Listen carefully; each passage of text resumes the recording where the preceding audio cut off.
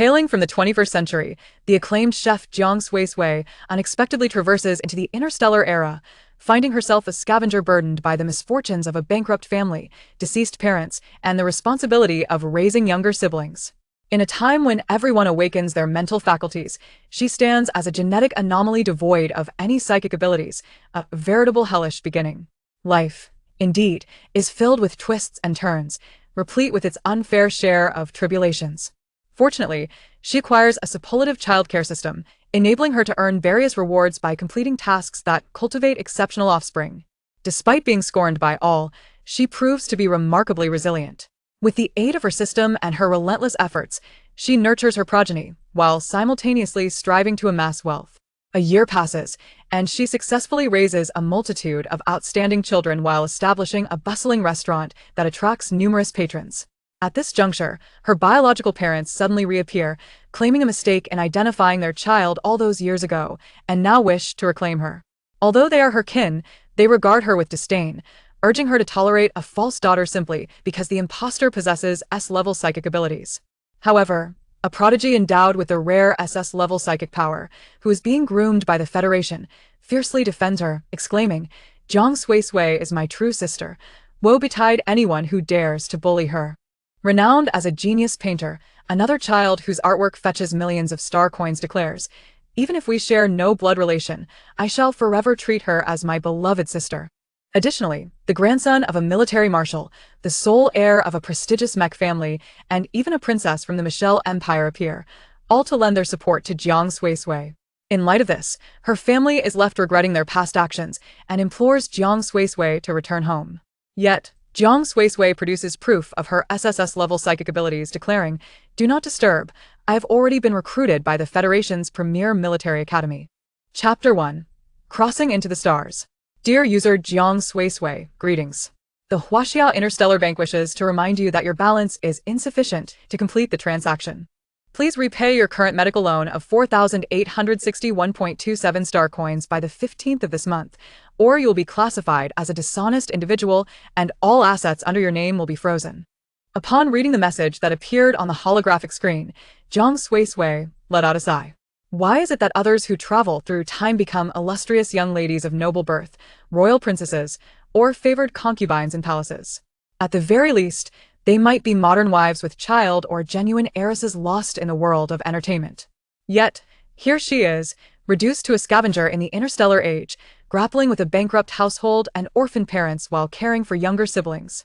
Moreover, in this era where everyone awakens their mental powers, she remains a genetic defect lacking any psychic abilities. How bleak her future appears. Feeling a chill, she turns off the holographic screen and begins sifting through the towering heap of refuse before her with a mechanical claw.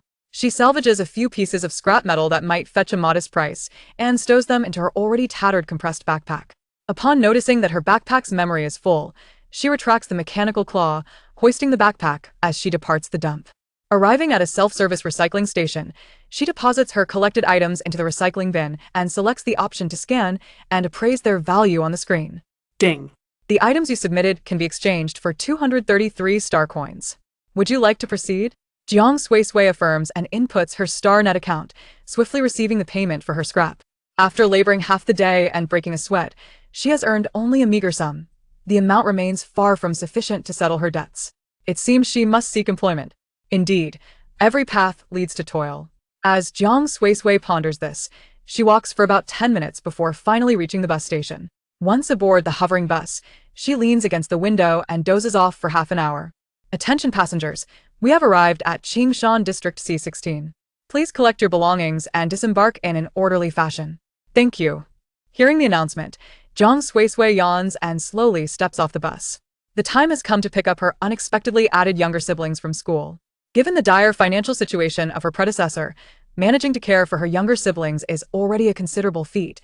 Hence, they attend a community kindergarten that offers tuition waivers.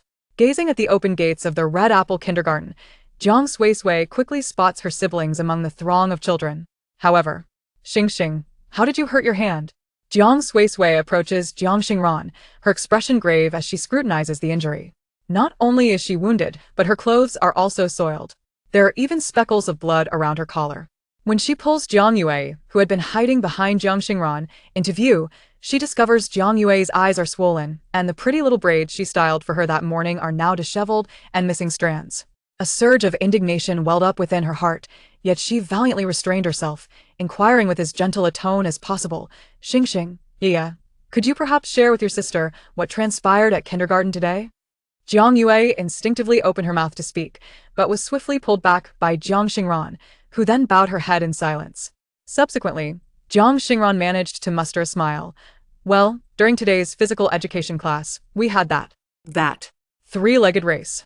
I accidentally fell, causing Yaya to tumble as well. I'm truly sorry, sister. It's entirely my fault. Jiang Suisui felt no anger. She merely crouched down quietly, drawing Jiang Xingran and Jiang Yue closer. Then, in a soft voice, she said, Xingxing, Aya, lying to your sister will make her very sad. If sister is sad, will she also cry? Jiang Yue suddenly asked. Jiang Suisui nodded. Indeed. So, Yaya, would you like to tell sister the truth? Jiang Yue bit her lip, casting a glance at Jiang Xingran. Although her brother had cautioned her not to disclose such matters to their sister, as she was already weary from her early mornings and late nights at work, they did not wish to burden her further with worries. Yet, she did not want to continue being bullied by Lu Xiaowei, nor did she wish to witness her brother being harmed by him again. She sniffled, her voice trembling as she said, Sister, Lu Xiaowei is so detestable. He always tugs at my braid, and even brings others to beat up brother. Whoa. Jiang Xingran attempted to stop Jiang Yue from continuing, but in the next moment, he found himself being pulled forward by Jiang Suisui. By the time he regained his senses, he and Jiang Yue had already been brought to the door of the teacher's office by Jiang Suisui. Only then did Jiang Suisui release her grip, her expression icy as she knocked on the door. Teacher Chen, are you available at this moment? Soon, Teacher Chen, with her short hair, ceased her conversation with colleagues. Upon seeing Jiang Suisui accompanied by Jiang Xingran and Jiang Yue, a sense of foreboding washed over her. Nevertheless, she maintained a polite smile, feigning ignorance. You must be Xingxing and Yia's sister, correct? What seems to be the issue? Jiang Suisui got straight to the point. Xingxing and Yia have both been bullied by their classmates, and I need to review the surveillance footage to ascertain the situation. If it is severe, I will require your assistance, Teacher Chen, in contacting the parents of the perpetrator for a discussion. Upon learning Jiang Suisui's intentions, Teacher Chen felt a wave of irritation. She was well aware that Jiang Xingran and Jiang Yue were often bullied by Lu Xiaowei, but what kind of family did Lu Xiaowei come from, and what kind of family were Jiang Xingran and Jiang Yue from? Jiang Suisui was truly pushing her luck. She had no money and an abundance of troubles. Thus, Teacher Chen feigned an apologetic tone, responding, I'm sorry, Miss Jiang. I haven't noticed any such incidents. Xingxing and Yaya have always been well-behaved in class and interact harmoniously with their peers. Bullying should not be occurring. Moreover, our kindergarten surveillance system has unfortunately been malfunctioning since yesterday and remains unfixed today. Jiang Suisui cast a sidelong glance at Teacher Chen, a slight smile playing on her lips. Oh, if it is not the students at fault, then it appears to be an issue with the teachers. Very well, I shall take Xingxing and Yaya to report this to the police, alleging that the teachers at your kindergarten are suspected of child abuse, and I shall leave the investigation to them without needing to view the footage myself. As she spoke, she grasped Jiang Xingran with one hand and Jiang Yue with the other, preparing to depart. Teacher Chen hurriedly obstructed her path.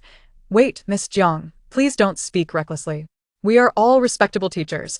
How could we possibly abuse children? Jiang Suisui halted her steps, abandoning all pretense of politeness, and coldly inquired, then where did the injuries on Xingxing's body come from? Do not tell me he sustained them by falling. The hospital can conduct injury assessments. Realizing that Jiang Suisui was not easily deceived, Teacher Chen awkwardly smiled. Well, it should have been from a minor altercation he had with a classmate this afternoon. But rest assured, Miss Jiang, I had the school nurse disinfect the wounds and apply healing ointment. After a good night's sleep, his injuries should heal completely. Jiang Suisui narrowed her eyes. Is it truly an altercation or bullying? Teacher Chen, you should know better than I. Please assist me in contacting the parents of the other child. Otherwise, I will have no choice but to resort to the police for justice. Teacher Chen was exceedingly vexed with Jiang Suisui. She had not intended to involve herself in this matter. After all, Lu Xiaowei came from a wealthy family, and his mother occasionally gifted her expensive presents. In contrast, Jiang Suisui reportedly had no stable job and was said to make a living by scavenging. Comparatively, her sympathies naturally leaned toward Lu Xiaowei. However, if Jiang Suisui truly reported this and escalated the situation, the protection laws for minors in the Huaxiao Federation are exceedingly stringent. One misstep could cost her not only her job but also lead to potential imprisonment. Ultimately, she had no choice but to contact Lu Xiaoyi's mother to come to the office. After a brief wait, a plump woman dressed in luxurious attire arrived, exuding an air of arrogance. Trailing behind her was a similarly chubby little boy who, upon spotting Jiang Yue, began to make faces. He, poor little thing, you're such a wretched dog. Chapter 2. If you wish to strike me, do so. The rotund woman paid no heed to the insults hurled by the young boy. Her thick, crimson lips twisted in displeasure as she spoke in a shrill voice. Mr. Chen, I am nearly home. Why have you summoned me back? I have a dinner engagement tonight with the wife of Director, he from the Education Bureau. If I miss my appointment, can you bear the consequences? Mr. Chen quickly donned a conciliatory smile and replied, I sincerely apologize, Mrs. Xiaohui. I did not wish to trouble you with this errand. But this parent insisted on seeing you. Upon hearing this, Mrs. Lu Xiaohui cast a cursory glance at Jiang Suisui, disdain evident in her demeanor. With a derisive snort, she remained silent, clearly unimpressed by Jiang Suisui and unwilling to engage in conversation. However, Jiang Suisui remained undeterred, maintaining her smile. Hello, Mrs. Xiaoyi. I am the sister of Jiang Xingran and Jiang Yue. Oh, what is it? Mrs. Xiaohui raised her hand, distractedly admiring her manicured nails. Unfazed, Jiang Suisui picked up a cup of water from the table, approached Lu Xiaohui, and with a decisive motion, drenched her in the contents. Finally reacting, Mrs. Xiaohui exclaimed, What on earth are you doing, you little wretch? Are you seeking death? Not at all, Jiang Suisui replied nonchalantly. I simply noticed you were busy and thought I might assist you in educating your child. How unfortunate that my goodwill has been mistaken for malice. Mrs. Xiaoyi.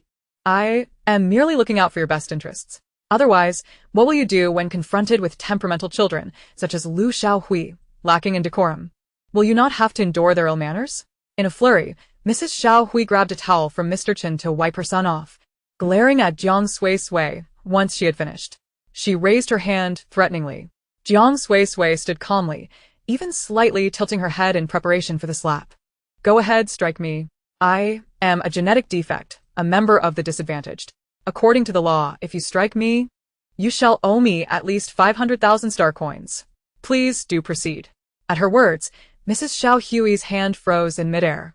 Breathing heavily, like an enraged bull, she ultimately withdrew her hand. What do you mean by summoning me here to torment my son? I warn you, if you continue to harass my child today, I shall ensure that I make your younger siblings' lives a living hell tomorrow. The Lu family is not to be trifled with. Jiang Suisui shrugged. Then I shall expose your son as the ringleader of the bullying against my younger siblings on Starnet, allowing the public to adjudicate. What do you think of that? Mrs. Xiaohui clicked her tongue. On what grounds do you accuse my son of bullying your siblings? Do you have any evidence? I suspect your family is struggling financially. And seeing my family's prosperity, you are attempting to extort us.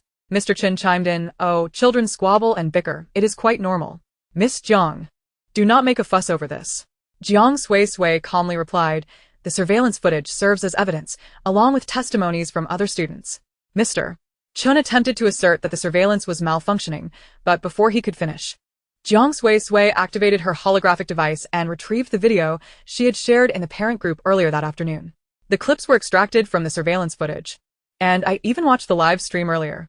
Mr. Chen, you wouldn't still claim the cameras are broken, would you? At this point, Mr. Chen could no longer hide the truth and was compelled to comply with Jiang Suisui's request to have the relevant personnel retrieve all the footage. The recordings revealed that initially, Lu Xiaohui had mischievously pulled Jiang Yuyi's braid during class. Jiang Yue had endured silently until a handful of her hair was forcibly yanked out. Overwhelmed by humiliation, Jiang Yue burst into tears and fled to the restroom. Seeing her sister bullied, Jiang Xingran confronted Lu Xiaohui, who not only refused to apologize but also struck Jiang Xingran with a tablet. Jiang Xingran, refusing to be a passive victim, retaliated.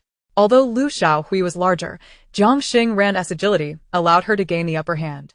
Lu Xiaohui soon called upon several classmates who subdued Jiang Xingran and left her bloodied, with bruises forming beneath her left eye. Only then did Mr.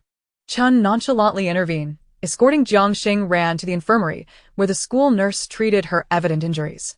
Mr. Chen even warned Jiang Suisui not to inform her parents, lest she and Jiang Yue lose their tuition exemption for the next semester.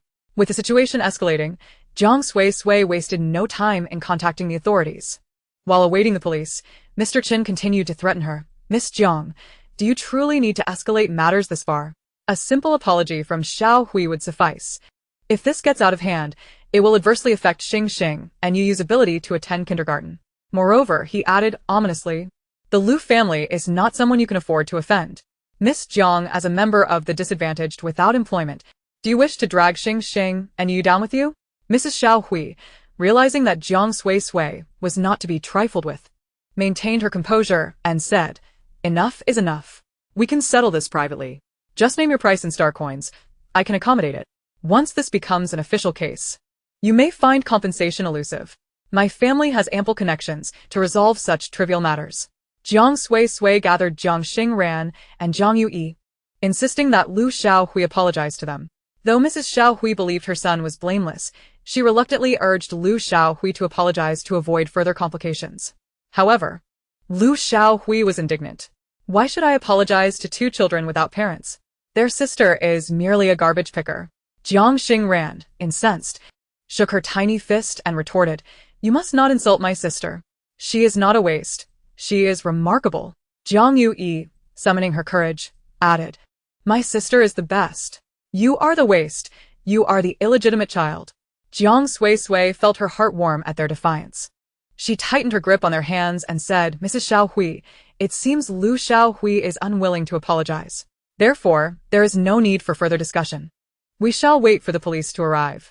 Mrs. Xiao Hui, unwilling to let the matter reach the authorities, realized the potential damage to her reputation and her husband's career. With resolve, she pressed Lu Xiao Hui to admit fault. Hurry up and apologize, or you can forget about the latest holographic game from the Longdong Rose group. Upon hearing that her game might be in jeopardy, Lu Xiao Hui burst into tears, sobbing, Mommy, please don't take the game away. I'll apologize. I am sorry. Although the apology lacked sincerity, Jiang Suisui achieved her desired outcome. At the very least, she ensured that Jiang Xingran and Jiang Yue understood that no matter the circumstance, she would always protect them and stand by their side. She then glanced at Mr. Chen. Since Lu Xiao Hui has already apologized, I shall take Xing and Yu home. Mr. Chen awkwardly chuckled. And what about the police? Oh, I opted for an online report via Starnet and have been in contact with law enforcement throughout. Everything you mentioned, along with the retrieved footage, has been recorded and uploaded. It won't be long before the local police dispatch personnel for an investigation. I will head to the police station once I receive notification. With that, Jiang Suisui ignored the bewildered Mr. Chen and the visibly perturbed Mrs. Xiao Hui, taking one child by each hand as she prepared to leave. Realizing she had been outmaneuvered, Mr. Chen shouted in frustration, Miss Jiang, do you not fear that Jiang Xingran and Jiang Yue will be unable to continue at Red Apple Kindergarten? Jiang Suisui paused without turning back, stating coolly, I will transfer them to the best kindergarten. You need not concern yourself. Indeed, tomorrow and the day after, both Xing and Ye will take leave and will not attend class. With such a teacher who condones bullying, alongside classmates who revel in their power, she feels uneasy allowing the two children to continue their education in this environment. As they ride home on the suspended bus, Jiang Xingran cautiously inquires of Jiang Suisui, Sister, have we been a burden to you? Jiang Suisui tenderly ruffles Jiang Xingran's fluffy little head, responding, you are not a burden. You are my family. Protecting you is my duty. After a moment of silence, Jiang Xingran looks up and says, actually not going to school is fine. I am already 5 years old and can help you collect trash. I watch Starnet Encyclopedia every day and know which items can be sold for money.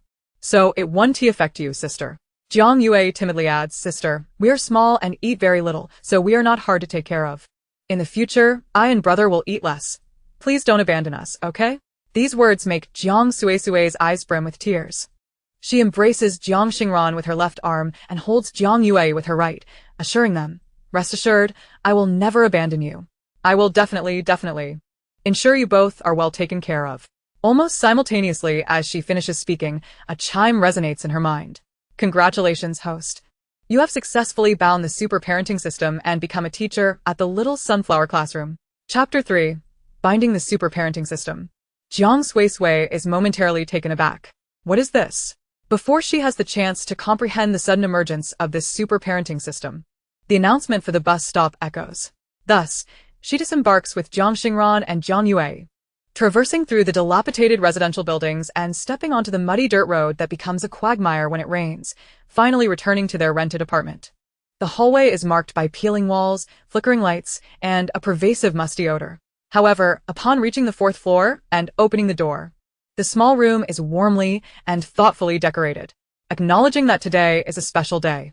Jiang Suisui retrieves the medical kit to tend to Jiang Xingran's injuries and restyles Jiang Yue's hair before saying, "Xing Xing Nia. Be good and play at home for a while. Sister's going to buy groceries." Seeing both little ones nod in agreement, she heads downstairs to the nearby supermarket alone. As she shops in the discount section, she simultaneously contemplates the recently unveiled system. This system is the super parenting system, with the primary goal of ensuring the physical and mental well-being of the children, nurturing their growth, and assisting them in their studies. The host can select 2 children of any race to become students of the Little Sunflower Classroom. This selection cannot be changed within 3 months of confirmation. As the teacher, the host will receive rewards based on the children's task completion and stage scores. Jiang Suisui picks up a box of 10 bottles of nearing expiry nutritional liquid from the shelf and then engages in a mental dialogue with the system. The system presents an interface in her mind, displaying the previously mentioned text along with 2 options below. Student list, store redemption. She first chooses the student list, but is met with a blank page, save for a small line urging her to recruit students promptly. Soon the display changes, revealing numerous photographs and names of children. Detecting that the current affection level towards the host of 6 or above includes Jiang Xingran, male, 5 years old, and Jiang Yue, female, 5 years old. Only children meeting the affection criteria can be accepted as students by the host. Would you like to select Jiang Xingran, male, 5 years old, and Jiang Yue, female, 5 years old as your students? Note, although students will benefit from this system's nurturing, they will remain unaware of its existence. This arrangement alleviates a considerable amount of trouble for Jiang Suisui, otherwise, she would have had to concoct a reason for the system's existence. Furthermore, given the system's implications, she might need to accept more students in the future. Should the system's existence be leaked, it could result in her being taken for research, which would be disastrous. While confirming her selection, she proceeds to check out at the self-service counter. Raising her wrist, she scans the payment area with her unlocked holographic device and completes the transaction. On her way home, carrying bags filled with groceries, she receives another message from the system. Jiang Xingran, male, 5 years old, and Jiang Yue, female, 5 years old, have become students of the Little Sunflower Classroom. Please complete the novice task to unlock more features of the student list. The novice task is to celebrate the 5th birthday of students Jiang Xingran and Jiang Yue, raising their mood value to 80. Countdown, 3 hours, 45 minutes, and 20 seconds. While uncertain about how the mood value is determined, Jiang Suisui breathes a sigh of relief. At least the task is to celebrate their birthdays, which is something she intended to do anyway, so it is not overly challenging. She buys a cake from a dessert shop and hurries home with her bundles. As she steps through the door, Jiang Xingran and Jiang Yue rush over to help carry the items. Jiang Suisui does not hesitate. She believes in teaching her children to share responsibilities rather than taking everything for granted. She changes into her slippers and asks, "Xing Xing, yeah? Would you like to come to the kitchen and help me cook?" The 2 little ones nod in unison, obediently washing their hands before following her into the kitchen. Jiang Suisui also washes her hands, retrieves various ingredients from the bags, and begins to prepare a birthday feast. In the era of interstellar travel, there are cooking machines that automatically prepare meals by following recipes, but Jiang Suisui, having traversed through time, prefers to cook manually. Moreover, she is an award-winning chef with international accolades. An hour passes and the low, old wooden table is laden with an array of dishes, sweet and sour ribs, scrambled eggs with tomatoes, dry pot cauliflower, stir-fried loofah, and a bowl of loofah meatball soup, along with a small strawberry cake. Jiang Suisui places candles in the cake, sits cross-legged at the table, and exclaims, "Come on, today is your 5th birthday. Sit down and make a wish together. Once I earn enough money, I will buy each of you a big cake." If time were not pressing and the ingredients for a delicious cake not so expensive, she would have made one herself. Jiang Xingran's eyes shine brightly before dimming as he asks, "Sister, is all this food very expensive? We can manage with just 1 bottle of nutritional liquid a day. You don't have to work so hard for us." Jiang Yue, who has been swallowing her saliva, nods in agreement. "Sister, tired. Not eat. For these two exceptionally understanding siblings, Jiang Suisui affectionately ruffles their heads and pinches their cheeks. Her voice is gentle. It's all right. Sister will soon earn more money. And you will have plenty to eat at every meal. Moreover, making money is something for adults to think about. You are still children. Just focus on being happy and studying well every day, all right? She then lights the candles and encourages the two to make their wishes. Jiang Xingran and Jiang Yue, having set aside their earlier worries, lean towards the table, drawing near to the cake. With eyes closed, they seem to share a silent understanding. Then simultaneously open their eyes and blow gently at the candles. Jiang Suisui claps joyfully, saying, "Good. Your wishes will surely come true. Now let us start eating." Saying this, she serves each of them a hearty bowl of rice. Having been hungry for quite a while and enticed by the delicious aroma, the two children quickly dig in with great enthusiasm. The sweet and sour pork ribs are tender and effortlessly fall off the bone, enveloped in a rich, reddish-brown sauce that bursts with flavor upon the first bite. With each chew, the delightful aroma of the meat harmonizes with the tangy sweetness of the sauce, igniting one's appetite. Jiang Yue indulges in several pieces, even savoring the soft bones with repeated bites.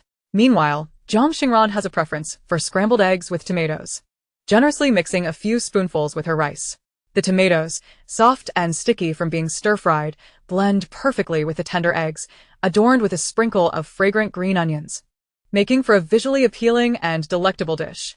After a while, they each delve into the dry pot cauliflower and stir-fried loofah.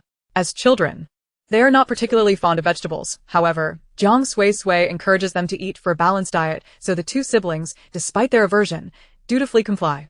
Yet today's vegetables are unlike those of the past. A few dried chilies and pepper salt have transformed the otherwise mundane cauliflower into a crispy and fragrant delight. With a hint of smokiness from the quick stir-fry, the stir-fried loofah, cooked in lard, carries a delightful aroma from both the loofah and the rendered fat. Soft yet not mushy, it is coated in savory juices, making it incredibly refreshing to eat. By the end of their meal, Jiang Xingran and Jiang Yue sport round little bellies. Had it not been for Jiang Suisui's reminder about the cake, she might have allowed them to indulge in a third bowl of rice, fearing they would continue to eat like little piglets. The strawberry cake is quite pleasant, with a sweet, creamy flavor, a soft texture, and the sweetness of strawberries. Yet for some reason both Jiang Xingran and Jiang Yue, typically fond of desserts, find themselves preferring Jiang Suisui's home-cooked meals. Sated, the trio tidies up together. The untouched loofah meatball soup is placed in the refrigerator by Jiang Suisui. Xing, yeah. You may go wash up now. I will tell you a bedtime story shortly. Once the two children head to the bathroom, Jiang Suisui opens her screen and begins searching for suitable employment on the job recruitment website.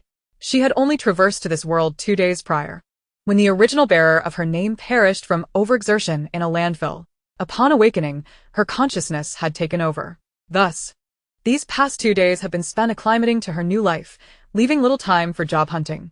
It is only now, upon logging into the recruitment site, that she realizes individuals with genetic defects face widespread discrimination, making it quite challenging to secure a decent job. Most companies hiring those with genetic defects offer only labor-intensive positions, requiring over 10 hours of work daily, with meager compensation. It is no wonder the original had relied on scavenging for survival. Jiang Suisui sighs, yet remains undeterred. Continuing her search for companies willing to employ those with genetic defects, she thinks to herself that if all else fails, she could try selling goods. She refuses to believe that a chef like her could suffer from hunger. After flipping through several pages, she suddenly spots a job listing, Morningstar Kindergarten, offering welfare positions for individuals with genetic defects. Chapter 4, Morningstar Kindergarten. The following morning, after refreshing herself, Jiang Suisui ties her hair up and heads to the kitchen to heat the leftover loofah meatball soup. Steam rises as the broth bubbles away. Estimating that the soup is nearly ready, she uses a rice cooker to prepare the rice. At this moment, Jiang Xingran and Jiang Yue awaken. At 5 years old, they can wash up on their own using a small stool and have learned to dress themselves. As they enter the living room, Jiang Suisui is just setting the table. Go wash your hands and get ready for breakfast. I'll be stepping out for a bit. So you two stay home and rest. Jiang Xingran, thinking Jiang Suisui is going to scavenge, eagerly raises his hand.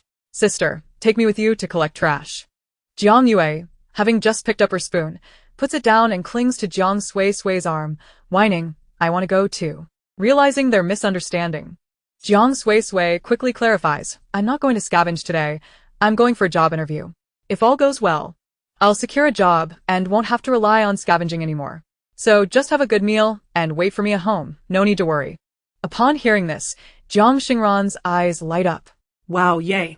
Go for it, sister. You're so amazing. You'll definitely find a job. Jiang Yue beams back at her. Sister is the best. Go for it. Jiang Suisui's spirits lift considerably as she serves 3 bowls of rice, 1 for each of them. Now let's eat. The tender loofah, having been reheated, is even softer, easily breaking apart with a gentle pinch of chopsticks.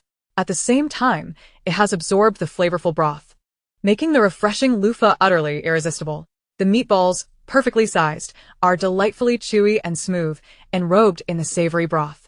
Additionally, Jiang Suisui first fries the meatballs before simmering them in the soup, giving them a slightly crispy exterior that encases tender pork within. The rich flavor of the meat is satisfying without being overwhelming, and the silky texture is utterly addictive. Towards the end, Jiang Xingran pours his rice into his portion of loofah meatball soup, stirring it to create a loofah meatball soup rice dish.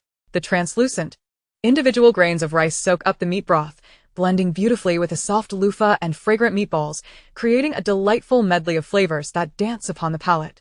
Rich in depth, Jiang Yue alternates between spoonfuls of rice, soup, loofah, and meatball, her mouth glistening with oil, with grains of rice adorning her little nose.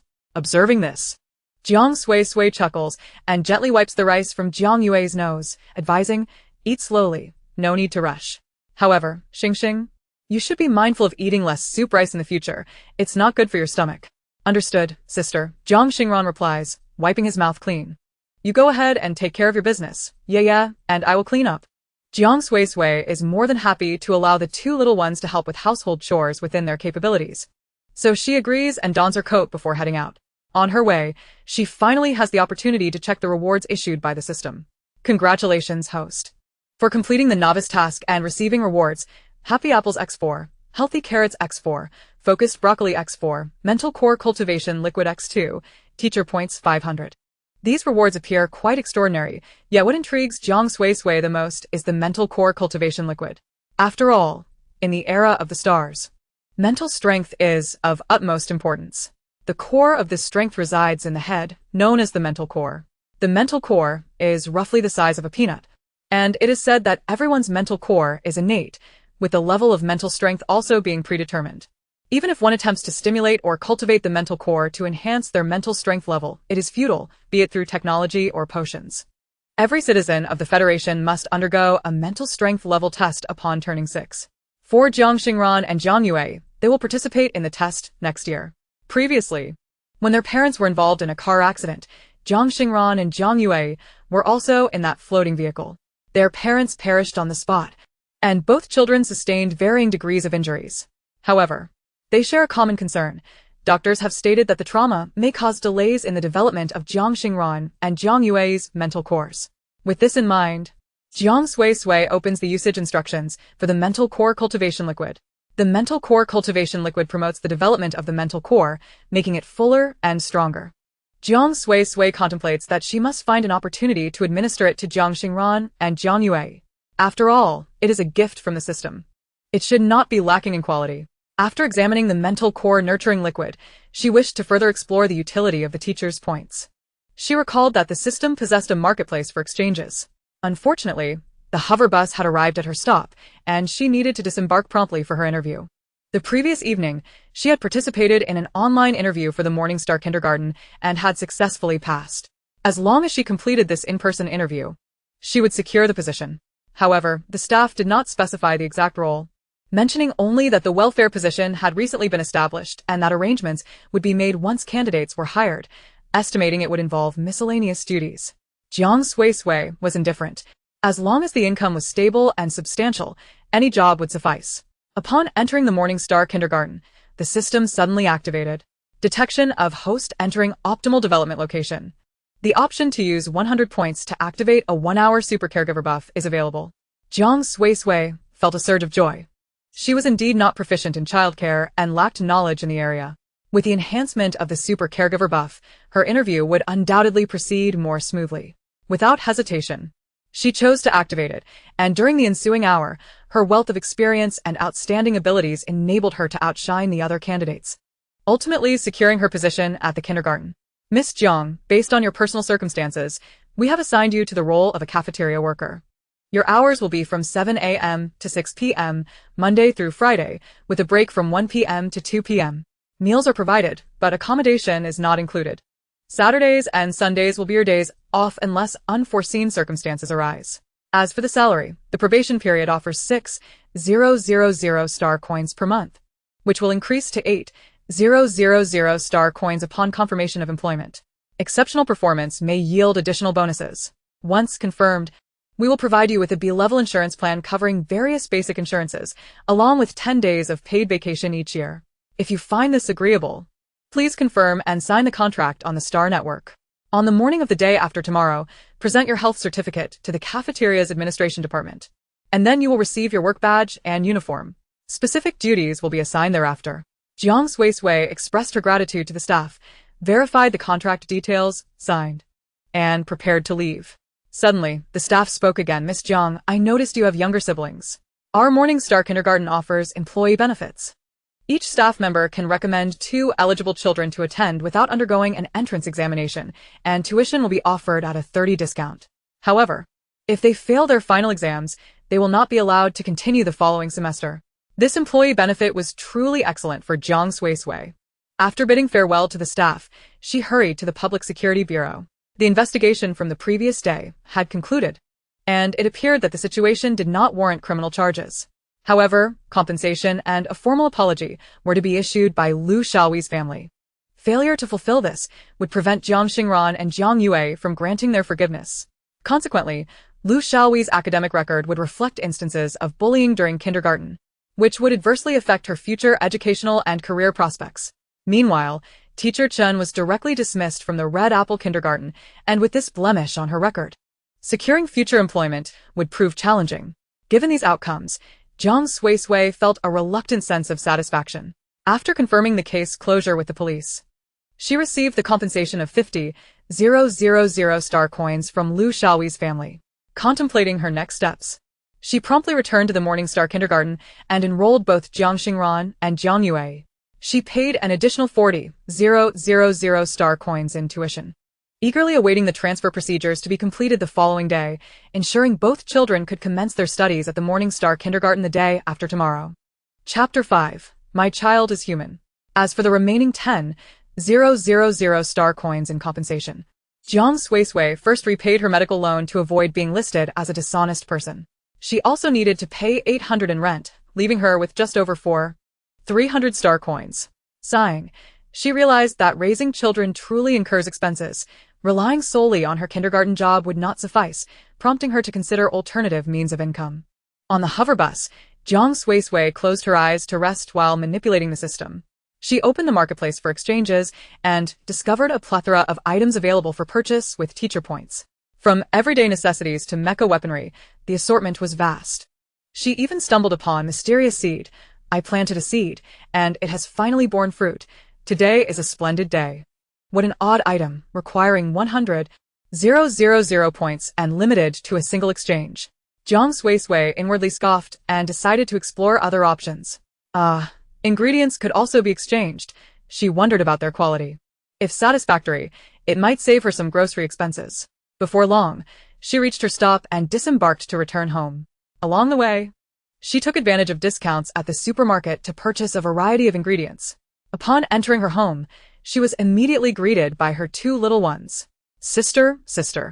Jiang Suisui set down her bags, embraced them, and shared the delightful news of their impending transfer, along with the outcomes regarding Liu Xiaoyi and Teacher Chen. Upon hearing about the transfer, Jiang Xingran was momentarily speechless with joy. In truth, he and Jiang Yue had not been happy at the Red Apple Kindergarten. Not only did Liu Xiaoyi bully them, but other children also ostracized them. Even the teachers treated them differently, always serving their meals last. And their portions were consistently smaller than those of their peers. During playtime, they were ignored, treated as if they were invisible, and during art classes, they were left without supplies to merely watch. However, he had never confided these grievances to Jiang Suisui, not wanting to add to her burdens. Nor was he certain whether their new school would present similar challenges. What's the matter? Jiang Suisui noticed Jiang Xingran's sudden change in mood. Xing, sister will be working at the new kindergarten. If you and Yaya encounter any issues like those at the Red Apple kindergarten, you can always tell me. I promise to protect you both. Upon realizing that Jiang Suisui would be working at Morning Star kindergarten, Jiang Xingran's spirits lifted once more. His eyes sparkled with excitement. Really? Sister? Jiang Suisui nodded, pinching his cheek. Absolutely. I will be there to work while also being with you. During breaks, you can come find me.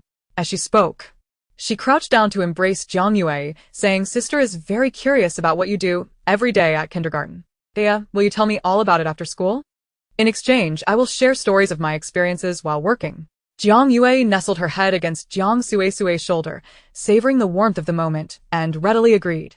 With a smile, Jiang Suisui asked, after waiting so long for sister, are your little tummies hungry?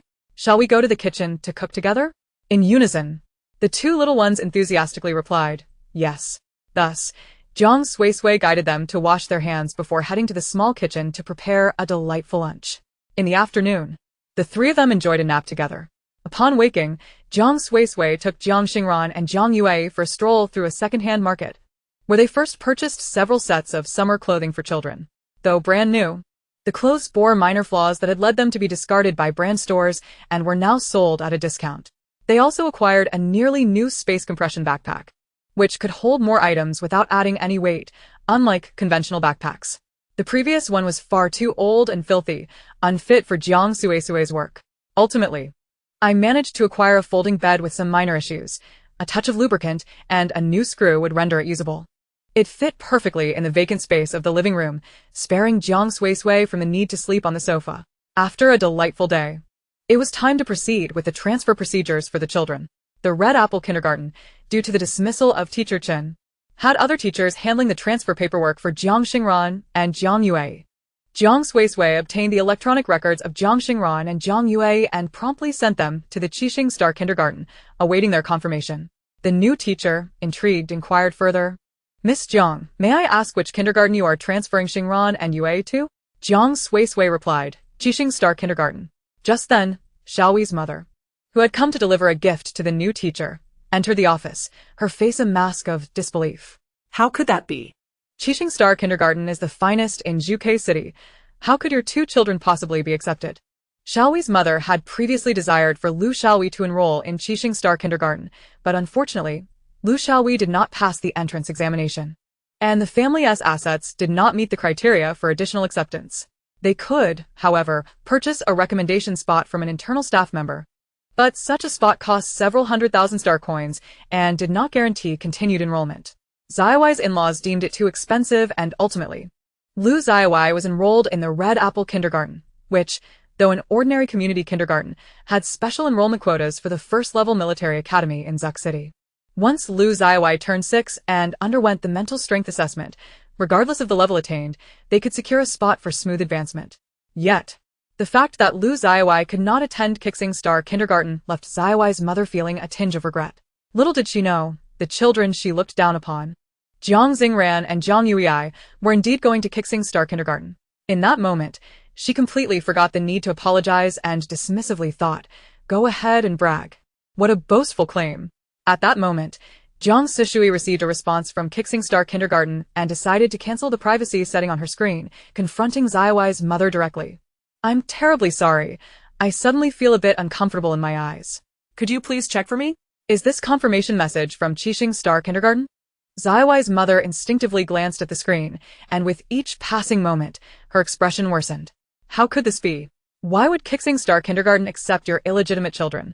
Jiang Suisui retracted the screen, her tone unperturbed. Perhaps it's because my children are human. I shan't elaborate further. My paperwork is completed, and I shall take my leave.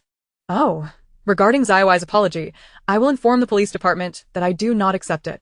Refusing the apology equated to a lack of understanding, and Lu Zaiwai's academic record would inevitably bear a mark. After completing the procedures, Jiang Suisui made another trip to Qixing Star kindergarten to collect uniforms and school supplies for Jiang Xingran and Jiang Yue. Upon returning home, the two little ones excitedly tried on their uniforms, admiring themselves in the mirror for quite some time before reluctantly removing them. neatly folding them aside in anticipation of tomorrow's school day. Dinner consisted of porridge prepared by Jiang Suisui, accompanied by a large plate of stir-fried potato strips. The porridge was fragrant, thick, and sweet, with each grain perfectly cooked, creating a smooth texture and a delightful aroma.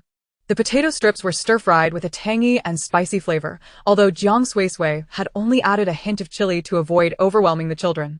The slightly softened potato strips retained a crispness, perfectly cooked, not mushy yet not underdone, striking the ideal balance. The sour and spicy notes awakened the appetite, and a sprinkle of scallions elevated the flavor to new heights. After dinner, Jiang Suisui took 2 of the happy apples rewarded by the system, washed and peeled them, and called to the children, "Xing Rand, Yui, come have some apples." Jiang Yui reached for the apple, ready to take a bite, but suddenly hesitated. She swallowed hard and returned the apple to Jiang Suisui, saying, "Sister, you eat it." Jiang Suisui quickly retrieved a regular apple from the supermarket. "You eat first, Yui. I will peel another for myself." Only then did Jiang Yui retract her hand and take a big bite of the apple. Crunching away, her eyes sparkled with delight. This was the best apple she had ever tasted, crisp, tender, juicy, and sweet. Jiang Xingran also took a bite, narrowing his eyes in pleasure. In that moment, the worries he felt about attending the new kindergarten seemed to dissipate entirely, leaving only anticipation and excitement for the new life ahead. Observing the children's reaction, Jiang Suisui felt increasingly assured that the system had indeed bestowed upon them something wonderful. It appeared she needed to undertake more tasks to acquire additional rewards. After finishing the apples, the 3 of them went out for a stroll to aid digestion before returning to read an electronic book. By 10 o'clock. They washed up and settled in for a good night's sleep. At long last, the day had arrived for Jiang Suisui to start her job, coinciding with Jiang Xingran and Jiang Yui's first day at their new kindergarten. Chapter 6. A full stomach is essential for good health. At 8:30 in the morning, Jiang Suisui first took the children to their assigned classes before hurrying to report to the administrative department of the cafeteria before 9. The staff in the administrative department checked her health certificate, issued 2 sets of brand new work uniforms, and assigned her a storage locker in the changing room. After she changed into her uniform and underwent a sanitation procedure, they brought her to the head chef of the cafeteria. "Old Jiang, this is our new kitchen assistant. Please see how you would like to arrange things." Jiang Suisui smiled and bowed respectfully to the frowning old Jiang. Chef-san, I am Jiang Suisui. "And I am capable of handling various tasks in the kitchen, including those of a sous chef." Old Jiang was aware of the recruitment situation and knew Jiang Suisui was a genetically flawed individual entering from a welfare position. A genetically flawed person coming in as a kitchen assistant. What could she possibly do? Thus, he did not harbor much hope for her words, brushing them off as an attempt to curry favor. "Our cafeteria operates mainly on a streamlined model, although there is a head chef overseeing the cooking. The second chef's tasks are primarily handled by specialized robots, so we have no need for you. Since you are merely a kitchen assistant, just focus on doing the menial tasks." In the interstellar age, many jobs have been replaced by robots, which Jiang Suisui found entirely normal. She quietly followed old Jiang into the cafeteria, where he summoned a tall, slender man in his 30s. "Lu Song, this is Jiang Suisui. She will be working under you from now on, so please guide her." Lu Sun Jiang Suisui remained cheerful, her expression radiating warmth and innocence, as if she remained oblivious to Lu Song's hostility, who had been laboriously guiding her. After old Jiang had imparted a brief admonition to work diligently, he turned and departed. As old Jiang walked away, Lu Song's smile diminished slightly. "Little Jiang, you must be somewhat familiar with our canteen, I presume. We are now in a new era with new methodologies, where many tasks are performed by robots. If it weren't for our kindergarten's emphasis on humanistic care to nurture children's social skills and emotional intelligence, the teachers, each with their own peculiar tastes, would not prefer the standardized meals prepared by robots, and thus, we wouldn't require so many staff members. Therefore, you won't be overly busy. Just lend a hand to my apprentice, Xiao Wu, and share her workload." Jiang Suisui nodded. "All right, thank you, Master Lu." Soon after, Lu Song continued, however, "Since Xiao Wu is on leave for a few days, you will initially take over her responsibilities. Once she returns, I will assign you other tasks." Jiang Suisui understood that Lu Song was reluctant to mentor her, but she bore no ill will. "It matters not. If I am to be treated like a mere pawn, So be it. less work, yet my salary remains intact. What could be better?" Lu Song activated the holographic screen, added her as a friend on the Star Network, and sent her a work schedule while elucidating the canteen's operations. Currently, we have 4 groups, all overseen by Chef Jiang. The first group prepares meals for the leaders and teachers, while the second, third, and fourth groups cater to the students of the little, middle, and big classes, respectively. I am the leader of the fourth group and the head chef. Tasks such as washing pots and dishes, cleaning and chopping vegetables, and portioning meals are all handled by specialized machines and robots. Your duties will include calibrating equipment, sampling and testing, preserving samples, and arranging deliveries. For specifics, please familiarize yourself with the work schedule. I must attend a regular meeting for approximately half an hour. It is now 9 o'clock, so please begin preparing according to the meal list I will send you. With that, Lu Song departed. Jiang Suisui meticulously examined the work schedule and meal list, her impressive memory allowing her to retain everything after a single glance. She stored the holographic screen away, followed the prescribed disinfection procedures 3 times, and commenced her duties. At the Morning Star Kindergarten, the daily meals for the students are meticulously crafted by a team of nutritionists.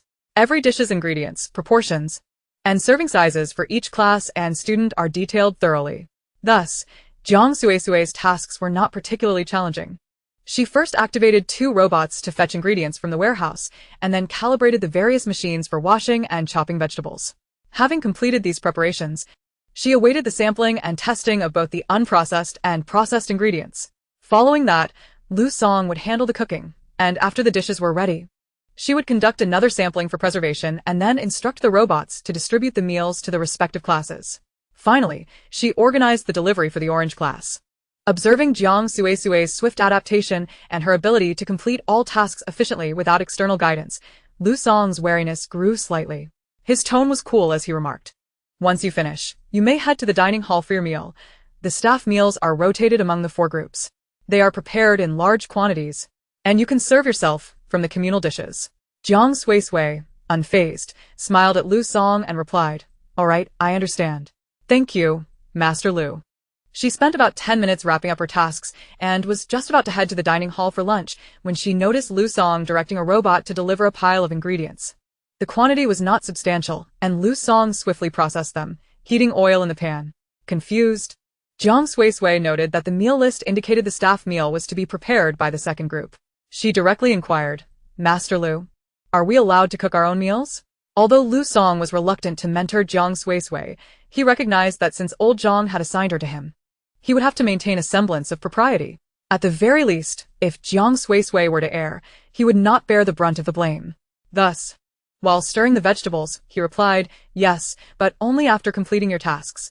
Furthermore, you cannot use too many ingredients. What I am using now are merely leftover scraps."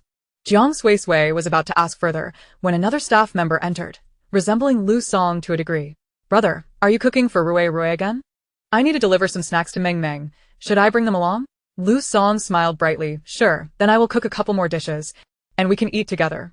Listening to their conversation, Jiang Suisui learned that not only could the canteen staff prepare meals for themselves, but they could also cook for their children attending the kindergarten, adding an element of employee benefit. Jiang Suisui thought of her younger siblings, who had often gone hungry and lacked proper nutrition, appearing frilier and smaller than their peers. Without hesitation, she had the robot fetch ingredients to prepare a meal for Jiang Xingran and Jiang Yue. Eat well, grow strong.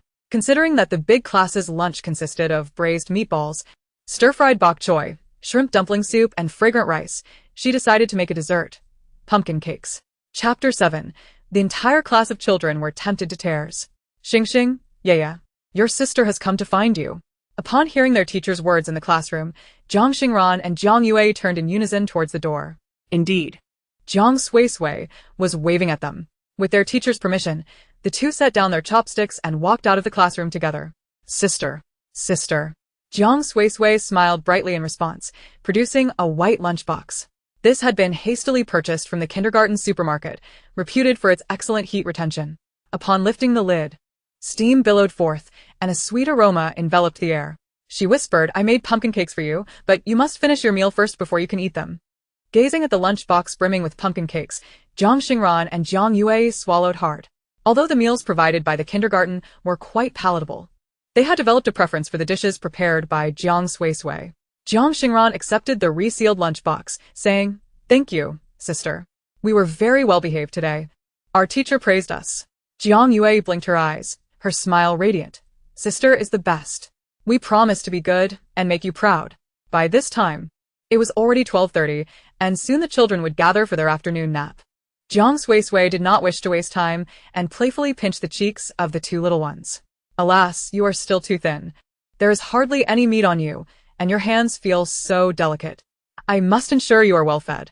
All right, then you too must listen to your teacher. Be sure to eat well, sleep well, and attend class diligently. I must return to my work now. Jiang Xingran and Jiang Yue both bid their sister farewell, waving their tiny hands until Jiang Suisui's figure vanished completely, at which point they returned to the classroom with their lunchbox. They had been assigned to the watermelon class, and since the homeroom teacher was aware of their sibling relationship, she had arranged their seats next to each other for ease of care.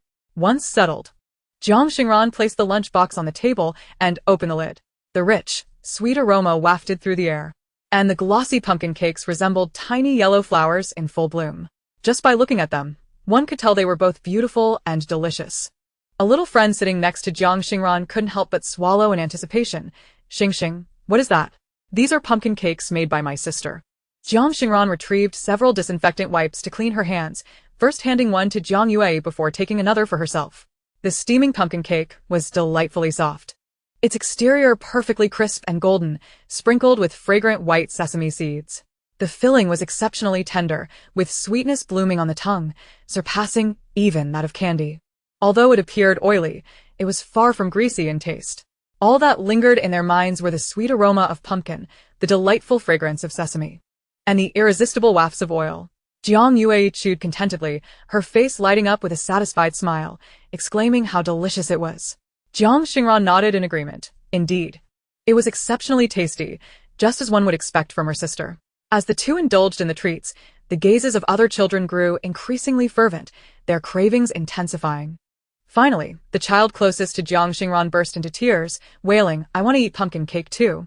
His outburst triggered a chorus of cries from the other children, all clamoring for the coveted cake. This created quite the headache for Teacher Yu, the class supervisor, who pleaded, now, everyone, please don't cry. The food in your bowls is also quite delicious. Besides, the robot will be bringing dessert shortly. However, before she could finish her sentence, one child whimpered, I want pumpkin cake. I want pumpkin cake. The rest echoed in agreement, declaring they would eat nothing but pumpkin cake. Just as Teacher Yu found herself in a predicament, Jiang Xingran raised her hand, suggesting, Teacher, there are so many pumpkin cakes. Yue and I can't possibly finish them all, and it would be a shame to waste them. Let us share them with everyone. Were it any other parent's food, Teacher Yu would never dare to share it with the entire class. However, as Jiang Suisui was a cafeteria staff member, the food was routinely sampled and retained for 3 days as a precaution. Thus, Teacher Yu felt assured as she accepted the lunchbox from Jiang Xingran, saying, all right. Xingran and Yue are both such considerate children. Thank you for your generous sharing. Following this, Teacher Yu distributed a piece of pumpkin cake to each child in the class. By the end, only one piece remained. Having already shared, Jiang Xingran and Jiang Yue insisted that Teacher Yu partake in the final piece, to savor it together. Teacher Yu smiled, thinking that pumpkin cake couldn't be that remarkable and would become tiresome if eaten in excess. However, the last piece was indeed tricky to divide. It seemed inappropriate to give it to anyone in particular, so she opted to eat it herself. To her surprise, rather than being overly greasy, the moment it touched her palate, it burst with the sweet flavor of pumpkin. It was incredibly fluffy, with a crisp exterior and a glutinous filling. The sweetness was just right, not oily at all, and the roasted sesame intensified with each bite. Teacher Yu's eyes sparkled with delight, realizing that work would now hold a newfound anticipation. Meanwhile, Jiang Suisui returned to the cafeteria, slowly enjoying her staff meal while exploring the newly unlocked features of the system. The previously blank student list now displayed the names, Jiang Xingran and Jiang Yue. Following their names were 4 selectable functions: view profile, create plan or recent status, and phase scores. Jiang Suisui first selected view profile, next to Jiang Yue's name. Within moments, several pieces of information materialized in her mind. Student Jiang Yue, born on April 18th. 323 of the Star Era, aged 5, female, currently enrolled in the watermelon class at Kaimingsing Kindergarten. Parents deceased, sister Jiang Suisui, brother Jiang Xingran, residing at room 402. Building 3, Honglu Community, Chongfeng Street, Jing Mountain District, Zhuke City. Interests and hobbies undiscovered. General preferences include the color red and sweet and sour spare ribs. Others remain uncharted. Dreams undiscovered. Fears and dislikes include the fear of being abandoned by her sister. Fondness for her teacher rated at 90 out of 100. Indicating a favorable impression. As she scanned through the details, Jiang Suisui couldn't help but be astonished at the depth of the information provided. After reviewing it, she selected Create Plan. To facilitate the host's understanding of this function, the system will provide a brief explanation. Each student admitted by the host can have tailored development plans created by the host, who acts as their teacher. However, considering the host's limited experience, and to ensure that the student's talents are not squandered, this system will analyze the student's data and propose several reasonable plans that maximize their potential for the host to choose from. Once the host selects a plan, they must guide the student in completing various tasks within the plan. For each completed task, both the host and the student will receive rewards. A gentle reminder: the higher the task completion rate, the more substantial the rewards. Having fully grasped the explanation, Jiang Suisui did not rush to formulate a plan for Jiang Yue. After all, Jiang Yue currently had no discernible interests or dreams, and any plan crafted now might not suit her best. Thus, she continued to explore the remaining two functions. One allowed her to view the student's status over the past 3 days, including emotional fluctuations and inner thoughts. However, only significant emotions would be recorded. Minor fluctuations and thoughts deemed unimportant by the system would not be logged. This feature primarily aimed to ensure her attention to students' mental health rather than to pry into their privacy. The other function related to planning, indicating that each plan would consist of multiple phases, ensuring a steady approach to avoid overexertion. With each phase completed, the system would assign scores, with higher scores yielding greater rewards for both her and the students. In summary, these functions were designed to assist her in nurturing her charges diligently, proving quite useful. After finishing her meal, the robot tidied up the dishes. It was precisely 1 o'clock. Jiang Suisui had a break until 2, after which she would resume her duties. At dinner time, she prepared additional food to send to Jiang Xingran and Jiang Yue before returning to enjoy her staff meal while awaiting her 6 o'clock shift end. Just as she took a couple of bites, a teacher rushed in, exclaiming, "Jiang Suisui, your brother and sister have gotten into a fight with their classmates." Chapter 8. Sister Against 3. Upon hearing this, Jiang Suisui could hardly focus on her meal. She quickly inquired about what had transpired. The teacher shook her head, replying, "I'm not entirely sure about the specifics. Teacher Yu asked me to find you," and hurried to her office. Jiang Suisui had accompanied Jiang Xingran and Jiang Yue to Teacher Yu's office that morning to handle their registration, so she knew exactly where to go. She promptly stood and hurried to the office. 15 minutes later, Jiang Suisui entered Teacher Yu's office, where she found Jiang Xingran sitting on the sofa with a swollen left cheek as Teacher Yu applied healing ointment. Beside him, Jiang Yue had red-rimmed eyes, tears cascading like pearls from a broken string. 3 boys of varying heights and builds stood against the wall, heads bowed in shame. Upon seeing Jiang Suisui arrive, Teacher Yu finished applying the last of the ointment to Jiang Xingran's face and spoke, "Ah, Jiang, you're here. Here's what happened." In no time, Jiang Suisui learned the full story. It turned out that the fried crispy meat she had prepared for Jiang Xingran and Jiang Yue was so enticing that it caught the attention of a boy named Yun Zihua from the neighboring peach class as he happened to pass by. Out of camaraderie, Jiang Xingran had offered to share 2 pieces with Yun Zihua. However, Yun Zihua, being quite overbearing, insisted on taking the entire box. Naturally, Jiang Xingran refused, leading Yun Zihua to snatch it away. Realizing that she couldn't overpower him, she decisively struck Jiang Xingran in the face. In an instant, the 2 children were engaged in a fierce tussle. Observing that Jiang Xingran was at a disadvantage, Jiang Yue rushed in, tears streaming down her face, to confront Yun Zihua. To their astonishment, the seemingly delicate and fragile Jiang Yue managed to overpower the robust Yun Zihua. Embarrassed, Yun Zihua called upon 2 classmates for assistance, who, motivated by their own craving for the delectable crispy meat, eagerly joined him in attacking Jiang Xingran and Jiang Yue. Little did they know, Jiang Yue, you might find it hard to believe, but your sister truly defeated them all. Jiang Suisui's mind was in a whirl. Who was beating whom? Shortly thereafter, Teacher Yu showed her the complete surveillance footage, forcing her to accept the reality that her sister had indeed triumphed in a 1 versus 3 battle. However, Jiang Yue, lacking any fighting skill, relied solely on wild flailing punches, which appeared rather comical. From the moment Jiang Suisui entered the office, Jiang Yue had been secretly observing her sister's reaction, fearing that Jiang Suisui might dislike her for causing trouble again.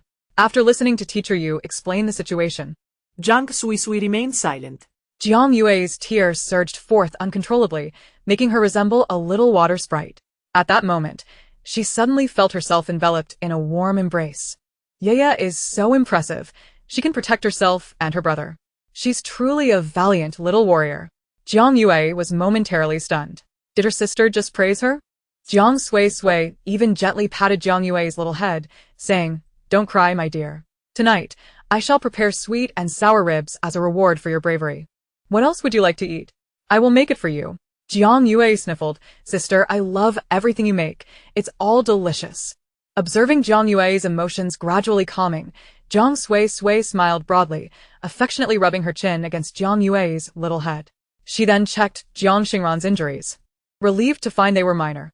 The ointment used by Teacher Yu was of exceptional quality, healing the wound completely in under 5 minutes. Once she confirmed that both children were fine, Jiang Suisui turned to Teacher Yu to discuss how to resolve the situation. "Teacher Yu, how do you think we should handle this?" After a moment of contemplation, Teacher Yu responded, "Based on the surveillance footage and what I've gathered, I believe that both Xingran and Yue were legitimate victims acting in self-defense. Therefore, I have already informed the parents of the 3 students. Once they arrive, they should apologize to Xingran and Yue, and tomorrow, each of them should write a formal apology letter to both. Moreover, given that Xingran was injured, the parents should provide a reasonable compensation and nutrition fee." Little Jiang, do you think this approach is acceptable? Jiang Suisui considered that Jiang Xingran and Jiang Yue had not suffered a loss. And since it was not a case of unilateral bullying but rather a conflict that escalated into a fight, it was indeed unnecessary to handle it as rigidly as before. She quietly inquired about Jiang Xingran and Jiang Yue's thoughts, and both agreed that an apology from the 3 children would suffice. With this in mind, Jiang Suisui expressed her agreement with Teacher Yu's plan. After a short wait, 2 parents arrived in succession. They were reasonable individuals, and upon understanding the situation, they promptly urged their children to apologize to Jiang Xingran and Jiang Yue and transferred 3,000 star coins as compensation to Jiang Suisui. However, they were perplexed as to why their children would bicker over a mere piece of crispy meat. One parent scolded their child, saying, "How could you be so greedy? I buy you whatever you want, yet here you are fighting over a piece of crispy meat. This is unacceptable." The child, feeling wronged, cried out, "But Mom, that crispy meat is different. It's special." Seeing the child in tears, the parent felt embarrassed and retorted disdainfully, "What is so different about it? It's just pork strips coated in batter and fried. It's nothing special. It's just junk food that will give you a stomachache." Just as those words left their lips, an overwhelming and rich fragrance wafted through the air. Unable to resist, the parent swallowed hard and turned to look. There stood Jiang Xingran, wielding chopsticks, lifting a piece of golden, crispy meat. With a gentle bite, the crisp sound resonated in the quiet office. Just hearing it was enough to convey how delectably crunchy that piece of meat was. "Wow, I want to eat it." "I want to eat it." The previously crying child became even more fervent. In truth, the parent also longed to taste it, perplexed as to why such an ordinary piece of crispy meat could be so enticing. However, they didn't want their child to embarrass themselves further nor to reveal their own cravings. Without hesitation, they scooped up their child and hurriedly exited the office. Another parent, similarly drawn in by the aroma, felt increasingly awkward and quickly said goodbye before whisking their child away. Jiang Xingran quietly enjoyed the crispy meat, concealing the pride in his eyes. He nonchalantly picked up another piece and offered it to Teacher Yu, saying, "Teacher, would you like to try some?" Teacher Yu hesitated to refuse but ultimately relented. "All right, thank you, Xingran." She wiped her hands clean and brought the warm crispy meat to her mouth. Perfectly fried, the outer layer was fragrant and crispy, while the inside was bursting with juicy meat. The delightful interplay of crunchiness and tenderness brought an endless joy. The rich meat flavor mingled with the essence of cumin, and as she savored each bite, she thought that a sprinkle of chili powder would elevate the dish even further. Jiang Suisui had prepared a full box of crispy meat, and even after Jiang Xingran and Jiang Yue shared half with their classmates, there was still plenty left. Thus, she also cleaned her hands with a wet wipe and joined Jiang Xingran and Jiang Yue in enjoying the delicacy, as she hadn't had her dinner yet. Crunchy, fragrant, and succulent, it truly lived up to her culinary skills. Just as they were nearing the bottom of the box, the last child's parent finally arrived. However, it turned out to be a robot. Chapter 9. Perhaps a side business in street vending. I deeply apologize. My two masters are unable to attend. I am here to handle matters concerning young Master Zihua on their behalf. Teacher Yu sighed, accustomed to such occurrences, and explained the situation to the android. As the conversation drew to a close, she couldn't help but add, please make sure to inform Zihua's parents of his behavior. Sometimes, children act out not out of nature, but due to a lack of parental companionship and attention. The robot did not engage in further discussion with Teacher Yu but approached Jiang Suisui, its voice cold and devoid of emotion, stating, it is all Zihua's fault. I apologize. How much compensation is required? I will provide it. Gazing at this humanoid robot, which bore an uncanny resemblance to a human yet lacked any semblance of human emotion in its eyes, Jiang Suisui found it quite intriguing. Will what you say be effective? I hope this compensation won't lead to future troubles. The robot nodded slightly. Rest assured, during the times my two masters are unavailable, I will act as the guardian of young Master Zihua. I can handle all matters concerning him. Only then did Jiang Suisui accept the robot's compensation, simultaneously indulging in a piece of crispy meat. With half of the issue resolved, the robot approached and nudged Yun Zihua, who was biting his lip anxiously. Young master, please apologize.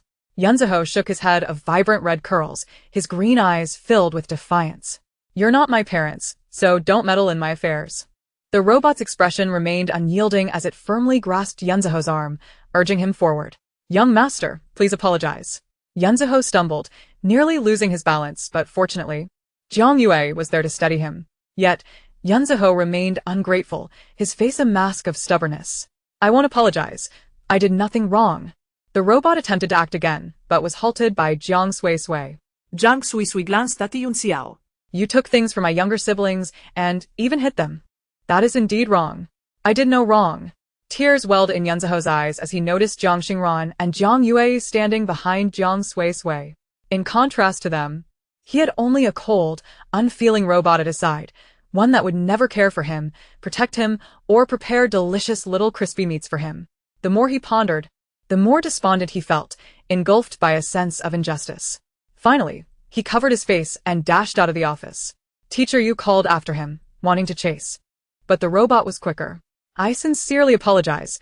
I will compensate you double. Please forgive me. With that, the robot hurried after Yun Zihua.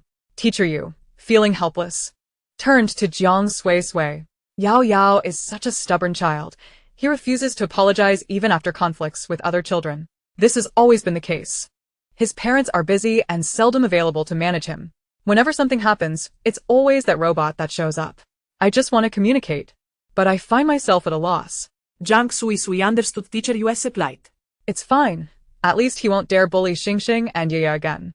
However, if it happens again, we must find a way to contact his parents.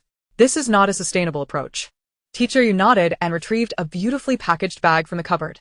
This is a peach crisp I bought from Wanhua Tower. Thank you for your pumpkin pie and crispy meat. Jiang Suisui, eager to bond with Teacher Yu, graciously accepted it and said, next time I make food for Xingxing and Yaya, I'll be sure to save you a portion. Do you have any dietary restrictions, Teacher Yu? Teacher Yu smiled.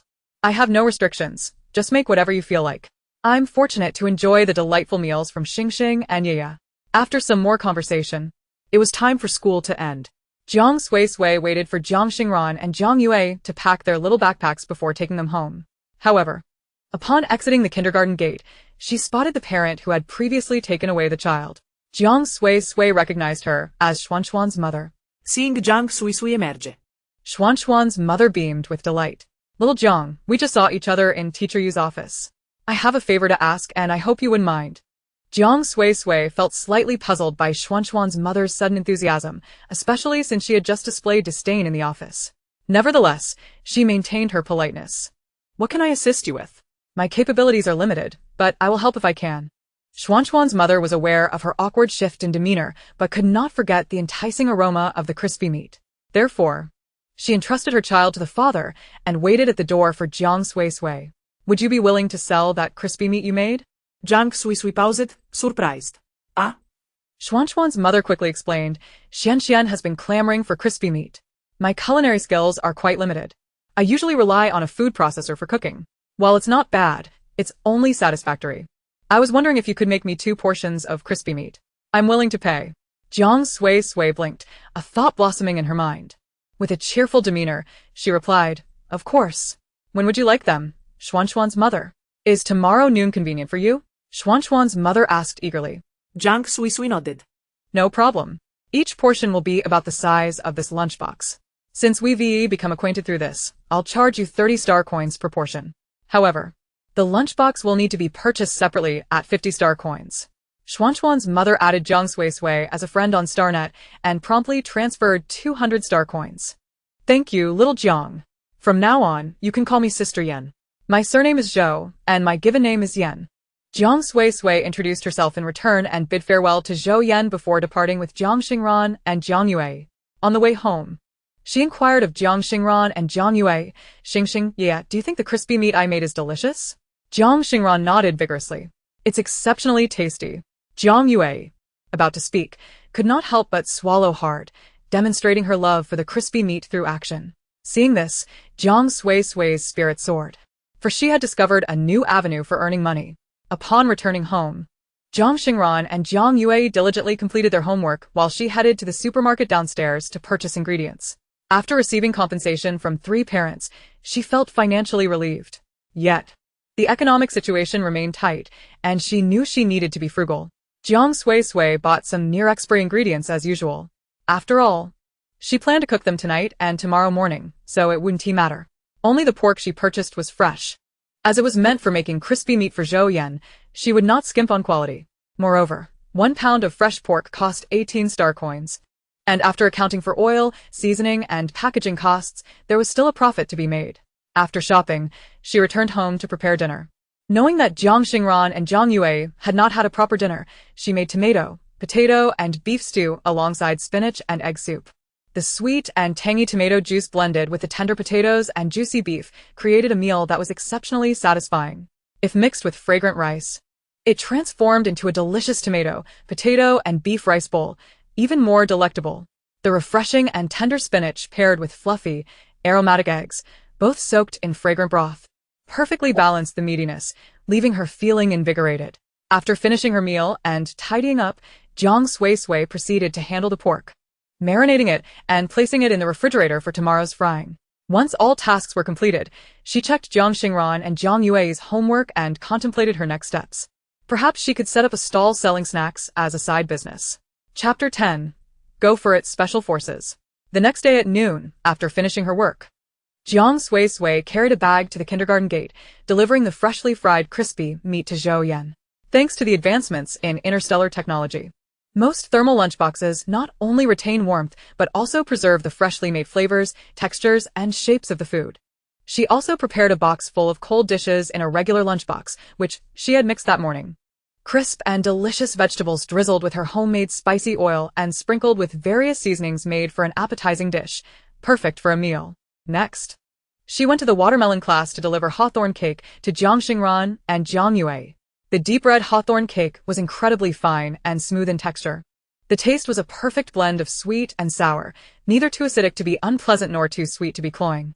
Additionally, there was a hint of osmanthus fragrance, making the sweet and sour flavor even more harmonious. After Jiang Suisui handed the lunchboxes to Jiang Xingran and Jiang Yue, she intended to return to the cafeteria for the employee meal. However, as she stepped out of the teaching building, she caught a fleeting glimpse of a small red-haired figure lurking ahead. She dismissed her concerns, reassured by the omnipresence of surveillance cameras and the fact that she was not a teacher, better to avoid unnecessary trouble. Yet, when she finished her meal and prepared for a nap, the system suddenly activated. Detection of nearby child in danger. Automatically accepting temporary emergency task for host. Rescue Yunzihua. Real-time location of Yunzihua has been pinpointed. Jiang Suisui felt a surge of surprise, although she was unaware of the predicament Yunzihua faced. She certainly did not wish for any misfortune to befall a 5-year-old child. Accessing the system to check the location, she discovered it was in a storage room behind the cafeteria. After some contemplation, she resolved to investigate. At this hour, the cafeteria staff had retreated to the upstairs dormitory to rest, and without confirmation of any danger, she hesitated to call for help. Upon exiting the cafeteria, a 3-dimensional map of her surroundings materialized to her mind, along with a small red, representing Yunzihua. The system thoughtfully outlined a path for her in a white dashed line, which she quietly followed. 10 minutes later, she arrived at one of the storage rooms behind the cafeteria. Observing that both the windows and doors were tightly shut, she felt a wave of uncertainty. Would you like to use 50 points to experience wall passing technique for your safety? This includes a complimentary 10-minute invisibility experience. Without hesitation, Jiang Suisui opted to utilize it. Her instincts warned her that if she recklessly entered, she would surely encounter trouble. Caution was paramount. Soon, she felt her body grow light, as if she were becoming insubstantial. Tentatively extending her hand towards the wall, she was amazed to find herself passing through it effortlessly. Consequently, she emerged from the wall into the storage room. To her surprise, a somewhat familiar young man was standing mere steps away. She quickly held her breath and sidled to the side, creating distance between them. Did I just hear a breath? The young man, Lu Dajuan, looked around in confusion but saw no one else. Come on, Lu Dajuan, you're just too nervous. Don't worry, I've had the surveillance in this area disabled. Once old Qian drives the car over, we'll just stuff this child inside and be done with it. Hearing Lu Dajuan's name, Jiang Suisui recalled that he was the employee who had abruptly entered the cafeteria while she was watching Lu Song cook yesterday. They both shared the surname Lu. Could there be some familial connection? Before she could ponder further, the storage room door lifted, revealing a hovering delivery vehicle parked outside. Hurry up, Dajuan. Another man called. After this job, there's a full 200,000 star coins waiting for us. Don't let me down at such a critical moment. Lu Dajuan, who had hesitated only moments ago, swiftly picked up the weak Yun Zihua and headed toward the open trunk of the hovering vehicle. Yun Zihua, terrified, struggled but found himself utterly powerless. He wanted to shout but no sound emerged. He felt as if he were a lump of clay, conscious yet immobile. Is there no one to save me? I don't want to be taken away by these bad people. In hindsight, he regretted his decision to sneak into the cafeteria for food. He was frightened and desperate for rescue. Just as he was about to be shoved into the trunk, Lu Dajuan heard a familiar voice. Let him go. I've already called the police. Jiang Suisui, now visible and brandishing a rolling pin, confronted the trio. Lu Dajuan was utterly perplexed as to how Jiang Suisui had appeared out of nowhere. However, he dismissed her as a mere genetic defect from the welfare position.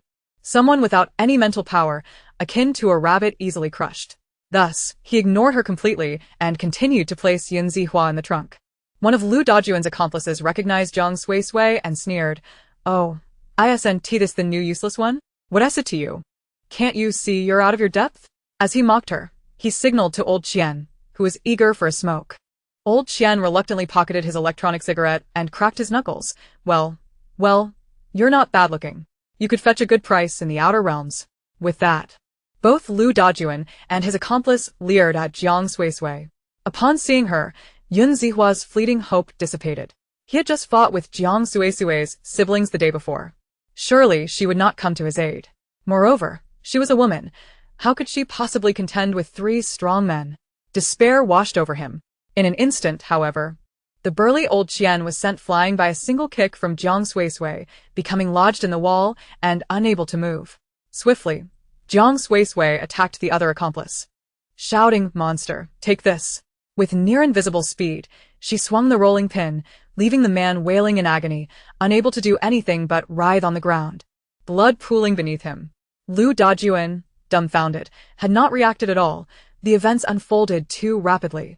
Jiang Suisui delivered a sweeping kick that sent him crashing to the ground, then securely caught the fallen Yun Zihua. Finally, she stomped down hard on Lu Dajuan's abdomen, causing him to nearly lose consciousness from the pain. With all 3 adversaries rendered helpless, Jiang Suisui exhaled in relief. Phew, this hour of super soldier buff for 100 points was worth it. You have entered level 1 combat readiness. Keep going, soldier. Jiang Suisui had anticipated a lengthy battle, yet the confrontation concluded almost instantaneously. What do I do with all this pent-up energy? An hour later, after cooperating with the police to complete her statement, she returned to the Qixing kindergarten to resume her duties. The officers extended their gratitude. Thank you, Ms. Jiang, for your cooperation. We have contacted Yun Zihua's family. Should any further issues arise, we will reach out to you and we hope you don't mind. Jiang Suisui readily agreed, returning to the kindergarten only to be summoned to a meeting in the small auditorium. Chapter 11. You're so reliant on your seniority. How do you all conduct yourselves? especially you in the security department. How many times must I remind you to diligently check the surveillance and promptly review the reports from the patrolling robots? You simply refuse to listen. You've all come from the 2nd Military District, so why can't you follow orders and do your jobs properly? Now that we've encountered such a significant issue, are you satisfied? As Jiang Suisui entered the small auditorium, she heard the principal's furious tirade from the podium. She sought a seat at the back, but the principal cleared her throat and continued. Little Jiang has returned. Quickly come to the stage. Jiang Suisui pointed to herself, Confirming that the principal was indeed calling her, and then she hurried to the podium. The principal, initially fuming, softened her expression upon seeing Jiang Suisui. She patted Jiang Suisui's shoulder, saying, "Little Jiang, your courageous act deserves commendation. Thankfully, you noticed the anomaly in time and intervened to save the child. Otherwise, our Polaris kindergarten would truly have been doomed. A child nearly faced danger within the premises, but was rescued, is vastly different from a child being kidnapped outside the kindergarten and then saved. The implications of each scenario are distinctly different." Jiang Suisui smiled slightly, replying, It was the least I could do. I could not turn a blind eye. While her reasoning was sound, the principal scanned the audience and continued, "Yet, not everyone possesses your high level of awareness and kindness. Thus, I must still commend you and grant you the reward you deserve." Upon hearing about the reward, Jiang Suisui pondered for a moment, saying, "Principal, there's no need for the reward. I did not rescue the child for that." The principal regarded Jiang Suisui thoughtfully, seemingly understanding her sentiments. She nodded in agreement, stating, "Indeed, discussing money can be rather vulgar. How about this? I will shorten your 1-month probationary period to just 1 week. If all goes well during this time, you will be confirmed as a permanent employee afterward. Furthermore, your salary for this month will be calculated as if you were a full-time employee, and your year-end bonus will be doubled." Jiang Suisui beamed with joy. Thanking the principal. "Thank you, principal. I shall not disappoint your trust. However, as they say, some are joyful while others are sorrowful." Jiang Suisui was elated. But Lu Song was in distress. The kidnapper, Lu Dajuan, who had been severely beaten by Jiang Suisui and subsequently apprehended by the police, was none other than Lu Song's younger brother. Lu Song was completely unaware of Lu Dajuan's audacious act of kidnapping Yun Zihong. At that time, he had been napping in the dormitory, only learning of the incident when someone came to find him. While kidnapping a child is undeniably wrong, Lu Dajuan was still his flesh and blood. Watching Jiang Suisui work while humming a little tune, Lu Song felt a surge of frustration. Unable to contain himself, he slammed his hand on the countertop, exclaiming, "Little Jiang, what have I done to provoke you? Why must you send Lu Dajuan to jail? Do you even realize he is my brother?" Jiang Suisui lifted her gaze, her movements in adjusting the equipment unwavering. "Master Lu, your words are rather peculiar. I did not coerce Lu Dajuan into kidnapping the child. He erred, and the police apprehended him. What does that have to do with me? How can it not be related?" Lu Song, aware he was in the wrong, still could not swallow his indignation. If you hadn't injured him, he wouldn't have been caught so quickly. He has a 4-year-old child at home. Now that he is imprisoned, what will happen to that child? You truly are heartless. This accusation nearly made Jiang Suisui laugh aloud, as it was laden with fallacies. She completed her adjustments and turned to Lu Song, saying, "His child is indeed a child, but what about others' children? If it were your child being kidnapped, would you still seek to shield Lu Dajuan?" In essence, it was easy for him to be indifferent as long as the threat did not touch him. Lu Song, defiantly holding his ground, continued, "You don't understand. Yun Zihong is not an ordinary child. He belongs to the Yun family of Qinglong City." Before he could finish, the secretary of the administrative department approached with a grave expression, saying, "Lu Song, follow me to the minister's office." With a sense of foreboding, Lu Song nervously followed the secretary out. It wasn't until nearly 5 in the evening that Jiang Suisui saw Lu Song return, his demeanor dark and brooding. She pointed to the various ingredients she had already prepared, saying, "I have everything ready. I'm just waiting for you to return and cook." Seeing Jiang Suisui appear utterly unaffected, Lu Song was nearly apoplectic. He had endured police questioning in the office and had been reprimanded by the head of the administrative department all afternoon. Ultimately, he received a warning that he would be closely monitored for a month, and any further missteps could lead to termination. All of this was Jiang Suisui's doing. Detecting Lu Song's hostile gaze, Jiang Suisui remained unfazed, continuing to peruse the rewards granted by the system in her mind. Congratulations, host, for completing the emergency task. Rewards: strong spinach x6, healthy carrots x6, happy apples x10, pain relief pills x1, teacher points 2000. Another bounty of ingredients. Jiang Suisui contemplated using some of the system's rewards to prepare a dish. Noticing Lu Song still busy with cooking, she opened a light screen to search for what was needed to set up a stall. She already had her health certificate, but needed to apply for a stall from the relevant department, pay a deposit, and complete the necessary procedures. Besides that, she would need to purchase various supplies for the stall. Jiang Suisui, it's working hours, and you're slacking off right under my nose. Do you think so little of me? Upon hearing this, Jiang Suisui closed the light screen, replying, I've completed all my tasks. I just wanted to check tomorrow's menu to prepare in advance. Is there a problem? The more Lu Song looked at Jiang Suisui, the more displeased he became. Yet he could find no fault with her. He could only scoff coldly. Don't think that just because the principal has shortened your probation period to a week, your confirmation is a certainty. I've seen many self-important interns like you, and I have encountered many who rely on their seniority, like you, Jiang Suisui retorted, having already offended Lu Song, and no longer feeling the need to maintain any pretense. She was not one to tolerate everything. Lu Song clenched his fists but quickly relaxed them. Tomorrow, Xiao Wu would return. He had plenty of ways to deal with Jiang Suisui. Observing Lu Song suddenly extinguish the flames, Jiang Suisui found it curious, but chose not to pursue the matter further. She completed the remaining tasks and began preparing extra meals for Jiang Xingran and Jiang Yue, steamed dumplings filled with pork, corn, and carrots.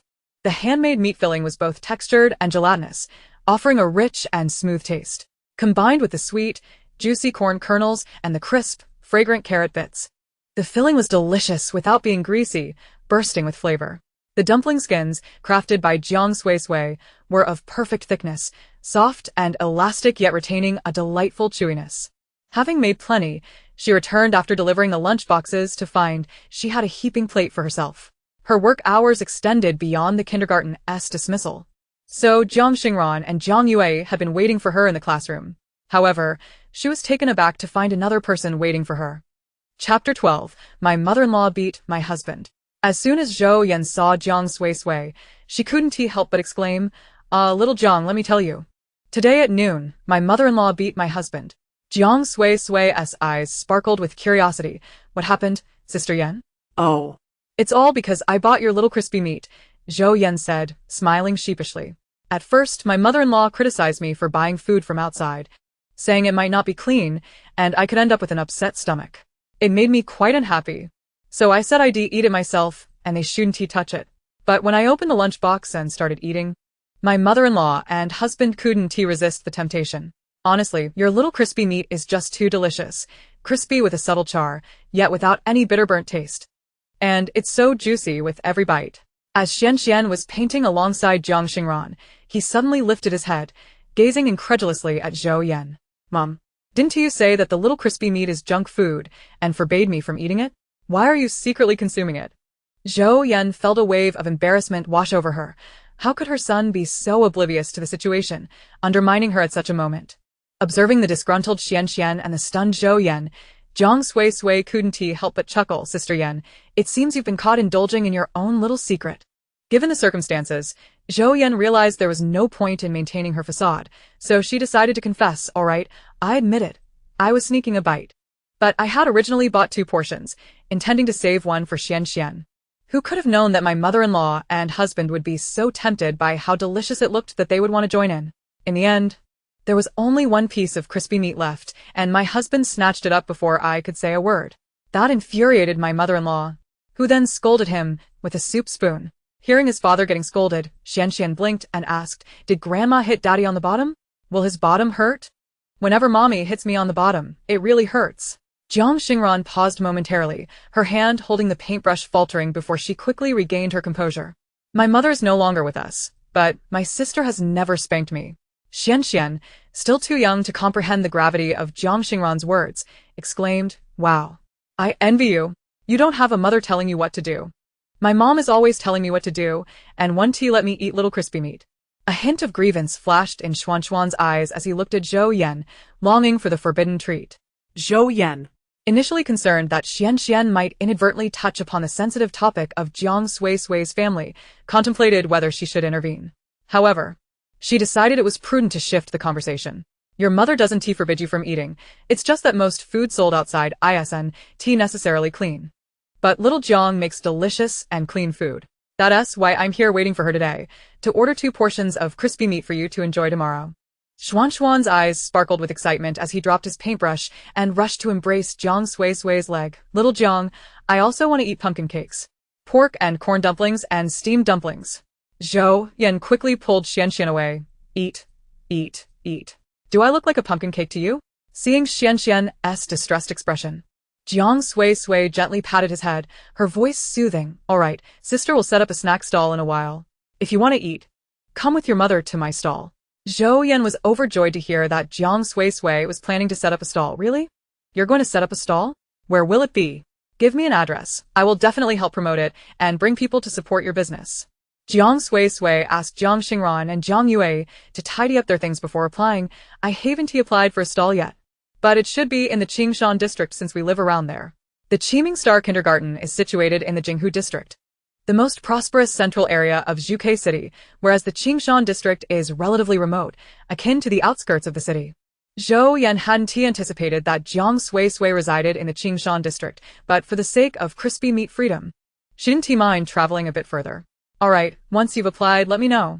Afterward, Jiang Suisui accepted Zhou Yan's request for 6 portions of crispy meat before heading home with Jiang Xingran and Jiang Yue, who had their little backpacks on.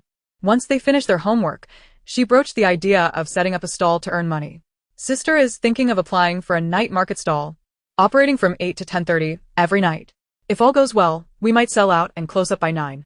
During this time, you'll need to stay at home. Jiang Xingran and Jiang Yue exchanged glances, as if sharing a silent understanding. Jiang Xingran was the first to raise his hand. Sister, can you let me and Yue come help you at the stall? We can assist you. Jiang Yue promptly raised her hand as well.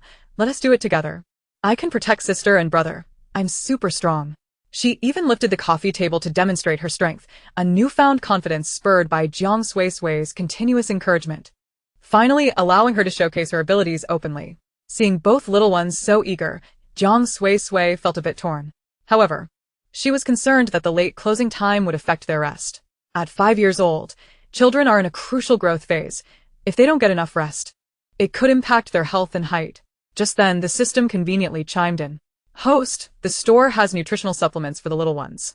They are all natural, with no additives, and beneficial for their health. There are also growth hormones that assist in reaching their genetic height without any side effects. It is advised that the host spends more time with the little ones to foster bonds and enhance their emotional understanding. With the system suggesting such support, Jiang Suisui had no further objections. Ultimately, she agreed to take Jiang Xingran and Jiang Yue along to the stall and submitted the application under their eager gaze. Another workday commenced. Just after Jiang Suisui clocked in, she received 2 pieces of news, one good and one bad. Hello, Miss Jiang. I am Yun Ziheo's mother. Thank you for saving my child. Thanks to you, he was not harmed. However, he was frightened by the kidnappers and needs to stay in the hospital for a few days for psychological treatment. My husband and I are currently at the hospital with him. Please understand that we cannot thank you in person just yet. We can only send you a token of our gratitude via the robot.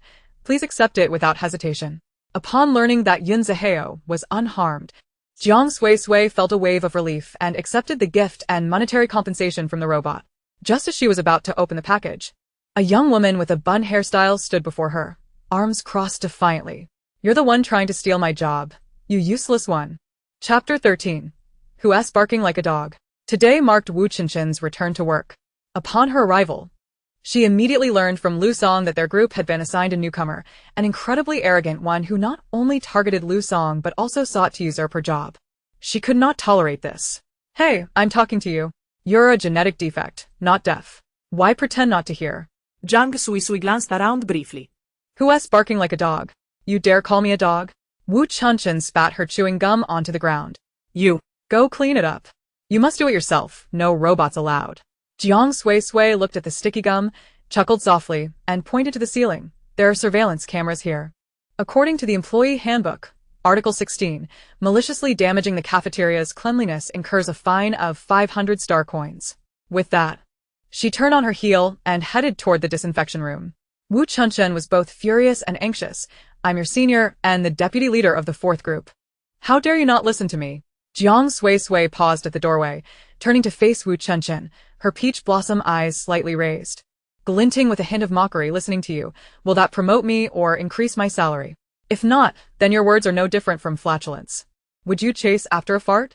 Before Wu Chenchen could respond, Jiang Suisui shut the door and activated the full-body disinfection process. The disinfection room required a password input from the inside to reopen once the disinfection commenced. Thus, Wu Chenchen could only helplessly gaze through the transparent window of the door.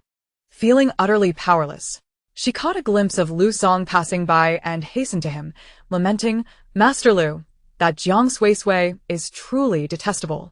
She just insulted me, calling me a dog, and claimed that everything I say is nonsense. It makes me furious." Wu Chenchen had just quarreled with Jiang Suisui, and Lu Song had been lurking around the corner, having overheard their exchange. He had initially thought Wu Chenchen, being sharp-tongued and the niece of the vice principal of Venus Kindergarten, would have no trouble handling Jiang Suisui. He had encouraged her, believing that at the very least, Wu Chenchen would make Jiang Suisui uncomfortable. However, to his surprise, it was Wu Chenchen who ended up losing. Lu Song had always looked down on Wu Chenchen, who was merely a privileged newcomer, and now his disdain only deepened. Yet, he did not reveal his thoughts, simply letting out a heavy sigh. Little Wu, now you see. I wasn't lying to you at all. Jiang Suisui, relying on the principal's favor, doesn't even regard me highly, let alone you, a mere second-tier chef. Just bear with it. This too shall pass. Wu Chenchen's anger flared even more, and she spat. What does it matter if she's favored by the principal? My uncle is the vice principal. Master Lu, just watch. I will ensure she regrets crossing me. With that, Wu Chenchen stormed off in a huff. Lu Song watched her retreating figure, suspecting she was off to complain, and could not help but smile. A girl in her early 20s is indeed easily deceived. Approaching noon, Jiang Suisui was set to carry on with her work, but was obstructed by Wu Chenchen. This is not your task. Go peel all those potatoes and cut them into shreds. They must be neither too thick nor too thin, or else they will be useless. Previously, Lu Song had intentionally assigned Jiang Suisui tasks that were usually handled by Wu Chenchen. Now that Wu Chenchen had returned, Jiang Suisui could no longer perform her usual duties. Lu Song, suppressing a chuckle, remarked, Little Wu, don't be like this. If Jiang ruins the potatoes, I won't be able to explain that to the higher-ups. That's her issue. Not yours, Master Lu, Wu Chenchen retorted matter-of-factly. If she's working in the kitchen, she should at least know how to cut vegetables. What right does she have to be promoted? Considering Wu Chenchen's deliberate attempts to make things difficult, Jiang Suisui pondered for a moment and agreed. Fine, I'll do it. You can't just refuse. Wu Chenchen exclaimed, astonished that Jiang Suisui would comply. You said you'd do it. Jiang Suisui nodded. Yes, I'll do it. Saying this, she adjusted the machine for a moment, then poured a large basin of potatoes into it. The machine swiftly washed and peeled them, subsequently sending them to the next machine to be shredded. Jiang Suisui smiled with her eyes crinkling. All done. Wu Chenchen was taken aback. I didn't tell you to use the machine. Jiang Suisui shrugged. You didn't specify. Now I'm saying it. Go bring another basin of potatoes and do it all by hand. Wu Chenchen's voice turned shrill with frustration. Jiang Suisui shot her a glance, casually picked up a cucumber from the vegetable basket, rinsed it, and tossed it onto the cutting board. She swiftly took a knife and chopped the cucumber with remarkable speed. The entire process took less than 10 seconds. She set the knife down and lifted the meticulously sliced cucumber, paper-thin and perfectly uniform. Both Wu Chenchen and Lu Song were left dumbfounded, the latter anticipating an amusing spectacle. Jiang Suisui placed the cucumber back on the board and stated, When will you reach this level before you are qualified to instruct me? With that, she walked away, leaving Wu Chenchen and Lu Song in stunned silence. After a long pause, Wu Chenchen incredulously picked up the cucumber from the board, exclaiming, How is this possible? Did she use some invisible machine knife? After all, Wu Chenchen was not a chef. She was merely a privileged individual coasting through. When it came to cooking, she only knew how to use a food processor. Thus, she regarded chefs like Lu Song, who could cook independently, as exceptionally skilled. Little did she anticipate. Lu Song was also taken aback by Jiang Suisui's exceptional knife skills. His sense of urgency intensified. No worries, little Wu. Just because she can slice cucumbers doesn't mean she can cook. Even if she can, it doesn't guarantee good flavor. I am the professional here, trust me. Wu Chenchen merely mumbled a response, still dazedly staring at the cucumber in her hand. She wondered if the professional Master Lu could truly compare to Jiang Suisui. Achoo. Jiang Suisui sneezed, relieved that she had already left the kitchen and was now resting in the corridor. Since she had no tasks to complete in the short term, she might as well take a break. Sitting on a chair, she opened the system in her mind, browsing through the list of students until she noticed an update next to the name, Jiang Yue. Clicking to check. She discovered that Jiang Yue had new interests and aspirations. New interests include boxing and free fighting. New dream to become a warrior capable of protecting her siblings. Jiang Suisui was somewhat surprised. She had not expected Jiang Yue to develop interests and dreams so quickly. Considering Jiang Yue's innate strength, it indeed suited her to become a warrior. With this in mind, Jiang Suisui decisively chose to formulate a plan. The system promptly provided 3 developmental plans based on Jiang Yue's various attributes for Jiang Suisui to select. The first plan was to cultivate her into a super soldier, primarily enhancing her physical strength and combat capabilities, with her personality gradually shifting towards a cold and ruthless demeanor. The second plan focused on a balanced development of both literary and martial skills, though it would depend on Jiang Yue's personal inclinations. If she leaned towards literature, her future goal would be to become a military clerk. If she leaned towards martial arts, her aim would be to become a military soldier. The third option was to allow Jiang Yue to develop along a conventional path, treating combat as a hobby to nurture. After carefully reviewing all 3 plans, Jiang Suisui decisively opted for the second one, balancing literary and martial development as the most suitable choice. Chapter 14. Has she been drugged? At the instant of confirming her choice, Jiang Suisui received a series of new tasks. The plan to cultivate Jiang Yue has commenced. Please complete the following tasks within 1 month to achieve Phase 1. Task 1. Prepare a nutritious meal for student Jiang Yue daily. Remember to practice the clean plate campaign to eliminate waste. Current progress, 0-10. Task 2. Accompany student Jiang Yue for slow jogging at least twice a week, with each session lasting 20 minutes. Current progress, 0-6. Task 3. Spend at least 3 sessions per week reading with student Jiang Yue, each session lasting an hour. Current progress, 0-6. Task 4. Ensure student Jiang Yue gains at least 3 pounds within a month. There was indeed quite a bit to accomplish, but fortunately, none of it seemed particularly difficult. Jiang Suisui mused silently. She then opened the screen to find a new message awaiting her. Her application for a stall from the Urban Management Department of Qingshan District had been approved, and she was presented with 6 stall options that met her requirements. After careful comparison, she selected a stall located within the Red Maple Park in Qingshan District. By paying a deposit of 3,000 star coins and a rental fee of 1,800 star coins, the stall would belong to her for the next 3 months. The stall permit would take another 2 hours to process. So, she decided to leisurely browse the supermarket of Star Network. After a careful selection and an attempt to maximize discounts, she purchased a batch of items necessary for her stall, which would be delivered by this evening. Once everything was settled, Jiang Suisui estimated that it was about time and sauntered back to the kitchen of Group 4. Just then, Wu Chunchen was sealing the last batch of meals, preparing to send them off with the robot. Upon noticing Jiang Suisui's return, she sarcastically remarked, "Oh, you actually remembered to come back? Slacking off during work hours. Violating who knows how many rules in the employee manual. I should report you." There was a hint of smugness in her tone. However, Jiang Suisui remained unperturbed, replying yes. "I was resting in the corridor, but I have completed all the tasks you assigned me. According to Article 20 of the Employee Manual, as long as the work is finished ahead of time, one is entitled to take a break early. If you wish to report me, feel free." Wu Chunchen, who had expected Jiang Suisui to panic, was momentarily speechless, stammering, "Why you?" After a long pause, she stormed out of the kitchen in a huff. Lu Song, who had been silently observing, found the scene quite absurd. He believed Wu Qinshan was merely a paper tiger, far less formidable than he had imagined. It seemed he would need to devise other strategies to deal with Jiang Suisui. Unaware of Lu Song's scheming thoughts, Jiang Suisui had a robot deliver some leftover ingredients and began preparing additional meals for Jiang Xingran and Jiang Yue. Although the task required her to make a nutritious meal for Jiang Yue, she believed in equal treatment, effortlessly preparing a double portion. Half an hour later, Wu Qinshan returned to the kitchen, a satisfied smile on her face.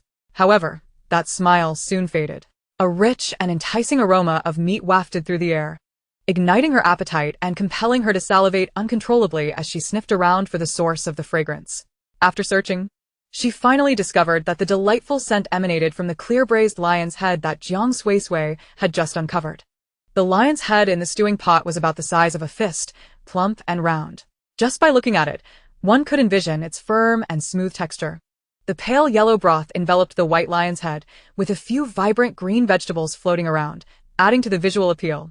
Wu Chunshun swallowed hard, momentarily forgetting her earlier displeasure, and curiously inquired, "Is that clear-braised lion's head? Why does it smell so fragrant? I've had some from five-star restaurants that weren't even close to this." "You didn't use any flavor enhancers, did you?" Jiang Suisui, unfazed, pointed to the two remaining stewing pots, saying, "One of these is for you. You'll know once you try it." Wu Chunshun eagerly approached to take the pot but, in her haste, forgot to wear heat-resistant gloves and burned her hand on the pot. This painful reminder snapped her back to reality, and she eyed Jiang Suisui suspiciously, asking, "Did you put something in there to harm me?"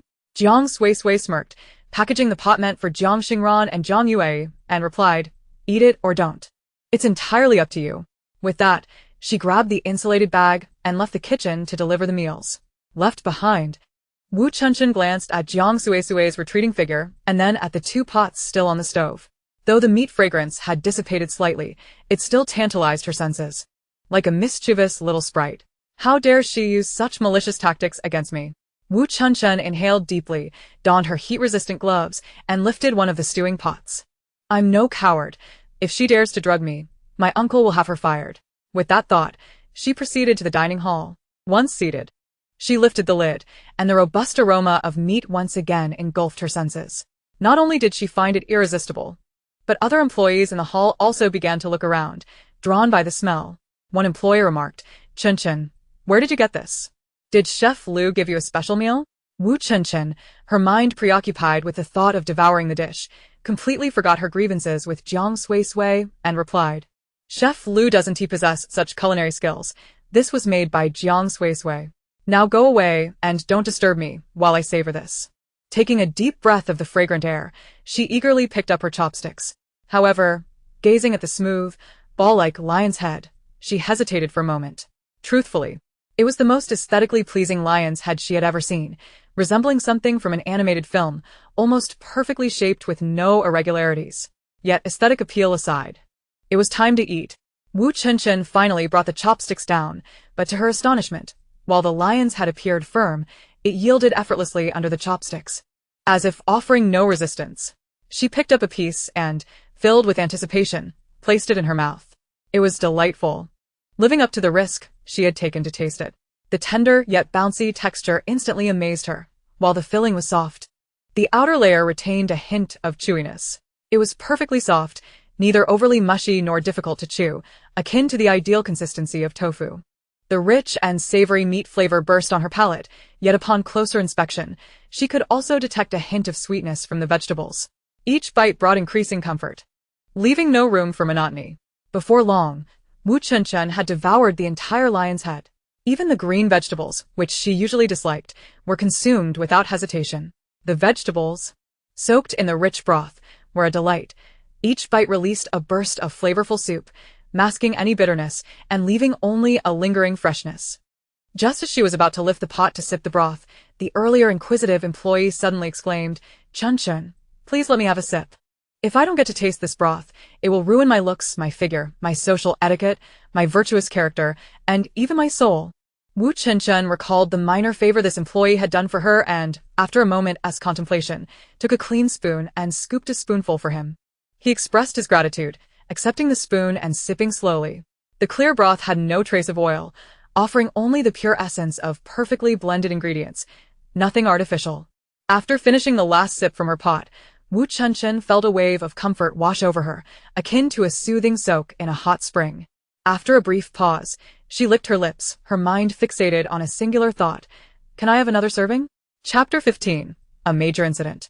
Upon returning to the cafeteria after delivering the meals, Jiang Suisui was immediately surrounded by a dozen employees as soon as she entered.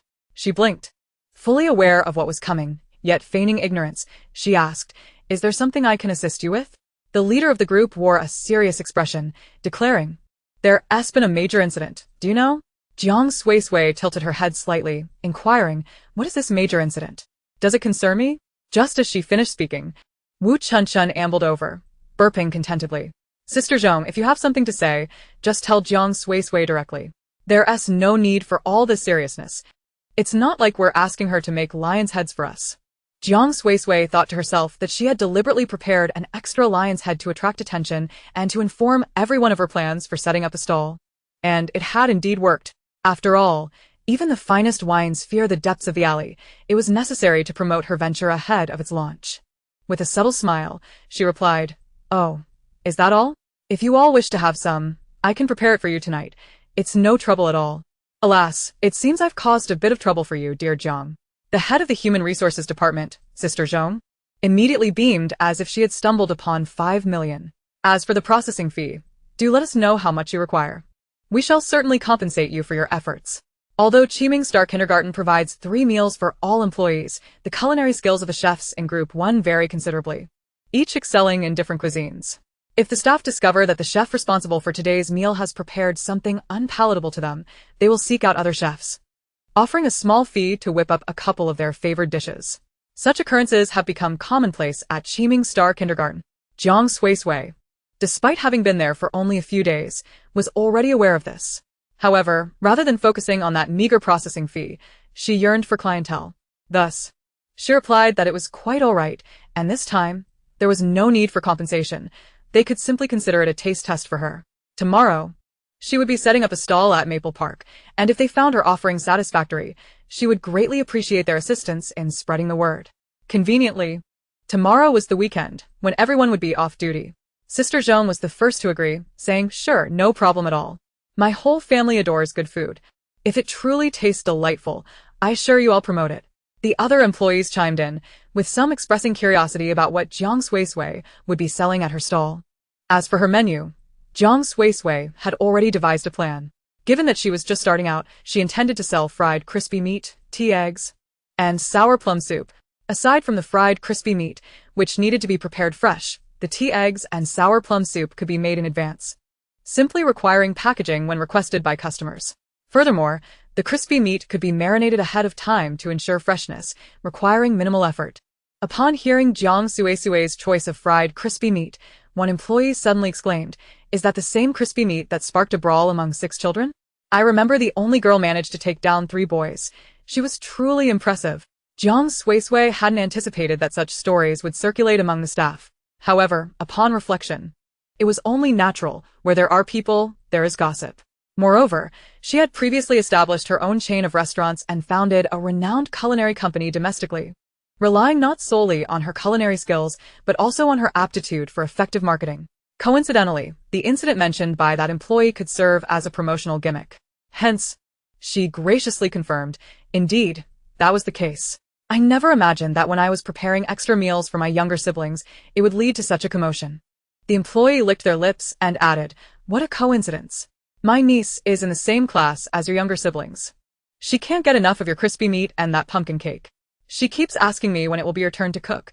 She will definitely devour everything." Awkwardly, Lu Song happened to return to the cafeteria at that moment. The group tacitly fell silent, each finding an excuse to leave. Jiang Suisui paid no heed to Lu Song, heading straight to the kitchen to retrieve the small stewing pot still heating on the stove, before serving herself a dish and a portion of rice, relishing her meal. Noticing that Jiang Suisui was ignoring him, Lu Song's discomfort grew as he reflected on what he had just overheard.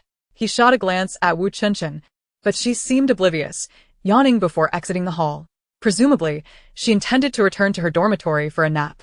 This only intensified Lu Song's displeasure. As he muttered to himself, "What a bunch of unobservant folks. It's just a simple lion's head meatball. I can make that too. What's so impressive about it?" Upon returning to the kitchen, he deliberately slammed the door with force. However, Jiang Suisui remained unfazed, finishing her meal before heading to her dormitory. Meanwhile, she placed an order for a batch of ingredients from Xinguang Supermarket. By the time evening rolled around, after handing over the 6 portions of crispy meat requested by Zhou Yan, Jiang Suisui took her younger siblings, Jiang Xingran and Jiang Yue, home. The items she had purchased from the supermarket had all arrived. Although a portion could be stored in her space-compressed backpack, the rest had to be carried manually. Just as she was about to start, Jiang Yue lifted a gigantic box, exclaiming, "Hey, sister, I'll help you carry this." The box was larger than Jiang Yue herself. Yet she handled it effortlessly, even bouncing up the stairs. Jiang Suisui gained an even deeper appreciation for Jiang Yue's strength. Jiang Xingran was also busy, puffing as he carried a smaller box, trailing behind Jiang Yue as they ascended the stairs. Observing how responsible the two little ones were, Jiang Suisui felt even more determined to earn money to support herself and her siblings. Once all the deliveries were moved, Jiang Suisui wiped her brow and said, "Xing, yeah. It's your turn to shower. Sister will go prepare dinner." With only one bathroom at home, they had to take turns. Since Jiang Suisui was going to cook anyway, she let her younger siblings go first. She grabbed a bag of ingredients and unwrapped an electric rice cooker from her deliveries. Since she planned to set up her stall tomorrow, she needed to do some preparation today. After cleaning the rice cooker, she washed the eggs and boiled them, then cooled them under cold water before gently tapping the shells with a spoon. At that moment, Jiang Yue had already gone to shower, and Jiang Xingran dashed into the kitchen, thoroughly washing his small hands to assist Jiang Suisui in cracking the eggs.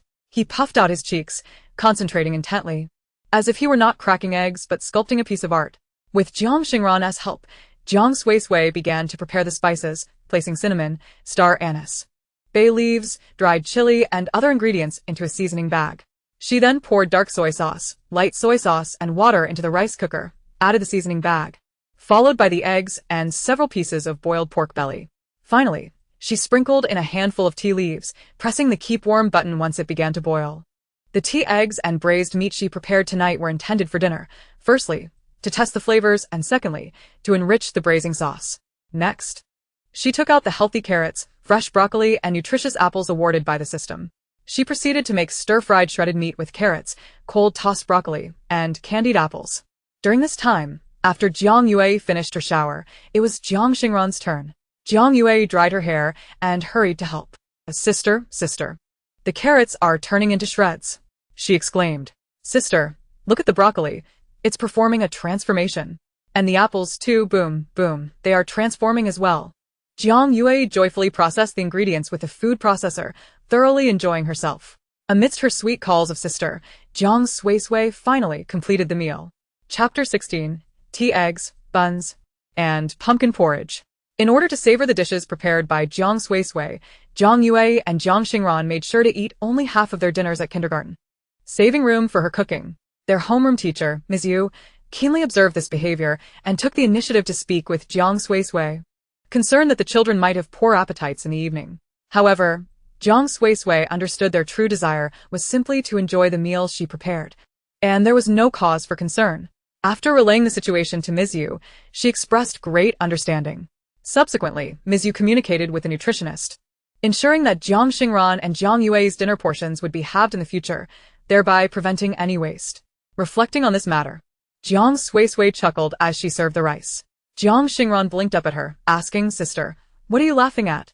"Sister is laughing because you two are little gluttons," Jiang Suisui replied, handing bowls of rice to both Jiang Xingran and Jiang Yue. With her bowl in hand, Jiang Yue tilted her head, her amber brown eyes sparkling. "Sister is praising us."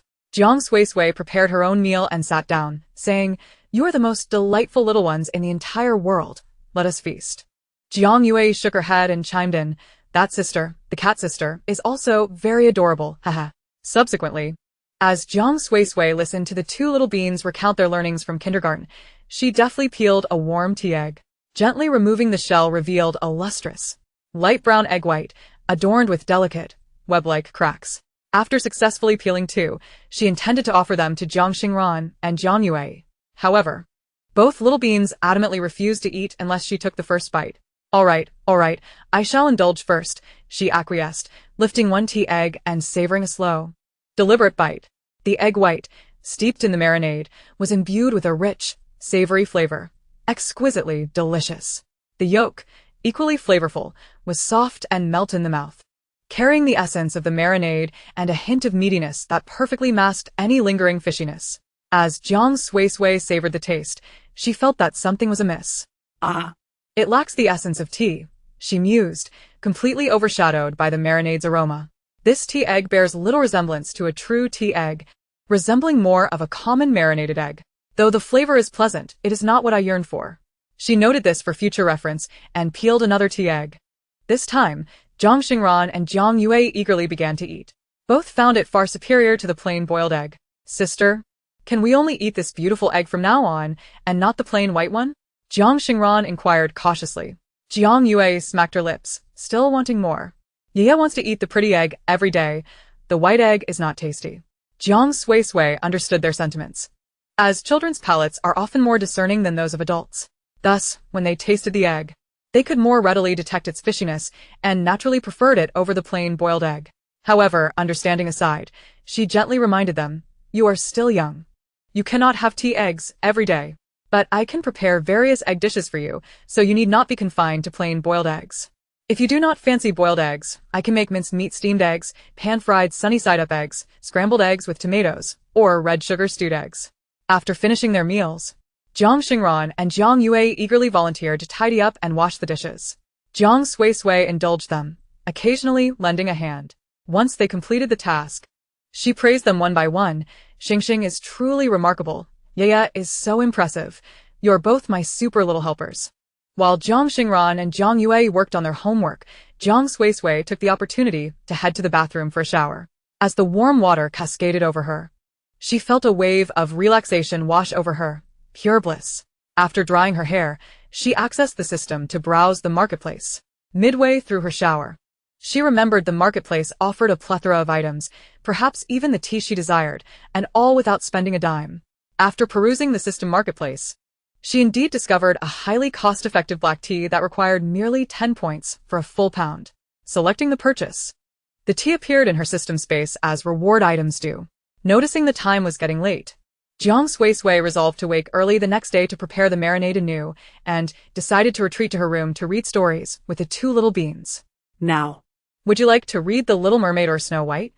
Jiang Xingran and Jiang Yue both chose The Little Mermaid. Consequently, Jiang Suisui enlarged the screen, allowing them to leisurely flip through the electronic book. Whenever they stumbled upon words they did not comprehend, she would softly read a passage aloud. In the end, as the Little Mermaid transformed into foam and disappeared forever, Jiang Suisui observed Jiang Yue's little face contorted in sadness, her mouth pouting so high it seemed it could hold an oil jar. She reached out to pinch her gently. "What is it, Yeye? Why do you suddenly look so unhappy?" Jiang Yue cupped her face with both hands, lamenting because the Little Mermaid disappeared. Why did she have to vanish? The prince fell in love with another. She could simply not choose the prince. By vanishing like this, it would make daddy, mommy, sister, and brother sad. It was a rare moment to hear Jiang Yue speak such a lengthy discourse, and Jiang Suisui smiled with warmth. Her voice was tender. "Indeed, Yeye is right. So, remember, no matter what, you will always have sister and brother who love you. You must also learn to love yourself. You're the most important." Jiang Yue shook her head. "No, sister and brother are the most important. Yeye will take good care of herself and protect sister and brother in the future." Jiang Xingran chimed in. No. It is I who will protect you and sister. I one tea let you turn into foam." As they chatted, the two little ones cast the fairy tale aside, engaging in a spirited debate over who would protect whom. Jiang Suisui, feeling exasperated, opted to read a classic to them instead. After a short while, Jiang Xingran and Jiang Yue both closed their eyes in slumber. Having brushed their teeth and changed into their pajamas, they settled into their respective beds. The bedroom had two beds, Jiang Suisui's single bed and the bunk bed shared by Jiang Xingran and Jiang Yue. Jiang Suisui gently carried the two little beans from her single bed to their bunk, covering them with blankets before retreating to her own cozy nook.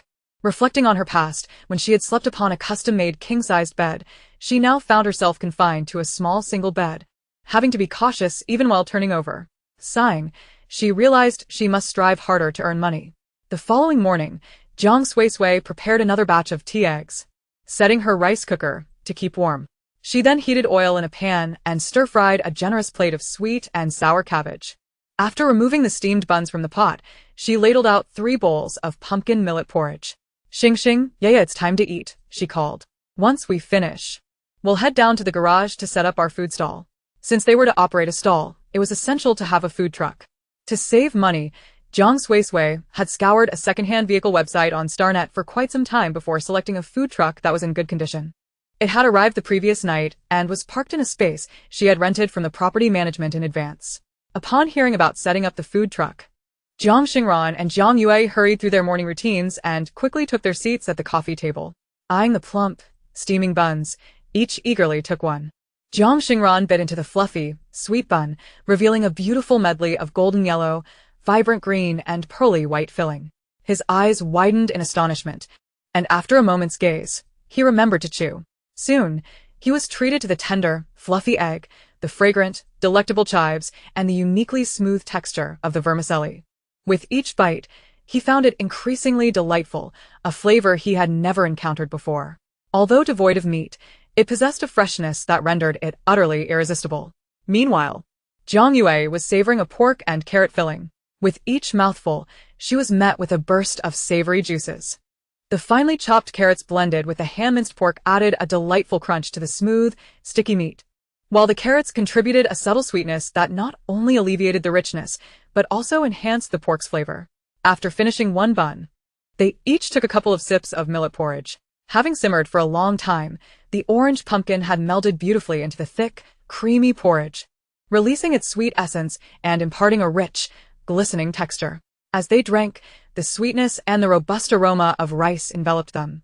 Jiang Suisui drank half a bowl in one go before picking up a pair of chopsticks to savor the sweet and sour cabbage, which emanated a fragrant char from the stir-frying, enhanced by a hint of lingering acidity from the vinegar. The delightful crunchiness and the tantalizing sweet and sour flavor were enough to stimulate the appetite. Remarkably, the three of them managed to finish off an entire dozen of fist-sized buns, along with a bowl of millet porridge and sweet and sour cabbage, leaving nothing behind. After tidying up, Jiang Suisui strapped on her space-compressed backpack and announced their departure. Chapter 17. Shattering her venue. Despite the neighborhood being an older one, characterized by a certain chaotic ambience and a lack of greenery or leisure facilities, it did boast a garage. Numerous hovering vehicles and a variety of fully automated tricycles were parked haphazardly.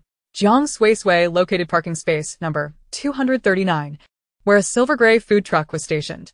Together with Jiang Xingran and Jiang Yue, she armed herself with cloths and cleaning agents, diligently scrubbing both the interior and exterior. Once it was spotless, they affixed customized promotional posters, a price list, and hung up various adorable decorations. After an hour of labor, the once ordinary food truck had transformed into a charming pastel vision. Jiang Suisui was immensely satisfied, eagerly anticipating their evening venture at the market. Now, sisters, let's head to Red Maple Park for some exercise. What do you think?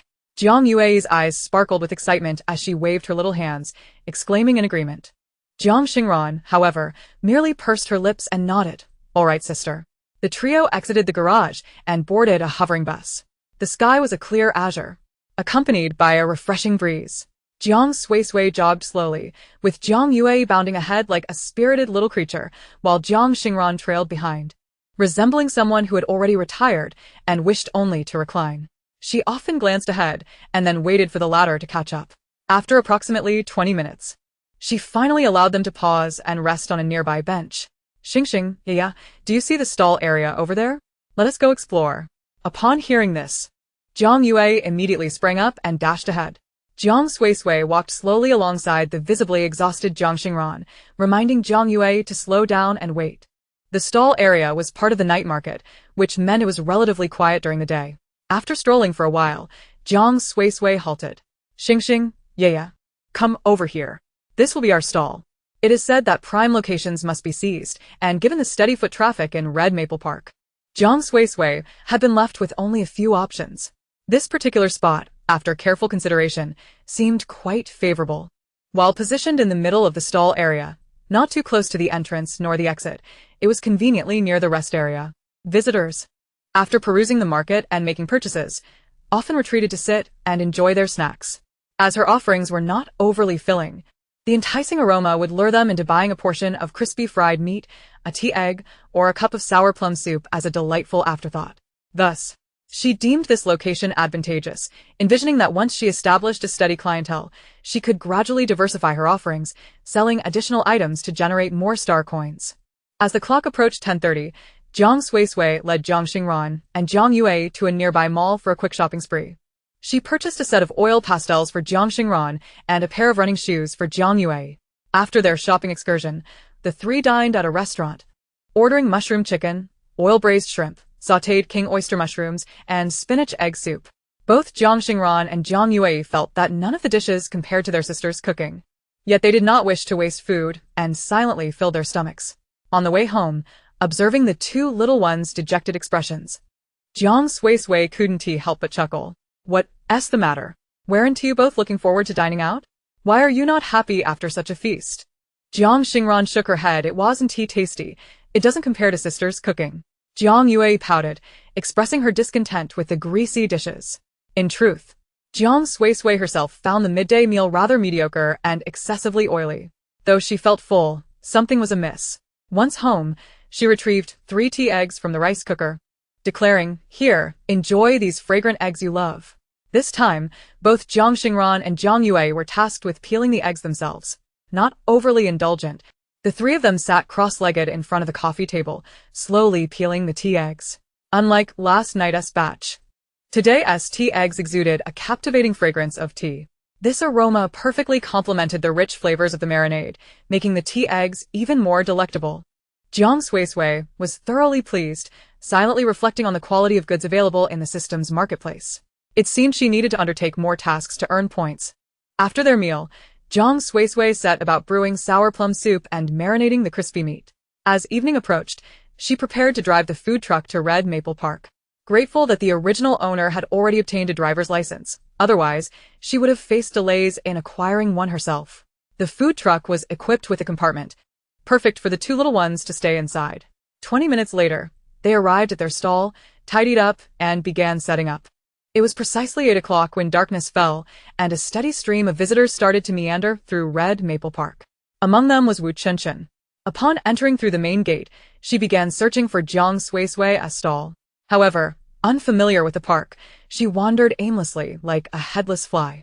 One of her friends, tired of searching, finally spoke up. "Chenchen, why are you here strolling in Red Maple Park instead of enjoying the new bar in the Mirror Lake district? It's spring, not autumn. There's nothing to see in the park. It's quite dull." Another friend, equally disinterested, chimed in. "Exactly. We're barely in our 20s. Not retired at 80. It's a shame to waste a holiday wandering around a park." Given that the average lifespan of a new human in the interstellar age is between 120 to 130 years, the legal retirement age in the Huaxia Federation is 85 for men and 80 for women. Listening to her friends express disdain for visiting the park, Wu Chenchen felt similarly. Crossing her arms, she admitted, "I'll be honest with you. There is someone I particularly dislike, who is running a stall in this park. I want you to help me smash her venue." Her two friends exchanged glances, their expressions brimming with anticipation. "Why didn't you say so earlier?" Zhang Xian nudged Wu Chenchen. "Follow me. I lived in the Qing district for a few years and have visited Red Maple Park a few times. I know where the night market area is." Wu Chenchen quickly followed, contemplating how she might undermine Jiang Suisui. She could hardly believe that mere fried crispy meat could be so delicious as to incite a brawl over it. After 7 or 8 minutes, Jiang Suisui was genuinely surprised to find that her first customer was none other than Wu Chenchen. Nevertheless, she greeted her politely. "Hello. What would you like to try? We have fried crispy meat, tea eggs, and sour plum soup available." Wu Chenchen scanned the clean work surface, devoid of any grease. In matters of hygiene, there were no qualms to be found. Thus, she decided to approach from the perspective of flavor, opting for a small serving of crispy fried pork. Jiang Suisui acquiesced. "Very well, a small portion is 25 star coins. Here is the StarNet payment code." Wu Chenchen then inquired of her two friends, "What would you like to eat?" "It's on me." Zhang Xian pondered for a moment before also requesting a small serving of crispy fried pork. The other friend, Ding Haitao, declared her desire to lose weight and opted for merely a cup of sour plum soup. As the sound of the payment notification chimed, Jiang Suisui promptly commenced her preparations. Wu Chenchen pulled her two friends a bit further away and whispered, "When it's ready, you must both join me in declaring it unpalatable. Understood?" It would be best to scare off those intending to place orders. Zhang Xian and Ding Haitao readily agreed, being friends of Wu Chenchen. They were naturally inclined to assist her. However, just as they conspired with mischievous smiles on how to disrupt the proceedings, an irresistibly enticing aroma of meat wafted toward them on the breeze. Chapter 18. The pathetic and filthy is truly disgusting. What an enchanting scent this is. Zhang Xian inhaled deeply, merely savoring the rich fragrance of the meat filled her with a sense of satisfaction. Wu Chunshan, too, was on a quest to identify the source of the aroma. Upon discovering that it emanated from Jiang Suisui's stall, the joy in her eyes dissipated instantaneously. No. It cannot be. Even though she was aware that Jiang Suisui's braised lion's head was delectable, she could not fathom that every dish or snack Jiang Suisui prepared could be equally exquisite. After all, even the chefs at high-end restaurants typically excel in only a handful of signature dishes, not mastering every culinary creation. Yet, it appeared that this crispy fried pork was indeed extraordinary.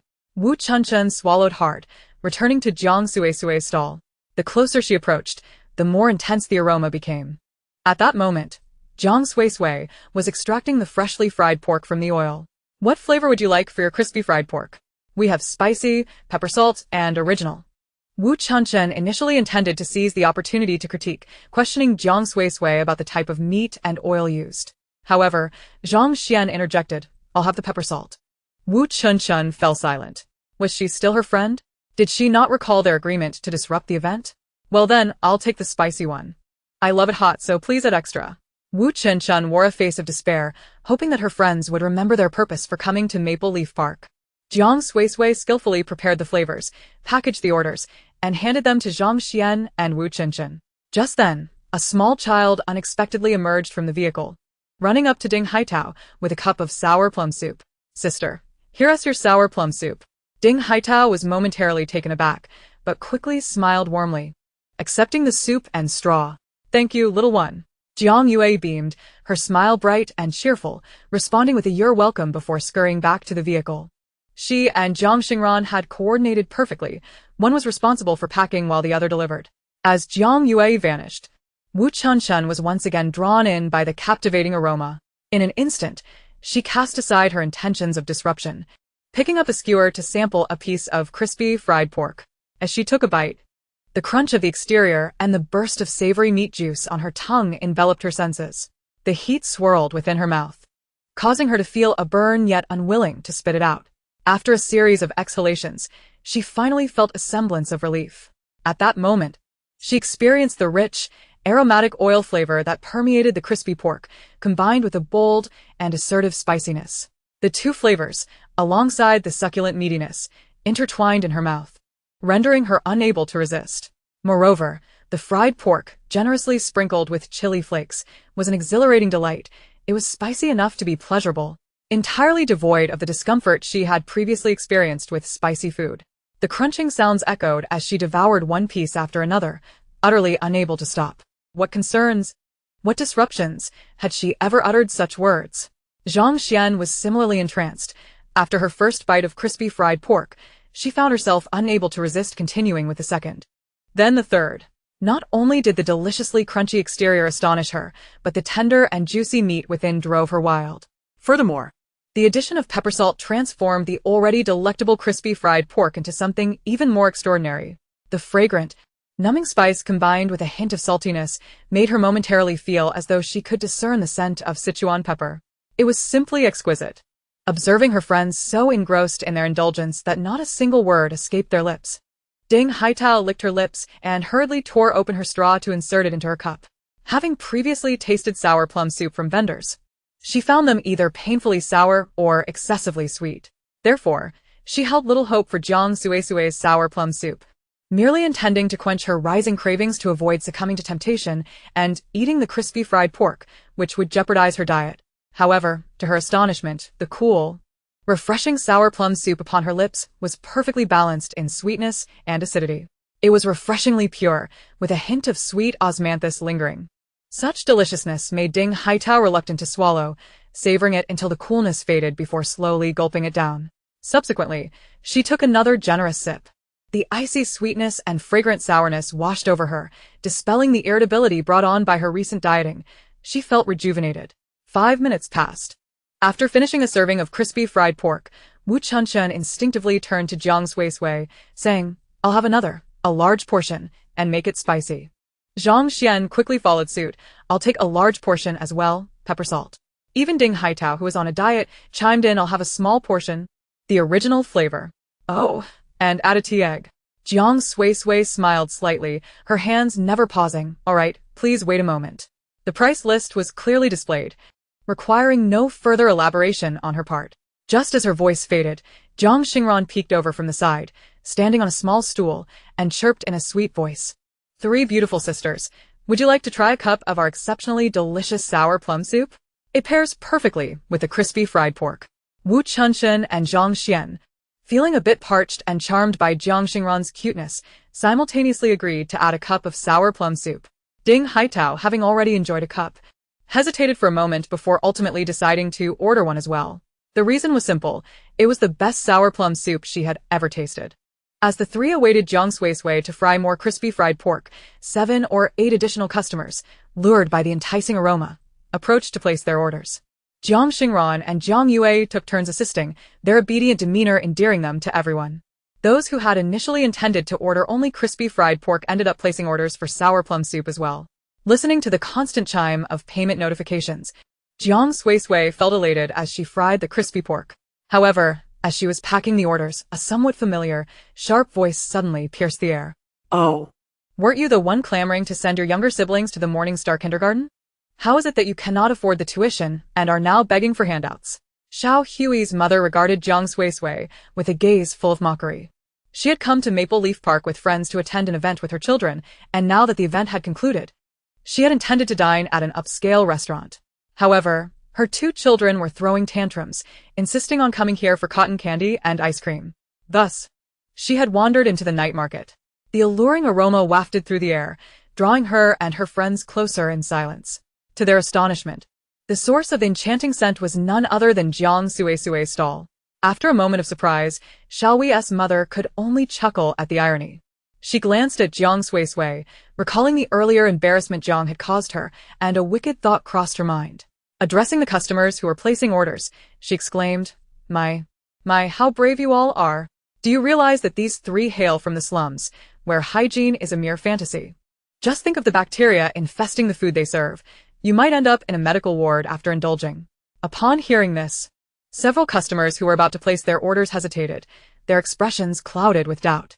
Accompanied by her mother, Lu Xiaoyi spotted Jiang Yue delivering sour plum soup and chimed in, calling them poor, filthy, disgusting. Jiang Suisui's face darkened instantly. She untied her apron and removed her gloves, ready to confront the slander. No one had the right to bully her or her siblings. However, she was taken aback when Wu Qinshen unexpectedly spoke up. "Excuse me, madam. Would you like me to introduce you to the head of the neurology department at the Zhuke City First Hospital? She happens to be my sister.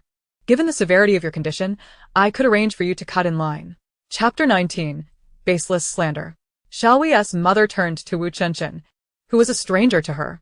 However, noticing the designer clothes and accessories adorning Wu, she surmised that Wu hailed from a well-off background. Thus, she tempered her harshness towards Jiang Suisui and instead, with suppressed anger, said, "Young lady, don't be ungrateful. I've known this vendor for ages. Her parents are deceased, and she is disabled. She lacks education and skills, surviving by scavenging rubbish. Think about it. Would you dare eat food prepared by someone living in a slum, covered in grime and teeming with bacteria?" The moment those words left her lips, 2 of the customers who had been waiting to place their orders furrowed their brows and inquired whether Jiang Suisui could refund their orders. One customer, who had just inserted a straw into the sour plum soup, tossed the cup into the trash, exclaiming, "Goodness, how filthy. If I had known, I wouldn't have purchased it for 10-star coins." Seeing their reaction, Xiaoyi's mother felt a surge of triumph and continued unabated, "That's right. I'm looking out for you. I'd hate for you to catch a disease from these 3 rats emerging from a garbage heap, only to regret it later." As the crowd around them swelled, it became evident that they weren't there to place orders, but were intrigued by the spectacle. They pointed at Jiang Suisui, some observing that her food truck appeared quite clean and well-kept, unlike the filthy, bacteria-laden establishment they had been warned about. Others, however, remained skeptical, suspecting that the outward appearance masked poor-quality oil, inferior meat, or even shoddy condiments inside. Jiang Suisui, sensing the shift in the atmosphere, interjected, "I am permitted to operate this stall because I possess a health certificate, and my stall has been granted a sanitation permit. Furthermore, it has been approved by the Urban Management Department." "Are you insinuating that the Urban Management Department is at fault for your baseless accusations?" Xiaoyi's mother momentarily faltered. Realizing she had been too consumed with anger over Jiang Suisui's prior interference in her son's academic record to consider that Jiang had indeed passed all necessary inspections to operate a stall in the designated area. However, retreating was not an option now. After all, what right did a mere scavenger have to hold power over her? Holding her head high, she scrutinized Jiang Suisui for a moment before sneering. Who knows what a person as impoverished as you, who can barely afford a meal, might resort to for profit? There are bound to be a few unscrupulous officials among them. No sooner had she spoken than a cup of sour plum soup splashed onto her, drenching her entirely, leaving her as soggy as a drowned rat. Wu Chenchen, holding the empty cup, remarked, "Have you eaten too much excrement to have such a foul mouth? Keep slandering, and I'll have you arrested." Shall we's mother wiped her face, nearly beside herself with rage. "Go ahead, call the police. I haven't slandered anyone. She's nothing but a rubbish collector. If the police come, they will see I've spoken nothing but the truth." Wu Chenchen rolled her eyes and retorted, "It seems you truly ought to consult a neurologist. This young lady, Miss Jiang, is actually the chef at our Qixing Star kindergarten cafeteria, and she's merely running a side business." Shall we's mother's eyes widened in disbelief. The onlookers were equally astonished. Most of them were residents of Zhuke City and knew that Qixing Star kindergarten was the finest in the area. Naturally, the cafeteria would be pristine and hygienic, a bastion of quality. If Jiang Suisui truly was the chef there, she could not possibly be the unsanitary, bacteria-ridden individual Shao We's mother had depicted. In an instant, many in the crowd regarded Jiang Suisui with newfound curiosity, surprise, and skepticism. Shao We's mother, however, remained unconvinced by Wu Chenchen's claims and scoffed dismissively. "Just because you say she is, doesn't make it true. You could blow a cow to the heavens." After all, Wu Chenchen lacked evidence to substantiate her claims regarding Jiang Suisui. Moreover, Jiang had yet to be officially employed and was not a certified chef. Thus, even though Wu Chenchen wished to defend Jiang, she found herself at a loss for words. Noticing Wu Chenchen's silence, Shao We's mother grew emboldened, declaring, "Look at that. Still claiming she's the chef at Qixing Star kindergarten without any proof. Who says there's no evidence?" Suddenly, a woman clad in casual attire with flowing long hair stepped forward from the crowd. She gracefully addressed everyone, "Greetings, I am Cheng Yi, the principal of Qixing Star kindergarten. I can affirm that Miss Jiang, who is running a stall here, is indeed a staff member in our cafeteria. If you doubt my words, feel free to visit the Qixing Star kindergarten official website, where you'll find my biography and videos." Some in the crowd who recognized Cheng Yi could not contain their excitement, exclaiming, "Indeed, that's the principal of Qixing Star kindergarten. My child attends that school." Cheng Yi smiled warmly and greeted the parent. "Hello, it's a pleasure to see you here." Upon seeing Cheng Yi, Wu Chenchen quickly said, "Principal, thank goodness you're here. Otherwise, Jiang Suisui would have been wronged. She's merely trying to run a side business, but has been harassed and slandered by that madwoman. It's utterly ridiculous." Cheng Yi gently patted Wu Chenchen's shoulder in reassurance and turned to Shao We's mother, stating, "Madam, if you continue to slander and insult my staff, don't blame me for seeking legal counsel." Shao We's mother had once aspired to enroll Lu Xiaowei at Qixing Star kindergarten, so she was well acquainted with the institution, including its principal, Cheng Yi. In her efforts to secure a spot for her child, she had repeatedly attempted to arrange meetings with Cheng, all of which had been rebuffed. The one time Cheng did meet her, upon learning of her intentions to exploit connections for admission, she had left without a word, offering no courtesy whatsoever. After that, all her attempts to contact Cheng had gone unanswered. To her astonishment, the principal, who had once disregarded her, was now defending the very Jiang Suisui she looked down upon. Confusion mingled with resentment within her. Just as she pondered how to escalate the situation further, her companions lowered their voices. "Well, Shao We's mother, I suddenly remembered that I have something to attend to, so I shall take my leave now." After her friend concluded, she grasped her child and squeezed through the crowd, seemingly eager to escape. It was a solitary battle for her, while on Jiang Suisui's side, not only was there Cheng Yi providing support, but soon several women appeared as well. They were all staff members from Qixing kindergarten, each presenting valid identification to substantiate their claims. At this juncture, even if Shao We's mother wished to create a ruckus, she found herself at a loss. Additionally, the patrolling security guards arrived, and after gathering the situation from Jiang Suisui, they promptly decided to escort Shao We's mother away under the pretext of maliciously disrupting the night market. Shao We's mother, in a state of panic, shouted, "Don't touch me. Do you know who my husband is? Be careful, or I'll have him fire you. The security, unfazed, indicated that if she continued to resist cooperation, they would have to call in the enforcement team. The enforcement team referred to the police, and Xiaohui's mother utterly wilted, leaving with a dejected expression alongside Lu Xiaohui and the security guards. With the excitement dissipating, the crowd began to thin. Chengyi then turned to Jiang Suisui with a smile, inquiring, "Little Jiang, why didn't you inform me about your stall? Teacher, you had mentioned to me in a report, and I was quite intrigued by the little crispy meat you were preparing." Chapter 20. I shall not sell you anything further. Jiang Suisui felt immensely grateful for Chengyi's timely assistance. Without hesitation, she retrieved 2 tea eggs from the rice cooker, packaged them neatly, and handed them to Chengyi. "Director, the crispy meat will take a few minutes to prepare. Please enjoy these tea eggs in the meantime." In truth, Chengyi was not there solely for the crispy meat. She had merely heard from Sister Zhong in the HR department that Jiang Suisui would be setting up a stall at Hongfeng Park. Besides Sister Zhong, several other staff members had also expressed interest in visiting. As it happened, Chengyi had no pressing engagements that evening and enjoyed a good rapport with Sister Zhong, prompting her to join. Thus, when Jiang Suisui offered the tea eggs, Chengyi's instinct was to decline. However, the enticing aroma of tea wafting through the air prompted her to accept without a second thought. Seeing this, Sister Zhong quickly turned to Jiang Suisui, who was readying her apron, and said, "Little Jiang, may I have a tea egg as well?" Before Jiang Suisui could respond, Chengyi proactively divided a tea egg and offered it to Sister Zhong. "I haven't eaten much this evening, and I plan to indulge in the crispy meat later." 2 tea eggs would be excessive, Chengyi remarked with a smile towards Jiang Suisui, then glanced at the other employees. "Feel free to order whatever you like. I'll reimburse each of you later, so please don't hesitate." The accompanying staff members were instantly elated, expressing their gratitude to Chengyi as they eagerly began placing their orders. Jiang Suisui understood that Chengyi was supporting her, and in return, she made sure to offer Chengyi a particularly generous portion of crispy meat. As the sizzling sound emanated from the frying pan, Chengyi, who initially had little appetite, found herself craving the food. She picked up a tea egg, its deep brown shell adorned with delicate cracks, glistening with tantalizing amber juices. The rich aroma of the marinade mingled with a hint of tea fragrance wafted through the air. Quietly, Chengyi peeled away the shell, revealing the tea egg nestled within. It gleamed with an enticing sheen, its light brown hue reminiscent of amber, undeniably appealing. Taking a bite, the savory and delicious flavors enveloped her palate. The egg white was tender, while the yolk was soft. Beyond the marinade's deliciousness, there was a perfectly balanced hint of meaty aroma.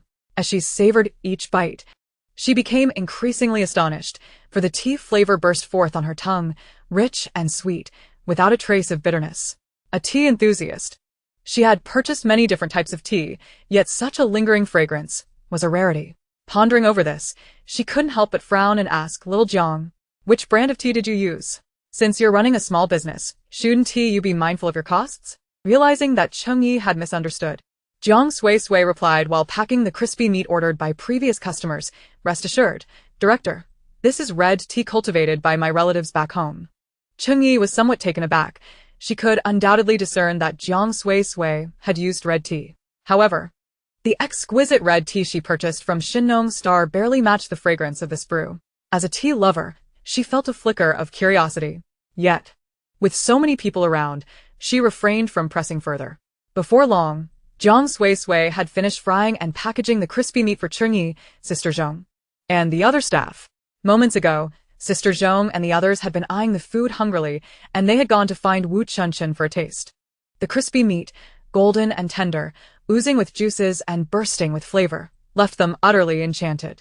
Upon receiving their share, they eagerly dug in. "This is so delicious. Suisui, when will you be officially hired?" "No, when will you become the head chef of Group 4? I wish I could eat your food every day." What? "This crispy meat is not greasy at all, and it just gets better with each bite.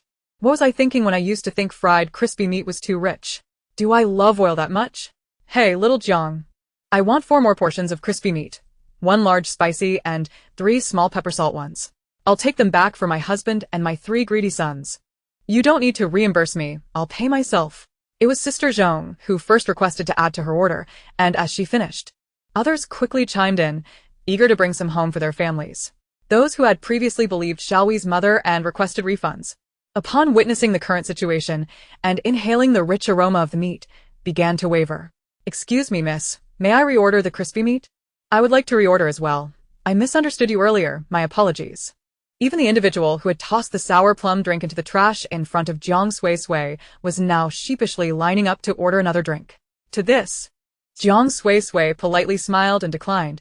"I'm sorry, but I will not sell you anything further." One of those who had requested a refund protested. "On what grounds? What right do you have to deny us? Such small-mindedness in business. I doubt you'll last long." Wu Chunchen, known for her fiery temper, retorted sharply. "Who would dare sell you food? You'd scare off all the customers." The individual turned a shade of green with anger. "I suspect you are all just her hired hands. Her food must be terrible, which is why she won't let us genuine customers buy." However, no one believed this accusation. Anyone with a nose could detect just how fragrant Jiang Suisui's crispy meat was. Even the dog being walked by a customer sat in front of Jiang Suisui's stall, panting and drooling. As the individual appeared intent on causing further trouble, Jiang Suisui calmly stated, "If you continue to create a scene, I will call security." Recalling the woeful sight of Xiaohui's mother being escorted away by security, the person, along with the others who had requested refunds, hastily departed. Peace was finally restored. A new wave of curious customers formed a line, placing orders for crispy meat, tea eggs, and sour plum drinks. Busy until after 9 o'clock in the evening, Jiang Suisui sold out all the ingredients she had prepared. It being her first day of setting up a stall, she intended to gauge foot traffic and, to avoid waste, had not prepared in excess. Cheng Yi and the others had left earlier, and now, after tidying up with Jiang Xingran and Jiang Yue, they set off home in the food truck. Sister. How did we do today?" Upon arriving home, Jiang Xingran eagerly inquired. Jiang Suisui smiled and replied, "You all performed wonderfully. Thank you for your hard work today. Now, Rest up, wash up, and tonight I will tell you a story." While Jiang Yue took the initiative to shower, Jiang Xingran occupied herself by sketching on the coffee table, patiently awaiting her turn. Jiang Suisui activated the holographic screen to scrutinize the day's earnings from her stall. After deducting various expenses, the net income amounted to over 200 star coins. Quite a promising start indeed. If she could manage to keep the stall open until 10:30 and prepare more ingredients, perhaps she could earn 400 to 500 star coins in a single day. Over the course of a month, even accounting for 3 to 4 days off, she could amass more than 10,000 star coins. Coupled with her salary at the Morning Star Kindergarten, her monthly income would approach 20,000 star coins. Life was finally looking up. One could only hope for continued stability and growth. After calculating her earnings, Jiang Suisui began to plan the ingredients she would need for the following day. Chapter 21. Yun Zihua's mother arrives. On Sunday evening, after parking her food cart, Jiang Suisui noticed that the foot traffic in the night market was relatively sparse. She retrieved a piece of braised meat from the rice cooker, meticulously chopped it into small pieces, and combined it with diced green peppers, placing the mixture between 2 freshly steamed flatbreads, one for each of the little ones, Star and Moon, to ensure they were well fed before resuming their work. Last night, she had observed that although she had fed Jiang Xingran and Jiang Yue dinner at 5:30, both would complain of hunger by around 9 o'clock, likely due to their growing bodies needing more sustenance. Thus, she had prepared an extra piece of pork belly today, along with several flatbreads, crafting delicious meat sandwiches to keep the little ones nourished and energized. The pork belly, steeped in savory marinade for nearly a day, was tender and flavorful, with the lean meat being succulent rather than dry, while the fatty portions remained rich without being greasy, releasing an intoxicating aroma. When chopped and mixed together, then drizzled with a generous spoonful of thick braising sauce, it was nothing short of exquisite. The addition of crisp green peppers provided a refreshing hint of spiciness that perfectly cut through the richness of the meat, elevating the overall flavor.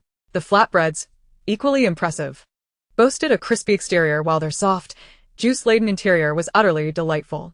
After finishing one, Jiang Suisui washed her hands and prepared to get back to work. At that moment, an unexpected visitor approached her. "Excuse me, are you Jiang Suisui?" Jiang Suisui looked at the woman before her.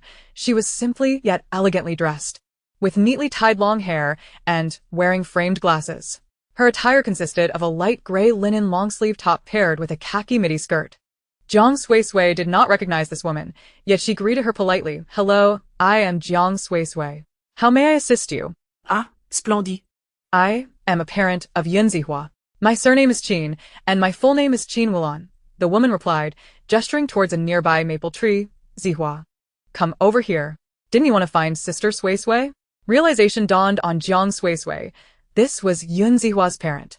With a smile, she acknowledged, It's a pleasure to meet you. I didn't expect to see you here. Qin Wulan, with a gentle yet slightly helpless expression, continued. I had planned to formally visit you next week, but Zihua was so eager to leave the hospital to see you that I could not refuse. He has been crying for your delicious crispy meat since he was in the hospital. I felt quite guilty, so after inquiring with Principal Chung, I learned you were here selling crispy meat and hurriedly brought him along. It seems his cravings were the cause of this visit. Jiang Suisui, following Qin Wulan's gaze towards the maple tree, contemplated for a moment before asking if Zihua preferred a small or large portion of crispy meat, offering flavors of spicy, peppery salt, and original. Having perused the price list, Qin Wulan requested 2 small portions, 1 spicy and 1 with peppery salt, along with 2 cups of sour plum juice. In no time, Jiang Suisui began frying the crispy meat. Jiang Xingran and Jiang Yue also busied themselves. One prepared the sour plum juice for packaging while the other ventured out to deliver it. Jiang Yue first handed a cup to Qin Wulan before making her way to the tree. Although Yun Zihua was hiding behind the tree, he was not entirely concealed. A portion of him visible. Jiang Yue found this amusing but still called out softly, Yun Zihua, here is your sour plum juice. Yun Zihua remained silent, retreating further behind the tree. Timid little thing, Jiang Yue teased, approaching him directly. Here is your sour plum juice. I must return to my duties. Yun Zihua's face flushed crimson as he stammered, I am not timid. Jiang Yue playfully shoved the sour plum juice into Yun Zihua's arms and trotted away. Yun Zihua, flustered, called after her, Are you saying you want to be friends with me now? Upon hearing this, Jiang Yue halted, turning to make a face at him. You haven't even apologized to me and my brother. I want to be your friend. Yun Zihua's face turned even redder, akin to a ripe tomato. He stood there, clutching the sour plum juice, his head bowed in silence. In truth, he had not intended to fight with Jiang Xingran and Jiang Yue. It was simply that during this time, his parents had been preoccupied with work, leaving him in the care of a cold, unfeeling robotic nanny, which made him feel quite miserable. That particular day had been his birthday, yet his parents were too busy to spend time with him, not even bothering to call. Thus, frustration had boiled over, leading to his conflict with Jiang Xingran. Of course, his desire to snatch Jiang Xingran's crispy meat stemmed from his recent arrogance at the kindergarten, unaware that he would encounter someone as formidable as Jiang Yue. Sighing, Qin Wulan reflected, It is indeed our fault as parents. We should not have brought him to Zhuke City only to let robots raise and educate him in our absence. She sighed again, feeling increasingly guilty as she observed Yun Zihua's stubborn expression. This child was spoiled rotten by my in-laws, often running rampant. Recently, my husband and I have been too busy, and just when we managed to rein him in, he has reverted to his old ways. In her attempts to discipline Yun Zihua, Qin Wulan had programmed the emotional settings of the robotic nanny to be strict and unyielding, resulting in a robot that was perpetually cold and, at times, excessively harsh. Little did she know, this approach had quite the opposite effect. While packaging, Jiang Suisui listened attentively and gently suggested, Perhaps you should try to carve out some time to spend with him.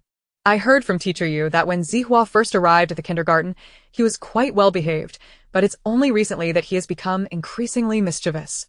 Such behavior often stems from parental neglect, as children may act out to seek attention and affection. Qin Wulan had no prior experience in parenting. Reflecting on her past behavior, she recognized the truth in Jiang Suisui's words. After she and her husband had brought Yun Zihua home, he had indeed been obedient for a time. Yet, as they became consumed by their work, neglecting to care for and nurture him, he became more rebellious, and his mischief only escalated. Taking the neatly packaged crispy meat, she thanked Jiang Suisui. Thank you, Jiang. My husband and I will strive to improve, and I hope you can forgive Zihua's misbehavior.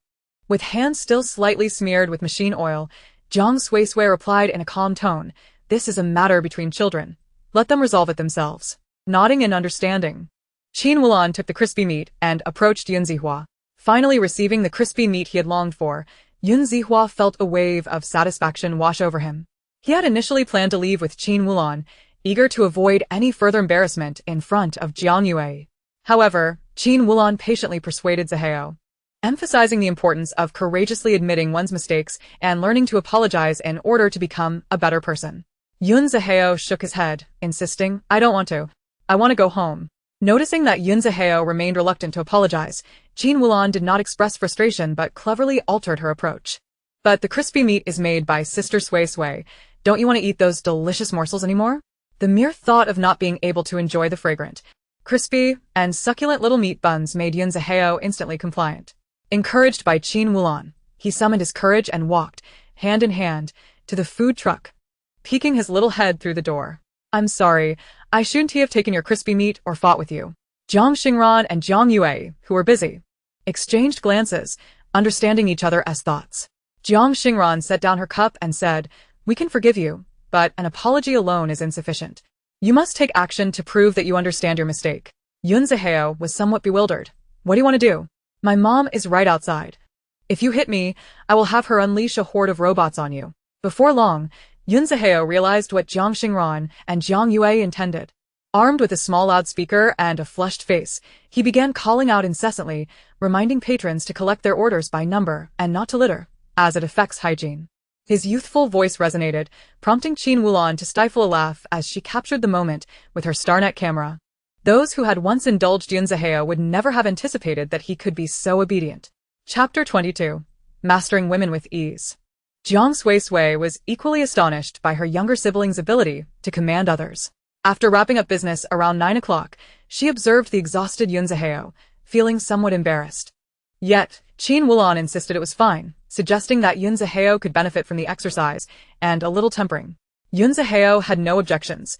In fact, he inquired of Jiang Suisui whether he could return to help the next day. However, he had one condition. He wanted to eat a meat sandwich as well. All right. Jiang Suisui conceded, seeing that Jean Wulan had agreed, leaving her with no further arguments. Then tomorrow at 8 o'clock, let us meet. Yun Zaheo waved cheerfully at Jiang Yue and Jiang Xingran before following Jean Wulan as they departed. After they left, Jiang Suisui tidied up and drove home. After showering and changing into her pajamas, she lay in bed.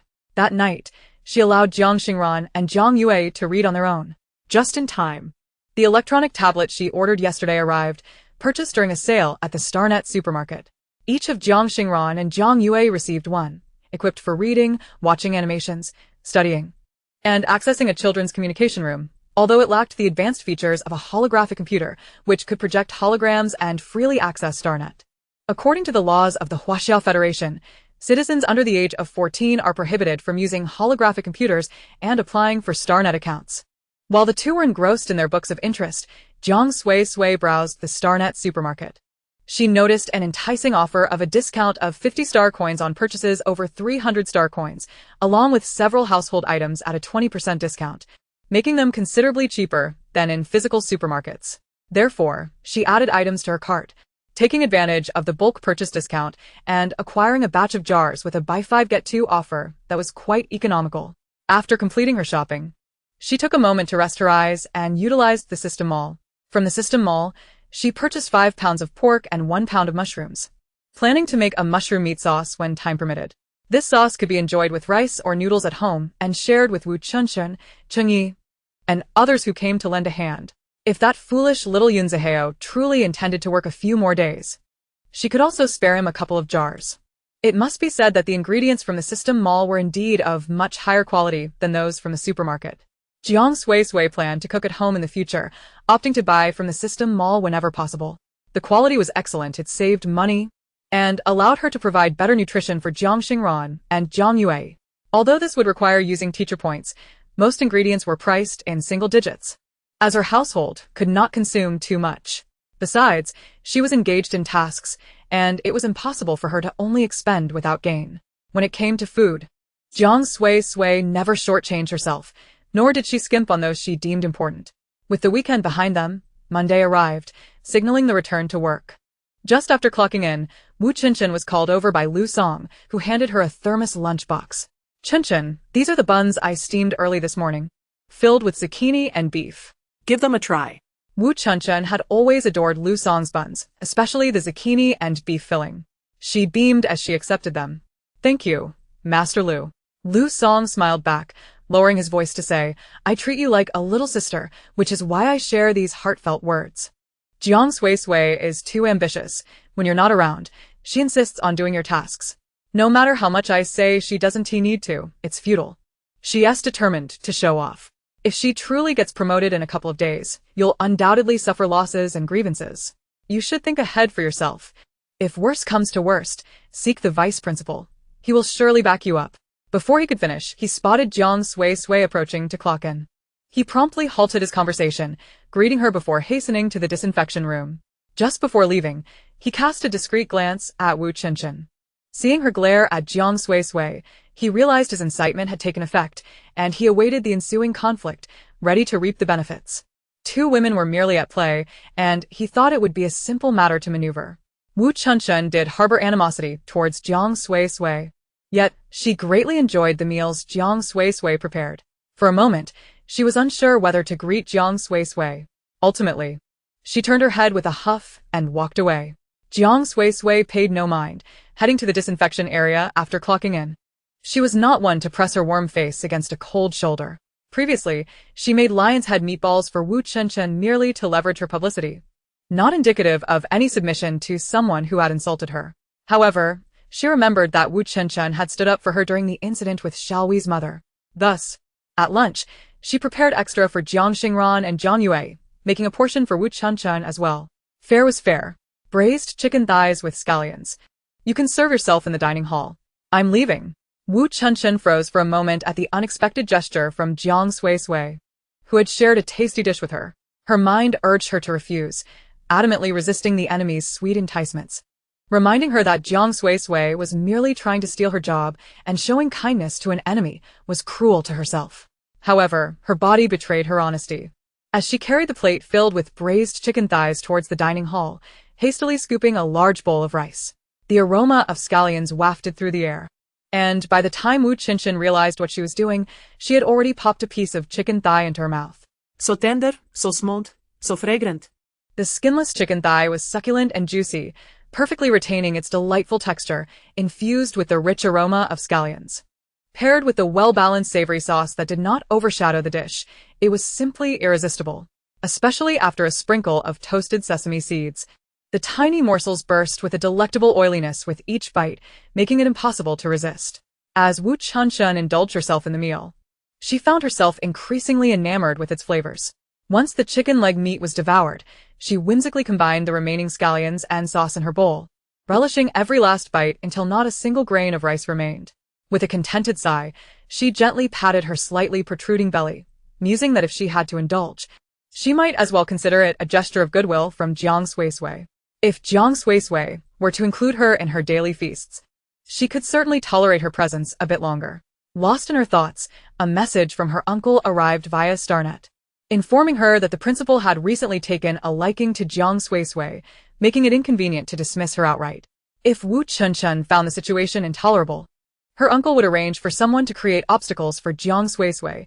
Any mistake on her part would suffice for resolution. Wu Qinshan pursed her lips and replied, "Fine. Considering her unfortunate circumstances, I shall let her off this time." Meanwhile, Jiang Suisui, delivering meals, remained blissfully unaware that a serving of scallion chicken had momentarily shielded her from trouble. Initially intending to return to the cafeteria, she was summoned to the office by Teacher Yu. With sparkling eyes and an excited tone, Teacher Yu pointed at several drawings on the desk, exclaiming, "Little Jiang, did you know that Xingxing possesses remarkable talent in painting?" This revelation was new to Jiang Suisui during the time of the original owner. Life had been too challenging to afford any leisure for the children's hobbies. It was only recently, with some financial freedom, that she took the children shopping, where Jiang Xingran shyly chose the cheapest set of oil pastels. Naturally, she opted for a moderately priced yet high-quality set for Jiang Xingran. As for Jiang Xingran's artistic talent, she had scarcely noticed it, merely aware that the child seemed to enjoy drawing. Noticing Jiang Suisui's confusion, Teacher Yu grew anxious. "Little Jiang, I assure you, Xingxing truly has exceptional talent. I intended to mention this last Friday, but a sudden meeting prevented me from doing so, and by the time I finished, you had already left. I took Xingxing's artwork home, hoping to message you about it. We should enroll him in a painting class to nurture his abilities." "Enrolling in a class is certainly feasible," Jiang Suisui replied. "But I would like to consult the parenting system first to review the student's profile and development plan before making a decision." "However," Teacher Yu continued, "as fate would have it, my grandfather visited and happened to see Xingxing's paintings. He became quite intrigued and wishes to meet Xingxing. If he is impressed, he will take him on as his apprentice. Jiang Suisui was taken aback. Excuse me, teacher Yu. May I inquire if your grandfather is a teacher at the Zhuke City Youth Palace? The background of teacher Yu was not a secret at Qiming Star Kindergarten. But Jiang Suisui had only recently begun her tenure there and was not one to gossip. Thus, she was unaware of who teacher Yu's grandfather was. Teacher Yu quickly realized and explained with an awkward smile that while he was not a teacher there, he had once been a professor at the prestigious Qinglong City Academy of Fine Arts and had received the highest accolades in the art world of the Huaxia Federation. To prevent Jiang Suisui from doubting his credibility and hindering Jiang Xingran's potential, he even opened the screen to search for his grandfather's name on StarNet, displaying the biography for Jiang Suisui. Upon seeing the information, Jiang Suisui was astounded to discover that teacher Yu's grandfather was a towering figure in the art community, renowned and respected by anyone with knowledge of the arts. Suddenly, the system activated, announcing, host, due to student Jiang Xingran's extraordinary talent, a special unlimited time task has been automatically accepted, apprenticeship under Lin Hongyi. Completion will yield rewards, while failure incurs no penalties and can be freely abandoned. Jiang Suisui fell into a contemplative silence. It felt like a stroke of luck akin to a game. Despite her initial skepticism, she genuinely hoped Jiang Xingran would have the opportunity to learn from such a master, provided that Jiang Xingran was willing. Thus, she responded, "Thank you, teacher Yu, for your kind intentions and for your grandfather's appreciation. However, I would like to discuss this with Xingxing first, and if he is agreeable, we can proceed thereafter." Teacher Yu was somewhat taken aback. Most parents would seize the chance for their child to be taken under the wing of such a master without hesitation. However, he soon recognized that Jiang Suisui's response indicated she was not one to prioritize wealth or fame over her child's well-being. With a smile, he replied, "Of course. Discuss it with Xingxing, and let me know once you have made a decision. We will arrange a meeting." Jiang Suisui agreed and exited teacher Yu's office. As fate would have it, she encountered Qin Wulian, who was delivering snacks to Yun Zihua. "Ah, Suisui, you're here too." Qin Wulian greeted warmly. "I just brought some snacks for Zihua, but it seems he doesn't particularly enjoy the pumpkin cakes I made. If it's not too much trouble, could I ask for your advice?" Agreeing to assist, Jiang Suisui led Qin Wulian to the cafeteria. As they ate, Jiang Suisui shared her insights, suggesting that the pumpkin cakes might not be soft enough because they weren't mashed while hot or perhaps lacked glutinous rice flour. Upon hearing this, Qin Wulian's eyes lit up. "I indeed didn't use glutinous rice flour, thinking all-purpose flour would suffice." Their conversation shifted from cooking to children, and eventually, Qin Wulian disclosed some details regarding the recent kidnapping case. The individuals you caught in the act were merely hired thugs. The true mastermind remains under investigation, but leads have emerged. That's why I've taken leave these days to accompany Zihua as much as possible. Jiang Suisui savored a piece of chicken, chewing thoughtfully as she inquired about the police's course of action regarding the apprehended individuals. At the mention of this matter, Qin Wulian's expression turned grim. After the interrogations, they will face legal consequences. They cannot evade justice. When I went in to assist with the investigation, one man kept pleading with me, claiming he single-handedly supported a 4-year-old child and begged for my forgiveness. I refused his request, and he cursed me for being heartless and cruel. But he fails to realize the cruelty he exhibited when he abducted my child.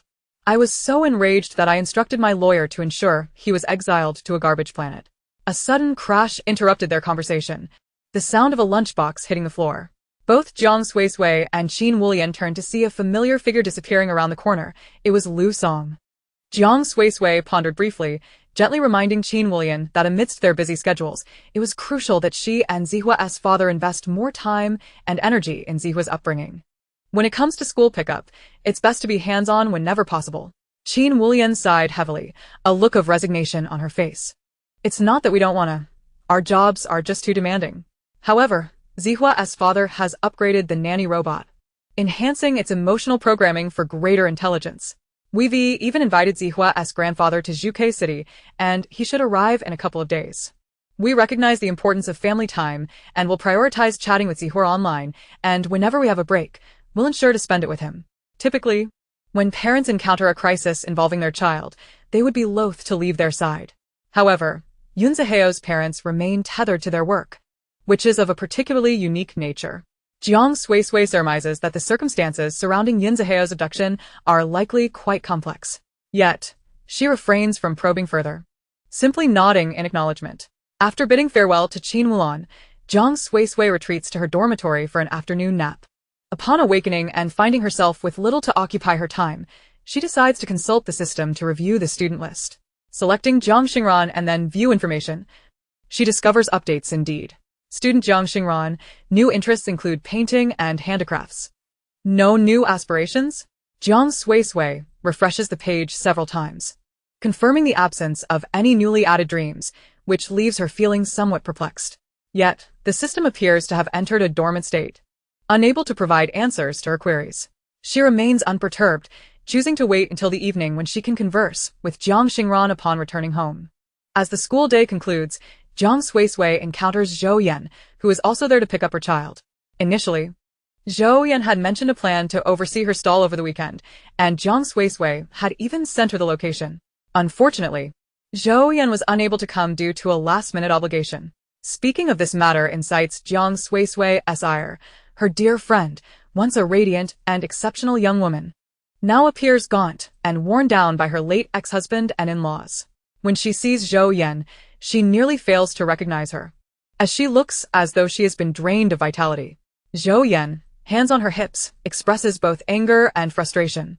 She confides that had Jiang Suisui known earlier about her ex-husband's infidelity and the pressure from her in-laws to leave with nothing, she would have taken action to confront them and prevent such an unjust situation. Noticing the children eavesdropping, Zhou Yan tempers her tone, turning to Jiang Suisui with heartfelt sincerity.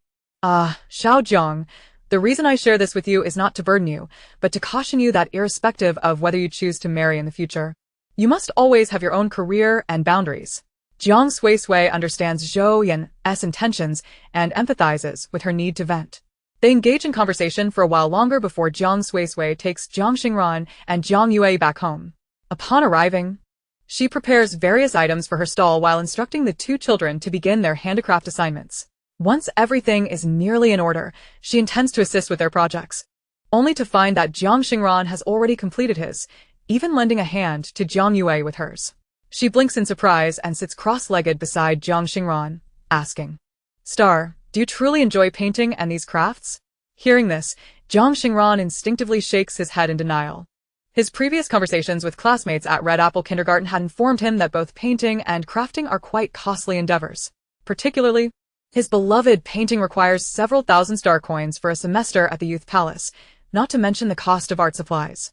Aware of how hard Jiang Suisui works to earn money, he has long made an effort to suppress his interest in painting and crafts.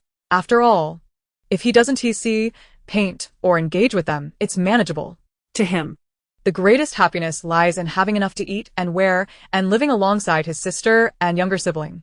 Jiang Suisui gazes intently at Jiang Xingran, reaching out to gently pat his soft hair. "Star, if you lie to your sister, it will make her sad." Jiang Xingran presses his lips together, unwilling to cause Jiang Suisui any distress. He knows that if she becomes upset, tears will flow like pearls, and her eyes will become puffy and uncomfortable.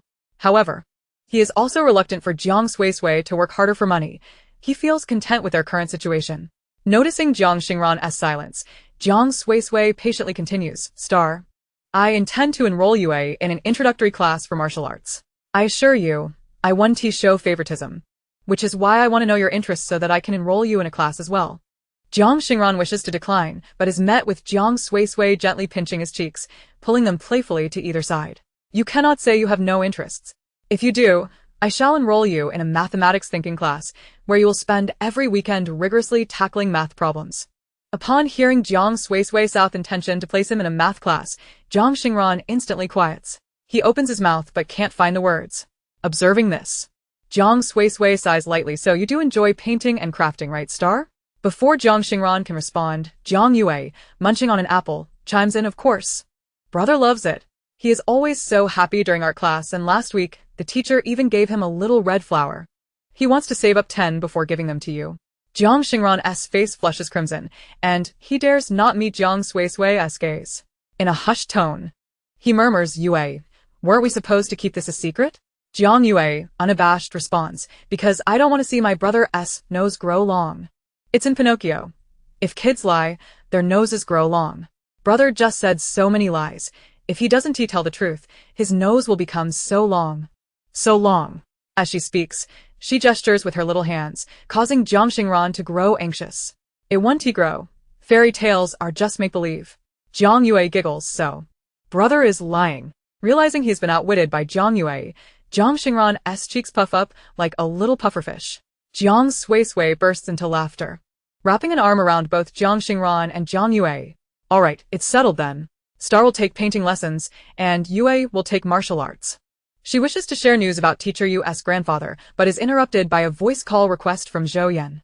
Consequently, she hurriedly answers the call and refrains from mentioning it. Hello, Xiao Jiang.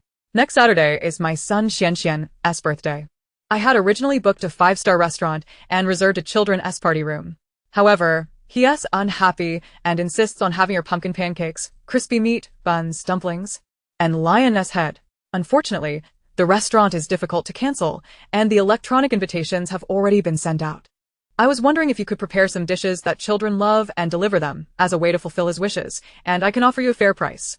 When business comes knocking at the door, it is hard to refuse. Jiang Suisui readily agrees, of course, Sister Yan, just send me the time and location. She inquires about any dietary restrictions or preferences. After a brief pause, Zhou Yan responds, I also sent you and the kids invitations. It's in your email with the time and location. As for the dishes, just use your discretion. I trust your judgment. However, if I must specify, I do enjoy spicy boiled pork slices, spicy hot pot, and extremely spicy chicken feet. Haha. The implications of her request are almost palpable. Jiang Suisui suppresses a chuckle. Very well, I shall arrange it accordingly. Oh, how I appreciate your forthrightness, Zhou Yan remarked, unable to suppress a sigh as she continued. My best friend will also be bringing her child.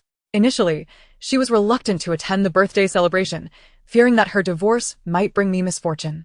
It nearly drove me to the brink of exasperation. In this age of interstellar exploration, how can there still be individuals clinging to such superstitions?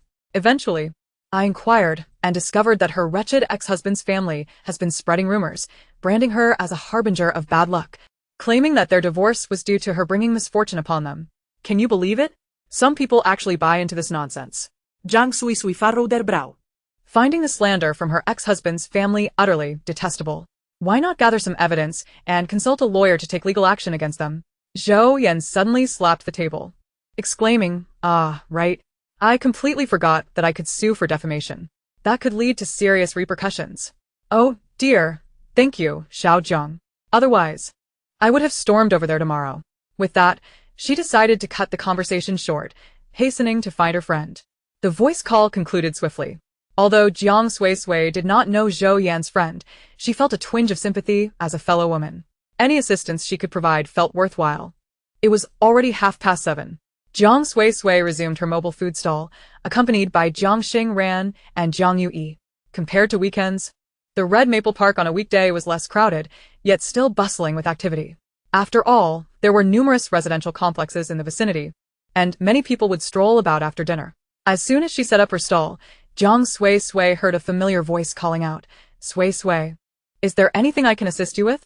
Qin Wulan, donned in a floral sundress, had just spoken when Yunzi Hao eagerly dashed to the entrance of the food truck.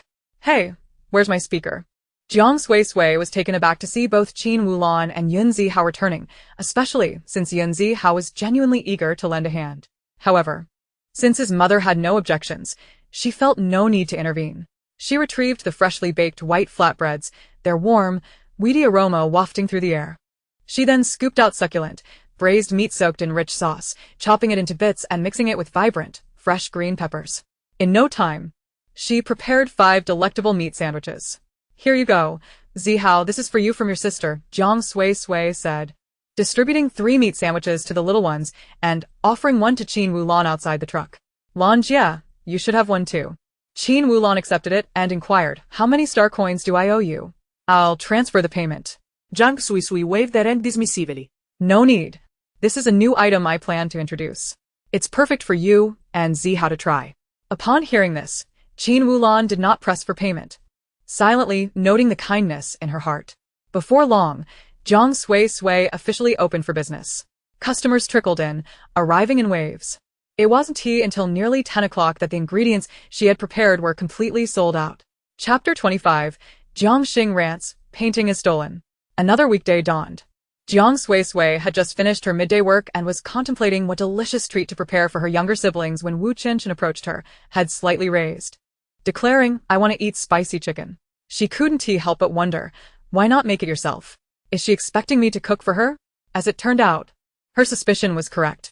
Wu Qinshan's expression momentarily stiffened before she irritably retorted, I meant for you to make it. On what grounds? Jiang Suisui shot her a glance. Are you my boss? Or, did you pay me for a service? If neither, why should I cook for you? Wu Qinshan was taken aback that Jiang Suisui dared to confront her.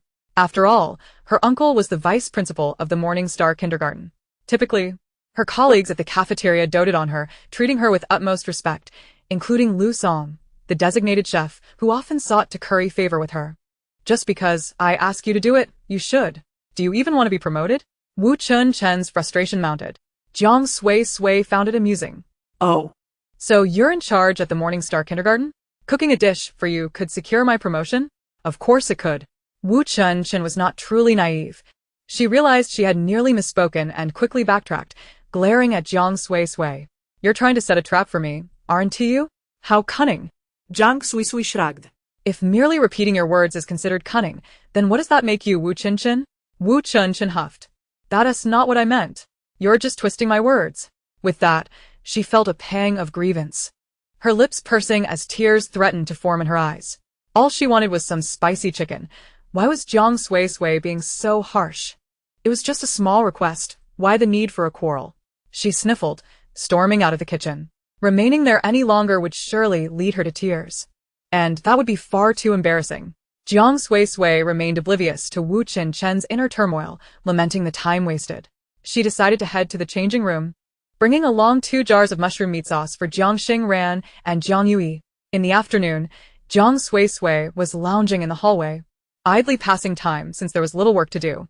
She was contemplating a development plan for Jiang Xingran when an employee approached her. Xiao Jiang. Someone is looking for you in the hall. Thinking it might be Qin Wulan or Zhou Yan, she went to investigate, only to find an elderly gentleman with thinning white hair awaiting her. Upon her arrival, the old man scrutinized her intently, his expression serious. You must be Jiang Suisui, the sister of Jiang Xingran. Upon hearing this, Jiang Suisui felt a flicker of realization. She seated herself across from the elderly man. Hello, I am Xingran's sister. May I inquire what brings you here? The elderly gentleman regarded her with a hint of skepticism, observing her for a considerable moment before responding. You bear no resemblance to Jiang Xingran at all. Jiang Suisui dismissed his comment, understanding that as an adult, she would hardly resemble a child. May I ask, are you Grandpa Lin, the grandfather of Teacher Yu? He nodded slightly, pride evident in his demeanor as he scrutinized Jiang Suisui. Indeed.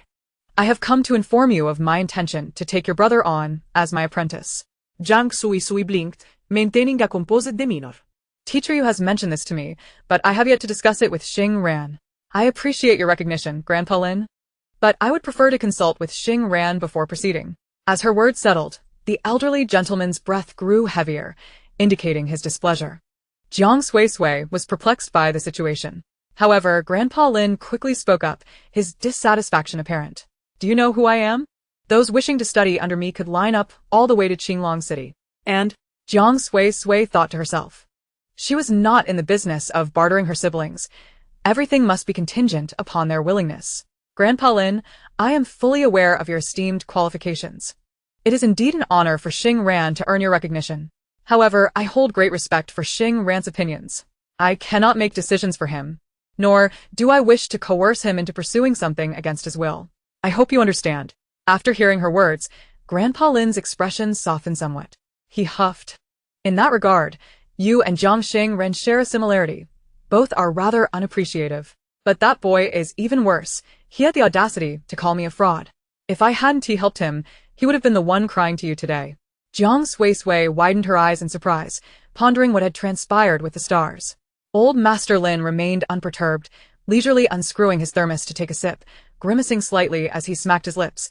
Tea that had steeped too long was indeed unpalatable, and it was best enjoyed freshly brewed. Observing this, Jiang Suisui felt an urge to rise and seek out Jiang Xingran in the teaching building. Only then did old Master Lin raise a hand, gesturing for her to remain seated, reassuring her that everything was fine with him around. It appeared that a thoughtless little rascal had pilfered her brother's artwork and submitted it under his own name. Her brother had complained to the substitute teacher, only to be met with the audacity of that little thief retaliating. In old Master Lin's view, the substitute teacher was laughably foolish. Believing that a child from a less privileged background could not possibly possess the artistic sensibility to create such a spirited piece, and actually thinking Jiang Xingran was slandering him. With a dismissive smile, old Master Lin shook his thermos and turned to Jiang Suisui, inquiring if she had any fine tea on hand. Suppressing her anxiety, Jiang Suisui took a deep breath and replied, "Yes, Grandpa Lin, please wait a moment." Observing old Master Lin's relaxed demeanor and recalling his high regard for Jiang Xingran, she estimated that her brother's troubles had likely been resolved, easing her worries. Thus, she proceeded to the changing room and exchanged some green tea at the system shop.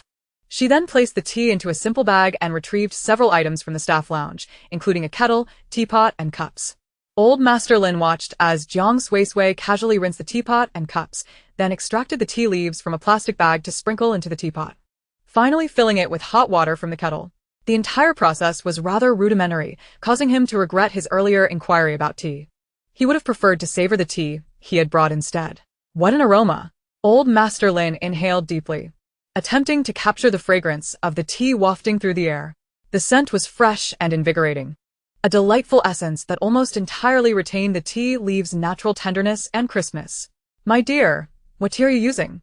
Is it a new variety from Shinong Star?" Old Master Lin mused, marveling at how such a delicate fragrance could emerge from such a hasty brewing method. Clearly, Jiang Suisui held him in high regard, otherwise, she would not have offered him such exquisite green tea that he had seldom tasted himself.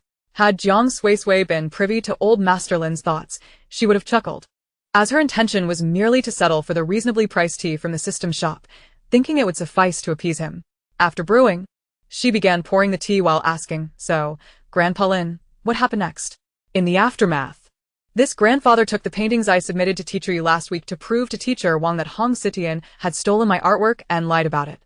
Jiang Xingran recounted the entire episode to Jiang Suisui as they stood in the corridor. Although Jiang Suisui had already heard the account from old Master Lin that afternoon, a sense of dissatisfaction lingered within her.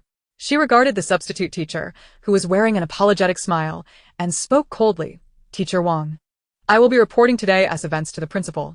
The reason she chose to halt her conversation with the seemingly aimless individual was that Li Ji believed he needed a lackey to run errands. Stranger still was the situation in the physical education college, where everyone was preparing for the National College Student Games. An athlete had encountered an accident while throwing a shot put. "Boss, do you seem troubled?" Wang Ruihu hesitated before looking up at Li Ji and asking. Gao Jun nodded with a smile, acknowledging that the director was indeed exceptional. On-site testing could reveal if the cup contained poison, which would suffice to prove that the deceased had not succumbed to acute alcohol poisoning but had instead been poisoned. Liang Herong, aware that time was of the essence, forcefully pushed Zhao Yanshou out of the tent, coincidentally colliding with the soldiers charging forward. When Liang Herong turned to look again, Yi Liguang had vanished without a trace. A chitin guard surrounded him, wielding two massive maces. This individual was none other than Helian Tian. Examine those celebrities embroiled in drug use, infidelity, tax evasion, and illegal activities. Their notoriety can be reduced to a mere news article, and even the most devoted fans may swiftly turn against them. In essence, elevating you is simple, yet extinguishing you is even easier. Thus, she leapt into the air, harnessing the force of her descent to execute a downward kick, which proved more powerful than one generated from her waist and abdomen. Fortunately, through analysis, he deduced that the adversary's previous assault, where he had been struck twice, stemmed from his disruption of their superstitious promotion on campus, prompting their vengeful retaliation. The territory management of the Holly Rock Empire involved the repatriation of numerous captive soldiers, establishing stable logistical support channels, training and reorganizing existing legions, auditing and arranging the surrendering forces, repairing countless pieces of armor, ensuring ample military provisions, and securing the wintering of ferocious beast mounts, among other preparations. "Do not move." Suddenly, the red demon appeared out of nowhere, gazing up at the dazzling purple light with evident excitement. In the center, amidst a sea of countless bones, stood a lotus platform bearing a dilapidated samurai sword, marred with dozens of nicks and a tattered handle, the entire blade covered in rust. Qin Ke steadied her nerves and searched her contacts for her elder brother Qin Yu's number to call. Among the elite of the Ji character clan, Ji Qing was undoubtedly the most eccentric. His temperament was capricious, and one would need to offer a substantial price to solicit his assistance. Shortly thereafter, a high-pitched scream pierced the air, reminiscent of a dragon's roar, albeit imperfect, as if it had yet to fully transform into a divine dragon. The air was thin and suffocating, and Xiao Muron yearned to escape, yet was uncertain of where to flee. Shi blinked her large eyes, nodding in disappointment before subtly glancing back at Tian Xiaocheng's position. Upon hearing this, Wang Yanran trembled slightly, biting her lip tightly, her eyes turning red without uttering a word. For this reason, Xian Yan specifically appointed Ruo Shi as the chief tax officer for the battlefield. Despite the seemingly unremarkable title, the authority it conferred was unimaginable. However, when Song Shui beheld Wu Qing transforming into a winged serpent, she was astonished, despite her dragon's soul sensing that Wu Qing's bloodline was incomplete at that moment. Previously, Su Mu had also noted that the more pristine a grave was, the more intact and clean the paper figures within it would be, and indeed, this proved true. To strip him of everything he possessed, casting him down to the very depths of society, would perhaps be the most excruciating punishment for him. Chapter 27. Jiang Suisui's pettiness. Disrupting one set of rules inevitably incurs punishment under another. Within this intricate web, even the highest tier of teleportation loses its efficacy. Just as the gun's muzzle was poised to pierce Fang Zheng's heart, he suddenly moved, merely shifting his body slightly and extending his hand to delicately pinch the gun's barrel between his fingers, astonishingly halting it. Under Qing Chan's guidance, the three of them navigated the night, arriving before a resplendent hall. Yi Feihua gazed at the text on the table for a moment before her attention shifted to the nearby tiger tooth. "My lord, we understand." Upon hearing Gu Fei's words, the four individuals raised their brows, smiles breaking forth on their faces. Add the rinsed goji berries to the pot 10 minutes before serving, stirring vigorously over high heat until the broth is fragrant. The cat wept inconsolably, and for a fleeting moment, I yearned to turn back, to hold her in my embrace and comfort her, assuring her that there was no need for tears. Yet I refrained. I detest deceit, especially when it comes from those I cherish. At that moment, the 30,000 soldiers from the 1st, 2nd, and 3rd armies of the Qingshan Principality, stationed at the outskirts of the sect, received the news and hastened to provide assistance. Upon his arrival at the Mingyue Tower, Ling Yunhao was promptly summoned by Shi Zhongshan, where he was once again graced by the presence of Miao Qingqing. Despite it not being their first encounter, Ling Yunhao was still struck by an overwhelming sense of awe. As the epoch shifted, the energy within the world gradually waned, and no extraordinary talents had emerged from the prominent clans.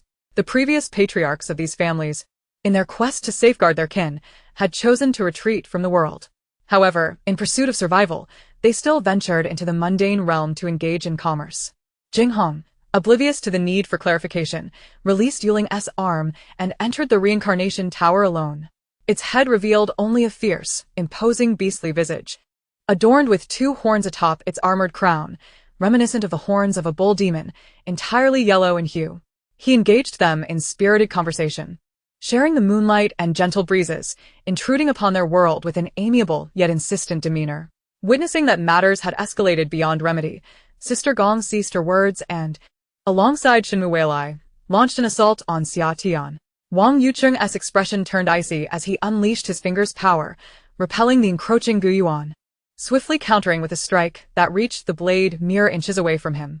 Such declarations elevated the atmosphere considerably. The mindless fans were once again deceived, their gazes towards Qin Mo now laced with disdain. Ji's countenance shifted dramatically, as his body suddenly felt heavy. Realization dawned. They were ambushed. "Your lives are of little value. You may choose not to ransom yourselves, for this heir shall not force you," Lanjing stated with an indifferent tone. Understanding the intricacies of the situation, Suyi felt it was feasible to negotiate terms. "Unless you can acquire a certain level of influence and receive a recommendation from a star monarch," Lin Xingdao remarked. As a grade star weapon, the 3 Corpses fan was already quite comprehensive in its offensive capabilities, with the Blade Ghost serving as a means employed by Yin Gongzi to contend with individuals like Yang Ji. Simultaneously, he focused his intent, activating a treasured item, which enveloped him in a radiant golden barrier. Having casually purchased some shaved ice to cool himself, Mu Yuanxiang finally directed his gaze towards the competition venue.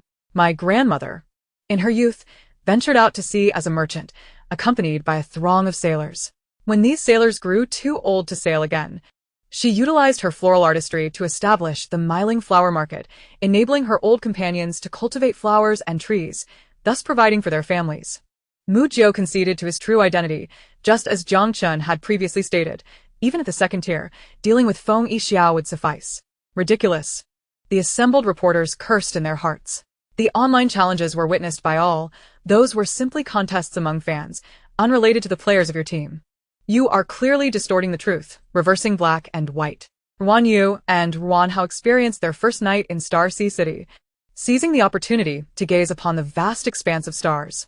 Although Taizhan was referred to as a mountain, it was merely a highland with abundant water sources. Any area with water on the grassland was prime real estate, making it an ideal settlement. From the foot of the mountain began a broad pasture, with the camp of Wang Wei's First Army a mere 7 or 8 miles ahead. Valakama was unable to arrive due to the national mobilization order issued by the Guotai government, summoning all troops on leave and reserves to Zhongzhou in preparation for a full-scale assault against the enemy. The Eastern Zhou forces had relayed the news of the impending offensive via the Ancestral Hall, with both sides set to converge at Weisun Square. Alas, did Goda Duck leap too high? Everything seemed to stem from a blunder on Goda Duck's part. Kenna almost shared the sentiment, yet upon noticing Aji's beaming smile, she refocused on the arena, eager to observe Goda Duck's next move upon landing.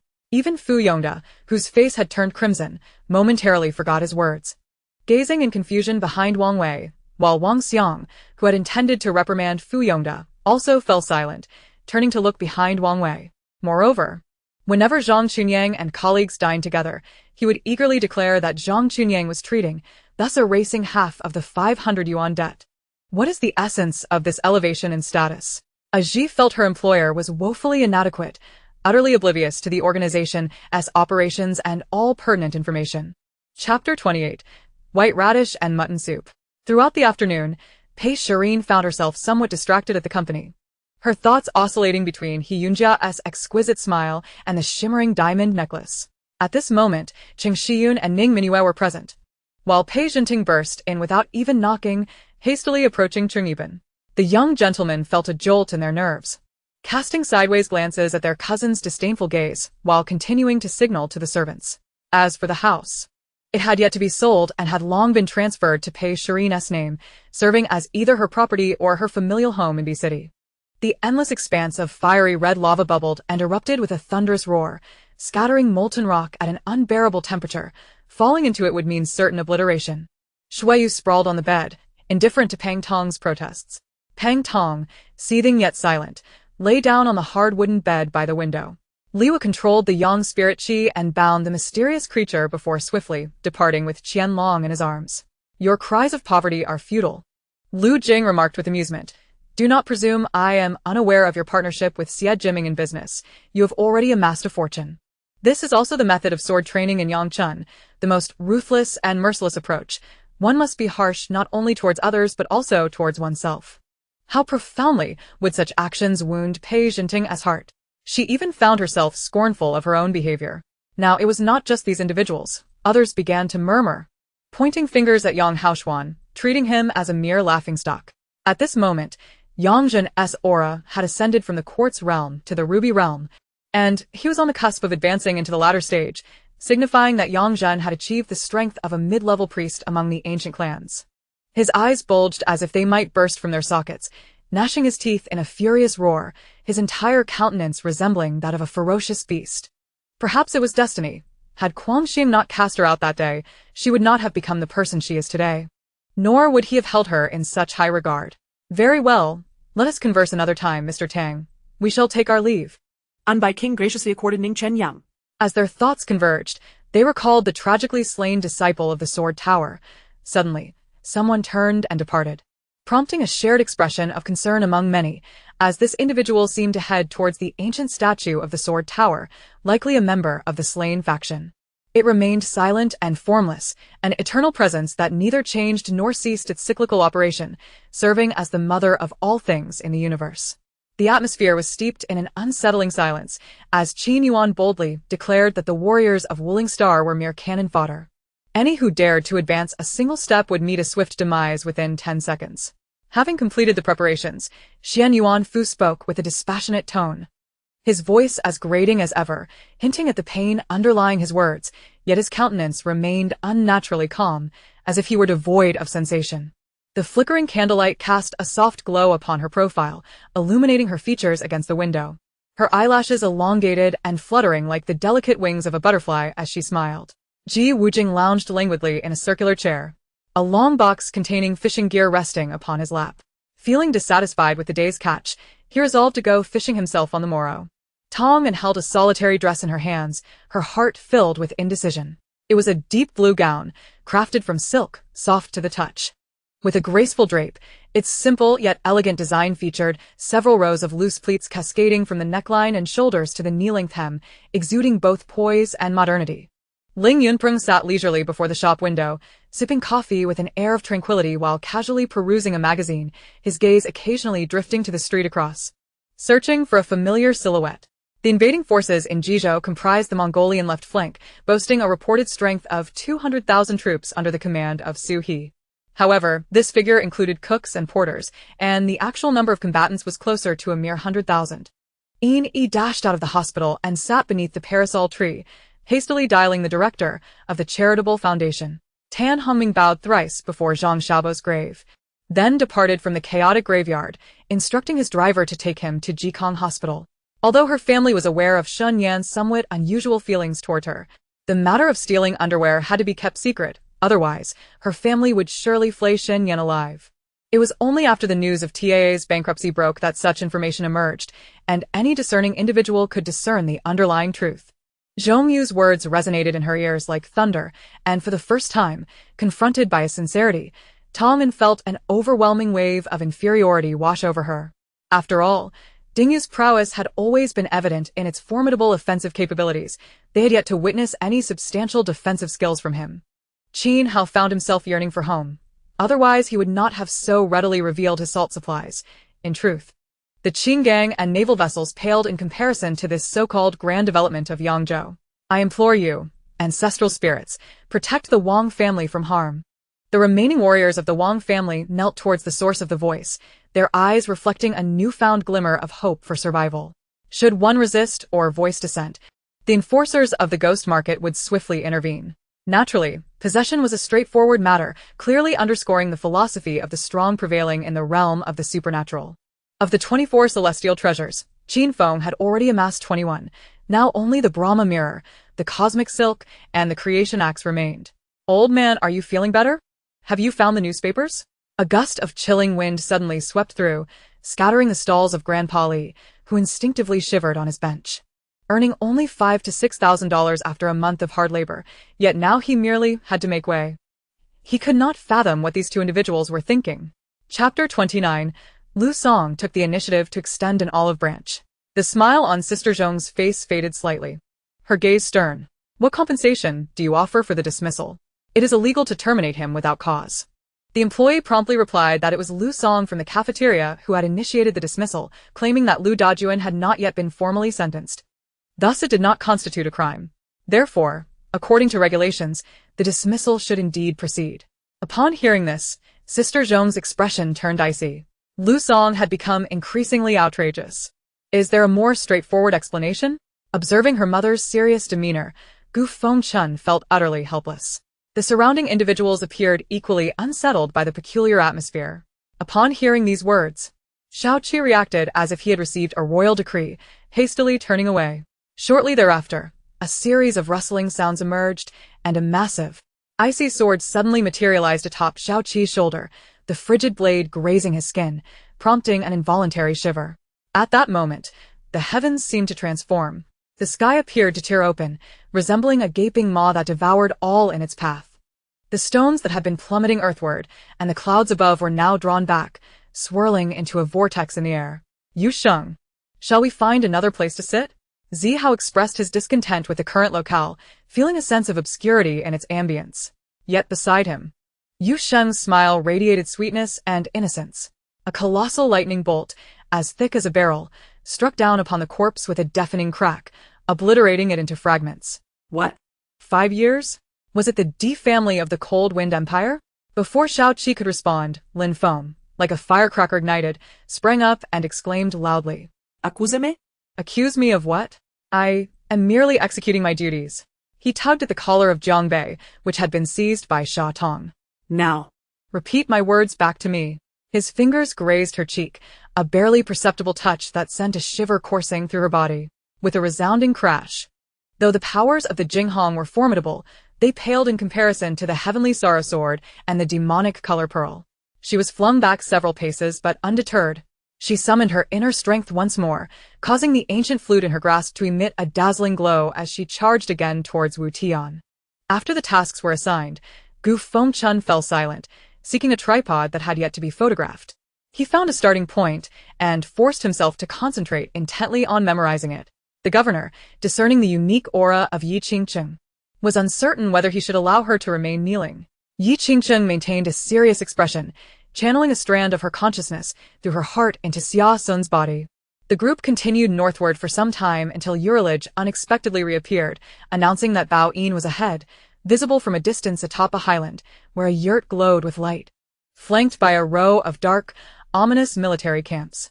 Although those who showed no mercy in battle had greater odds of victory, this dark-faced youth clearly displayed a lack of compassion even towards his own. Moreover, they had only just met. How could he be considered one of their own?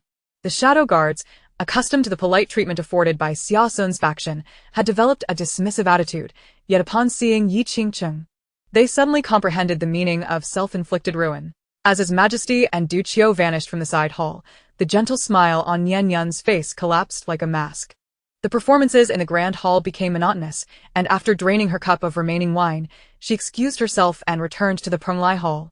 Perhaps realizing that she could not hope to contend with the blood sea serpent, the golden flame divine bird, after some time entangled in combat, abruptly turned and flew away, disappearing into the horizon.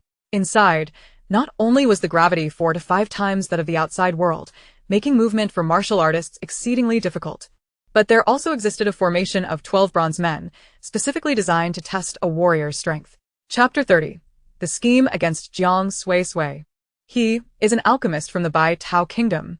It is said that the fierce beast they ride possesses the bloodline of the ancient divine beast Kunpeng. Someone exclaimed in astonishment.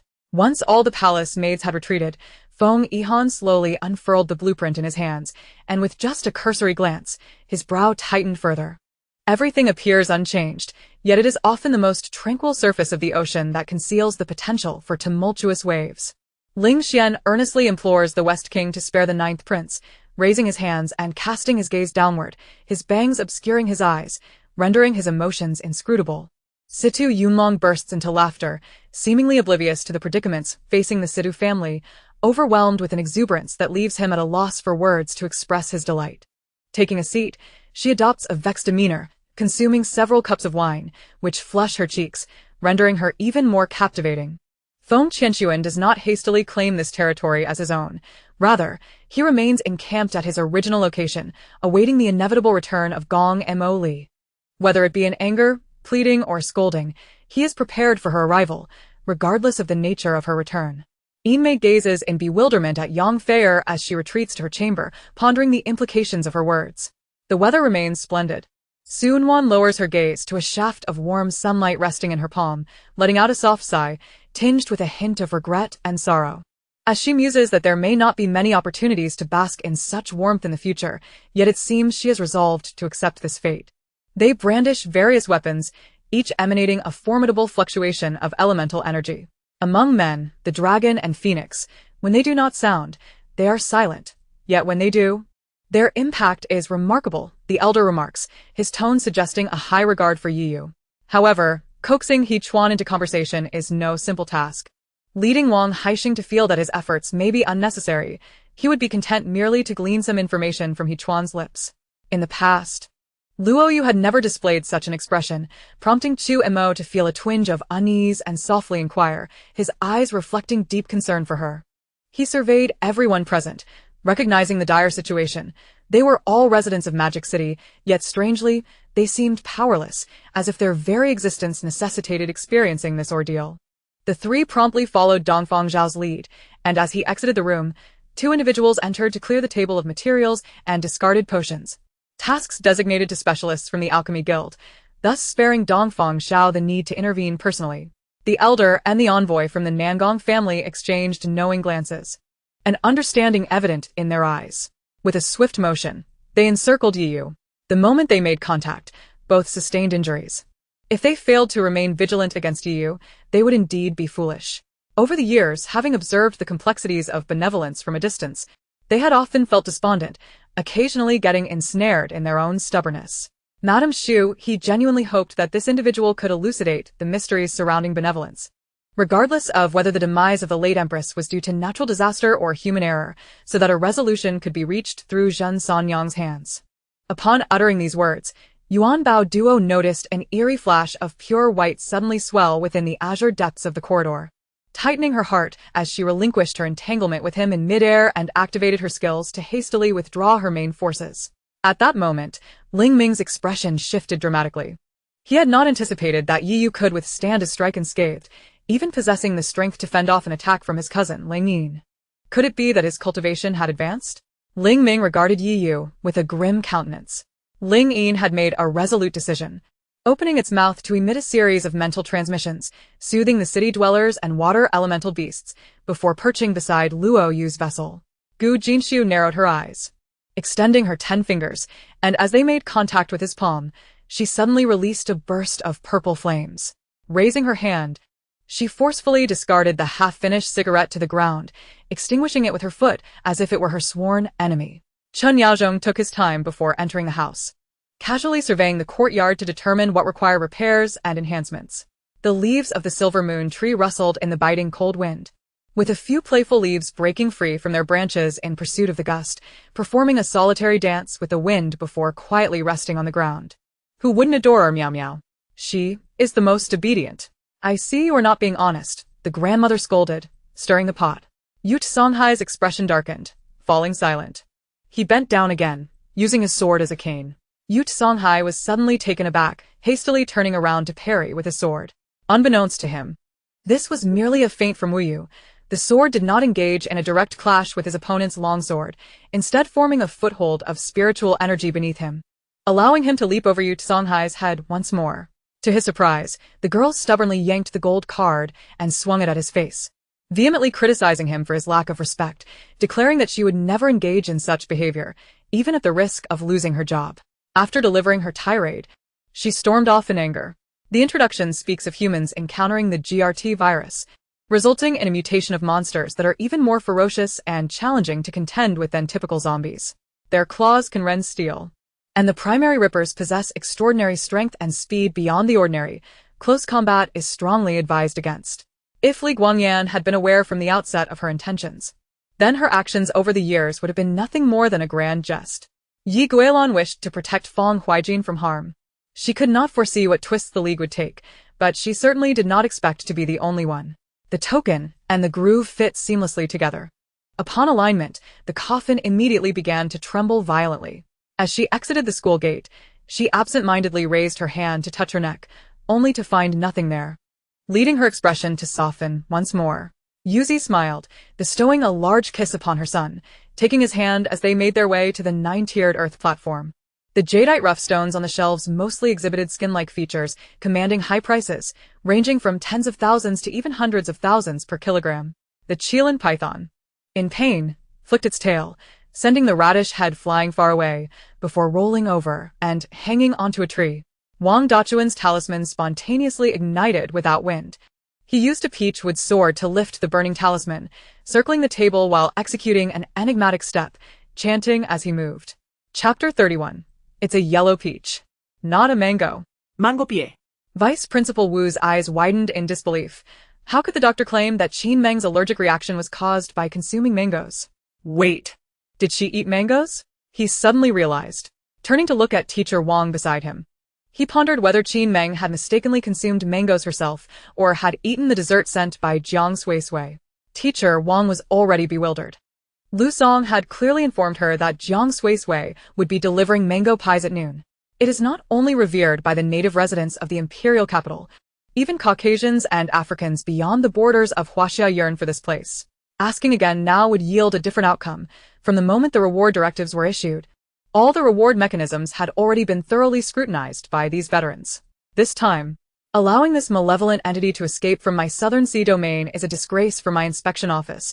Henceforth, all members of the inspection office must muster their spirits, lest they face reproach from above, which I fear would be unpleasant for everyone. The left deputy chief continued. It is evident that if this Xiong Kuai had a personal guard, with his martial prowess, Li Shimin would undoubtedly be unable to capture Do Jiando alive.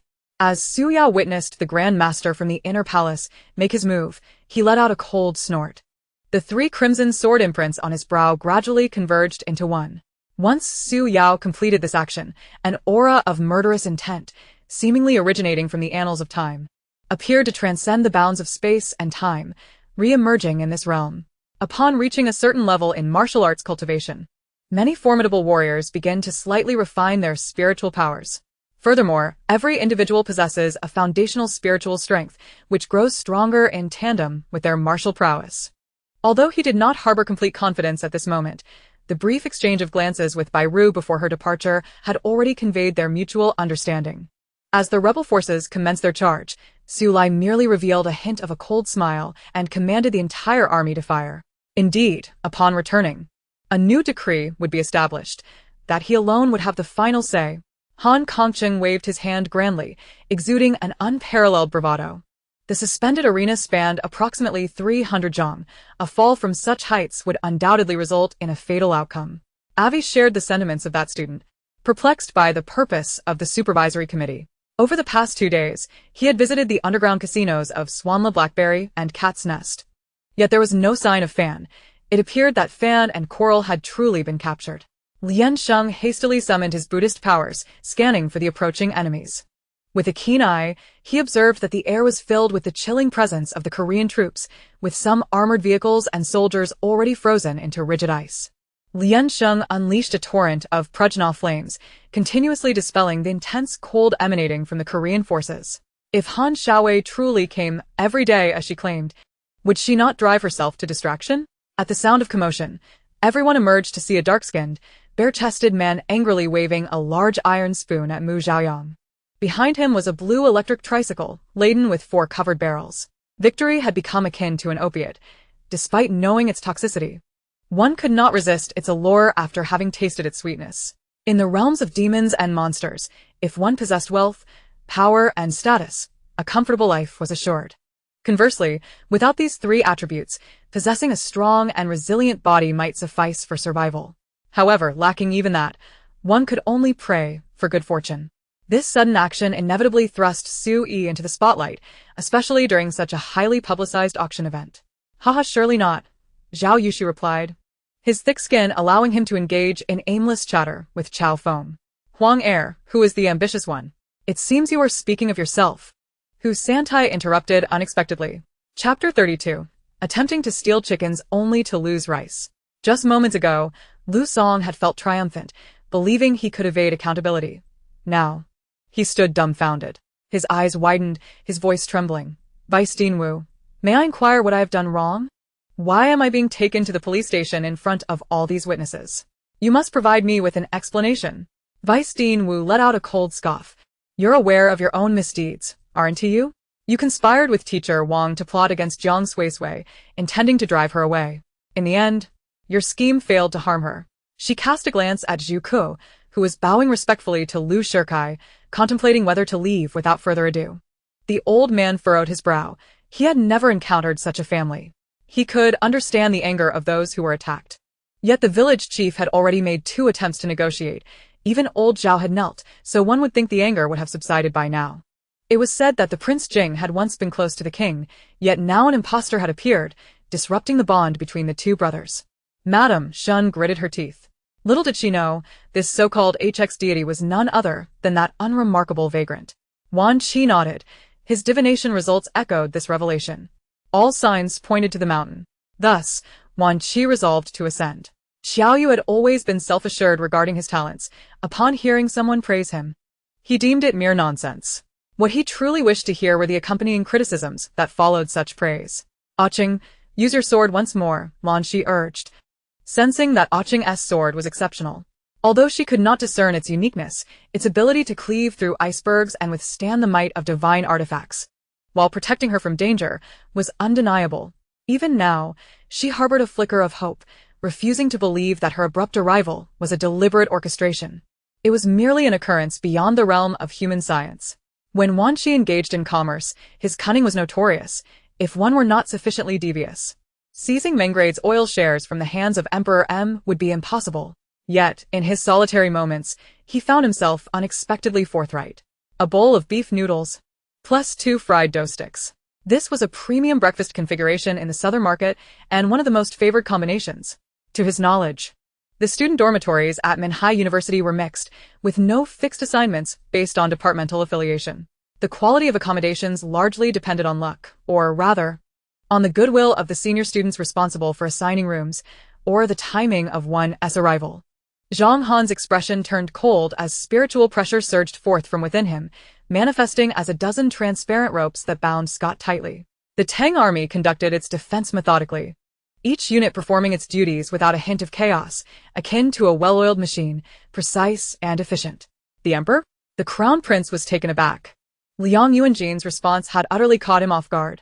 Jarvis, concentrate energy at the chest and set the output to maximum. Tony commanded, taking several steps forward to lock onto Zhang Han in the distance. The path he had chosen was not one he had intended.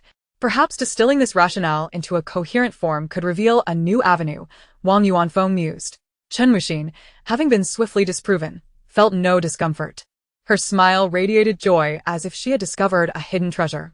Wang Yuanfeng calculated that the only way to dismantle the situation internally was to disperse the fortune at play. The originator of this calamity possessed overwhelming abilities.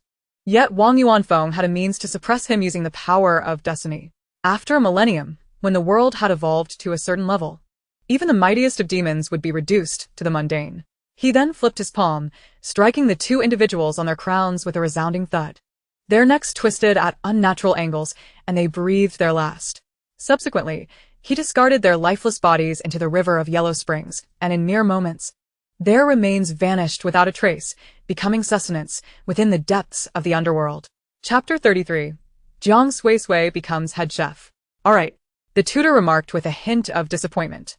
After seeing off the tutor, Lin Mei downloaded WeChat and logged into her account. Let us rest here today. We shall use the water from the spatial ring and replenish when we encounter a water source tomorrow. Lin Qingxian observed the sun descending, the forest gradually darkening. It would soon be the hour when magical beasts roamed, and traveling at night was perilous. Yes, Lin Qingxian and the others responded in unison, stepping forward together as Ning Shuer charged ahead. Mu Gong grew anxious upon seeing Huang Gong exchange glances, and they all hurriedly followed suit. After searching the corpses, Mo Fan dispelled the earthen wall technique, grinning as he regarded the immobilized Feng Shandong. Rest assured, I possess another skill capable of scar removal. Zhang Donghai smiled at Mama Han, revealing a dazzling smile that was so radiant it sparked envy in Mama Han. Later, along the shores of lakes and rivers, numerous places offered sacrifices to him, beseeching his divine protection for a year of favorable weather and bountiful harvests. It was after a scathing reprimand that a few maidservants hastily pushed and shoved each other away, nurturing the murderous intent within. He pondered the significance of remembering his past each day, mastering the art of drawing the sword against the heavens. I am Brian, and I have come here in search of Zhongjia village, wishing to learn martial arts under Master Zhang Donghai. Is this Zhongjia village? Brian inquired. See a setup. Then descended from the bed in her bare form, unconcerned about being seen, and walked to the window, lighting a cigarette. As a newcomer, Lin Nan felt rather lost in the intricacies of the Fei Ling Guard, surrounded by unfamiliarity, leading him into deep contemplation. The ethereal figure's thoughts leaped in an instant. Even Zhao Xian took a moment to react, widening his eyes in astonishment at the apparition, questioning whether it was merely an afterimage or a soul bound in this place. After all, with Shala's prideful disposition, it was indeed Cold Wind who commanded such loyalty. Life and death, enmity and affection, were all vividly portrayed in a singular performance. The malevolent spirit found satisfaction in this ghostly play, having exacted vengeance and eliminated its foes, thus achieving liberation. At this moment, Romaneser lay sprawled across Hor's back. Due to the goblin belt, they appeared to be nothing more than an ordinary earth goblin warrior. Such a superior officer is not an everyday occurrence. Failing to seize the opportunity to accumulate merits and military pay might result in everything being for naught should a bloodthirsty superior take their place. Emperor Chiyuan reclined against a soft pillow, with a figure kneeling before him, the tea on the table beside them already cold, having lost its warmth. This was primarily due to the fact that the words of this carefree individual were exceedingly direct, leaving no room for interpretation. Master Xingluo regarded me in silence, taking a step back and pointing at the wall. Yet, deep within their hearts, they sensed a flicker of vindication. After all, their employer had always maintained a relatively pleasant demeanor. Had it not been for the bone dragon's incessant prattling, he would not have been compelled to intervene personally. Just as Yunqi approached, his figure suddenly vanished. Mu Jingyuan was taken aback, sensing a sudden surge of lethal intent from behind, and swiftly turned, erecting a wall of spiritual energy in an instant, embracing her tightly, including the child within her womb. It felt as if holding on for just another minute granted her the entire world. With no other choice, Pan Ruo lowered her voice and admonished Hu Hu to behave, immediately shifting her gaze to one filled with tenderness. Thus, Lin Wanwan's casual remarks stirred memories in the elder Lin matriarch, evoking a wave of sentimentality. She had discreetly consulted a physician, learning that the injuries this girl had sustained might jeopardize her ability to bear children in the future. Chen Yanxiu nodded silently in agreement as Yunqi and Zhong Liuo temporarily bid him farewell, returning to the cave, where Yunqi needed time to reflect in tranquility. Noticing Pan Ruo's compliant demeanor and lack of further words, Hu Hu beamed with delight as she glanced at her. Lin Yuan retrieved the key to the Lamborghini Veneno from his pocket, pressing the unlock button. The vehicle flickered to life, leaving An Yuding momentarily stunned, while beads of sweat appeared on Sun Ziwen's forehead. Earlier, when Lin Wanwan faced difficulties from the fourth prince, Lin Yujing had longed to speak up. But as his father Lin Yuheng had instructed him to remain silent in the presence of his grandfather and the fourth prince, he sat there like a mute. The night watchman bore the responsibility of patrolling at night, monitoring for fires, and providing early warnings of enemy movements. During the winter, when magical beasts could strike at any moment, their duties became even more arduous. Bullets flew forth like fiery serpents, swiftly targeting those still in the vicinity. Despite the protection of the golden-robed constraints, they were still knocked senseless, the crown atop their heads swaying dangerously. Hinata gasped in surprise, her face flushing crimson as she hastily covered her lovely visage, daring not to speak to Xiaojin. The brutal slaughter of Orange Massimian was truly exhilarating. Otherwise, he would not have relished it so thoroughly. The superior talismans merely granted foundation-building cultivators the capability to injure golden core cultivators, qualifying them for battle. But possessing such talismans did not guarantee victory over golden core practitioners. The pain radiating from his back caused Lin Yi to flinch, for it was not merely a gash from claws but also due to a poison embedded within, inflicting excruciating torment upon his body. Your Majesty, the expedition fleet from the west has returned, bringing back something called rubber. Upon their return to the palace, a report was promptly delivered. At this moment, whether in the War God Hall, the Master Palace, or among those watching the live broadcast, everyone concerned for Shuzhou was captivated. In truth, the righteous army led by Dege Hong and the cavalry commanded by Yu Fei were both persuaded by her. Chun Chu received a text notification of a deposit of 120,000 yuan in his salary card, marked as commission. Elder, may I trouble you for a night's stay at your abode? During a pause in pulse-taking, the smiling figure addressed old Master Zhua, his long beard swaying gracefully, exuding an air of detachment yet warmth, making it hard to refuse. Throughout the entire afternoon, Zhua Jun strolled within the Lu residence, and within just a few hours, the once bustling estate turned desolate. Zhua Jun witnessed the swift disbandment of a once flourishing household. Chapter 34, The Fate of Lu Song and Teacher Wang. Not only did Vice Principal Wu believe Jiang Suisui deserved a promotion to head chef, but other employees who had savored the meals shared similar sentiments, expressing their high regard for the dishes. Wu Chunchen even raised both hands, exclaiming, Master Zhang, just tell me the highest score, and I shall give Jiang Suisui that mark. Seeing everyone's enthusiasm, old Zhang, who was already satisfied with Jiang Suisui, finally revealed a smile. He summoned Jiang Suisui from the kitchen and announced, "I just tasted what you prepared." Moreover, hearing Yi Chao mention the child's extraordinary beauty, if her brother truly became enamored, would it not echo the tale of the heart's trials from Zen's past? Filtering the meat broth, adding salt and Sichuan pepper, resulted in a fragrant, steaming clear soup. He found a deep pan for cooking porridge, placing it atop the iron stove, pouring in the clear broth to simmer. By 2:30 in the afternoon, after a period of battle, the Japanese Search Regiment and the 3rd Battalion of the 86th Regiment began to mobilize, with over 1,000 Japanese troops secretly maneuvering toward Jiao Mountain, intending to launch a stealthy assault and swiftly seize control. Kong Dai frequently boasted about the Tian clan's beauty and strength before her, marveling at their splendor. Could it be that there was a day when Su Lan and Li Yan would also admire her? Perhaps fortune was finally shifting, granting her the favor of the heavens? Before other staff could fully comprehend, De Huang suddenly transformed into a flash of lightning, vanishing into the lawn, causing chaos among the other competing dogs, who were now aimlessly chasing after flying discs, while De Huang began to bite at them, plunging the entire arena into disarray. "If it's all right, I shall not call again." The words that nearly escaped Ning Liangchen's lips were forcefully swallowed, as he repeatedly reminded himself deep within. Song Haonian had quite an appetite. During his time as a merchant, he often encountered villages where oxen had perished, whether through age or accident. And he managed to procure a morsel or two of meat, though fragrant. It was tough and challenging to chew. His speech was slow, yet his enunciation was clear. Unlike his earlier days when he babbled incomprehensible words as he learned to speak, seemingly avoiding trouble, whenever he chose to voice his thoughts, he ensured clarity for his listeners. In the distance, Tang Lu's fair visage had turned ashen, tinged with despair. Had she been the one to bear the brunt of the Thunder Dragon King's strike? Lacking the formidable physique of Yi Mo, she would have likely faced severe injury, if not death, from such a collision. Who dares utter such audacious words? Such arrogance? With Cao Cao's formidable military might, it is hardly a simple task to ensure his demise without a trace.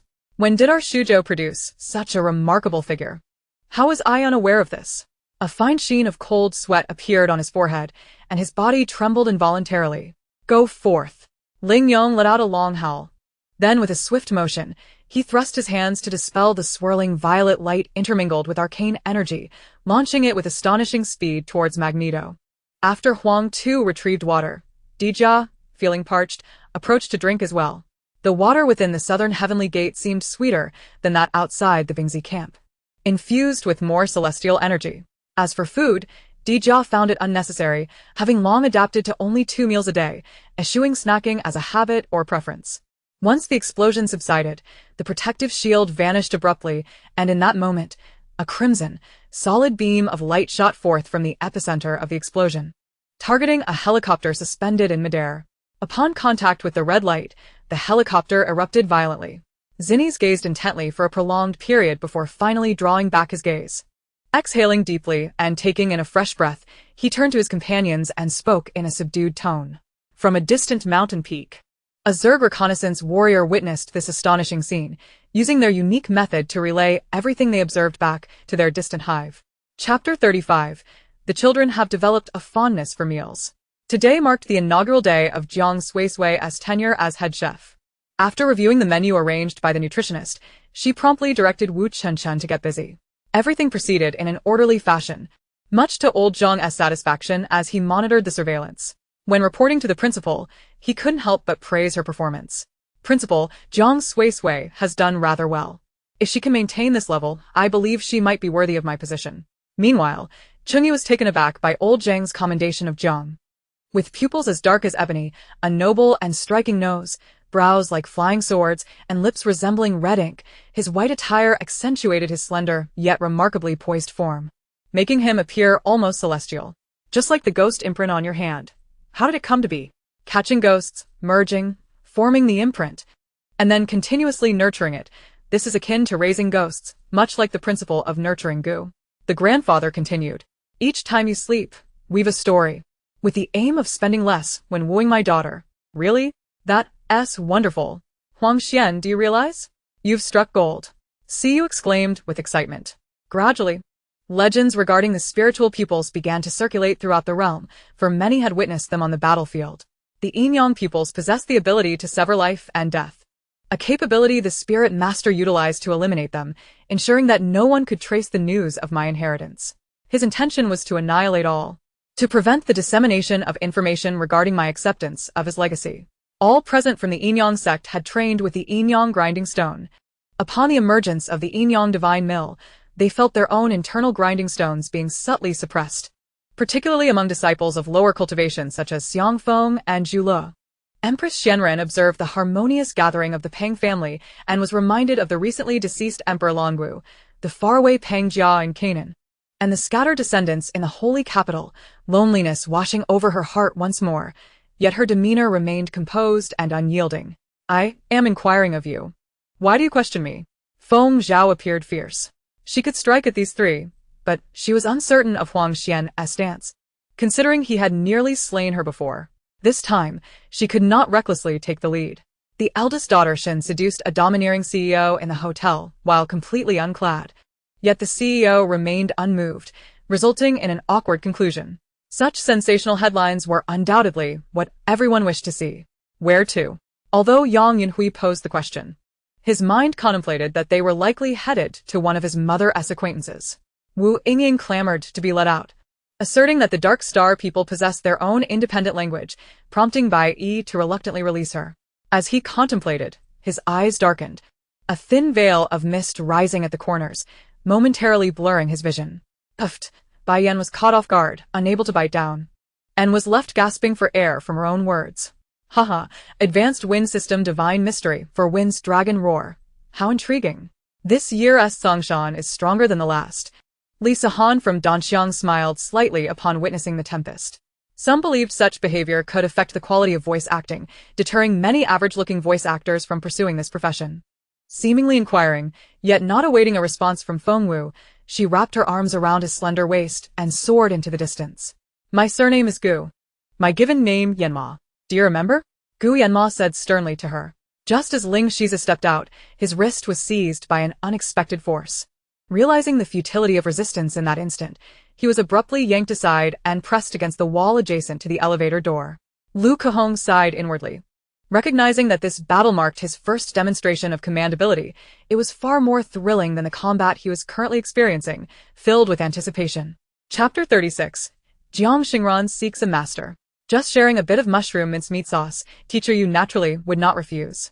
After finishing lunch and returning to the dormitory to rest, Teacher Jean inquired of Teacher Yu, "Little Yu, where did you buy that rice sauce? Send me a link." Teacher Jean had tried several varieties of rice sauce, yet honestly, they all tasted somewhat similar, merely salty and spicy enough to accompany a meal. Were it not for necessity, she would never take it out to eat.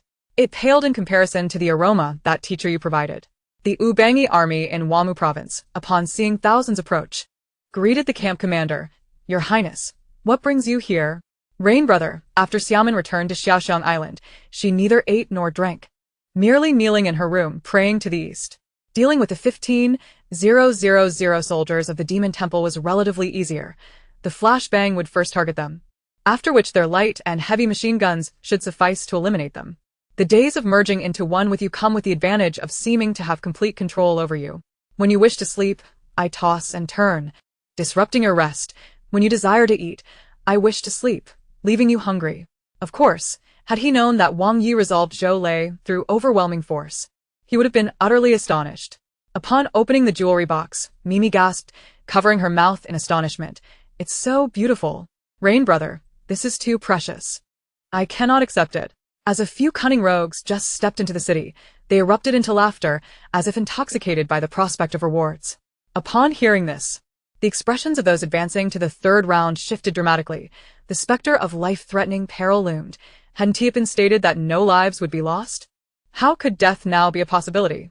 Gaia, Yuliamenko, Silicon, Radchenko, Ramirez, Adaba, Smith, and Eduardo were tasked with guarding the front courtyard. Their obsidian eyes pierced through the layers of shelves, igniting a cascade of rainbows within their youthful gaze, bursting with hormones. As the sound of a knock echoed, Li Hui slowly opened his eyes and turned towards the guest room door. The first to arrive beside him were Zhao Lingyan, who had already communicated with him through their watches the previous night, and she was well aware of the fate awaiting those who sought to murder him. By Mushy, who had never been one to cook, rarely did so at home, often dining out and frequently attending social gatherings in the evenings. He typically only needed to prepare breakfast, and often neglected even that. In short, Bai Mushi's culinary skills were abysmally poor. Ever since my transformation, no one has regarded me as human. And as for you, do you truly believe that after receiving that injection, they would still perceive you as one of their own? Jiang Suisui, the commander of the Western Route Army, had severed communication with his superior just 2 days prior. Amidst swirling rumors, Qin Shi remained unconcerned, yet as his manager, it was a source of great distress. The two exchanged embraces, which quickly transitioned to a handshake. This rare reunion was fleeting, as their clasped hands soon parted. At that moment, Wang Chailing was already plotting how to extricate Li Hui from Dadong City, even going so far as to disclose the captain's plan, intending to divert Li Hui's attention towards the headquarters of the Ghost Tamers, possibly leading him directly to Dying City. His countenance was blank, devoid of expression, save for a profound anxiety gleaming in his eyes. The weight of mental pressure bore heavily upon him, as if he were on the brink of an uncontrollable outburst. The impoverished Calican possessed no firearms, and the city's artillery was, of course, absent. Moreover, even if they had cannons, it would be inconceivable to fire them from the city walls. Upon hearing this, Xiaolo was taken aback.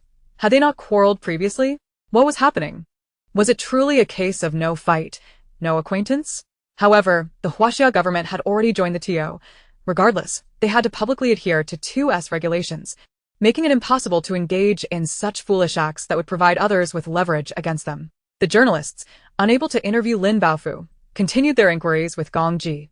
CCTV reporter Xiao Yan was particularly excited, proposing an exclusive interview with Gong Ji right on the spot, stating that he would first head to Gong Ji's residence for an interview, determined to provide a comprehensive report on him.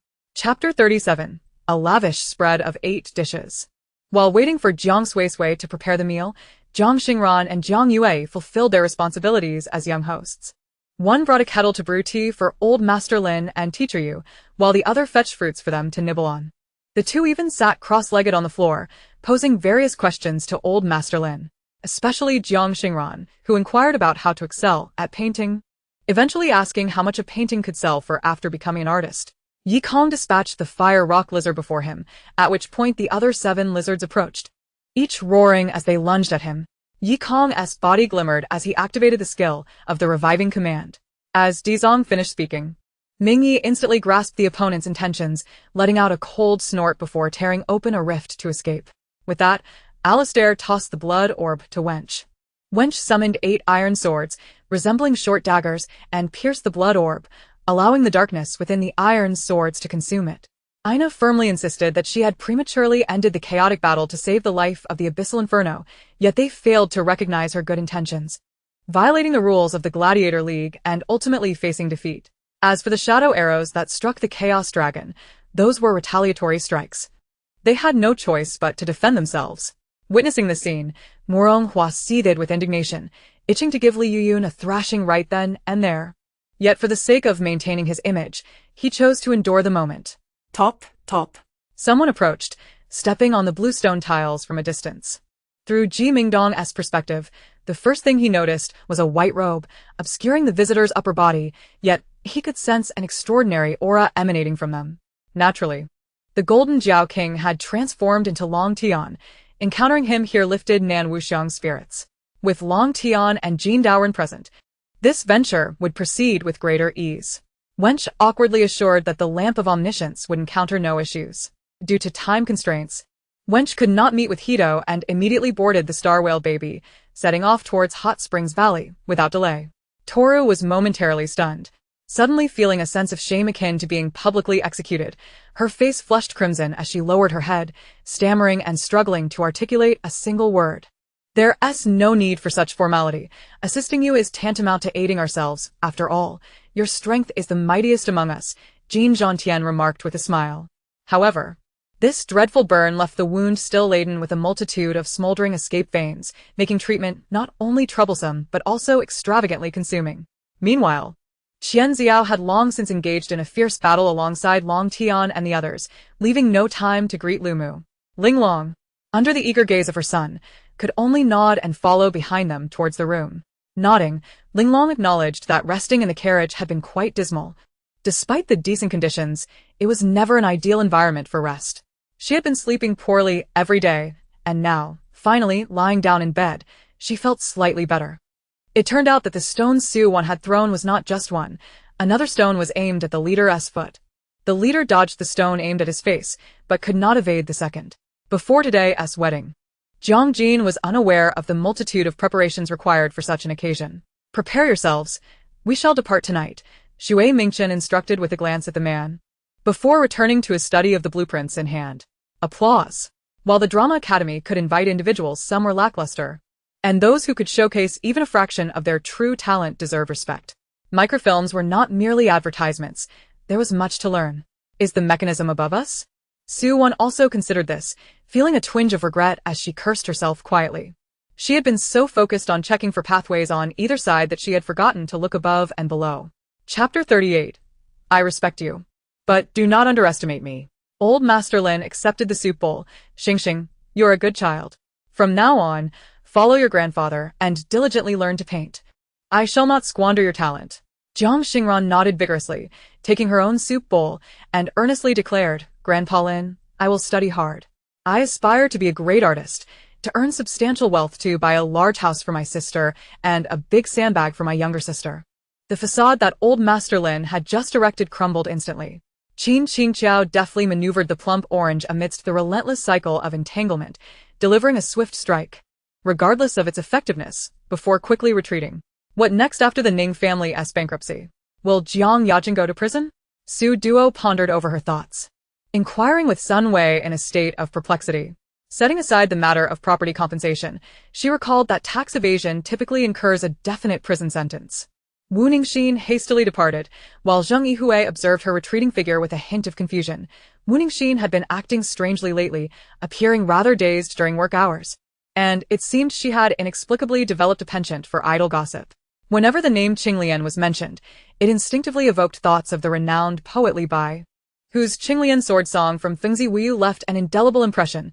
Likewise, the Qinglian sword song from Honor of Kings may well become a collective memory for future generations.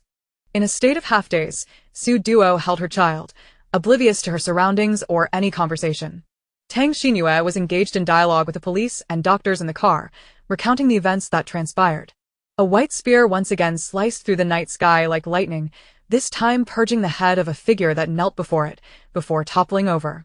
After much effort, the group finally settled into the vehicle, with the groom and groomsmen exhaling a collective sigh of relief, beads of sweat forming on their foreheads. Surio. Noticing Ning Boluan's distressed expression and the perspiration on his brow, quickly retrieved a tissue to gently wipe away the sweat. The plump orange cat was efficiently farming monsters. Though the art style was rather intense, leaving little room for critique, yet it remained bearable to gaze upon. Rest assured, I bear no intention of causing him harm. I merely wish to be closer, to shield him from danger. Sun Wei broke the silence, articulating her thoughts to Jiang'an. What is agreed upon cannot be altered. Zhan extinguished her cigarette butt and exited the office as expected. Zhuge Lianhua nodded repeatedly in agreement, feeling a twinge of shame for her initial timidity and retreat. Thus, Gu Qingyun preferred the relatively mild flavors of southern cuisine, prompting the hiring of a cook adept in such culinary arts. Kai Ba placed the phone down, contemplated for a moment, then picked it up again, dialing several numbers in succession. Xiao Ming and the others remained unaware that a web of death was silently descending upon them. Witnessing Jin King's innovative technique, onlooker gradually got red. Expressing their astonishment at the unprecedented treatment of a person with a severed neck. We are currently short. There are nearly 12,000 cavalrymen here. Upon hearing and Kue La's exclamatory tone, Norton struggled to contain his excitement as he provided an unexpectedly high figure. Lu Mama mustered her courage, forcefully striking Li Futsai with a shoulder pull, catching him off guard and sending him tumbling against the wall. Zhang Yi remained silent, his gaze sweeping over the immense formation before him, his brows knitting slightly. For the past 3 days, he had been studying this formation, continuously deriving insights based on his previous knowledge, and he was gradually beginning to piece things together. His calm and composed demeanor, along with his unwavering confidence, subtly influenced Zhong Hai and the others, soothing their previously frayed nerves.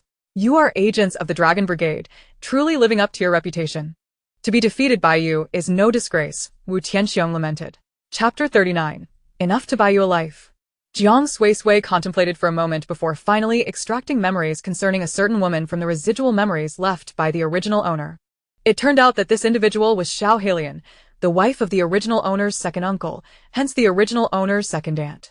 However, this second aunt was duplicitous, presenting one face to the original owner's family while harboring another behind their backs. When in need of assistance from the original family, she would shower them with flattery. But when they were no longer useful, particularly after the incident involving the original owner's parents, Xiao Heilian immediately. On the afternoon of the 30th, following a brief award ceremony for the newly crowned king, Lu Tong and Han Xiaojun took a stroll around the Forbidden City. Wu Qiyuan couldn't help but glance at Fan Taishan to his left.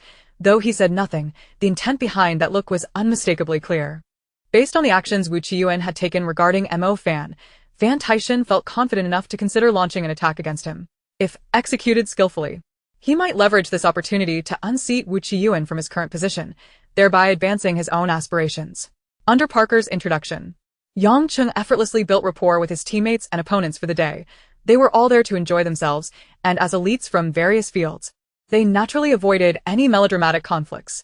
In the depths of hell, 3 groups held privileges: the army of the main deity, the army of the Lord, and the demons. When the slap came, she lacked the strength to evade it. She closed her eyes, bracing for the impact, yet it never arrived. Since merging with Qin Easy's memories, this aftereffect had not manifested until the new year, when other relatives visited, prompting him to notice his emotional irregularities. At that moment, Xiong Tianhui did not hold back with Mo Fan, seizing the 10,000 spirit crystals and charging out. Lu Liulio's gaze shifted from the corpses fixated on the lotus to the wandering souls. This situation compelled many fans to insist on evaluating their aesthetic appeal. They sought to make the creator aware of the profound influence of eloquent language. Cheng Yang arrived at the location of the Beast Frenzy training camp, his heart racing with excitement. This area belonged to the suburbs of Luofeng town. After all, it was a site of demonic beast activity, and placing it in the heart of the territory would be rather inappropriate. Thus, the war commenced. The Siamese army set the table for a meal, and Shirdakai had no reservations about indulging. After 2 months of warfare, he was well aware of the Siamese army's combat prowess and was brimming with confidence regarding the victory of the entire conflict. The son of Do shouted fervently, unleashing the full extent of Yendo's power, causing the surrounding area to tremble, light bursting forth like fire, the heavens ablaze and the earth scorched. As the surge of fighting spirit, a peculiar energy, inflicted significant losses on both Hua Fa Sheng and the son of Law. I can suppress my cousin, but the second matron is an elder. What can I do? Guan Yuan sighed softly. The following morning, while paying respects to the second matron, Guan Luo indeed received news from his informant embedded beside the Yang family, prompting him to begin reporting grievances to the second matron. Meanwhile, those of formidable strength sought to meet Lu Yuan. Some simply wished to engage with the rising star, while others harbored grand ambitions, hoping to surpass Lu Yuan, thereby achieving fame across the 100 states, an endeavor that would undoubtedly confer significant prestige. Although the number of demonic beasts far exceeded the martial artists atop Dongfu Peak, in terms of high-end combat power, they were severely disadvantaged in numbers. Yi Xing's archery was exceptionally potent. Even in direct confrontation, they struggled to withstand a single arrow. And in the Dark Realm, they found themselves with no means of resistance. Realizing that engaging the Flame Demon Avatar head-on would yield no advantages, Calicis chose to retreat to a distance, preparing to observe before deciding on the next course of action. Chapter 40. The Experience Book of the Reclusive Painter. After Xiao Heilian and Jiang Nianlu departed, Jiang Suisui considered that Jiang Yue still had over an hour before class ended. So she took Jiang Xingran to a nearby milk tea shop to buy some drinks, intending to sit for a while. She had previously read novels set against the backdrop of the Interstellar age, often depicting a world where people could not cook, leading to all sorts of culinary disasters. Yet, regardless of the era, humanity remains inextricably linked to food, always seeking ways to indulge in delightful fare. Even though there are nutritional liquids capable of satiating hunger in this interstellar age, as dawn breaks with a clear sky, the horizon to the east gradually transforms from a pale fish belly white to a vibrant crimson, and soon a resplendent red sun hangs above the eastern skyline. Listen to the exuberant singing that reverberates into the clouds, and behold the fluttering of red banners all around, accompanied by an ear-splitting cacophony. The bone armor, impervious to bullets, shatters under the impact, while Suyu's fists are drenched in blood. However, just as Insheng is about to venture towards the industrial zone outside Grolfsha port, he senses something amiss and gazes towards the Mage Tower, which suddenly illuminates, its immense magical waves visible to the naked eye, as if the entire structure has been ignited by flames. The competition for the Premier League title has reached a fever pitch, with 3 teams tied on points and only 3 rounds remaining, causing British media to reach a crescendo of excitement, leaving little time to focus on the Champions League. Remarkably, even after such an extended period, no trace of the individual in the jungle has been detected by Jia Long and his companions. Oh, Where did he go? A voice of confusion arises just after Leo has departed from this open space. Jia Long takes note of the direction from which the arrows are being shot, and in a moment of distraction, suddenly catches sight of a mysterious figure concealed within a thicket merely 20 meters away. Perhaps it is a deity represented by these bloodlines seeking to awaken its kin, paving the way for its return. Though Qian Yaling refers to this as a false-hearted man, I find myself in no mood to engage in banter with her, my gaze resolutely averted. Chu Eason smiles faintly and remarks, "Have you forgotten? We made a pact. Perhaps the envy you feel is for yourself, haha." When she agreed yesterday, his heart skipped a beat, and then a wave of ecstatic joy washed over him. Yet he dared not reveal a hint of it, fearful of betraying even the slightest hint of his predicament. With the Zeng family no longer present, Chu Yueshi, a descendant of the Zeng line, along with his sister Zeng Jing and brother Zeng Yiran, ought to pay New Year's respects to the Chu family. The insect's tail trembled in fear of this junior, apprehensive of both his possible background and demeanor, and thus let out a sharp scream, retreating to the back. I lifted Duanmu Shui onto the bed. She, in her urgency, clung to my neck, pulling me down onto her. He wished to be the most special friend in my life, deeply concerned about whether I truly valued him. "Wan, am I utterly useless?" he murmured, his voice tinged with rare despondency. Harry soared to the highest point he could reach, surveying the entire expanse. If he were to leave, where would the exit be? What conditions must be met for an exit to manifest? She resembled an uncarved jade, but the true nature of this jade remained to be uncovered, perhaps revealing a millennia-old emerald. Chenia's voice resonated behind me. It was now evening, and in the distance, the tall city gates and walls were barely discernible. The entire Maple Leaf City shrouded in the haze of floating clouds and encroaching night. If one does not atone for their own transgressions, then the world would not be burdened with so many inescapable karmic retributions. After all, being half-sisters, Sharon and I likely had little contact after her independence. Yet this genuine display of emotion was indeed commendable. With that thought, I couldn't help but steal a few more glances at Sharon's voluptuous figure clad in a tank top and shorts. Chapter 41. Fish Soup Dumplings. Jiang Suisui refrained from directly instructing Jiang Xingran, as Jiang Xingran had already taken Lord Lin as her mentor. It would be more beneficial for Lord Lin to provide the initial guidance. After all, she was only studying the basics, and no matter how esteemed, Lord Lin was a master. As for the knowledge she had acquired, she intended to offer Jiang Xingran occasional advice once she began learning under Lord Lin. wow. Your drawing of the stars is truly magnificent, Jiang Suisui praised Jiang Xingran. The heavens did not intervene as Misaka Makoto proceeded to inflict a wound upon her own neck. At this moment, Wang An's mind was a blank slate, the ancestral chaos formula within him operating autonomously, seemingly transporting him into a peculiar realm. "I wish to know why you have chosen to share this with me." I began to inquire of the Demon King as I regained my composure. However, Sakura Princess certainly would not dare to voice such a solution now. Even if she did, Xu Jiangqiu would never sacrifice himself to save her, prompting her to dismiss the thought altogether. Shun Xian glanced at Lu Mingji and said, "You arrange your own people first. I shall take my leave." Like a star extinguishing, he vanished from the spot. Upon discovering the situation, the online supervisor did not hesitate, swiftly reporting the news to the leaders of a Xiaoxiao video website. Xu Jiangqiu was somewhat in better shape, although he was still gasping for breath. He retained a modicum of strength. Ling Su let out a furious roar, struggling to rise, but I had a firm grip on its tail, rendering it immobile. Lin Shi also heard the enthusiastic cries of the commentators, realizing this individual was indeed formidable. No wonder such powerful heavenly thunder was summoned. And the materials not only withstood it, but also enhanced their quality through the thunder's power. This technique had been employed by the super ability god during the battle at the Super City Hotel long ago, resuming from where it had previously faltered. The White Wolf initially contemplated suggesting a feasible option, but upon seeing the gaze of the dragon Spike, he promptly retracted his words.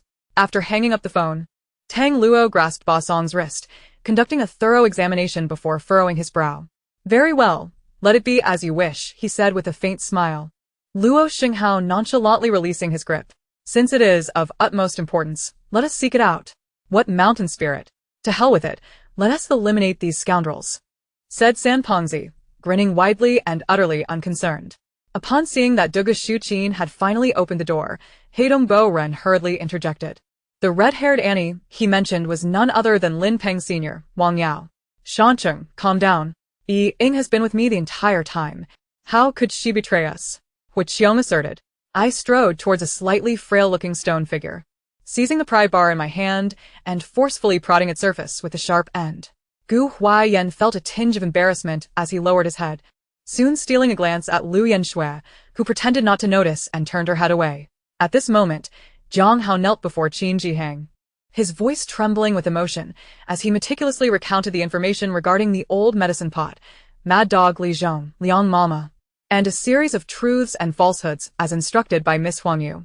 Witnessing this scene, General Fei Hulu, who was filled with hatred and vowed to ensure that the blood debt of the Leopard Eagle Beast King was repaid in kind. He ultimately decided to stealthily prepare for an assassination under the cover of night. The demon dragon found it difficult to overcome the mysterious hunter, and in an effort to save face, could not return to the mountain for reinforcements. Thus, he resorted to the 36 strategies, swiftly fleeing from Ulan-Urhan, only to return to Demon Mountain and claim he had encountered nothing. This was also a relief for Old Nine, however. It was evident that the application of ninjutsu was directly proportional to one's level, with higher ranks yielding greater power. The 10 individuals before him served as the finest example. The effects exhibited by the 80th and 90th levels are akin to the vast differences between heaven and earth. Chapter 42. The Street Stall's Preference for Zombie Meat. In Hongfeng Park, within the night market district, Wu Chunchun purchased a bowl of ice powder and handed it to the stylishly dressed young lady behind her, a friend named Su Ning. After receiving the ice powder, Su Ning took only 2 bites before losing her appetite. With palpable irritation, she inquired of Wu Chunchun, Ding Haitao, why do you insist on coming to this wretched night market? This ice powder is utterly dreadful, overly sweet and not even handmade, merely a product of technology devoid of any natural essence. Alas, it's simply inferior to my own. In the next instant, the inferior spirit sword, stripped of all its essence, fortuitously grazed the hem of his garment, yet even the protective talisman failed to activate before it shattered violently. Gazing into the distance, where a dense wave of mechanized armament surged like an overwhelming tide, Moses's expression grew increasingly grave. Your father is always out, never returning home. It's just the 3 of us, relying on one another. Must you bully your own sister? As she spoke, Xiangmu began to weep. A year prior, after graduating from university, he successfully passed his assessments and became an intern doctor at the first hospital of Nanshan City. Wealth. Gong Chenxi summoned with her consciousness, and Fu Gui was lying just 100 meters from the entrance of the Holy Institute, well within the range of perception. Ning Fingji also sensed an impending storm, realizing that the Haotian sect was likely to encounter significant trouble today, yet he still wished to make an effort. After all, the top 3 sects were interconnected. As the journey progressed, Guochang found himself with an increasing array of means at his disposal, while the chances of the Qin family surviving diminished. All of this transpired in the blink of an eye. Before the crowd could react to the snapping steel wire, Jiang Tsen had already descended to the ground. Although he had thus reclaimed a life, he remained the target of Davis's resentment. From that day onward, his likeness and wanted posters were plastered across the entire Starry Empire. The very decision to allow her return indicated that he had made his choice, and as for her concerns, Huaweilu bore a smile in his eyes. Very well. Du Yujia promptly turned her head away.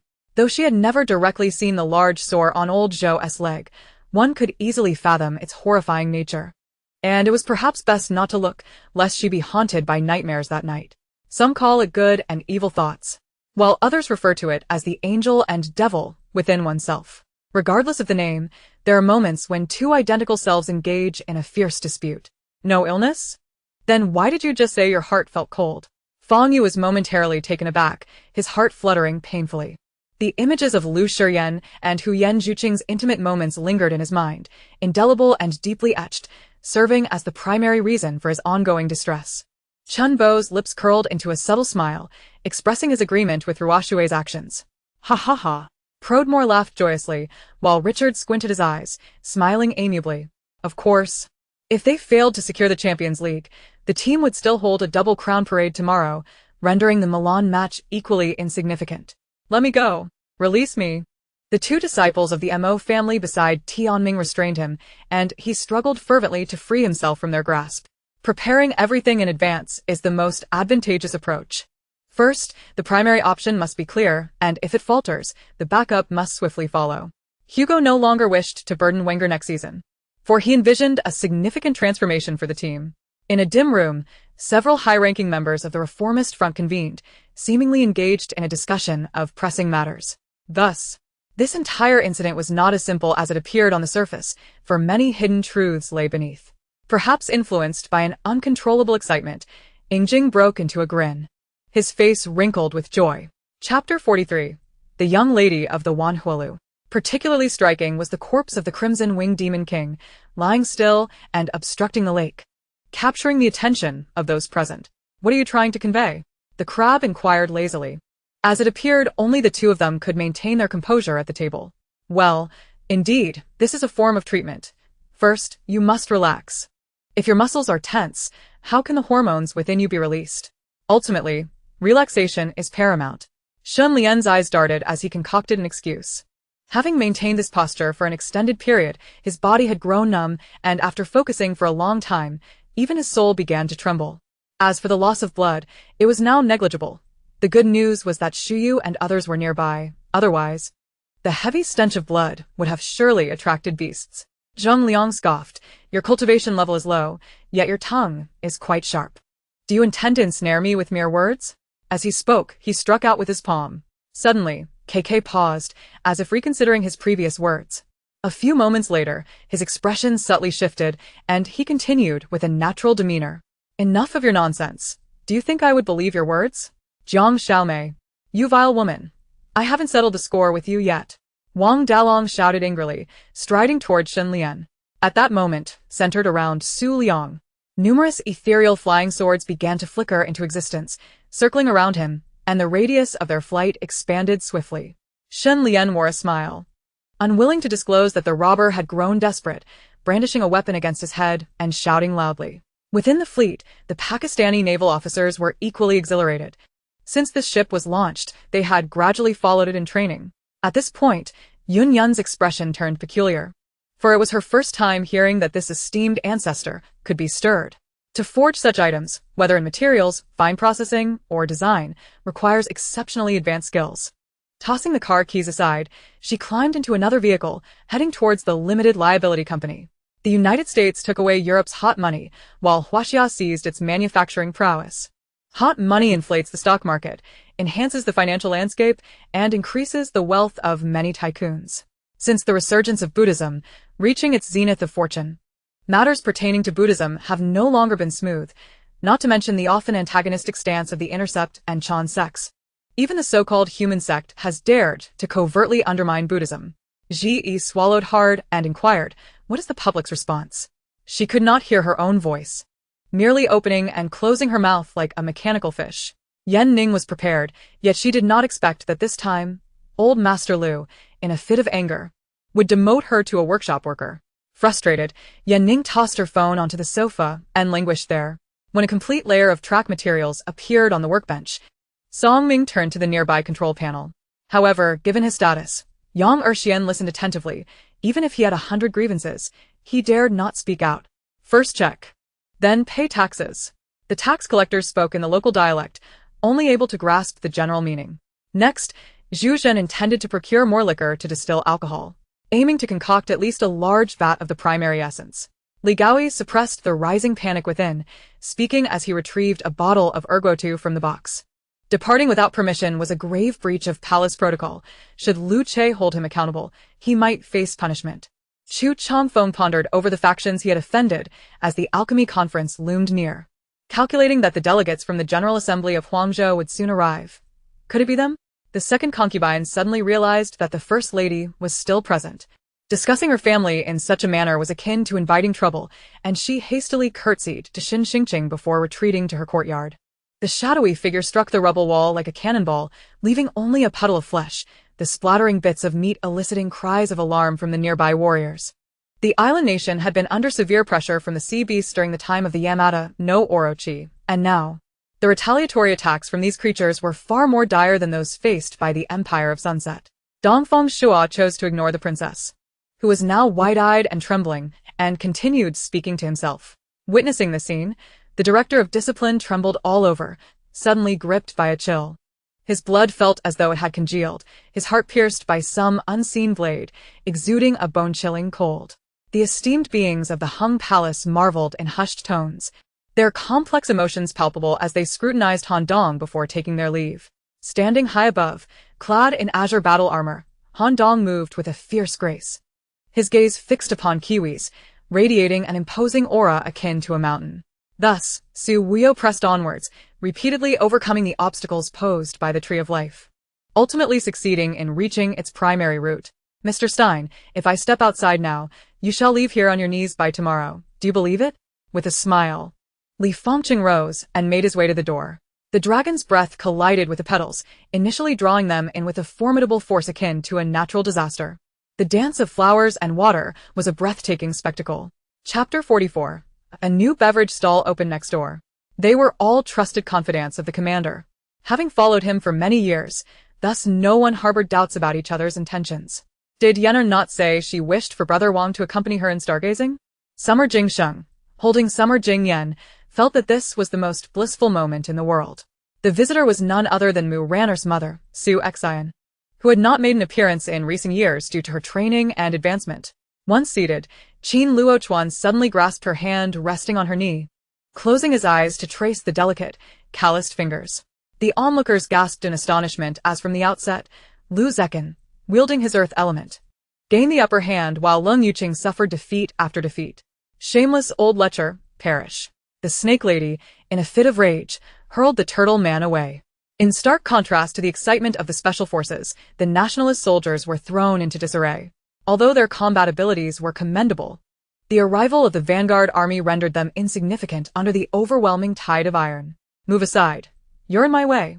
Summer Jingyan pushed him aside, assessing the situation. Hurry and write. I'll watch from the side. With that, she intended to rise and fetch a chair to sit beside Qin Luochuan. He retreated to the living room, peering into the kitchen, where Xiaolin, with sleepy eyes, was disheveled in a bathrobe, her bare feet slipping into cotton slippers, appearing flustered and disarrayed. Far from the usual pleasant sight, Ma Tu snatched the breathing technique and skills that ZMO had just finished writing, becoming even more serious in his scrutiny. Isn't there a saying? Why did a certain government once put Superman on trial? Because Superman might destroy the Earth. This was due to Yang Hua having just swallowed a momentary growth pill gifted to Yang Bai's father by an island lord from the distant sea. This pill could significantly enhance one's strength in a short period, but it bore severe side effects, typically reserved for dire circumstances. Even if Alice wished to clarify matters, the current situation did not permit them to waste time. Is Suyang also here? Feng Tianqing exclaimed in surprise, clearly genuine in his ignorance. I glanced toward Huang Yuru and the others, noticing that Wu Shui remained with her eyes closed, seemingly in a coma, yet I could see her lips gently moving. Huang Yuru and Lu Meng wore serious expressions, leaning in closer to her. After all, having never witnessed his prowess, they were unaware of his true strength. But Pan Wanwan was already a master of the heavenly martial realm. As her master, the bearded man must surely possess even greater cultivation, perhaps comparable to that of King Chu Jiang. Envy, greed, and deep sighs filled the faces of all present. Such an excellent technique was regrettably unattainable, causing great discomfort. The man in black staggered backward, crashing heavily against the stone wall. As the dust settled, he lay sprawled with arms and legs spread wide, as if nailed to the wall, utterly unable to move. Heavenless uttered a simple phrase, and in the next moment, both figures transformed into beams of light, soaring toward the sky. No man had ever touched her body, not even Chu Shanha, with whom she had a prior engagement. Witnessing this, Mary realized that further persuasion would be futile, as it would only serve to damage the sisters' relationship. Thanks to Will's good rapport, the merchants surrounding Robin nodded in agreement, expressing their satisfaction with Will's performance. Yi Qiu sat there, having just exchanged a few words with Su Luoluo when his phone rang again. Su Luoluo initially thought it was another patient seeking Yi Qiu as assistance. Silence may erupt, or it may lead to silence itself, and this time, Zifeng, however, fell into silence and demise. Her fiery temper did not explode. Instead, she exhibited an unusual calmness. Let us hold on to it. It may prove useful later. Elder Muba could no longer contain himself, casting a reproachful glance at the ignorant Lila, his tone far from amiable. Naturally, I must ascertain your true identity. Zifeng tugged at her hand, but could not free herself. He was not wrong. With Lin Feng backed by the support of the Azura god, it was unlikely he would only obtain divine adornments. As long as he did not take Xuanzong's life, he could expect to have any other demands met. Lu Xia went to take a shower first, planning to allow Yi Qiu to bathe afterward.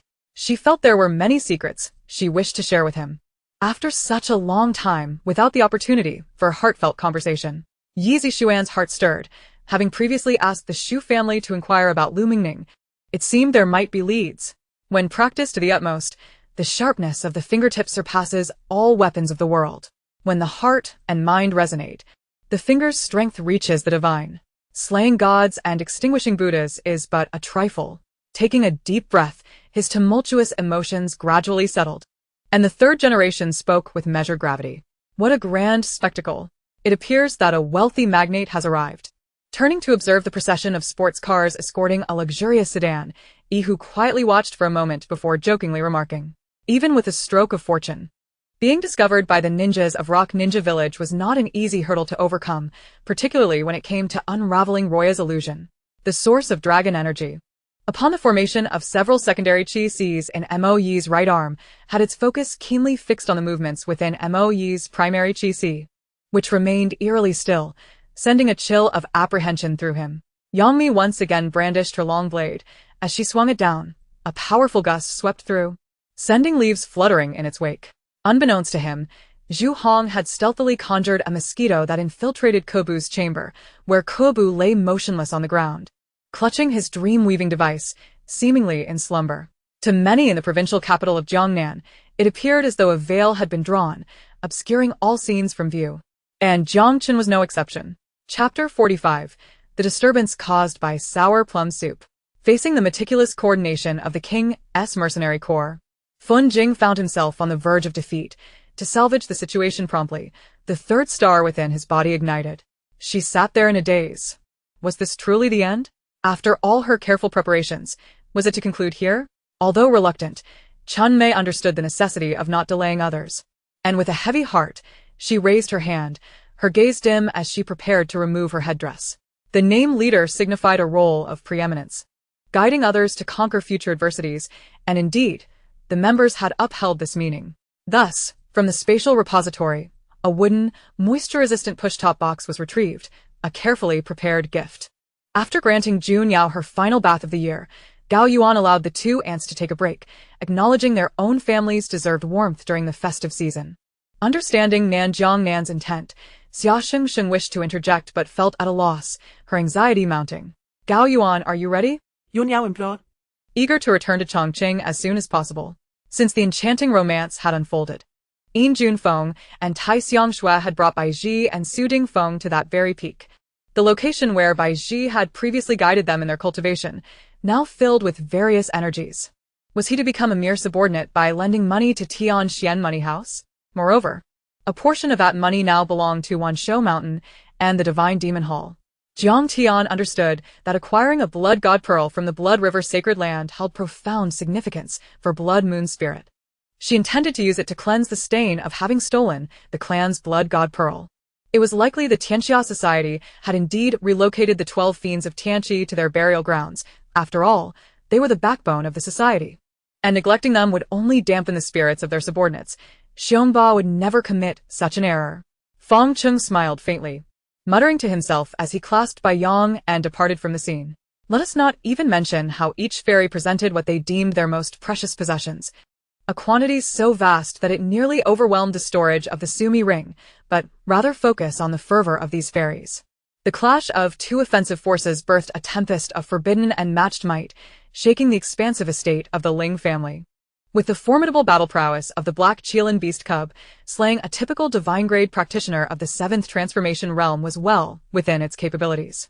The esteemed Kong Yin and Shijia had not squandered their time, as a stout monk took a puff from his pipe. Outside, The colossal ship of Crick had been shattered into fragments. Fan Qing stood resolute against the wind, while Medusa draped the captain's cloak over him, her presence elevating the atmosphere.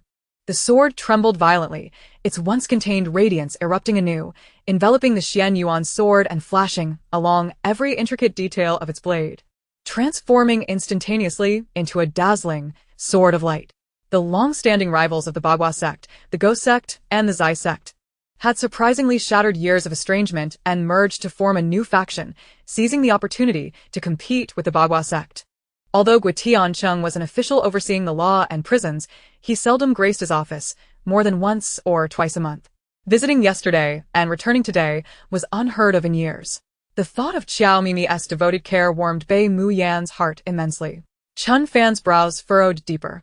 Even now, he remained oblivious to what had transpired between Su Yao, or the Divine Realm's actions towards Xian Shao that had led to his immense power surge and loss of control.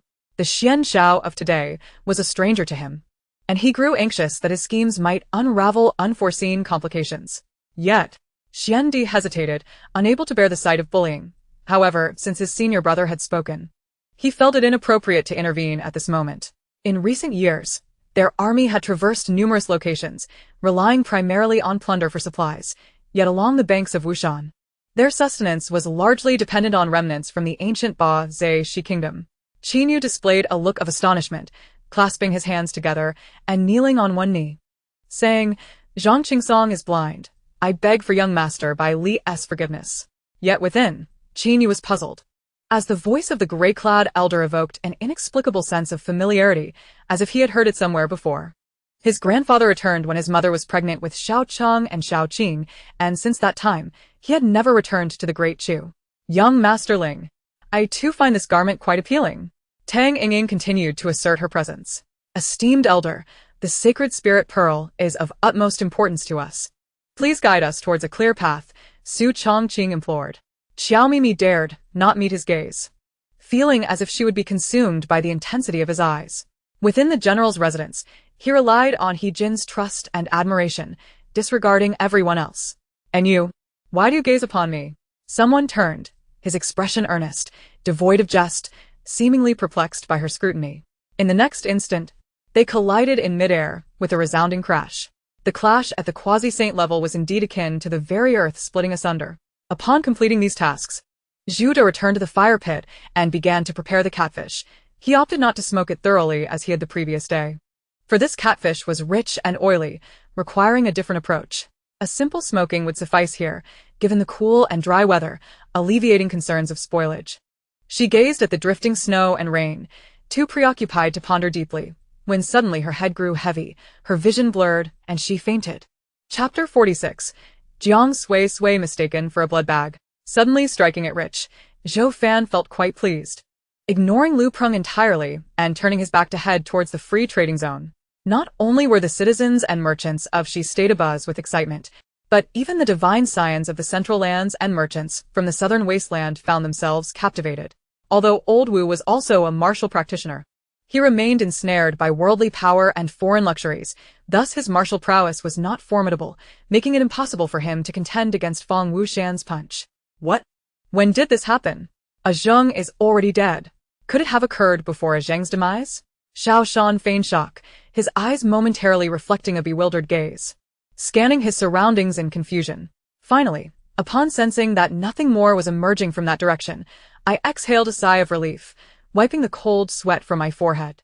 "She's fine, really. She went out to play with my friend and will return in a few days," Lin Yu explained. Su Ping'an has not been idle.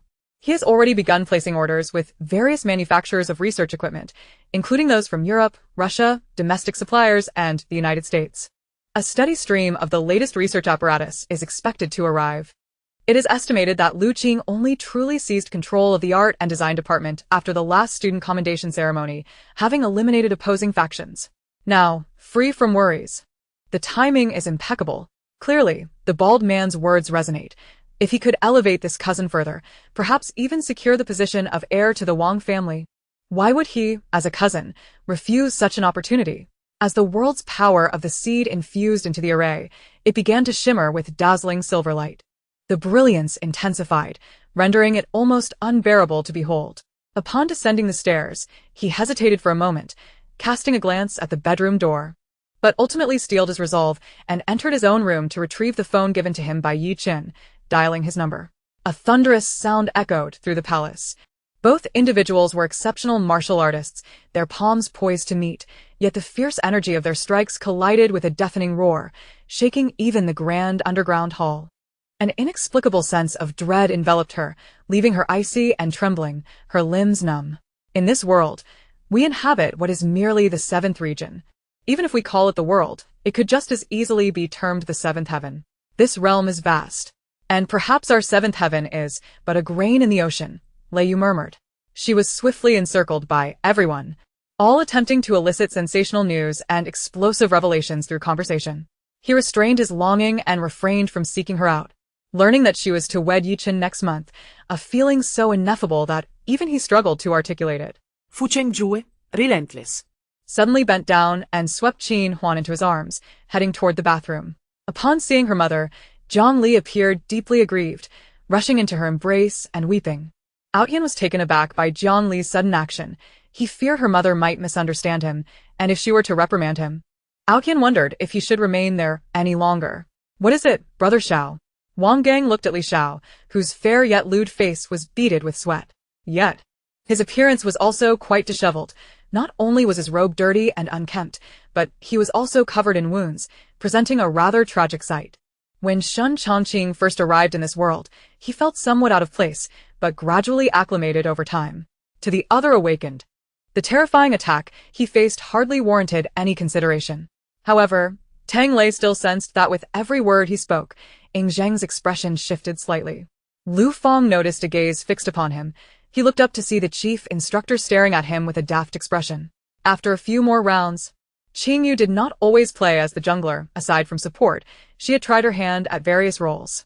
In an instant, a fist-shaped phantom radiating golden light appeared, then struck toward the apostle Yu of the Uchiha clan. Ultimately, under the pressing inquiries of the young cultivators from Xianyang sect, the 7 individuals stumbled over their words, revealing the truth. Yet their speed was woefully inadequate, far from that of genuine late-stage qi refining practitioners, and soon, the two sides had created a significant distance.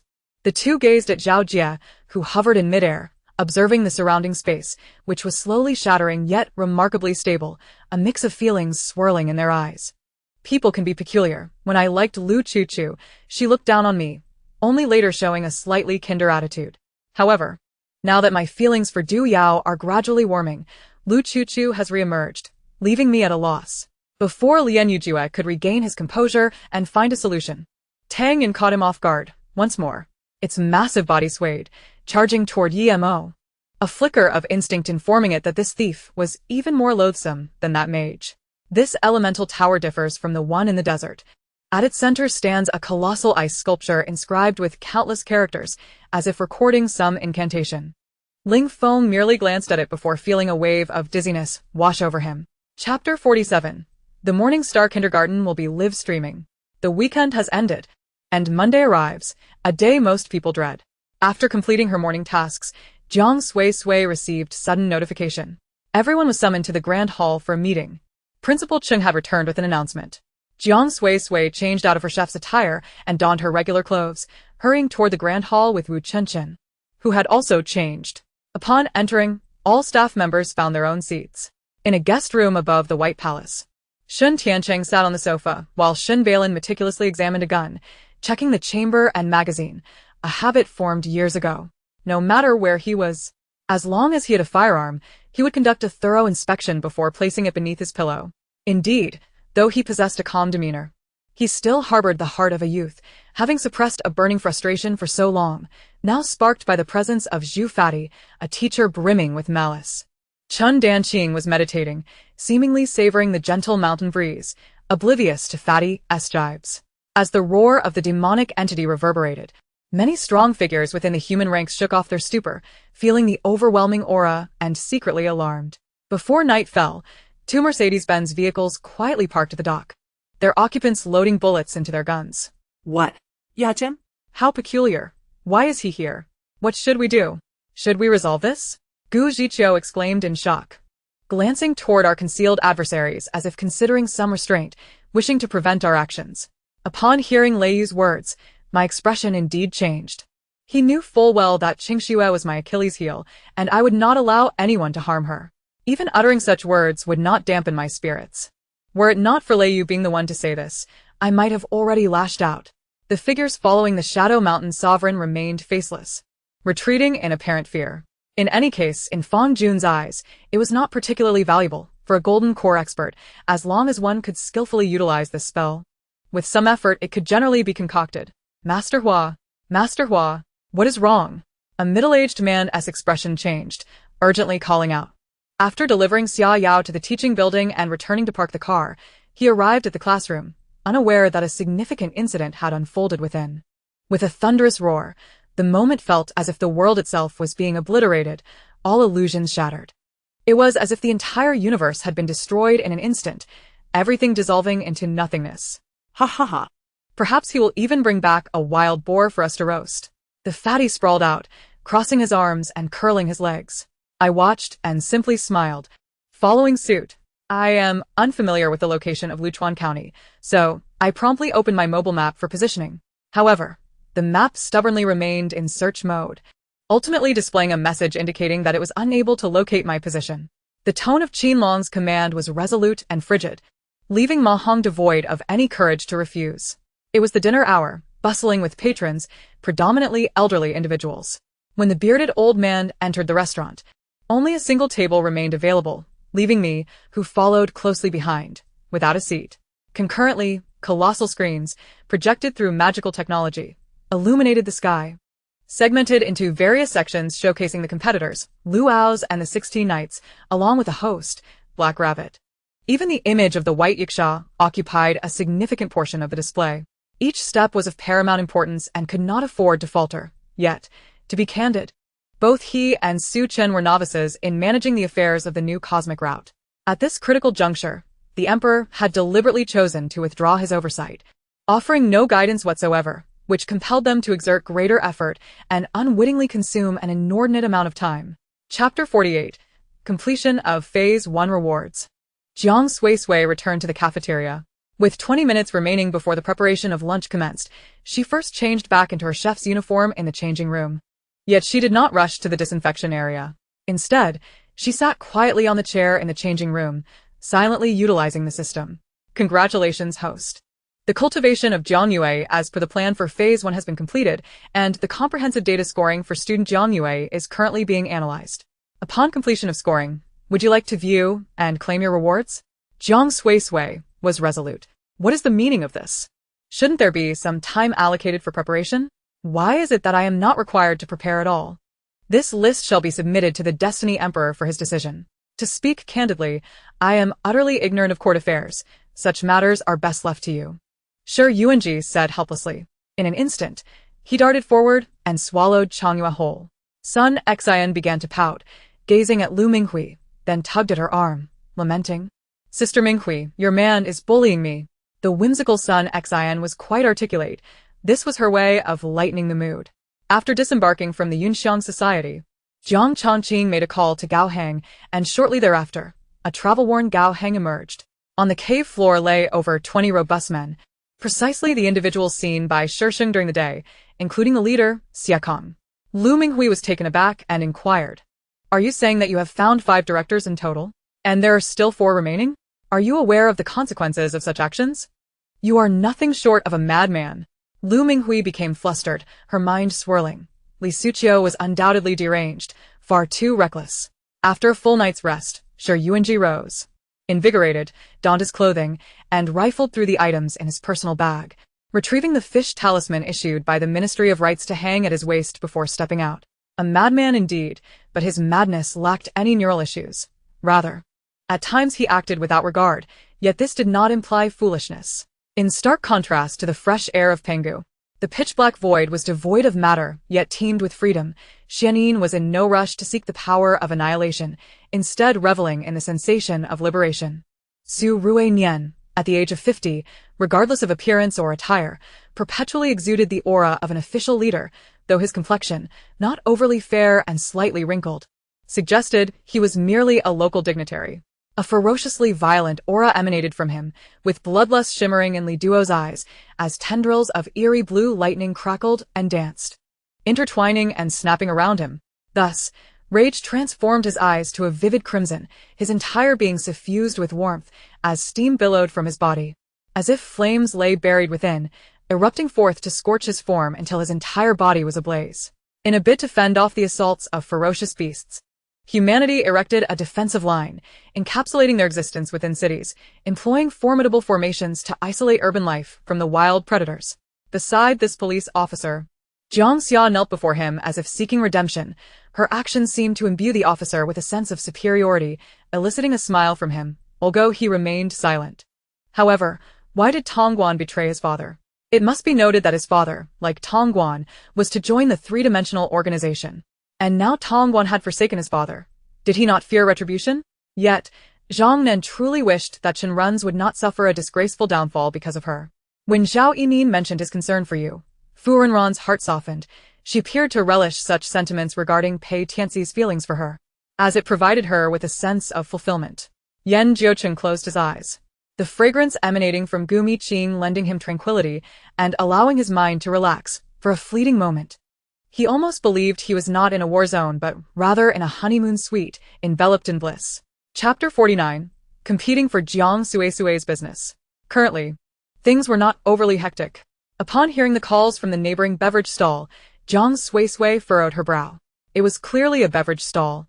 Yet they were also selling tea eggs at prices lower than hers and running promotional activities. This was an overt attempt to usurp her business. However, she found it inconvenient to inspect the neighboring stall, so she continued preparing snacks while listening intently to the commotion. Some patrons who had previously suffered losses at the neighboring stall remained cautious. By evening, the few of them stayed at the mountain villa for dinner before departing. Gazing at the numerous bowls and chopsticks adorning the dining table, I began to hesitate. If this continued, merely a few more friends joining for a gathering would lead to a headache over cooking and washing dishes. Although the distant sounds of the collapsing meat mountain were unclear, the tremendous noise caused those around Wu Yunhao to gradually cease firing. Zhang Beichuan had already made preparations. Tonight, he intended to remain and accompany Uncle Zhou, the warm figure from childhood, for one last evening. Just as I was astonished by Xiaolong's arrival in a city without notifying me, I pulled out my phone, only to discover that I had placed it on silent mode earlier that morning while heading to meet Li Jing and the others for discussions, which explained why Xiaolong had previously attempted to contact me. What a mess this is. Chun Che pinched the bridge of his nose, feeling a wave of headache washing over him. Aatrox unexpectedly erupted into laughter, his voice laced with the arrogance exhibited during his confrontation with the void. Upon hearing that he would be utilized, Fujita Kenjiro immediately brightened, shedding his previous lethargy, eagerly agreeing. After they settled on what to eat, the skin of the rat-headed beast man clung damply to his body, resembling a creature pulled from cold water. Hu Mingyang, the head coach, wants you to go over.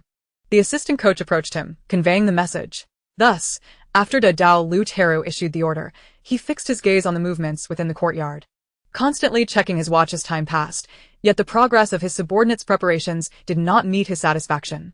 While he may have been slow to develop in certain aspects, he possessed ample experience in reading the room. In the bedroom, Yan Xiangwan remained soundly asleep, enveloped in a deep sense of contentment. Jean Weima hesitated, reluctant to disturb her slumber, yet ultimately decided to awaken her, knowing that she would surely feel hunger if she continued to neglect food throughout the night.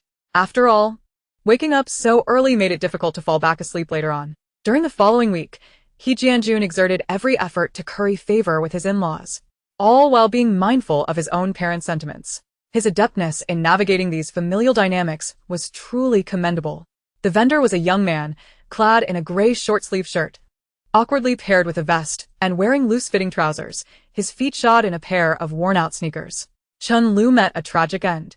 Her death was exploited by those with ulterior motives, now conspiring against Jean Boyan. If not handled with care, this could jeopardize Jean Boyan's political aspirations. And there were already investigations underway concerning Yan Xiangwan, indicating that she was being closely watched. After June, the symptoms of Qin Wan's pregnancy finally began to fade, though she had lost considerable weight. Just as Qin Wan finished speaking, a purple gift box materialized before her. Upon opening it, she discovered a silver object resembling a model airplane within. These elder statesmen were not genuinely loyal to the deceased emperor, but aimed to use this will to create chaos, ensuring that the eighth prince would not easily obtain the throne. I suggest we find a more suitable location for our discussion. There is a pavilion nearby. Qin Yi suddenly proposed to the group. Chapter 50, believing herself still the young lady of the Jiang family. At 10 o'clock at night, in the renowned affluent villa district of Zhuke City, stood Yunhai Mansion. This estate retained the natural beauty of its mountain and water surroundings, with each villa constructed in harmony with the landscape, allowing for breathtaking views of Zhuke City's most exquisite scenery. In the morning, the mist lingered. At noon the sun shone brightly, in the evening the sunset blazed, and at midnight the stars twinkled brilliantly. Before the tragic accident that befell Jiang Suisui's parents, the five-member family lived in this idyllic setting, basking in happiness. Not to mention the myriad of demons that roamed the area. This locale was home to countless demigods and supreme cultivators. Even a single demon's provocation could lead to downfall. Who could predict the consequences if they were discovered to be outsiders? Subsequently, an orange-clad corpse, transformed by the blood vengeance talisman, lunged at the golden barrier, causing the siblings, Shangguan Wanbi and Shangguan Wanli, within the barrier to turn pale with fear. Two swords clashed together. One was a shield forged from the luminous power of the divine realm. Li Yuanshu realized he could not obstruct the chicken's path and hurriedly retreated to the side. However, the reed chicken would not allow him the chance to escape, colliding into him with a sharp cry. As for the Exile Blade's ultimate move, Xiao Qingyun believed its activation would unleash extraordinary power. In the city, residents had no fields, and the iron tools delivered primarily consisted of kitchen knives, scissors, and hoes, enough to resolve matters in less than half a day. Just as Huang Lu's figure began to fade from view, a thunderous roar echoed from the heavens, causing the entire sword peak to tremble, prompting everyone to look up. Perhaps ensnared by the situation, or perhaps harboring a deep disdain for those disrupting his plans, Jin felt that the antics of those below were utterly disingenuous, as if they were merely toying with him. After delivering the groceries to the kitchen, 11 changed into loungewear before returning to the kitchen. To prevent such tragedies from recurring and to mitigate the corruption of the void from further tainting the primary material plane, following AIO's instructions before his slumber, they navigated the spaceship into the depths of the astral realm and constructed this city using floating mountain ranges. Old Du meticulously organized essential outdoor supplies before hopping onto the raft, preparing to venture downstream in search of vehicles and satellite phones. Luo Tianxue hesitated for a moment, then took a bite of the ice cream, the cold, sweet flavor melting in her mouth, the sweetness seemingly spreading into her heart. Lin Qingqian never anticipated that she would be swept into the arms of two men in a single night, one an ex-husband, the other a colleague. It's possible we haven't yet surveyed the area surrounding Lotus Petal Peak during the day. Didn't you mention that old Emin's expedition team took photos there? Li Wangshan inquirat. He suspected that the invaders had uncovered some secrets there. Otherwise, how could the heavenly eye pearl have ended up abroad? The Lin family's residence was in close proximity to the mountains. Even if the earthquake did not cause a collapse, a landslide could easily result in falling debris. The lead surgeon provided Dr. Zhang with a detailed account of Li Guanhan's condition, with Dr. Zhang's primary task being the removal of the mutant's nanochip. Observing Li Guanhan's brain scans, Dr. Zhang found the situation quite daunting, with risks that were exceedingly high. Arrow shook his head, saying, "Have you forgotten about the beasts that have emerged, all linked to ancient legends? Those creatures have long been extinct. Their reappearance now raises questions, does it not?" For a moment, Foam Kuching found herself unable to suppress a laugh at the predicament presented by the Wraith.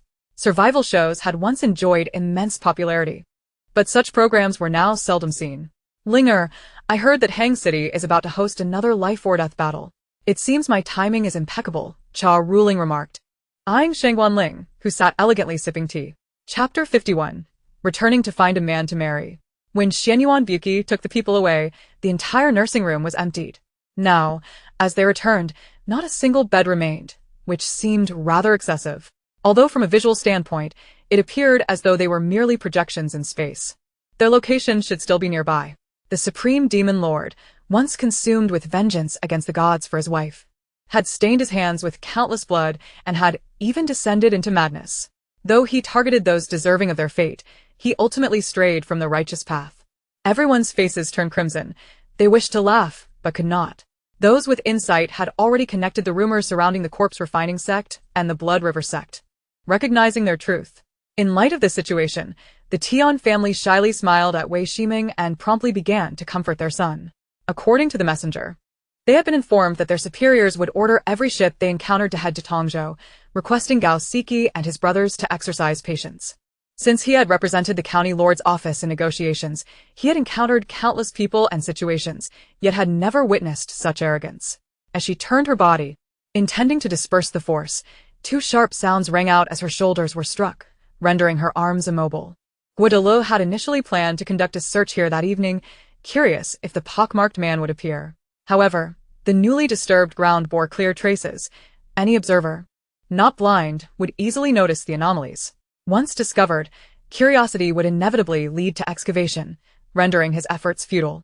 Turning around, he spotted Zhuge Tu sprinting away like an arrow, his plump form fleeing with a speed comparable to that of Usain Bolt. She pushed open the window, placing her hands on the sill, leaning slightly outward, gazing up at the bright moon, lost in thought, a faint smile gracing her lips. Qin Guan meandered through the bustling marketplace, a realm untouched by authority. Flourishing in spontaneous harmony, individuals spread their blankets upon the ground, artfully arranging the items they wished to barter, each set up a testament to simplicity. It was evident that none were inclined to fracture the delicate balance of civility. Beneath the surface, they were acutely aware of one another's identities, yet chose to remain silent. For stability thrived on unspoken truths, and thus, they wore cheerful smiles as a facade. The contingent of Ming cavalry, led by Hong Qingfan, had been dispatched under Yuan Chonghuan's orders to ascertain the depths of Jiangchuan, with aspirations to eventually recruit the Jiang family forces. The 5 members of SKT retreated, their minds devoid of thoughts regarding a counteroffensive against Jax. Observing Xue Qian, who was engrossed in crafting something, Yi Tian recognized the familiar posture, a realization shared by their audience. Moreover, his previous attempts to have Bai Jinxiu investigate Dong Xiangchuan had yielded no results, which struck him as peculiar. Vixian. Fei Tianming interjected, "Release Linger. After all, she is with child." Although Fei Tianming appeared visibly angry, he was evidently suppressing his wrath. Before him, a monstrous lightsaber, ominous in its presence, glided majestically across his monitor, while the sounds of explosions and anguished cries echoed in his ears, reminiscent of a demonic curse. "Do you believe we can successfully reconstruct our defenses on the moon?" The normally reticent Xiao Minglu unexpectedly spoke up.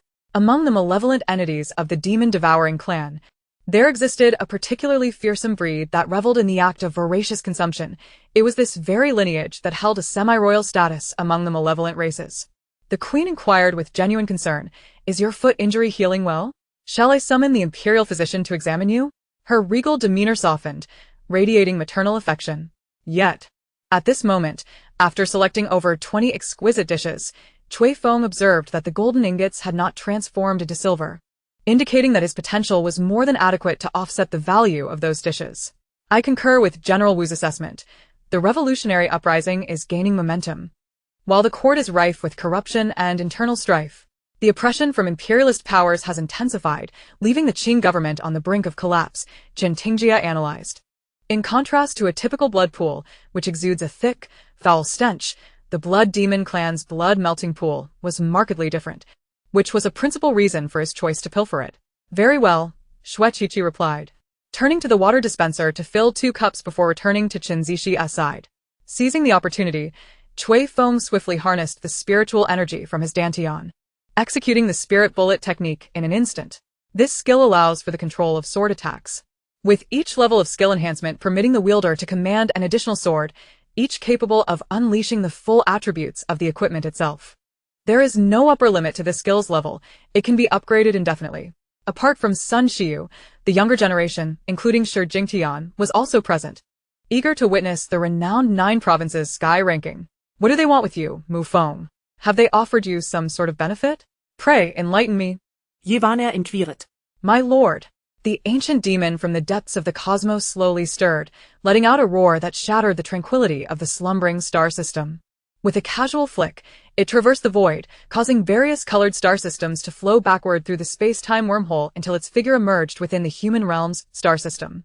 The 7 ancient divine emperors bellowed in unison, channeling their divine power as if it were inexhaustible into the body of Wu Mo Tianfei, manifesting as 7 divine rings behind her. With a fierce cry, she transformed into a streak of light, plunging into the body of the primordial sacred king. After hearing the accounts, Wang Outyen erupted into laughter, reflecting on the countless years of conflict in the 5 domains, realizing that their demon clan had finally achieved a monumental victory. With but a single utterance, Zhang Xiao felt as though he had expended all his energy. Unable to draw another breath, and once again succumbed to unconsciousness. The biting cold pierced through him like needles, despite his quick reflexes. He could not evade the relentless onslaught of drifting snowflakes. In truth, Li Yan yearned to emerge, yet he found himself at a critical juncture in his cultivation.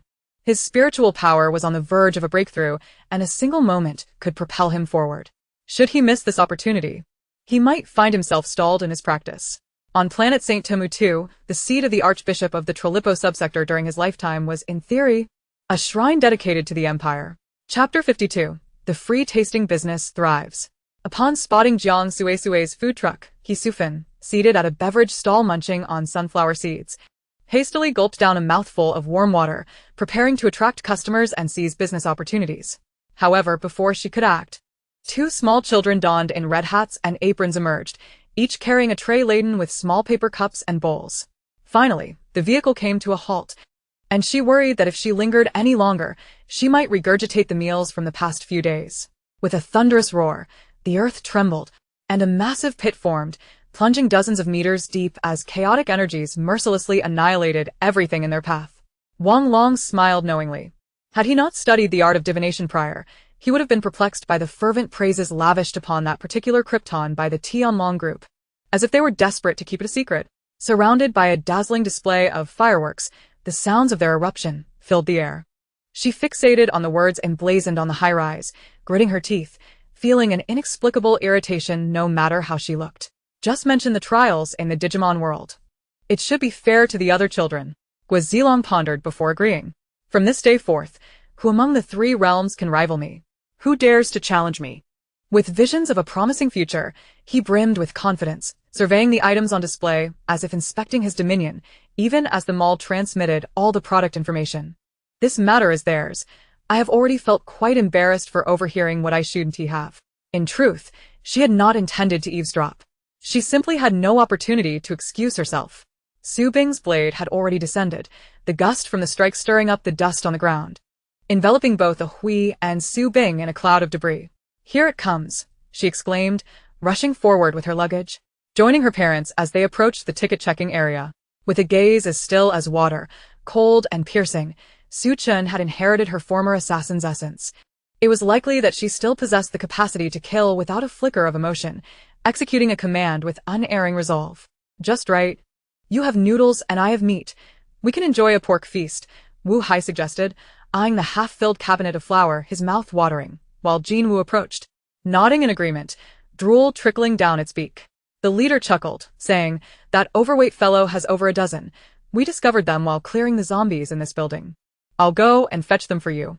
With that, he turned and dashed upstairs. However, at that moment, Ma Zhuan's flying sword struck the handcuffs, producing a resounding clang, only to see the sword rebound, while the chains formed from true energy remained utterly unscathed.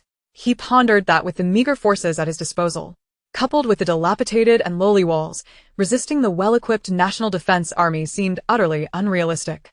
Dispatching someone to seek assistance while observing the formidable cavalry of the National Defense Army outside, he shook his head, wondering who could possibly break through the encirclement. The only tangible evidence of this predicament was the red envelope he had seized, which contained what was described as the 7-star gourd pill, presumably edible. Now, Zhang Fei had mastered the art of multitasking.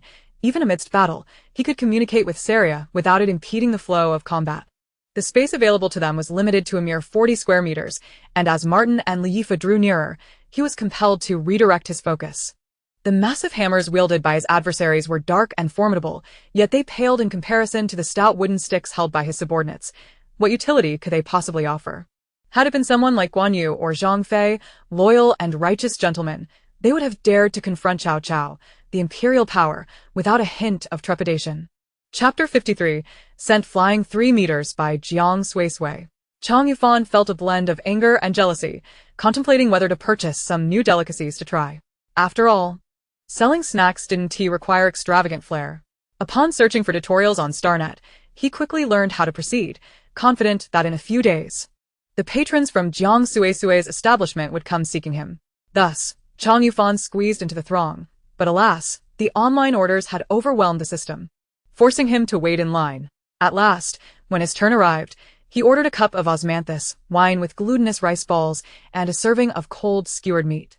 Linny felt as if she had plunged into an ice furnace. On one hand, the overwhelming force surrounding her pressed in mercilessly, while on the other, her internal essence rapidly evaporated, manifesting as shimmering golden threads. Her words were succinct, primarily welcoming the guests from Taiwan and elucidating the role of investment in economic stimulation. Lier glanced at the time. Lunch hour had passed, yet fortunately, there were still provisions in the refrigerator. He decided to dine at the apartment today. However, the inebriated Jenny had become somewhat exuberant. When Lier stepped outside to pour her some water, she flipped over and lay in the bathtub, turning on the shower and drenching herself completely. Indeed, there were some observant orcs who had discerned the true identity of the Thunder Elf King as a sprite. How could he consort with humans? Upon hearing Zhao Hao's words, James and the others were startled, hurriedly converging towards him. The chess match commenced. Amidst a mix of anticipation and inexplicable trepidation from the crowd, the curtain was drawn back. He was deliberate in his actions. Surely, he must have intended this. His words were designed to distract our focus. Jenny forcefully slammed down a stack of documents, thick enough to measure 2 fingers in height, producing a resounding thud upon the desk. Indeed, he had mastered the art of deception. Lier nodded with a radiant smile, acquiescing to Jamie's request. How could he possibly reveal anything to Professor Morton? Furthermore, he was determined to aid Jamie in concealing the truth. The true greatness of men, as Tang Jin had articulated since the elevation of Star Moon, seemed to have taken on an enigmatic depth that left him somewhat bewildered.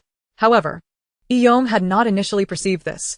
He had always assumed Wei Yun's demeanor was merely her way of assisting him. In truth, Wei Yun simply found him distasteful. While only the rabbit and the true mushroom had consistently supported him. Oh, that poor, foolish child. The spearhead, originally aimed at Ling Ling's waist, veered downward by half a meter due to the tremor of his arm. Ling Ling twisted her waist, evading the poorly aimed strike. Surrounding them, the massive beast had been devoured to the point where not even the bones remained. Even the spiritual energy contained within those bones had been wholly absorbed by Yi Feng into his being. His voice was unrestrained, and nearly everyone present heard it, which indirectly elucidated why the phantom pendant had gone unnoticed by the assailant. The leaders of the Mongolian tribes in the northern desert had secretly gathered not far away, hoping to seize a few princes while the opportunity presented itself. Since the autumn hunt, they had been secretly planning to capture these princes during the New Year preparations, thereby posing a threat to Kangxi in the Golden Throne Court. The unforgiving production team inexplicably bore the brunt of the blame, deciding to escalate matters. One director seized a megaphone. The value of the items will be assessed by our votes. Do not expect to pass off inferior goods, for we are resolute.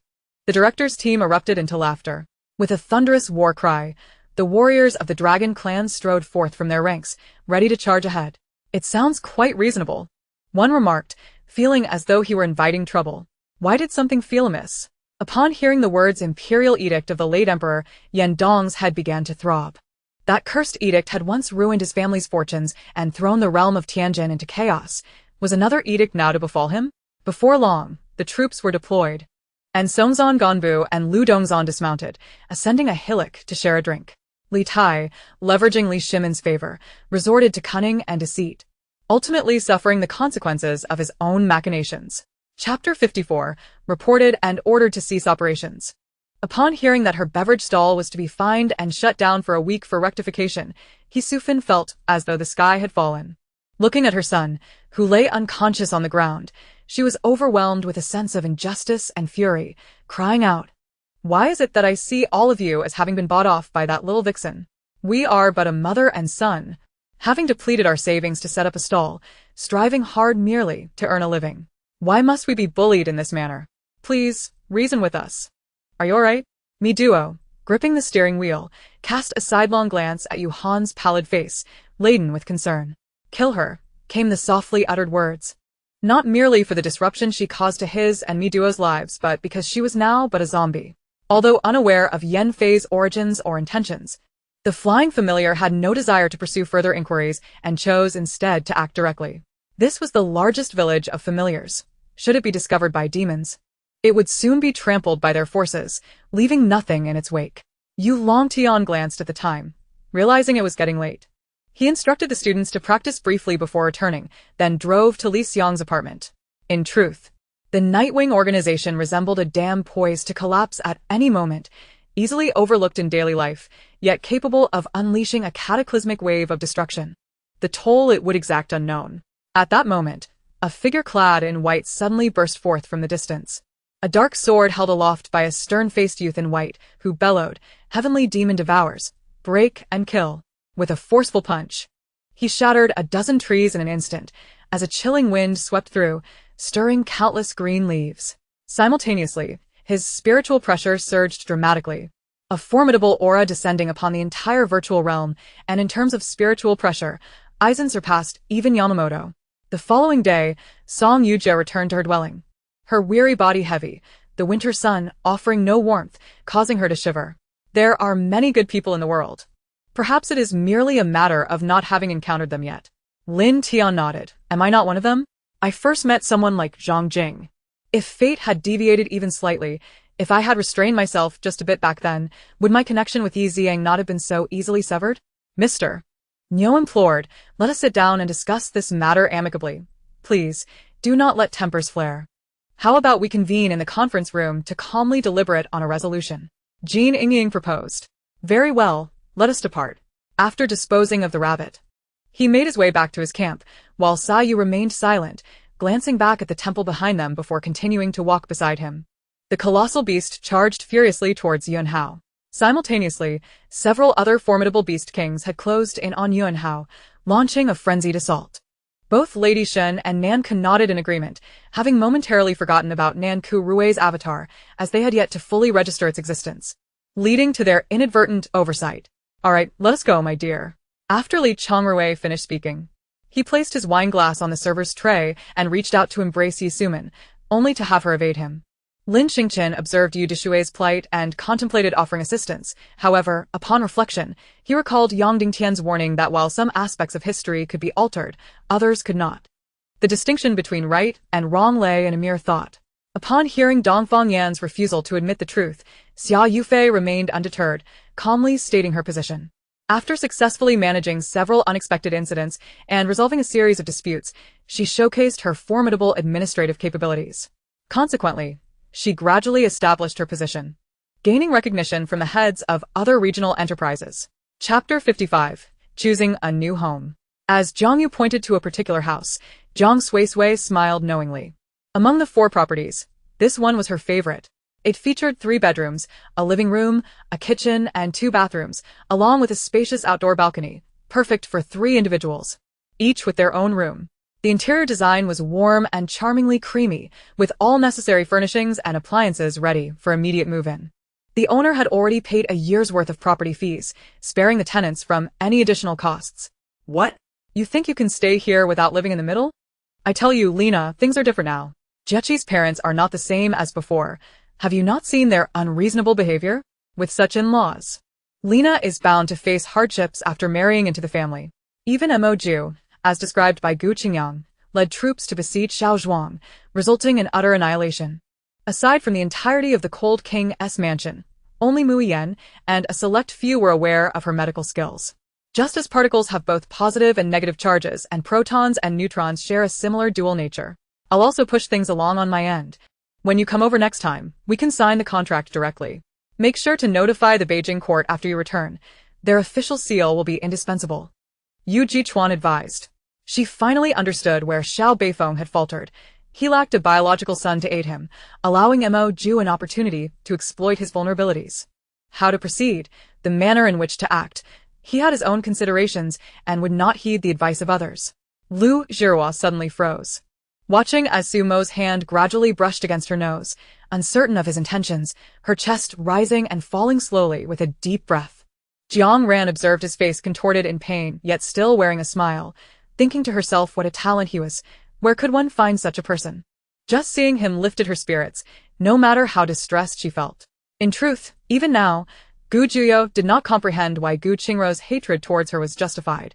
nor why both Gu Yun and old lady Zhao harbored such animosity that they wished for her immediate demise, though Tuanzong was reluctant to relinquish certain core members. He had no choice but to remain dormant for the time being. Lin Chenjun, do you have pressing matters? Yu Yan obstructed Lin Chen's path as he advanced. As for the immense paternal affection he possessed, should he let it slip away, it would be an affront to natural order. Hui Li and Tujinozomi exchanged glances.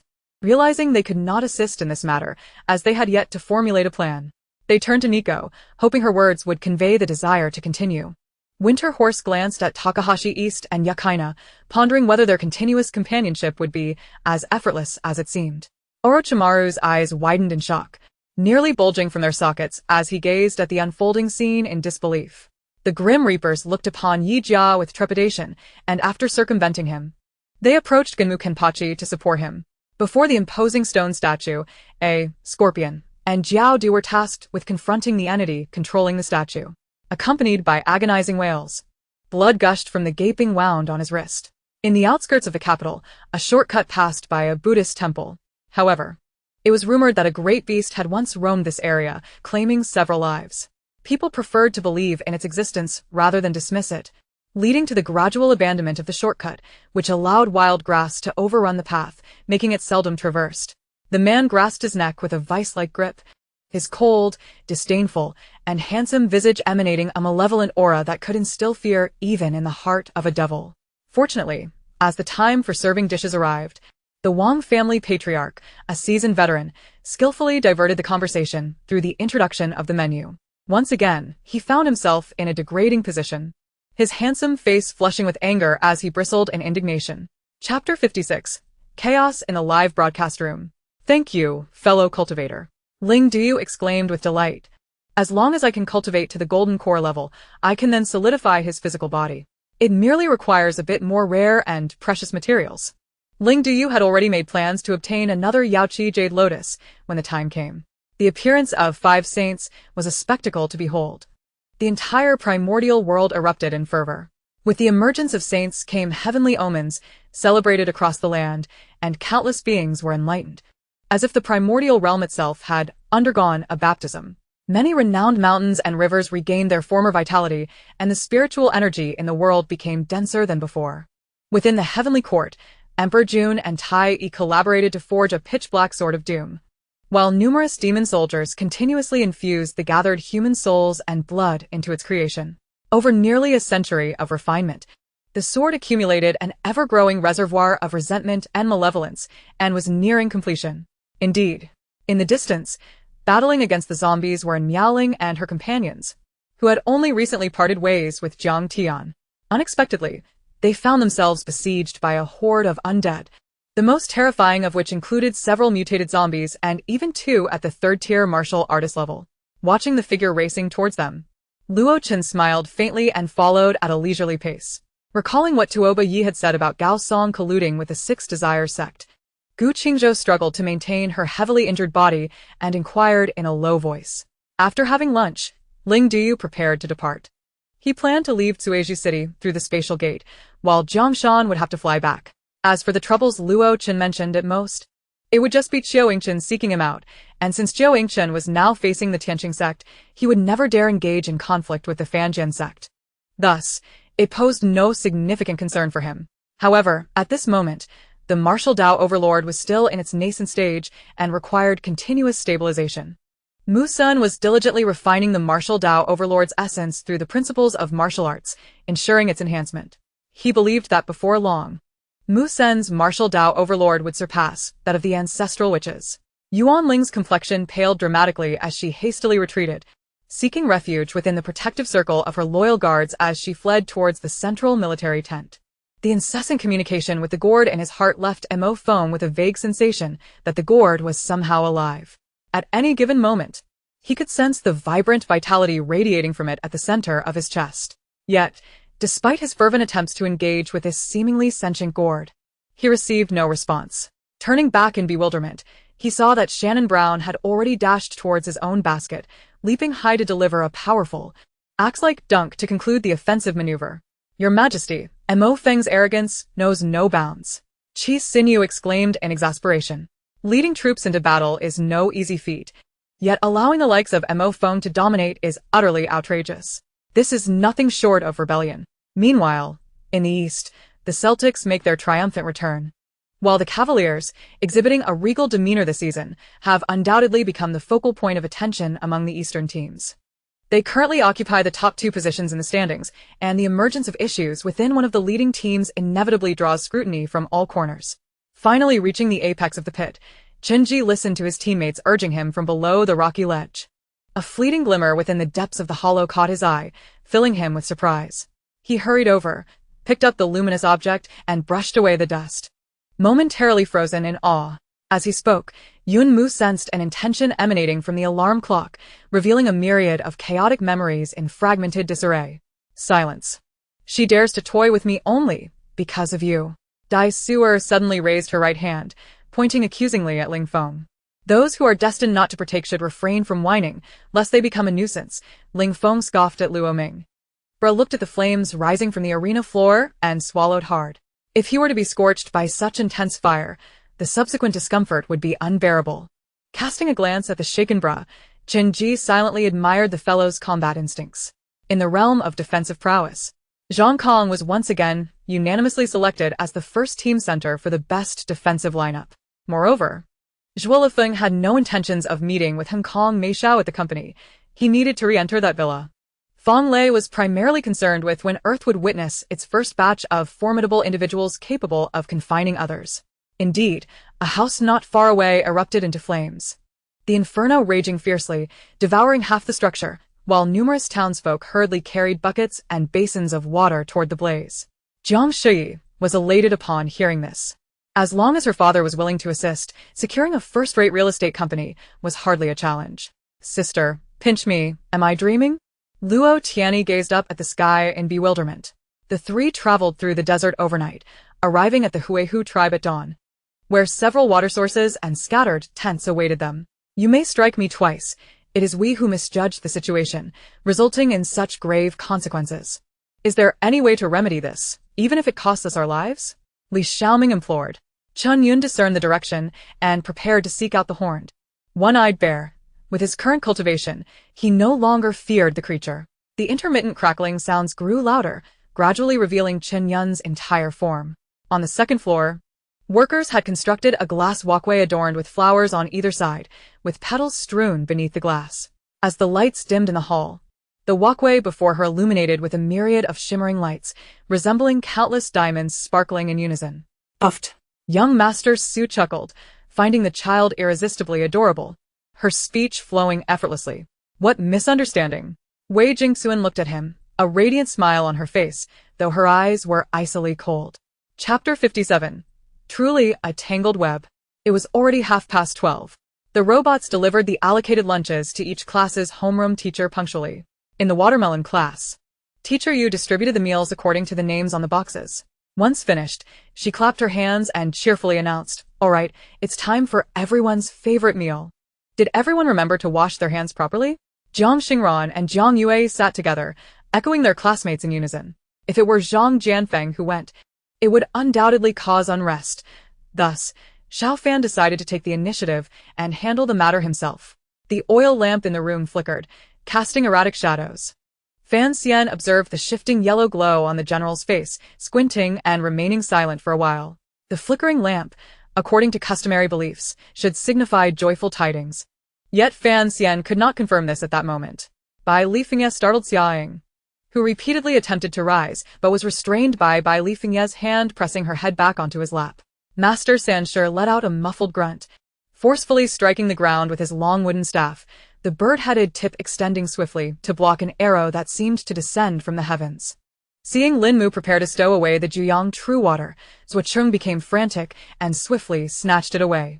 Due to her prolonged slumber, Lan Linger remained in a state of reluctance to awaken, resulting in a gradual and sluggish return to consciousness. Perhaps she wished to quietly absorb Lin Mu's storytelling, to learn of all that had transpired over the years. Long Yang was merely a master of concealment. The awakening of the hidden dragon would surely cause a stir. And Long Yang had long since awakened, now a dragon veiled in mystery. Should anyone dare to tear away that veil, they would find themselves facing dire repercussions. The third prince remained in a state of shock, The wound inflicted by the assassin began to bleed anew in the afternoon. He quickly supported his mother. And together with Ning Kalin, the three of them hastily retreated behind Fan Xian in a panic.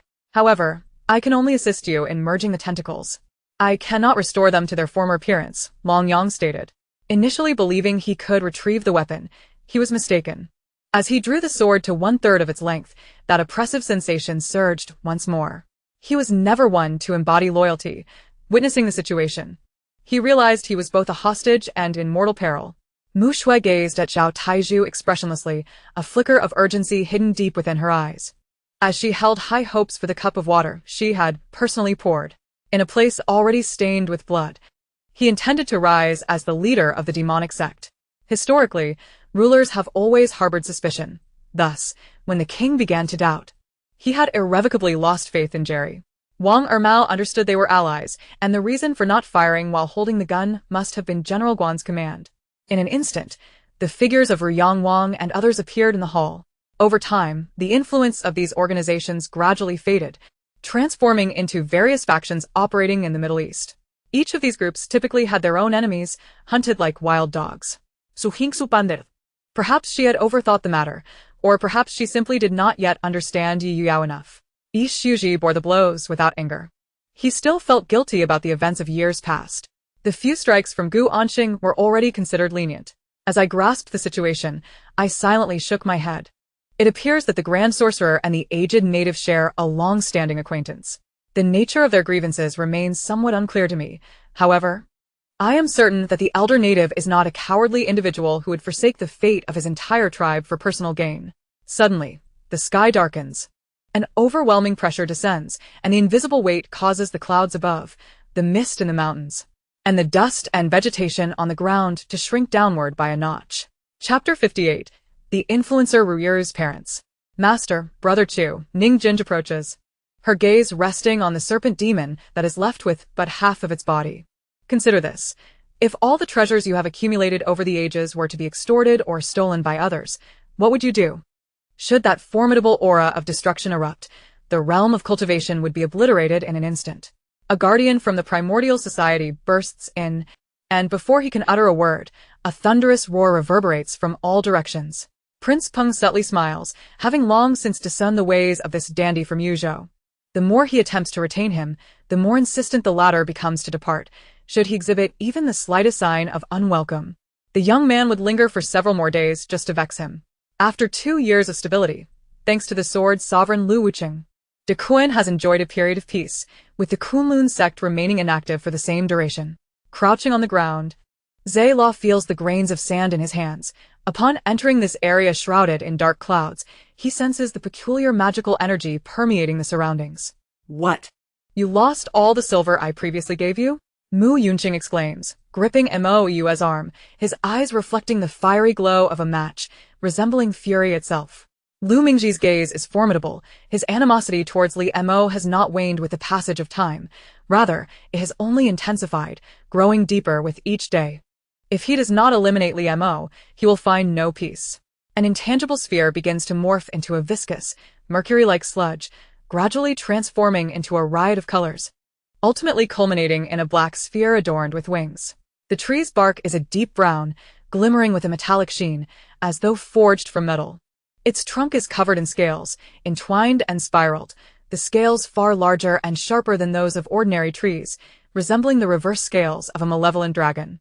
Although the Shengjing immortal sect arrived the earliest, in retrospect compared to the other 3 sects, they have ultimately lost the initiative. Thus, the question of who rightfully possesses the rights to develop this sword tomb remains utterly ambiguous. Just as Xingju felt a wave of panic at the exposure of his earlier use of soul power, the voice of the elder resounded once more. And at that moment, Xingju finally breathed a sigh of relief. Indeed, such a horse, placed in a horse market, would be worth a fortune. Guanyong remarked with some envy. Conversely, having forged a friendship with the rotund individual this time, they could confidently approach him for future large-scale events, rather than feeling as desperate as they did upon their initial involvement. These association leaders are all figures of prominence, who enjoy such a feeling. Undoubtedly, Xingju can be considered a rare talent in millennia, capable of pilfering the essence right under the watchful gaze of Green Peak. Such ability is indeed extraordinary. The Earth Elder concurred. Fortunately, his soul and body have temporarily fused, allowing Zhao Yang to proceed with the next step of treatment. Everything before him strives to shake his celestial heart, and should his celestial heart shatter, he would immediately fall into the clutches of a demon. The Dark Mage player is currently relying solely on positioning skills and the release of abilities to combat the bloodied sword. When his phone rang, he nearly dropped it. Upon seeing it was Dong Zhuo's number, he felt a wave of relief. Had it fallen, he would have had no choice but to leap after it. After a succinct 4 words, no further conversation ensued. Song Lingyan tugged at Lu Qingyu and turned to exit the woods, bracing herself for the impending challenge. Yixiaorui? What brings you here? Mi Duo was equally astonished. She was not surprised to learn the house had been sold, but if Ji Xiaorui were the buyer, it struck her as exceedingly strange. It doesn't matter. Let Diao Chun teach you. He pointed to the ongoing match. Diao Chun had already scored several consecutive holes, causing the onlookers to doze off, while the opponent stood at the table scratching his head, the one-sided nature of the game proving quite vexing.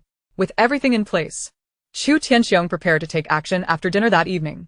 The miners, overjoyed at the prospect of survival, found in him a steadfast pillar of support.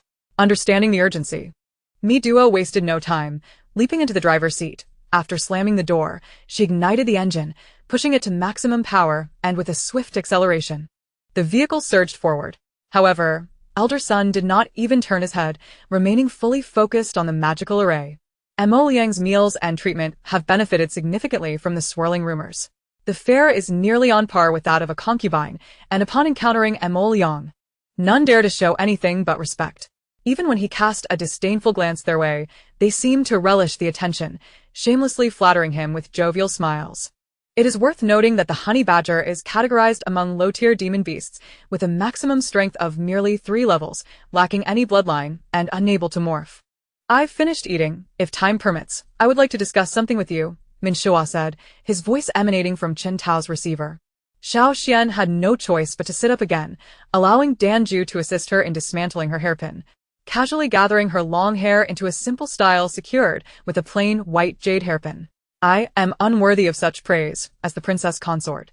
Liao-side concubine could only echo whose words, leaning in closer.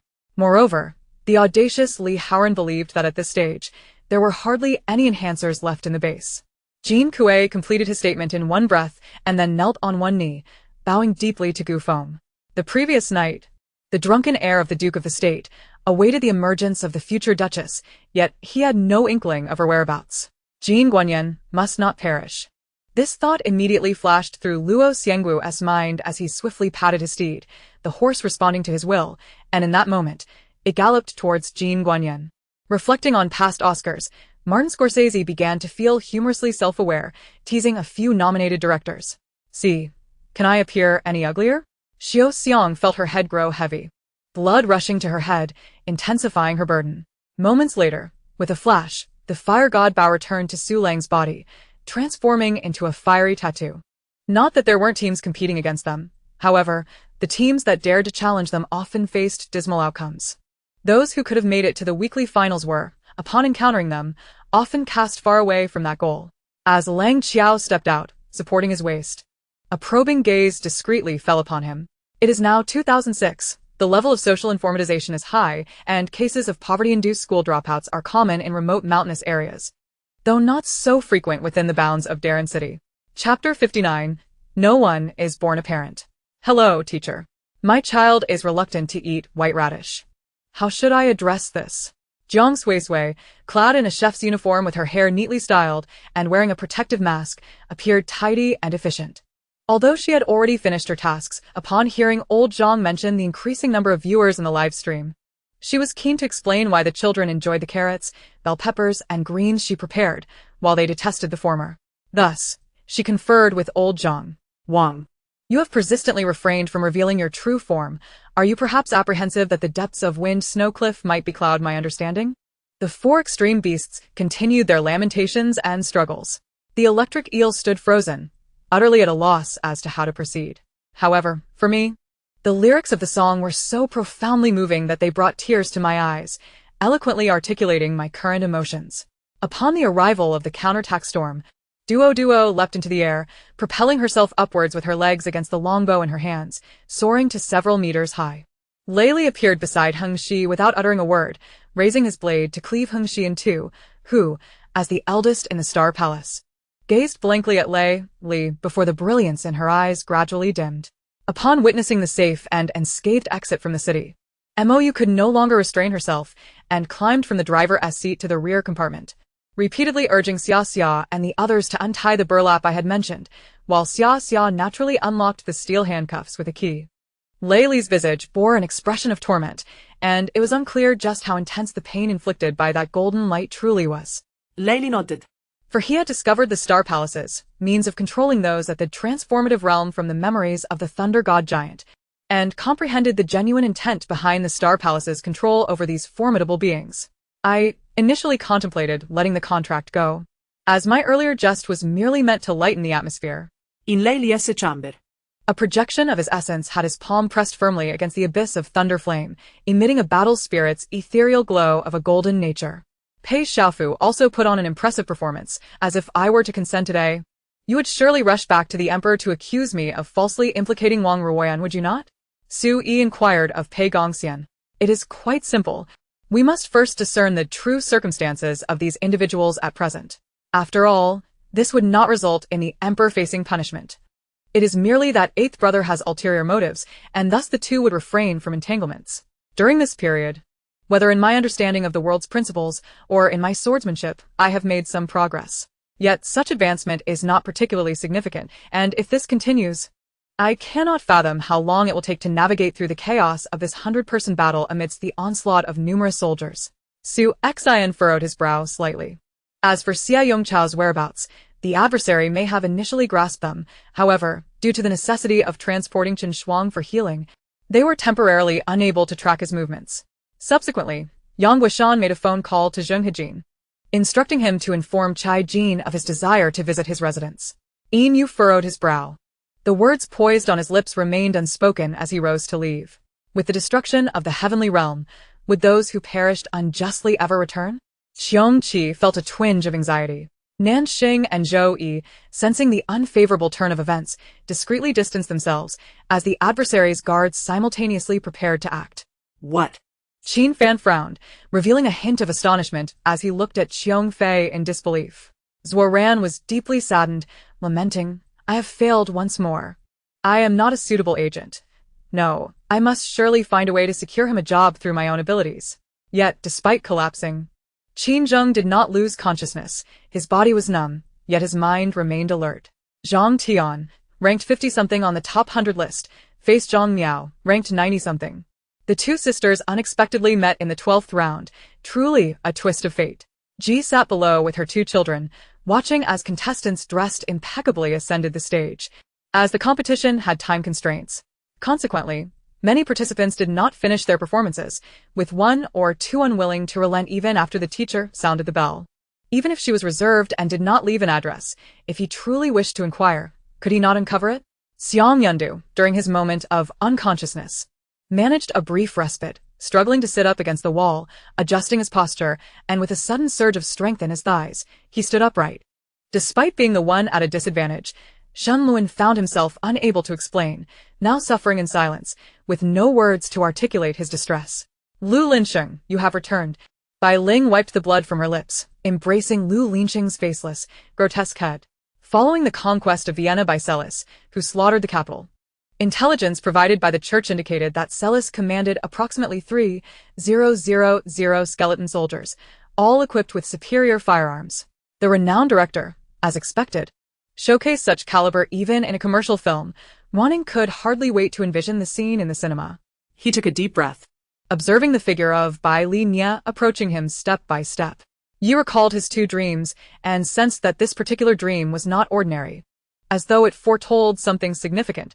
At that time, Cloud Ninja Village would be weaker than any other ninja village for a considerable period, and the ever-watchful Rock Hidden Village would not miss such an opportunity.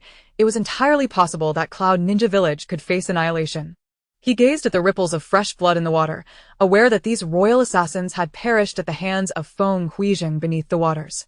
Thus, with a snap of his fingers, numerous figures clad in black materialized around him, each holding a massive firework. Yet, they possessed no evidence. And so they awaited the examination results of Du Xinru and Tong Xia.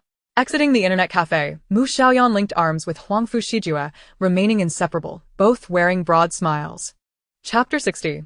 Lies Without a Draft. Saturday morning. To fulfill the promise made to Zhou Yan and to attend Xian's birthday banquet, after breakfast, I took Jiang Xingran and Jiang Yue for a stroll back. Jiang Suisui had the two of them freshen up again before presenting them with the new clothes purchased from a Star Network a few days prior. Jiang Xingran donned a gray blazer, while Jiang Yue wore a red princess dress, both of which they had selected themselves. Xian's birthday banquet was exceedingly formal, and Jiang Suisui certainly had to prepare accordingly. As long as Hanzong could infiltrate the village first, the one who ought to be concerned for their safety would be Kuroda Nagatake. As Yao Chuer spoke, she attempted to make her way to Fu Mingyan, but was halted by Jin Shuyan, who grasped her wrist. Licking his lips, Yizhua turned and walked towards his lodgings, residing in an exceedingly ordinary inn. A refreshing breeze wafted through the car window, accompanied by verdant primordial jungles on either side of the road, where wolves, deer, and porcupines occasionally emerged to observe. Due to the clarity of the evaluations, it was evident that Li Yu harbored a curiosity about the outside world, yet had not encountered it since joining the Qing family. Generally speaking, those who transitioned from the mortal realm to the Wizard Academy rarely returned to their hometown during the golden years of study. Many even severed ties completely with their mortal families. They certainly did not dare to offend Xu He lightly, and after a few inquiries, allowed him entry into the city. If he were indeed a spy, it would be improbable for him to dress as flamboyantly as Chu He. The terrain remained unchanged for an extended period, rendering any alterations nearly impossible.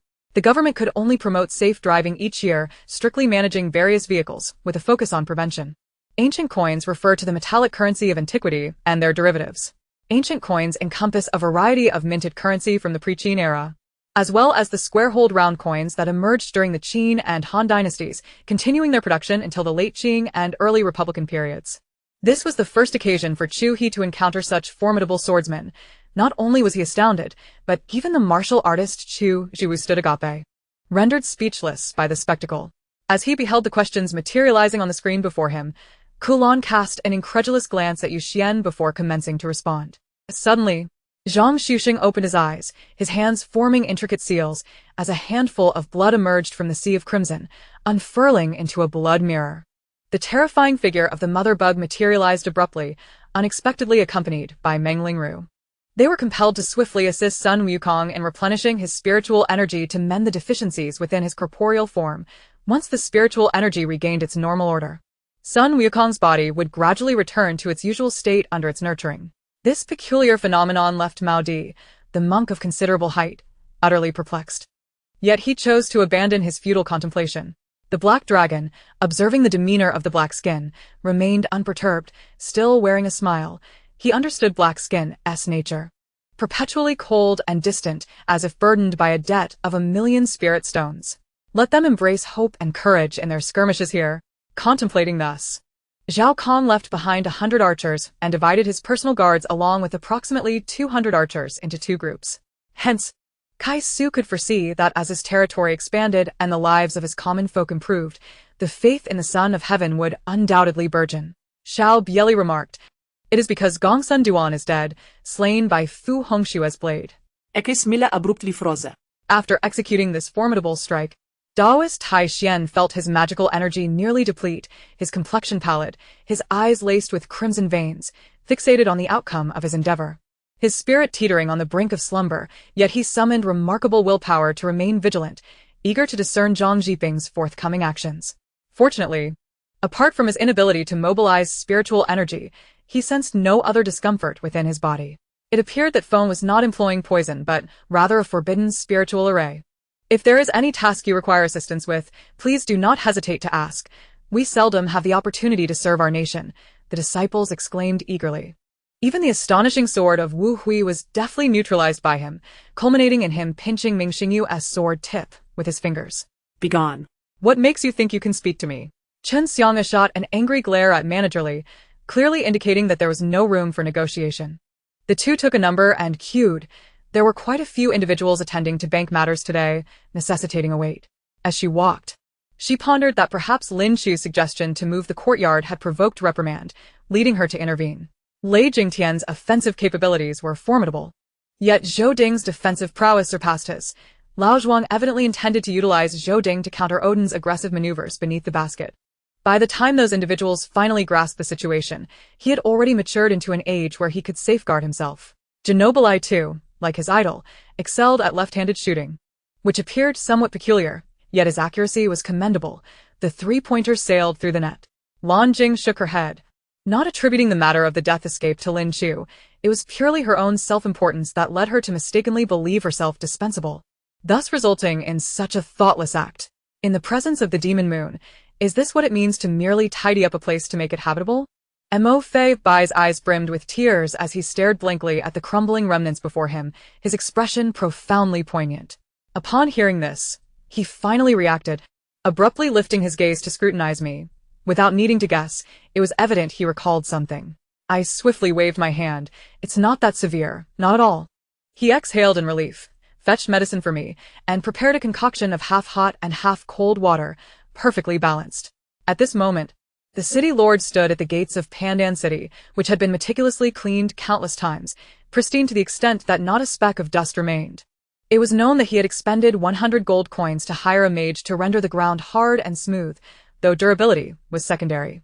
Tell me, where is the television station? Shala suddenly appeared on the street, seizing a man and pressing him for answers. His physical strength had now achieved a balance, and the 9 transformations golden body technique suited his level of cultivation, allowing him to withstand attacks from opponents of equal standing. Captain Yang Goen, in his 40s, boasted bushy brows and large eyes, of average height, with a robust physique and a resolute expression. To the right of the main station lay the elevator shaft and staircase, with a nearby doorway leading into the high-end private room area on the first floor. Leng Yan skillfully deflected the sound arrow from his sword and stifled the sweetness rising in his throat. At this juncture, he could not afford to spit blood, for it would surely dampen the soldiers' morale, and thus the battle would be lost without doubt. After being watered, the seeds germinated at a visible rate beneath Mi Duo's eyelids, soon sprouting peculiar forms. Among a tangle of verdant vines, a massive orb resembling a gourd formed, and upon closer inspection, the dark green patterns revealed a face. Chapter 61. Zhou Yan drove away Xiao Halian. Upon hearing the voice, everyone turned in unison. Jiang Suisui then realized that it was Zhou Yan who had arrived. Today, Zhou Yan was strikingly different from her usual self, clad in a sharply tailored, figure-hugging purple gown, paired with a dazzling array of jewelry. She exuded an air of elegance, accompanied by a sense of unattainable distance. Zhou Yan approached swiftly, casting a glance at the head waiter and coldly stated, "These 3 are my invited guests. You are infringing upon my authority." The throat of the lawless beast emitted a whimper, ultimately falling silent as it retreated obediently, though its gaze towards Ding Xiang was rife with malice. Ha! Though Pan Tianxin is not a humorous individual, the witty retorts from Officer Zhang prompted laughter from everyone when relayed through him. "Bring it back," Levi commanded, abruptly shoving Gu Qi, causing himself to topple to the other side, while simultaneously tossing 2 silicon stones by the old man's feet and pulling Gu Qi backward. "Brother Zhang, the interaction time has long since arrived, yet not a single television has been given away. What should we do?" Lu Diyu inquired. Although the situation was not entirely his fault, he could not help but harbor resentment towards him, feeling for Meng Er. Meng Yi's gaze turned somewhat frigid, as if what she beheld was not coffee but rather Jean Bo. "In any case, she will be fine." Lei Zhenglong turned over, ceasing conversation with me, and mere minutes later, he began to snore. However, upon reaching this point, the danger had been averted, and it appeared they were headed towards a flawless conclusion. Yet thoughts of death had begun to surface. Ultimately, she realized that her heart was chilled, and the words she spoke were feeble and lacking strength. Lu Zhangke continued to escort her to the vehicle, instructing the driver to ensure that AI Chonghuan was safely delivered to the AI family. Perhaps she would believe such words from others, but the person before her was Yuan Jinghong, and his words were certainly worth questioning. Thus, he expended considerable resources to purchase advertising time on those popular television stations, initiating a continuous broadcast. Upon hearing this, Emperor Meiji gasped sharply, subsequently falling into a contemplative silence. If it were not for the eyewitness accounts, no one would believe that a formidable warrior of the quasi-saint realm and 4 ninth-level emperors perished here, with the guide, Kariva, also sacrificing himself in the process. Moreover, the wandering cultivator market typically occurs only once a year, predominantly after November, leaving a span of 2 to 3 months until then. Suddenly, a melodious flute melody pierced through the void, shortly followed by the sight of a solitary boat cutting through the waters. Su Miao observed from the sidelines, nodding approvingly. Indeed, over the past 6 months, Erlang had undergone significant transformation, and it appeared that the tofu workshop had proven quite beneficial for personal growth. At that moment, he noticed a stone platform beneath the tree, used for practicing the moon embrace stance, and a thought struck him. Why not utilize them as stone pedestals? After reviewing the lyrics, the industry lyricist returned to examine the story, utterly perplexed by how traditional Chinese style could be rendered in such a manner. He had presumed this to be merely a chance occurrence in an unfortunate parallel world, never anticipating that perishing within the underground palace would become the norm for both him and Luo Ling Xiao. Qin allowed the scroll to fall to the ground, neither picking it up nor responding, but instead, quietly observing Pailin with folded hands. Who dares to harm a member of the Qin family? Bring me their head. Before Su Hai could intervene, tragedy had already unfolded. How could this happen? Why are domestic newspapers spreading such slander? Lu Xuehua inquired in astonishment and confusion. Song Xiao gazed at the zombie leader, whose expression was contorted with murderous intent, and he couldn't help but smile, a bitter smile of mockery. Lu Hu refrained from arguing with the professor, yet the doubts in his heart lingered. If spells utilizing vital energy could produce backlash, might spells that harness mental power also entail similar repercussions? If so, what would they resemble? Jiang Suisui slowly opened his eyes, suddenly confronted by an aged face, which jolted him fully awake, compelling him to throw a punch instinctively. Chapter 62. How can there be 2 servings of sweet and sour ribs? What does this mean? Are you dissatisfied with our dishes?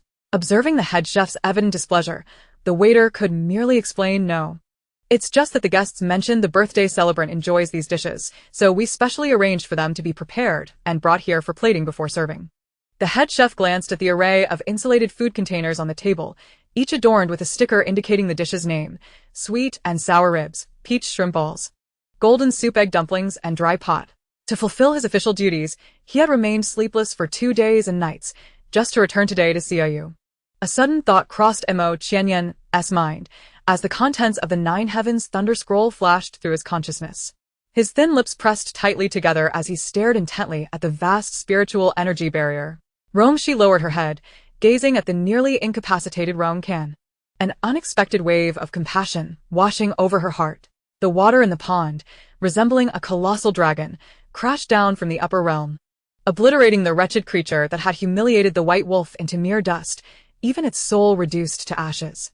Suppressing the unusual emotions within, Zi recalled the conversation between Romshi and Yi Shuli before leaving, her gaze subtly shifting. System, I wish to exchange. Shenmu Bai took a deep breath, her palms slick with sweat, her hands and feet trembling uncontrollably. Even though I often act so willfully that I feel it is excessive, you still choose to embrace all of my flaws, never revealing any dissatisfaction or displeasure. Another stone figure had initially aimed its spear mercilessly at Mo Fengyi, but unexpectedly, the sudden movement of the stone figure before him lifted Mo Fengyi along with it. This was for the best, with only 3 days at their disposal. They naturally did not wish to squander excessive energy on the demonic beasts. Mei Jie and Zhong did not board the vehicle, instead taking their luggage and departing with the friends and family who had come to greet them, leaving only the driver along with Yao and Lily inside the carriage. Upon hearing this, Xiao Yan's spiritual power surged from his brow, and he indeed sensed something within this space that exhilarated the soul. Xiao Yu and Zhou Gutian similarly tested the atmosphere, both revealing a hint of delight. Lin Yu suddenly regained consciousness, taking a deep breath and gently laying Mu Mengmeng down on the carpet. He felt invigorated and inspired by these words. Now, regardless of the daunting obstacles that lay ahead, he was resolute in his determination to find his wife, Song Yaju, and his children. No matter how distant they might be, he would locate them. Shi Yao, what is wrong? Noticing Shi Yao in a state of panic, Shi also grew apprehensive. In recent days, nothing significant had transpired in Yuzhou. The Xianbei Kubin tribe was recuperating after the previous battle. According to reports from Gao Ji, their scouts stationed within the Xianbei tribe indicated that Kubin had recently absorbed several scattered Xianbei tribes, gradually augmenting their strength. Lin Yu casually mentioned this, his composure unwavering. Yet a gentle hand brushed against his waist. No need, someone has already gone. It wouldn't be quite proper if you weren't here. Moreover, I believe you would feel even more disheartened if you went. In such a vast botanical garden, this exquisite set of purple clay teapots was merely a token for his father to enjoy. As long as his father was pleased, it was worth it. The mutant kindergarten had established itself for many years without any issues concerning the safety of the children. Wang Manchun gazed at Jiang Xiaolin, whose eyes flickered with the flames of jealousy, and proudly declared. While Jiang Xiaolin refrained from contradicting her, he observed Wang Manchun, who held herself with the pride of a rooster, personally pouring him a glass of wine, as he would ultimately rely on her to wrap things up. Chu Xia furrowed her brow, wondering how Wenbai could be here.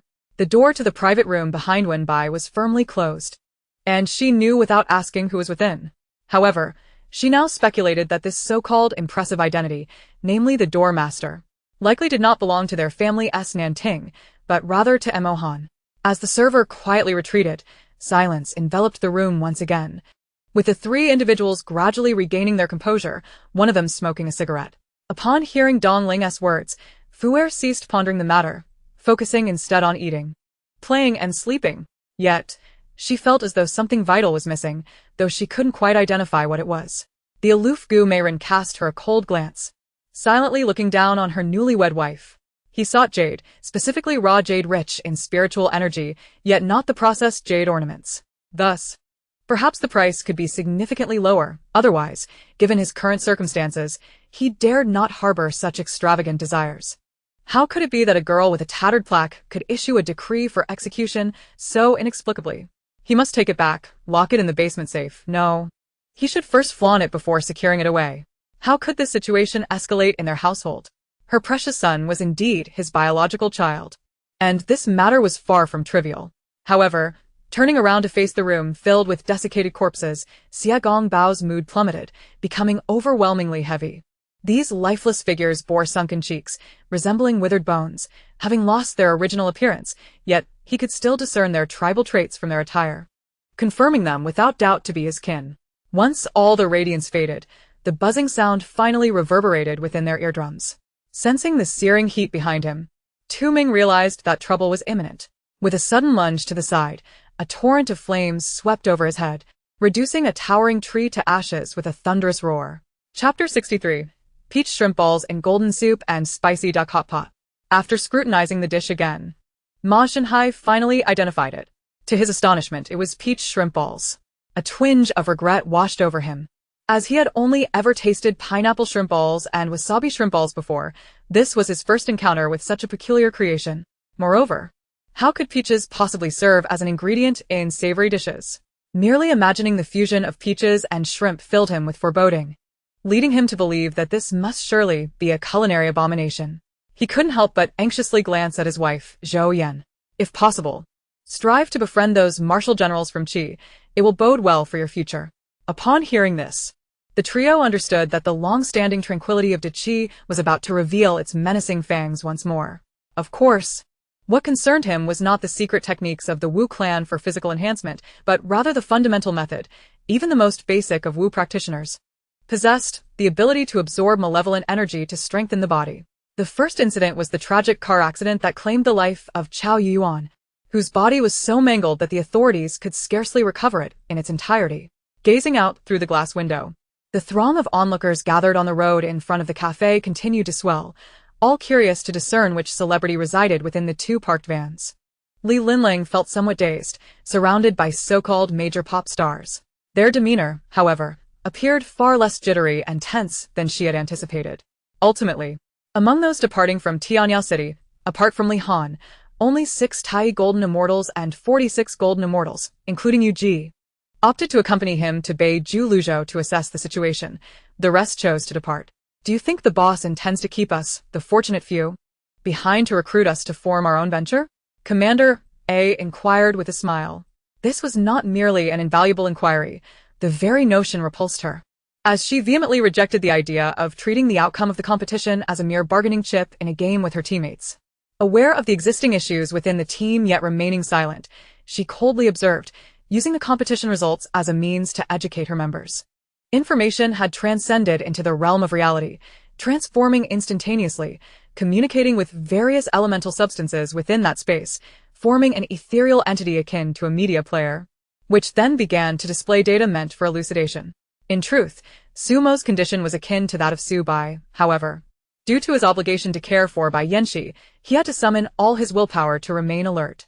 The two brothers in the room were still puzzled when they heard what sounded like someone jumping on their rooftop.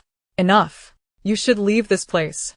Go far away. Suddenly, her demeanor grew cold again, as if she had reverted to an expression of indifference towards everything.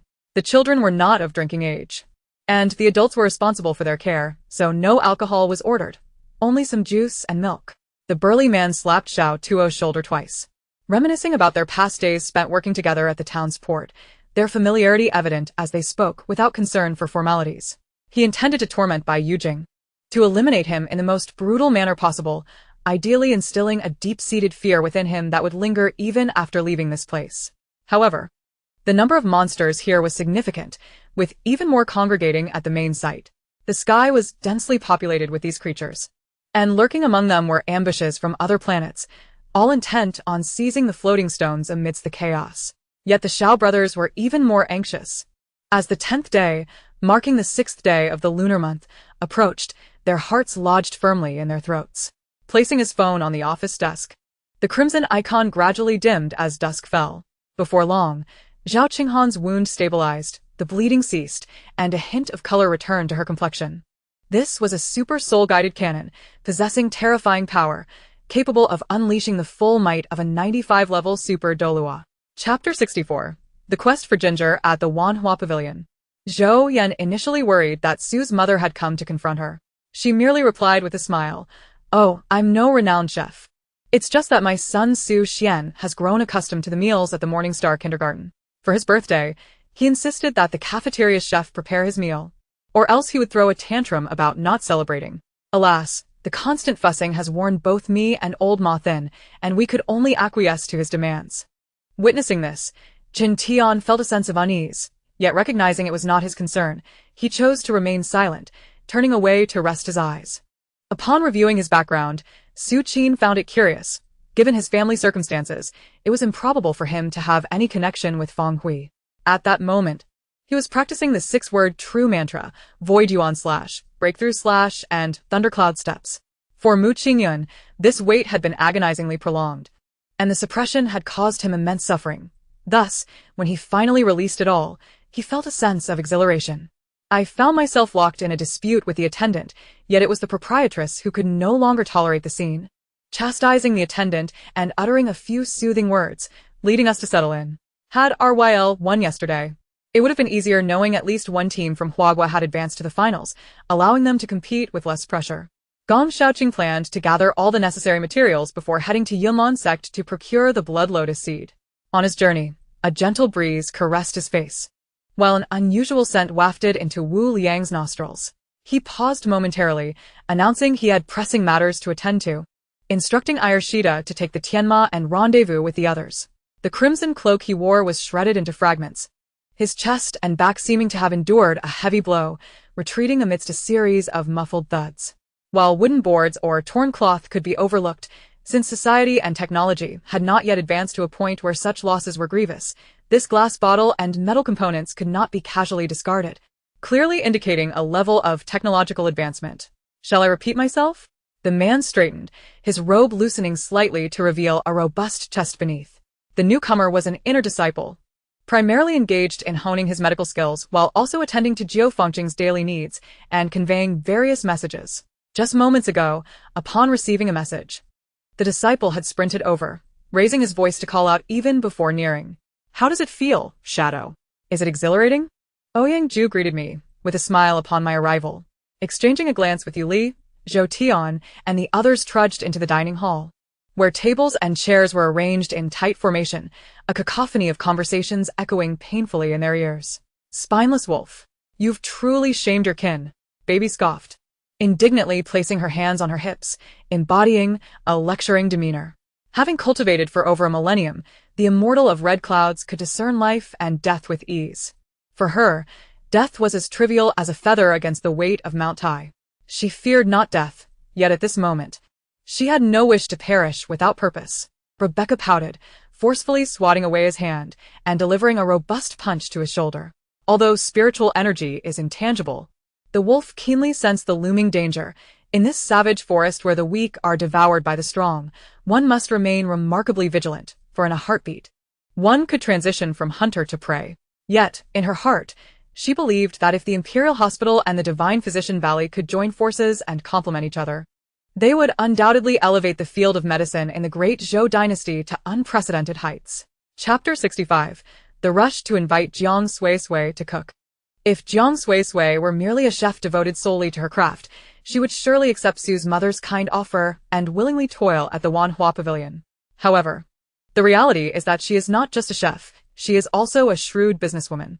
In her previous life in the modern world, she participated in various competitions, securing numerous gold medals and earning a reputation as a renowned chef both nationally and globally.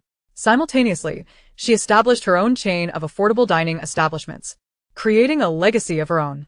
Yun Chen's class is the third year, Class 1, while Shin Siyu is in Class 10, resulting in a considerable distance between their respective buses. In the realm of cultivation, those skilled in alchemy are exceedingly rare, and those who master the art are even scarcer. Consequently, even alchemists of the golden core stage dare not offend the ancient beings of the nascent soul stage, much less formidable figures like Huang Shi. At that moment, he was momentarily speechless, a hint of embarrassment flickering across his face. Initially, he had summoned Bo Yen to force his compliance, intending to take Zhu Qizhen to the city below. If Bo Yen continued to resist, he would temporarily confine him. In an effort to appear natural, Qi Hao had deliberately walked a considerable distance, nearly 1.5 kilometers, before turning back, heading away from the dead tree stump. Zhou Wu Tian had manipulated matters to obscure the perception of the shoppy bear, causing it to misjudge the target of its attack, resulting in deviations in both direction and power, thereby inflicting minimal harm on Zhang Yong. Once, the Yuan Academy had thrived due to the advantageous resources and opportunities presented by its location near the territories of the Corpse Ghosts and the Beast Clan in the barren northern region, ultimately becoming the foremost academy in the north. However, the Corpse Ghost uprising 300 years ago had plunged Yuan Academy into the depths of the rankings. The capital of the Fang Kingdom truly lived up to its name, possessing a grandeur sufficient to be deemed a royal city. Yet again, they found themselves in an ancient battlefield. This was the second time Huang had heard this phrase. Before he had the chance to inquire further about this place, he remained silent as the person addressed spoke in the universal language of the star domain, leaving it to Jin to respond. Very well. Just call me if you need anything. Li Bing nodded and said, quickly stepping back. As he departed, he added, my humble abode lies just ahead. If it pleases you, my lord, you may visit there for a while. After speaking, he retreated several steps before finally turning to leave. To gain wisdom from the words of others is a mark of intelligence. The same holds true in the path of cultivation. If one becomes overly confident, it transforms into arrogance, hindering the attainment of greatness. The fire giant spoke. He lowered his gaze, staring blankly at his hands, stained with his junior sister's blood. When he cradled her cold, lifeless body in his arms, his heart felt utterly hollow. Uncle, may I inquire what brings you to seek me? Ling Feng poured a glass of red wine for Sylvie and then seated himself across from him. For someone like Zhou Lin, who lacked a powerful background, practicing alchemy felt akin to venturing into an abyss. Investing heavily might not guarantee any returns. Now that Zhou Lin had resolved to pursue talisman crafting and weapon forging, he could not afford to take on any additional burdens. Xiao Xian, with no one else around, you may call me by my name. Suyu Jing regarded Xiao Xian as a friend. Uncertain of how much time had passed, a sudden, crisp sound of knuckles tapping on the wooden table broke the silence. The building was aglow with scattered lights, orange and bright white, twinkling like stars, harmoniously complementing the crescent moon hanging in the deep blue sky, creating a picturesque tableau. Although the Bagua light shield was impenetrable, it also restricted the movements of the few individuals within. In contrast, the members of the Chu family appeared at ease and unperturbed, their attacks failing to breach the defenses formed by the Bagua disc. Yi Jiao suddenly recalled her insatiable thirst for blood. Could it be that her body required blood to such an extent that after losing some, she would descend into a deep coma? This thought sent a jolt of anxiety through her. If she had misstepped, the other party should have called her. Yet, her phone remained eerily silent. For some reason, a memory of that day when Siakir playfully suggested an exchange of bodies flooded her mind, causing her face to flush with embarrassment. Zhou Qing, despite lacking experience in desert adventures, wisely chose a sheltered spot to dig a pit for refuge, earning the admiration of his teammates. The Su family, having committed the grave sin of treason, faced confiscation of their assets by Li Huan's decree. Naturally, their relatives were all apprehended and imprisoned. Zhou Xianhong recognized that the will he sensed belonged to Shingong Meng, who seemed still entrapped in the aftermath of the previous battle. A clash so magnificent that it left a profound impact. To ensure stability, Su Han directly employed the power of illusion, sending a beam of light towards the demon, which retaliated with a beam of destructive energy. Gu Xiaona already had a room here, but Lu Heng did not. As Gu Xiaona organized Lu Heng's belongings, they discussed the details of their impending actions. The flying car halted at the entrance of the Tianwang Terrace, where 2 guards stood sentinel. Upon seeing Robo's arrival, they saluted respectfully. Luo Tian assisted Robo as they entered. Amidst the chaos caused by the system, Yichuanzong conceived a way to transport the wild boars back. The bandits immediately grasped the situation. Being in the city, attempting to outrun the electric vehicles with sheer speed was unrealistic, as they might be caught for violations before even managing to escape. Tai Lu suddenly let out a loud cry in the language of the pigmen, which resonated in Lu Heng and the others' ears like the wails of a slaughtered pig. Humph. Stepping outside, he coldly muttered before starting to wield his knife against Shan. On that day, rain fell once more. Ji Yun and Madame Lin sat in the pavilion, enjoying the rain outside while casually fiddling with needle and thread, engaging in light conversation. It was no wonder she was in high spirits. Her eyes sparkled with excitement. This period marked the zenith of the 8th prince's vigor, and not a single official in the court spoke ill of him. Even the favored consort Liang enjoyed the emperor's esteem. Outside, Zifeng eagerly urged, "You should open the door first, all right? Let me explain slowly." Xing was about to open the door when I pulled her back. "All right, understood." Nodding his head, Qiao and I scrolled through several photos on his phone. Aunt Shui shook her head with a sigh, causing Lady Wang's eyes to redden instantly. Deep within, she harbored resentment, questioning why Lin Ruhai had entrusted all the Lin family's possessions to members of the Lin family. Had they been delivered to the Rongua Manor? Wouldn't all these treasures now belong to her? Chapter 66, An Abundance of Orders and Wealth.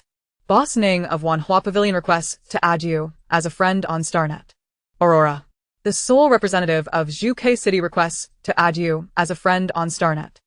Jingming Hui from the Zhuke City Health Bureau requests to add you as a friend on Starnet. AAA Shinong Star Fruit Wholesale. Sister Qin requests to add you as a friend on Starnet. Jiang Suisui counted and was astonished to find that she had received 18 friend requests. These events transpired as the leader utilized his transmission abilities to relay information to him. Guishang, unbeknownst to him, had crawled back to that very tree he once dwelled in, watching the approaching figures with a fierce demeanor, yet lacking any inclination to look upward. He shook his head in regret. Moreover, prior to this, there had been some friction between their factions. Would they truly show such goodwill as to allow former adversaries to reside under their roof? As Guishang pondered the future of his ventures, he was abruptly interrupted by Yi Jin, who was scrutinizing a map in front of him. 3 years had swiftly elapsed, and the secret realm was on the verge of opening. Lucifer and Satan soared on the backs of a 9-headed giant bird, journeying from the distant west. Within the Great Qian territory, many wild deities and mysterious spirits roamed, their origins unclear, predominantly transformed from demons and monsters, leaving the common folk utterly incapable of discerning their true nature. Li Jing spoke slowly, not foolish enough to question the judicial hall, but merely casting a glance at Jiang Qi. The Black Erosion Class Sea Demon ship possessed a treacherous ability known as Black Annihilation Calamity. Suddenly, a thought struck her, and she turned to gaze towards the center of the hall, where a solitary corpse lay abandoned on the floor, surrounded by blood. Hai Qing, your attire is terribly outdated. I shall procure for you a splendid new outfit. With that declaration, the two made their way to the tailoring boutique. During their absence, it was essential for someone to lead in the fragrant garden, so that responsibility was entrusted to Dingxiang. Li Goa rummaged through the scar-faced man's belongings, dialed a number, uttered a few words, and then threw the phone onto the scar-faced man's body, proclaiming, "Soon, the rescue team will arrive." After saying this, he turned to lead the chubby girl away. "Please take a seat. I shall fetch you a glass of water." Sun Huiqin called out before stepping into the inner room. Well, I hope you do not disappoint me. Shangguan Ju picked up a simple package that had already been prepared on the table, slung it over his shoulder, and stepped outside, where a soldier awaited with a fine steed. Upon hearing Han Shi's words, the 9 powerful alchemists stepped forth from the ranks, while the flower fairy gracefully moved to the right side of the formation. After a moment, Lin Xinyao raised her hand, as if entranced, and slowly leaned towards Wen Qian's cheek. Simultaneously, I instructed the thugs to call the service desk downstairs to have them send up some liquor, peanuts, and snacks. Lu Zhao was still unable to unleash his magical powers, so Ma Huiling performed the task for him, releasing a bit of energy. Before long, Kelly opened the door and smiled slightly at Lu Zhao and Ma Huiling, genuinely pleased that Lu Zhao had come. Damn it! You dare to curse me! I reckon you are tired of living. The middle-aged man glared, stepping forward to slap Li Goa. The black dragon observed the vanishing Tsong Lei before rising to ascend, heading towards the chamber where Gu Fan resided. This individual was simply insufferable, having previously grown weary of their daily encounters, now that they were apart. He began to feign sentiments of longing. On the ground, Tongya gazed upward at the increasingly turbulent ripples in the sky, commanding with his thoughts. Immediately use all your energy to replenish the Earth's protective shield activated by TPC. We must not allow them to breach it. After boldly confessing her feelings, Yuna had become emboldened, transforming from her usual adorable self into someone who appreciated physical beauty, a stark contrast indeed. Chapter 67. A Head Crushed. What do you mean, Mrs.? Zhou has left. Wasn't it agreed that you would let me see her at the right moment? Why has she departed now? Xiao Heilian had been waiting for over 3 hours in the lounge of the apricot blossom garden for the foreman to provide her with information. However, it was already 3 in the afternoon. Even if she were a complete fool, she ought to have realized something was amiss after such a prolonged wait. What kind of meal could take over 3 hours? I apologize, Mrs. Jiang, Su Maching replied, both amused and exasperated.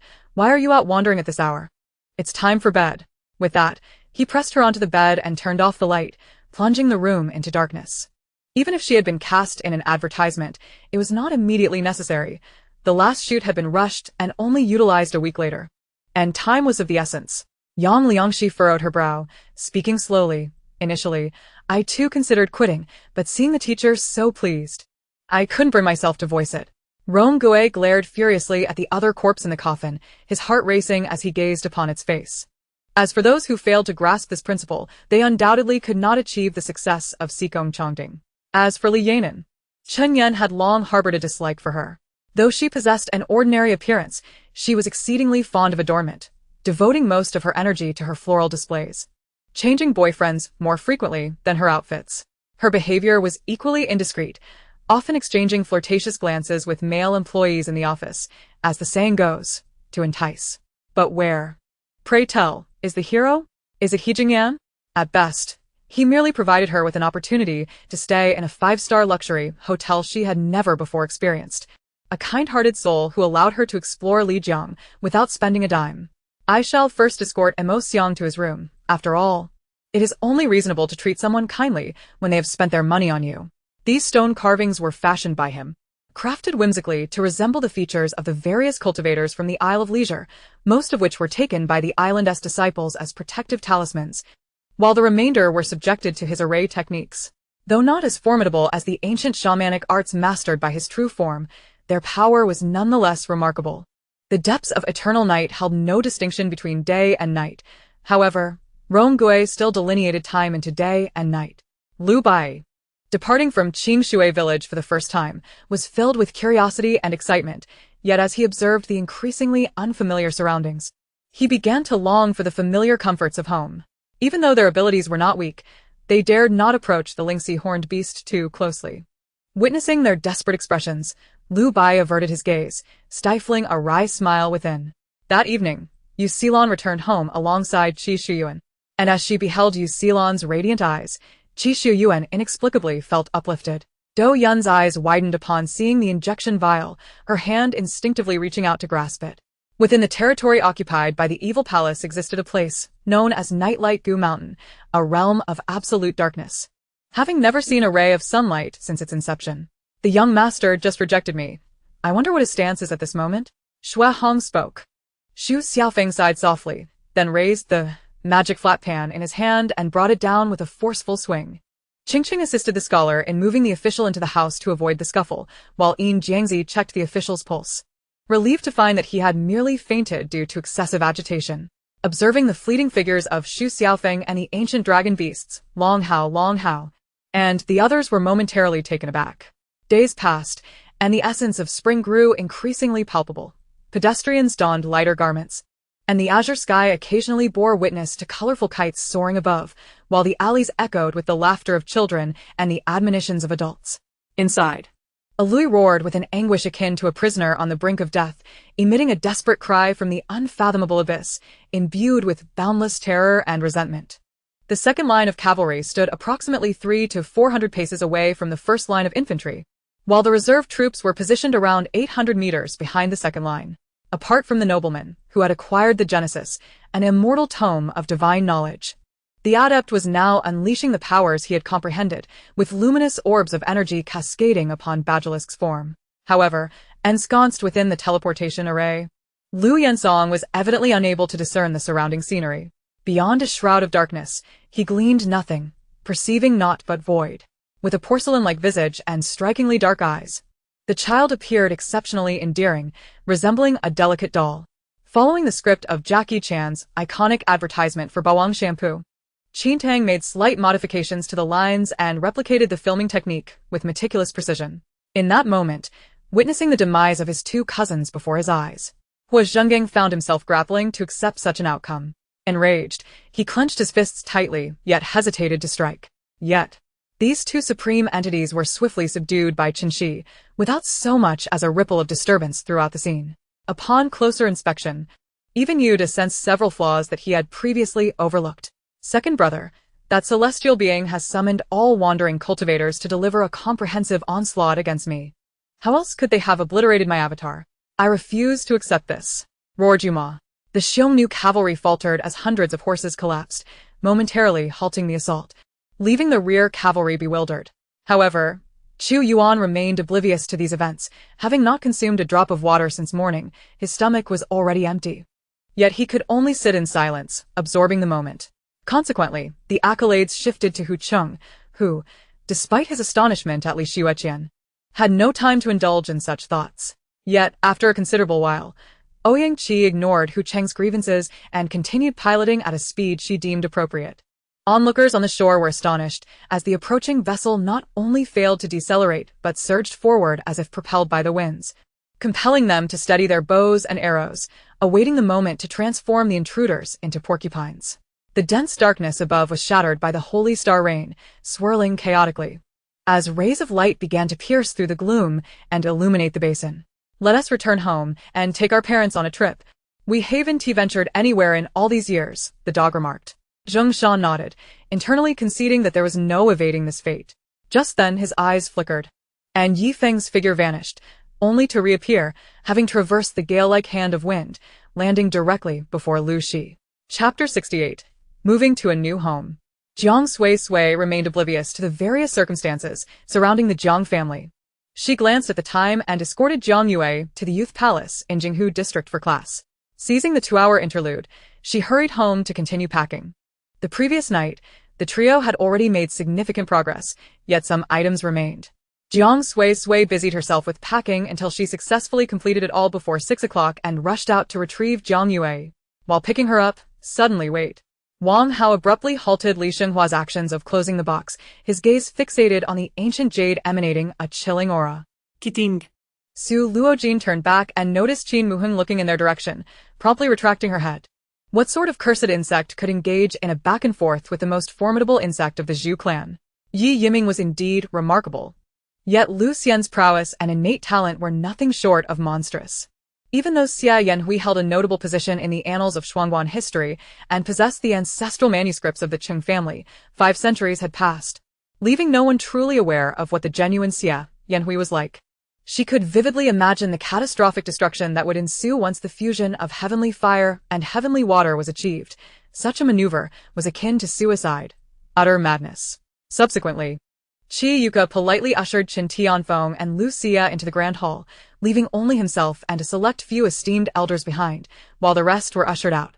At that moment, Long Xian's palm transformed into gold, grasping the incoming blade with bare hands, twisting it forcefully until the spirit sword was contorted and entangled around his hand.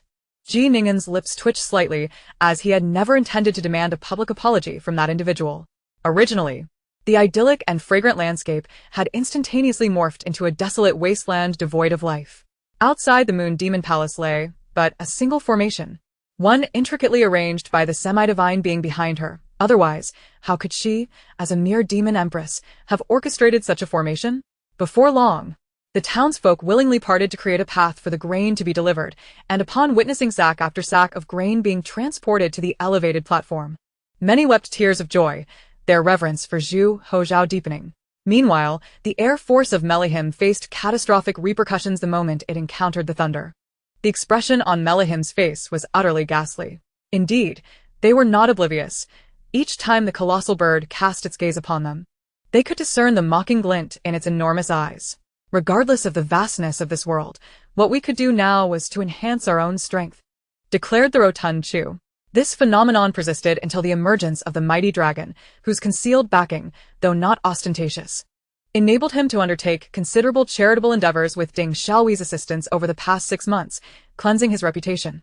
While a series of box office successes revitalized the Taiwanese film industry, the handwriting on the third page became increasingly illegible. Featuring merely 2 succinct sentences, "The items have been securely sealed, the key has been taken away, and the master has instructed me to depart, yet I wish to remain." The 2 individuals engaged in conversation, laughter echoing between them, a scene that ignited a crimson hue in Luo Xiong's eyes. Jiang declared, "As long as you refrain from any tricks, we can coexist peacefully."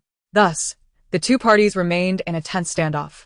Less than 20 minutes later, the Longjiang vessel, carrying Zhu Hui and Zhu Yuan, arrived at the scene. "He inflicted this upon himself," I remarked, lifting my foot to head home, truly perplexed by the matter. Crossing through the long street, a little further west marked the true entry into the western part of the city, where the surrounding houses transitioned from tall to short, and from red tiles to white. Chapter 69. The future will certainly be brighter. The new home was the very apartment that the trio had unanimously favored. Nestled in the Amber District, positioned between Jinghu and Xingshan districts. Unlike their previous dilapidated residence, this new abode was situated in a well-maintained mid-range community adorned with greenery, complete with a communal gym, swimming pool, and children's playground. Room 1202, Unit 1, Building 8. Although Jiang Suisui had taken the time the previous day to tour the new home and completed facial recognition with the agent, this Xia Yong maintained a facade of indifference, while internally contemplating, "As long as you are willing, all that I possess can be yours." Darkness will always exist in the world, and Xiaoming's innocence makes her hope to remain carefree forever. "Are you a celestial being?" Liu Bai inquired, discomfort evident in his tone as he instinctively retreated, wishing to distance himself from the figure before him. At that moment, Liu Bai abruptly opened his eyes. He had awakened. Ji Wanrong lay sprawled across the bed in an undignified manner, blissfully unaware of the encroaching danger. The adversary, recognizing An as a formidable opponent, prepared to flee. However, An denied him the opportunity, pursuing relentlessly as he seized his brother's firearm, brandishing it in both hands to unleash a barrage upon the shadowy figure. Those seated in the front row of the liquid transformation period cultivators, upon hearing the limitation of 3 uses, could not help but exhale in relief. After all, this array posed a significant threat to the lives of cultivators in the liquid transformation stage, which was rather astonishing. Were it to be reusable, it would indeed be an outrageous affront to the heavens. Aware that Ji Wanrong had suffered from heatstroke, Yin Zhen returned personally, accompanied by the estate physician and Wei Chenfeng to attend to her ailment, which brought him peace of mind. Another individual, a hunchbacked elder clad in a black robe, leaned on a wooden staff, his visage aged, yet his eyes sparkled with vitality. He was none other than Master Kumu. The vehicle in question was a golden diamond Pegasus, valued at an astonishing 66,666,000, with only 6 units available worldwide. Since the elder's arrival, Wang Qiongxian, who had been reciting incantations at the altar, could no longer remain still. After burning 7 incense sticks, she hastily rose to intercept the elder. In the next instant, a considerable number of individuals were seen approaching, including Ba Tianjie and others, accompanied by several skilled practitioners from their sect, along with Qing'er and others. Without further contemplation, I promptly handed the Bagua demon suppression disc to Zhao Shiwen, who mentioned that the center of the disc contained a Bagua compass, complete with a needle. As she adjusted it, she began to calculate something aloud. Suddenly, the needle emitted a faint glow, seemingly guiding us toward a particular destination. Behind us, a group of cultivators suddenly emerged, all adorned in white robes, their hairstyles and accessories reminiscent of those from Kunlun Mountain. If Lu Yi were present, he would undoubtedly recognize them as individuals from Hongxia Mountain, conversing in the dialect of that region. I refrained from speaking, yet the exchange of questions and answers resonated clearly in my ears, as if the luminous points that danced behind my closed eyelids were still vividly present. The black-haired zombie, fierce and relentless, lunged with its claws, and I, fatigued and desperate, immediately brandished my serpent spear to parry its strikes, hoping to buy some time to shield Zhao Shiwen's escape. Could Donna not remain still for a moment? Did she not realize that Priest Zhongli was a guest I had invited? Nelson's face turned pale with fury. Strangely, the several evangelists displayed neither the piety nor sorrow commonly found on the faces of clerics. Instead, they wore cheerful expressions, their laughter echoing as they journeyed forth. Be silent. If these ghostly prism shards were genuine, how could you so readily relinquish them? Lu Jian remarked darkly. 35 million. Qin Xiaotian was the first to act, raising his placard and casually announcing a price that quelled all others, plunging the hall into a profound silence. Chapter 70. The Peculiar Landlord. On a Sunday afternoon, after taking a nap, Jiang Suisui escorted Jiang Xingrand to Old Masterlands for lessons. Subsequently, she returned with Jiang Yu to the old community where they had previously rented, intending to contact the landlord for a move-out inspection and to transport unnecessary items to the second-hand market for sale. Though she currently held a job and a side business, earning extra income by accepting cooking orders, she remained frugal, believing in saving as a means to accumulate wealth rather than squandering it. This bunk bed had to be sold, along with other items.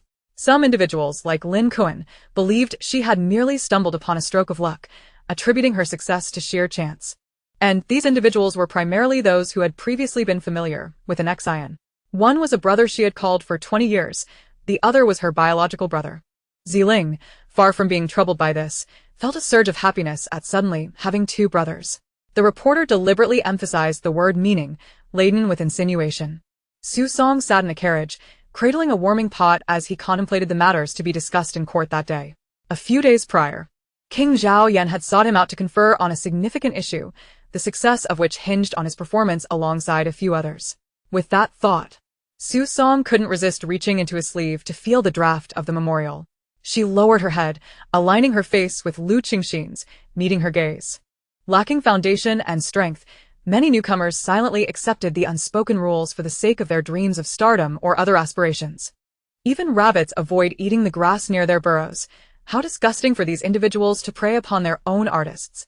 The two delicacies were those she had described to Xia Jin while in Linjiang, claiming her family chef was unparalleled. Xia Jin didn't even spare him a glance. She approached Madame Wang to take her pulse, straightening up afterward to nod slightly at the elderly matriarch of Xianping. This was, without a doubt, the most formidable opponent he had ever encountered. Of course, it was also because he had sustained injuries earlier and had exerted excessive effort dealing with that helicopter. After dinner, everyone enjoyed tea while admiring the scenery. The restaurant was situated by the sea, unobstructed, offering a breathtaking view. The vast ocean shimmered, mist rising, the sky a clear azure. The landscape invigorating, allowing the weight of one's worries to dissipate.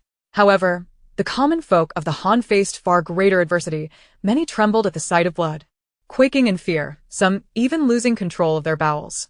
The soldiers led by Shirta Chenglov wielded their sharp iron spears, scattering the Han populace wherever they gathered. In the end, no one dared to engage in close combat with those inside, relying solely on their firearms for suppression. I remember your grandmother's teeth are nearly gone. These are soft and perfect for her. Let us pick some more, Jiao Shan said, embracing the locust tree with both arms. Using his legs to nimbly climb up and gather the fruit. Nodding, Hong Yan gazed at Wang Zhao's warm countenance, feeling a gentle warmth flow through her. Her pain gradually subsiding. Lu Shouguang and the others were filled with curiosity, completely caught off guard. Nevertheless, they finally understood why this young man had brought forth musical instruments for the sacrifice. All right, you know enough about those matters to encapsulate your father's entire life. Do you truly believe he was some great hero? Zhang Taishui chuckled, yet when she mentioned her father, the warmth on her face was keenly observed by Su Yunli. Ah, You truly are unfortunate, Chen Sinan remarked, sweat beading on his brow, as the restless spirits and demons reported in Fengdu City seemed moreover. The combat instincts of the members of the Wuji Palace are innate, and they can seamlessly provide cover for one another. Thus, eliminating them becomes an even more formidable challenge. Heh, Jing Xiao, let us await the outcome. Old Yu scoffed, revealing the naivety of this young man who remained oblivious to the realities of this world. The white fox crossed his arms and leaned against the wall, casting a glance across the street towards the moonlit pavilion. Zhang Feng returned to his seat, while Hawk lay limply on the ground. Upon hearing Zhang Feng's words, he hurriedly made his way to the business class at the back. As the two burly men at the entrance parted to let him through, it is truly hard to believe.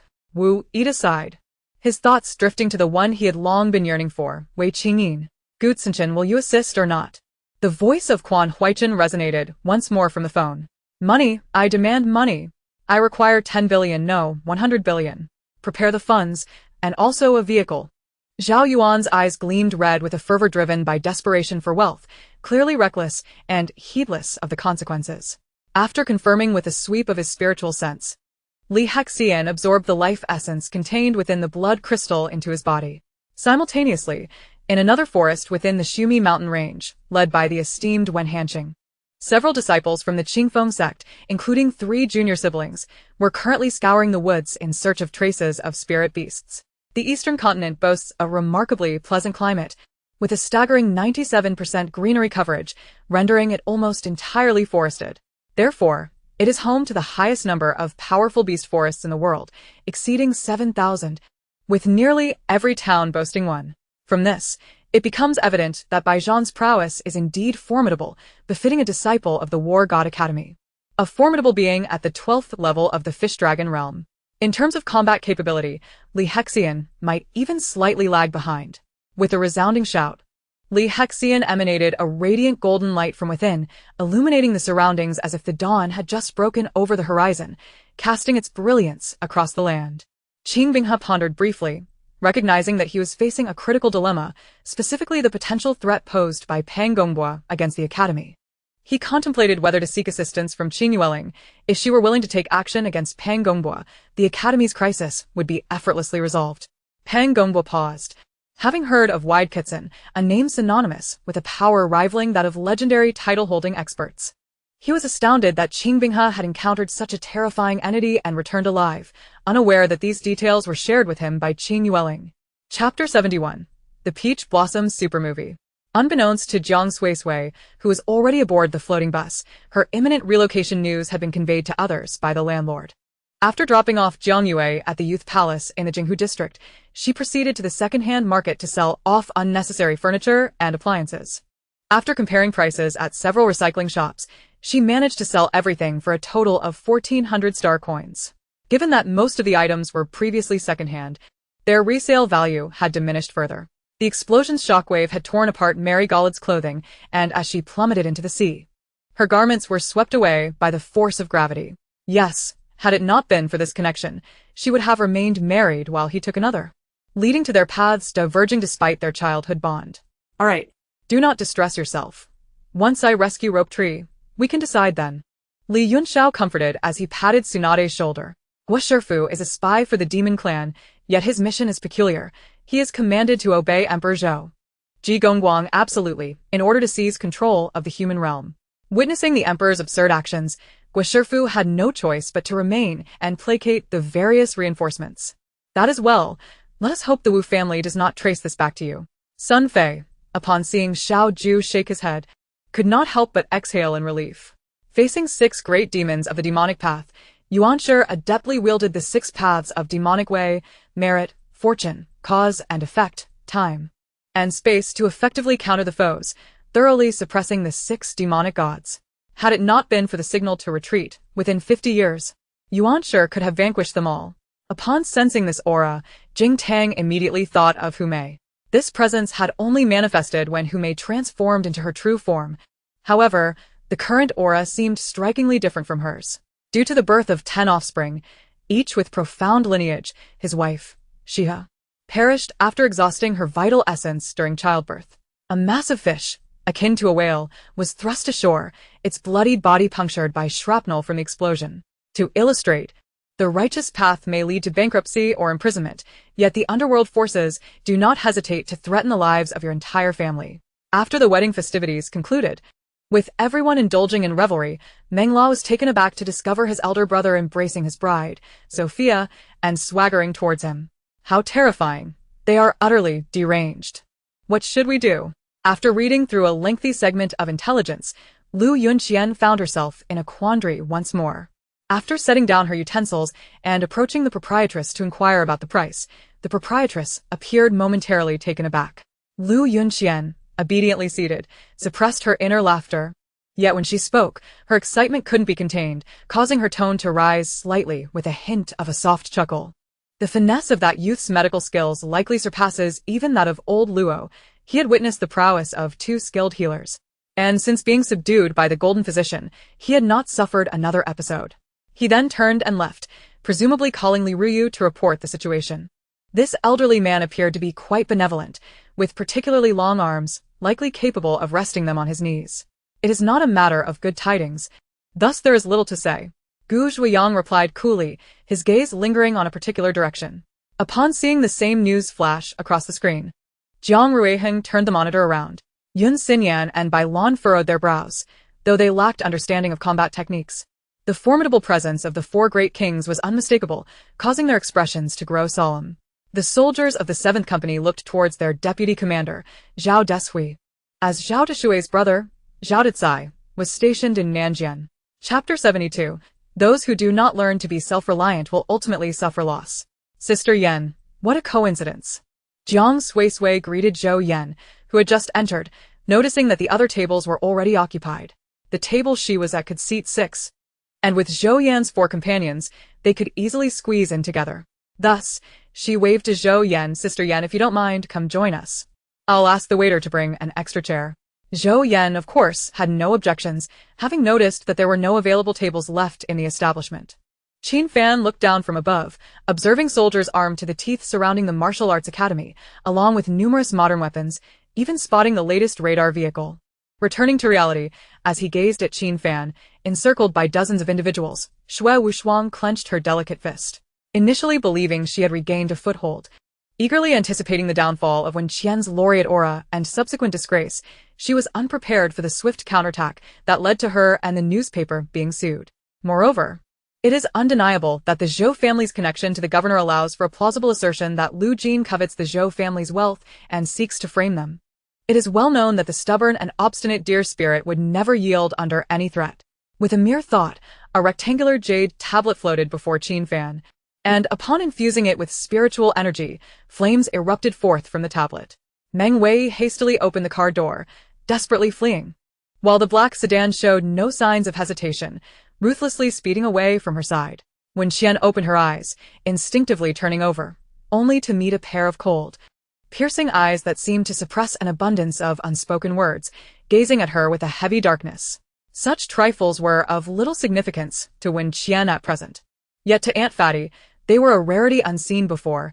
She rubbed her hands against her clothing, hesitating as to whether she should accept them. Qin Fan narrowed his eyes slightly, sensing the turbulent fluctuations of spiritual energy in the world around him. And he could distinctly perceive the changes in the aura of the holy envoy. Before me, this self-imposed calamity gradually dissipated, and I too vanished from this space. Indeed. Chu Lianxin had ventured out with Anu in tow, who cradled a delicate box, its contents a mystery. In less than 2 minutes, Rin Xiaogong's complexion shifted from pale to red, then to green, ultimately settling into a ghastly pallor devoid of color. Su Li released Rin Xiaogong's wrist, causing him to involuntarily retreat 2 steps, only to discover that his legs felt as limp as noodles, utterly unable to support him, leading him to collapse onto the ground. Upon hearing Qingtian's words, those cultivators who had contemplated self-detonation were rendered completely speechless. Thoughts of self-destruction vanished without a trace in that moment. This phenomenon had long been anticipated by Teacher Tao, who had specifically extended the duration for audience song requests, granting each listener an additional 60 seconds of phone time to converse with Sister Xian. Following Li Xiaoyu, I first arrived at the cafeteria of the Li family and shared a meal. Subsequently, Li Xiaoyu guided me through the Li family villa. Your world is truly exhilarating and stimulating. I find myself envious of you, Fang Yue remarked with a hint of admiration after her initial surprise. However, Tianyu did not expect that after finally overcoming the hurdle presented by Fan Yuhua, she would be intercepted by Su Qingyu. Chen Dong and Li Chunzheng also frowned, noting that reserves were quite limited. Even if orders were placed with relevant factories now, it was unlikely they could produce sufficient tents by the time the earthquake drill concluded.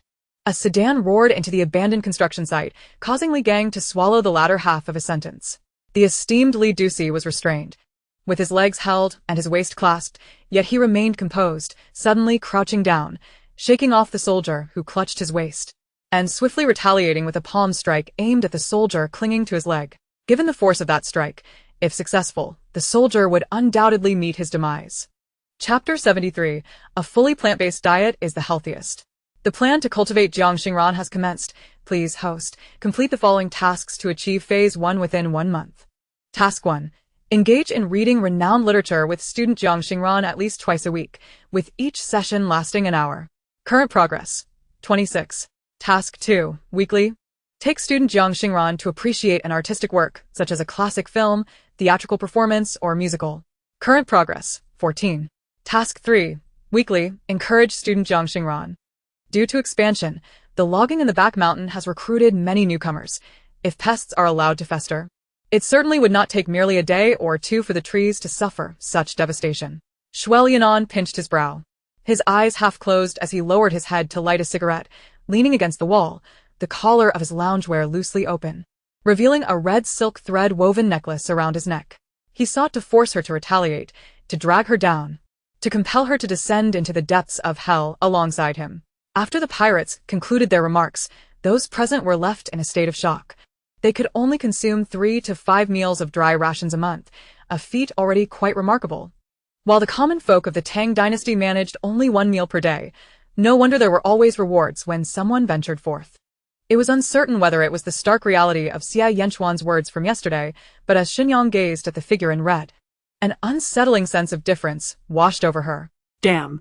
Li Weigua exclaimed, startled, as he attempted to sever the outward flow of his vital energy, only to fail predictably. Lin Jun exited the village chief's home, heading towards the residence of 2 subordinates of Lin Ko, both at the pinnacle of the 3rd tier. He resolved to deal with them before making a visit to Lin Ko. At the very least, having been immersed in the company of so many celebrities privately, he felt no trepidation in encountering top-tier stars at the entertainment company. Several unrefined jade stones lay beside Xinyang, and upon hearing the words, she lifted her gaze, her demeanor akin to a tempest. Odin, handle these magnetic fields. We need to discuss some strategies first. Lin Yun whispered to Odin Pavel. Believing that if it was merely a matter of magnetic fields and the associated gravitational forces, Odin Pavo could manage it. 2 competitors, bare-chested and clad in knee-length shorts, donned boxing gloves as they approached the arena from either side.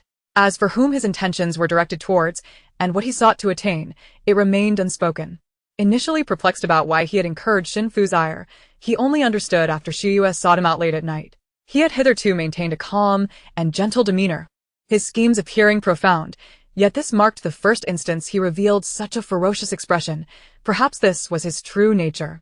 Although he had yet to earn substantial profits, at least he wasn't in the red. He had begun to turn a profit. This, for Chen Wei, who had been grappling with initial losses, was an unexpected delight. Her voice was devoid of warmth, as if resigned to her fate, unwilling to struggle, sinking deeper into the mire. The overall transformation would undoubtedly be relatively inexpensive. Yet it did not preclude the possibility that some individuals might have a particular fondness for one specific song. Music critics and artists were left in awe.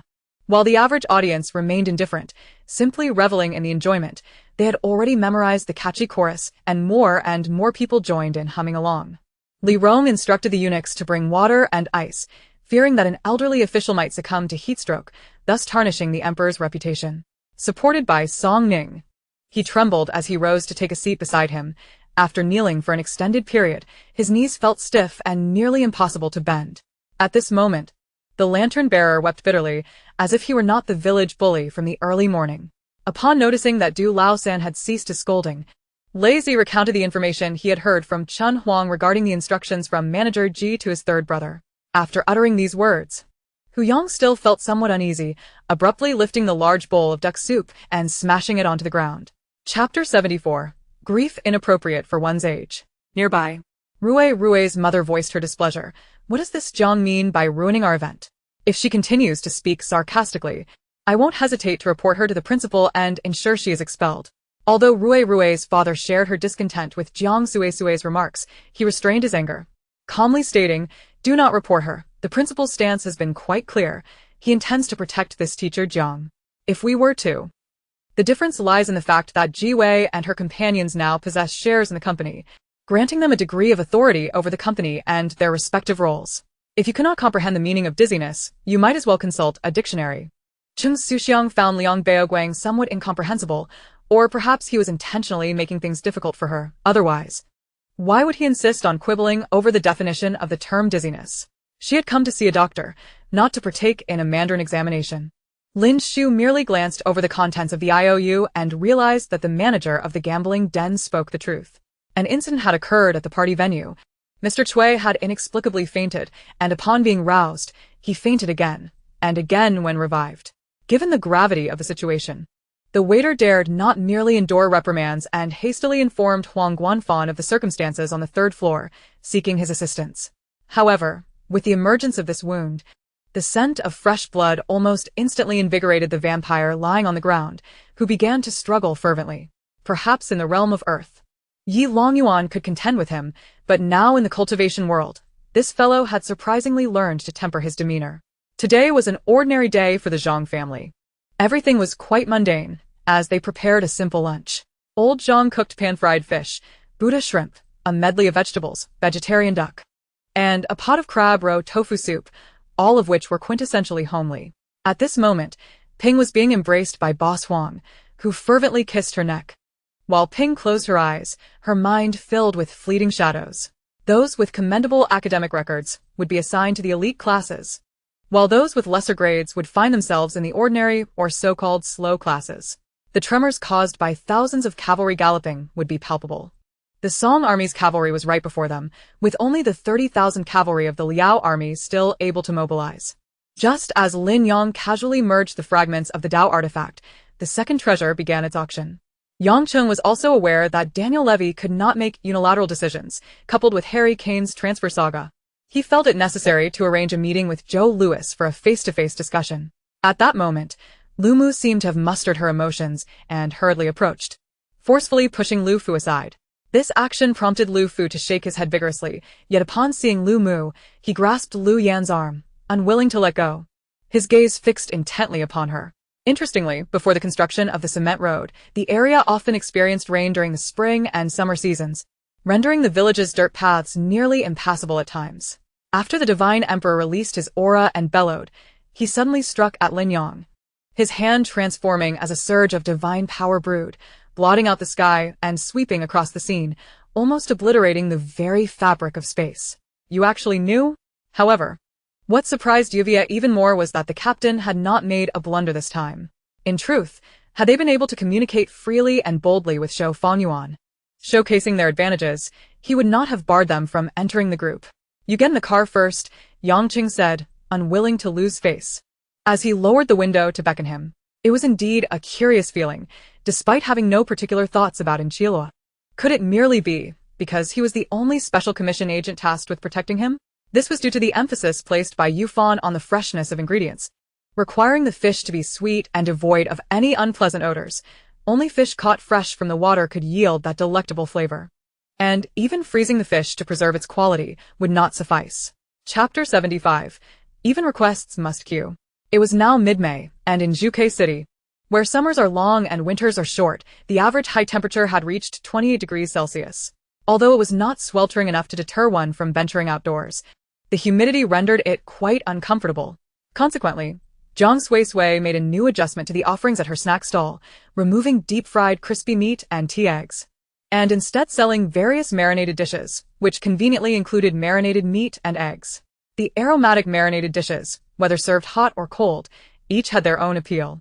Additionally, there was a young man standing at 1.8 meters tall, his face contorted with rage, Yi Xinxi's brother, Yi Wu. After returning from the Thai hospital, Li Shizhen practiced medicine, dedicating himself to the study of pharmaceuticals. During this period, he established the Dongbi Hall, using his own name as its title.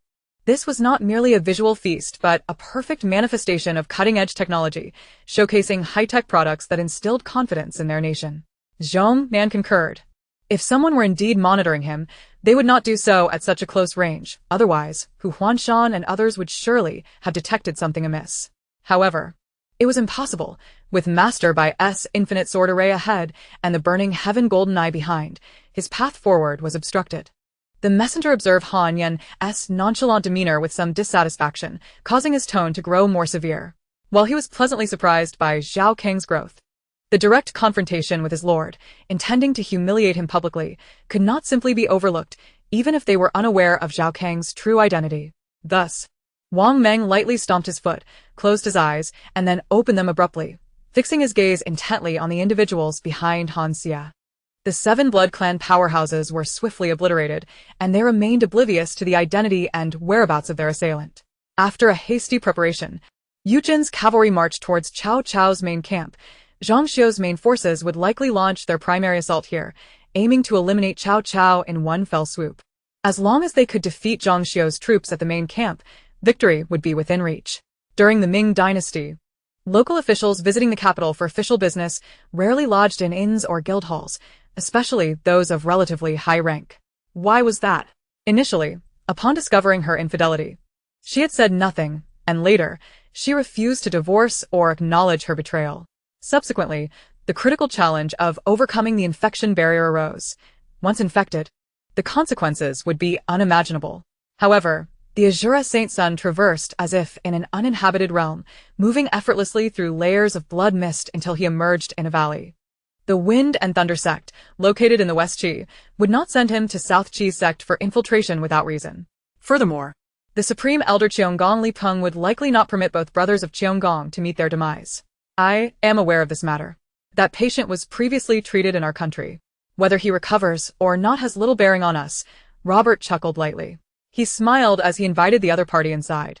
After dinner, Jiang Shu consciously closed the door to her room and did not emerge again, while Chun Lin lowered her head, hiding beside Zhang Bai. The Master Fairy could be said to possess everything that others could scarcely aspire to. She was the most cherished darling of heaven. It is worth noting that they learned from Dugu Jian that, at this moment, the true immortal realm harbored no emperor-level beings.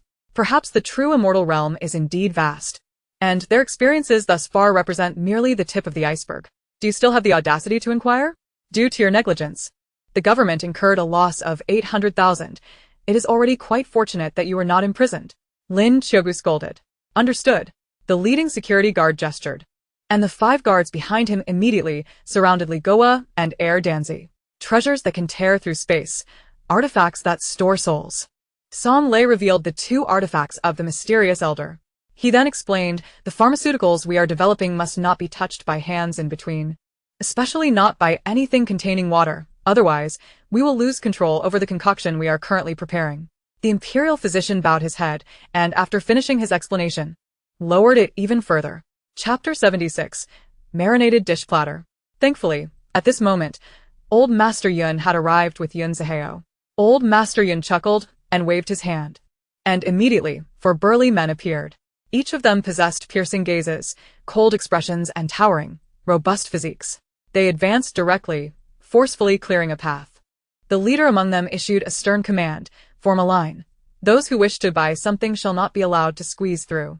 Their overwhelming aura was unlike that of ordinary individuals. Yi Zhen dared to assert that within the realm of high-tier martial arts manuals, none could surpass his self-created star-chasing steps. On the airplane, a specialized medical team was on standby, while Gu Tingshue's heart rate fluctuated perilously close to the brink of death. Their reasoning was not unfounded. It stemmed from the harsh environment they inhabited, where a large family toiled for basic survival, and being pregnant, receiving an extra egg was considered a special privilege. Even with her burgeoning belly, she had to labor until the moment of delivery without respite.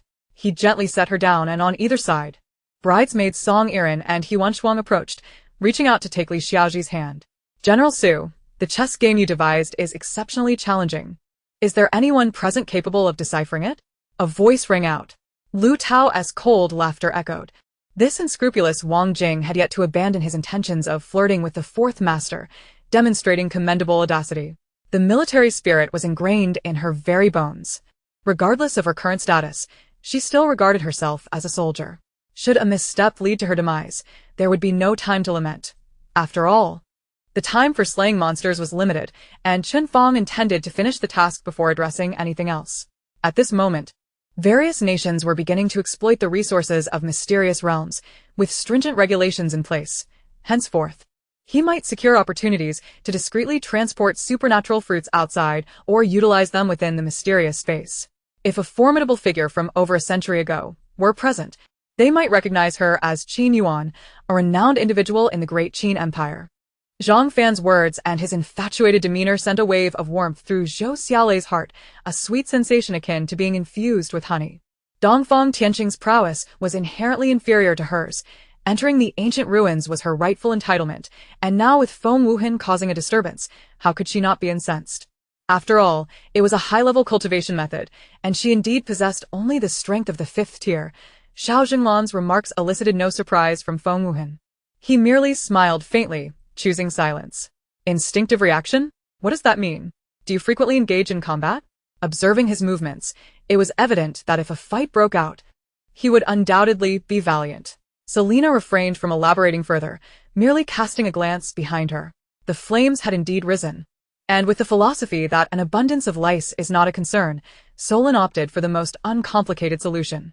A surge of masculine energy enveloped her, causing Shuer to weaken and fall limply into Jian Fingyun's arms. As I leaned against her waist, reaching for the pillow obscuring her face, she clutched it tightly.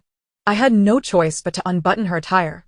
Peculiarly, she continued to shield her face with the pillow, entirely disregarding my efforts to assist her in shedding her garments. If Yasuo had learned the E-skill, the enchantress's ability could potentially miss him when executed. Mai elegantly raised her long, arched brows, a smile gracing her lips as she leisurely sipped coffee, her movements refined.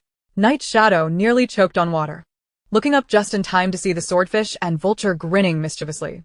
Wang Jia was relatively acquainted with Feng Qingyang and Wang Ting.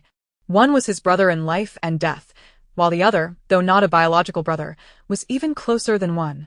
People from ancient times were indeed peculiar.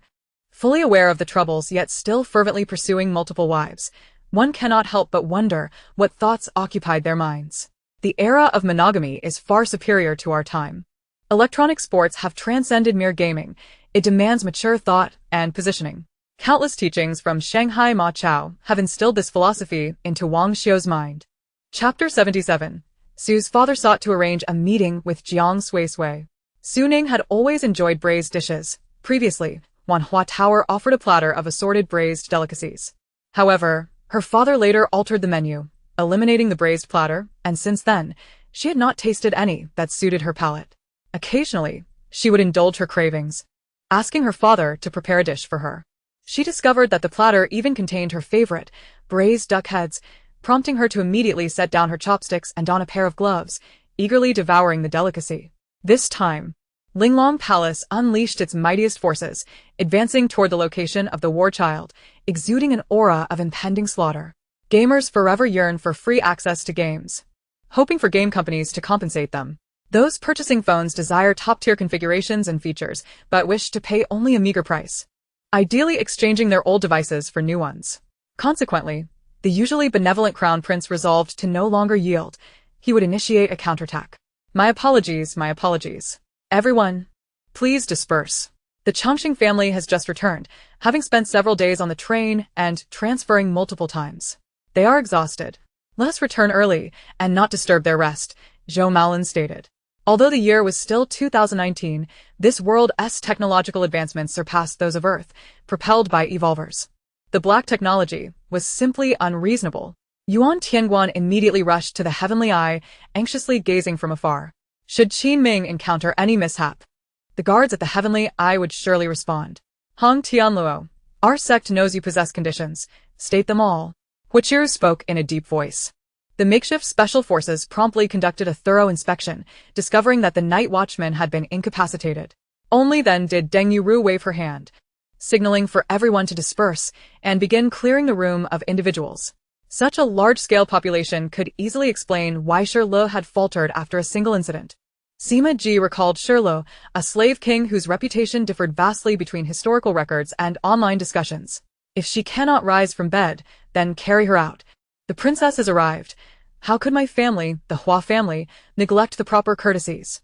Bellowed Hua Feixiong from within the palanquin, admonishing Luo Guan. Wu Lei was uncertain of what tricks the steward before him intended to play, but with his 1,000 cavalry at hand, what could he possibly attempt? He smiled lightly and allowed events to unfold, instructing Dian Yong to accompany him.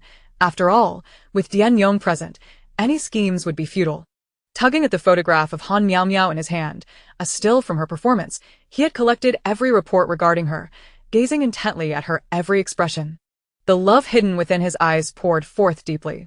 Ultimately, this year, we would no longer be a fifth-tier nation, by Zimo joyfully proclaimed nearby. That kind of detached serenity seemed to transcend the mortal realm, devoid of emotion, as insipid as plain water. I believe I need to have a serious conversation with Xian. My understanding of her, during this time, has been entirely blank. She feared he might refuse, dreading the sight of him relinquishing his ambitions. To ask him to forsake his dreams would mean he lost the most authentic version of himself. As someone who loved him deeply, witnessing him lose his identity was the last thing she wished to see. The host engaged with fans from the stage, while journalists took their seats, hoping for Han Miao Miao to resolve their lingering questions. On a tranquil night, the fairy plucked all the celestial fruits from the tree and brought them to the mortal realm to distribute among the afflicted. The mortal realm has been saved. Yet what awaits the celestial maiden is the ruthless punishment of heavenly regulations. Simultaneously, the Gunther Manor has also been somewhat affected. Some of the magical defenses originally set to guard the manor have vanished amidst the recent assault. This ice hockey match is unlike any other, with De Zua and Lu Xiao forming one team, and Yang Yu and Dan Ren the other, engaging in a doubles match. Upon his arrival, Wang Chan clapped his hands to capture everyone's attention, directly addressing the captain of one of the teams. Chapter 78, a must-see for the Children's Day performance. Meanwhile, Jiang Suisui remains unaware that Sue's father harbors ulterior motives. Nonetheless, even if Sue's father were to approach her, her response would remain unchanged. She would not consider changing her allegiance to the Wanhua Tower. After selling all the snacks, it was time to close up and return home. Upon arriving home, it was only 10 o'clock at night. Tomorrow marks a public holiday in the Huaxia Federation, the Nuwa Festival. It is said to celebrate humanity's evolution into a new race through the emergence of the spiritual core. She bitterly smiled, recalling Jin Zheng Tian's menacing visage, and suddenly entertained a thought so astonishing that even she found it hard to believe. Linny found it amusing. How did Shun Li Jun perceive her desire to ascend the Shun family ranks? Wasn't it Shun Lao who had invited Su Yu and the others when she was momentarily distracted? She had come here out of necessity. Ming Han was somewhat skeptical. Could it truly be that those who could place a basketball hoop atop a peak over 2,000 meters high were indeed there to offer warmth? Ming Han was unconvinced. Here, in the underground arena of Chang'an, there are wandering knights from the Tang dynasty, retired soldiers from the Qin kingdom, wanted criminals from Wei, expelled mages from Jixia, and even foreign demon breeds, all becoming subjects of wagers at the gambling tables. Amitba, esteemed patrons, the humble monk has a request. After Hua Mulan spoke, Xuanzang suddenly interjected. It is not due to a lack of ability, but rather that spiritual beasts typically reside within the realm of spiritual creatures and seldom venture out. Even those that do emerge are generally unwilling to form contracts with humans. Some spiritual beasts, when captured, would rather perish than submit. The staff was wielded by Zaka as if it were a spear, creating an impenetrable dance, while two assassins inadvertently became engulfed in holy flames, which swiftly spread from the edges of their garments, reducing them to ashes. Samarkand, the capital of Khwarezm. After years of dedicated efforts by Gul Khan, it has subtly become comparable to the former capital of the Luling king. At this moment, the two spirit cards held by Zhou Xian are undoubtedly of the Soul Realm type. This is Zhou Xian's first time using a spirit card, and to be honest, she felt a twinge of nervousness. Thirdly, the third uncle does not know who the mole is, so the person he sent to relocate my family did so in front of the factory. Thus the mole hidden within my family remained unexposed, as they did not utilize their capabilities. My lord, once filled out, please submit it to the reviewing officer. The eldest son mentioned that it usually passes without issue, the attendant remarked. Though the students were agitated, when suddenly confronted by Shangguan Ming Tian's inquiry. Those who had not instigated the trouble found themselves momentarily at a loss for words. It was a primal tremor born from flesh and blood. Though her lips did not express fear, her body had already betrayed her trepidation. The rosy complexion of Ro turned a shade of crimson. Why did her most embarrassing moment have to be witnessed by this most despised rival? Understood, Your Majesty. The inner court attendant bowed respectfully. Another attendant approached with a tray. And everyone promptly knelt on the ground, the spiritual hall descending into silence, none daring to utter a sound, each wondering what decree the emperor might issue at this moment. Outside the temple, the throngs of people made it impossible to pass. The air was filled with the sounds of vendors, some selling candied hawthorn, others performing tricks, and yet others begging. Subsequently, she delivered a powerful straight punch to the nose of the third house servant, who cried out, clutching his bleeding nose in dismay. I paused at the entrance of the old brick house for several seconds before placing the incense inside, ultimately inserting the remaining sticks at the door of that room. After lighting the incense, I still needed to weave the inyan lock, so I couldn't leave just yet. Instead, I retreated to another room, turned off the flashlight, and waited in silence. During this time, Mango TV has been diligently preparing a new program, periodically communicating and exchanging ideas through video with Zhang Zhetian Yifeng. Chapter 79. Encountering Uncle Jiang Ming at the art exhibition. Having had a hearty breakfast, Jiang Suisui did not prepare many dishes for lunch. She steamed coarse grain rice, simmered a pot of winter melon and pork bone soup, then cooked Qinghe shrimp in tomato sauce, and finally steamed a full yellow crab. Preparing 3 servings of crab vinegar. Star Moon, dinner is ready. Hearing this, Jiang Xing Ran and Jiang Yui, who were watching cartoons together, immediately sprang up and raced towards the kitchen, bustling about with bowls, chopsticks, and plates. Seeing their son return hand in hand with Song Cheng, Chen Xingwang and Chen Mu exchanged knowing smiles, with Chen Xingwang even displaying a proud expression towards Chen Mu, as if to boast about his successful strategy. Shishan Jun, congratulations, you have successfully completed this mission. In fact, with your status, there was no need for you to personally oversee the rear. Dai Yi Longji remarked with a smile, as he observed Shishan Xiaoming descending the stairs. He approached a candlestick, attempting to locate a hidden mechanism. However, regardless of whether he twisted or pressed, there was no response whatsoever.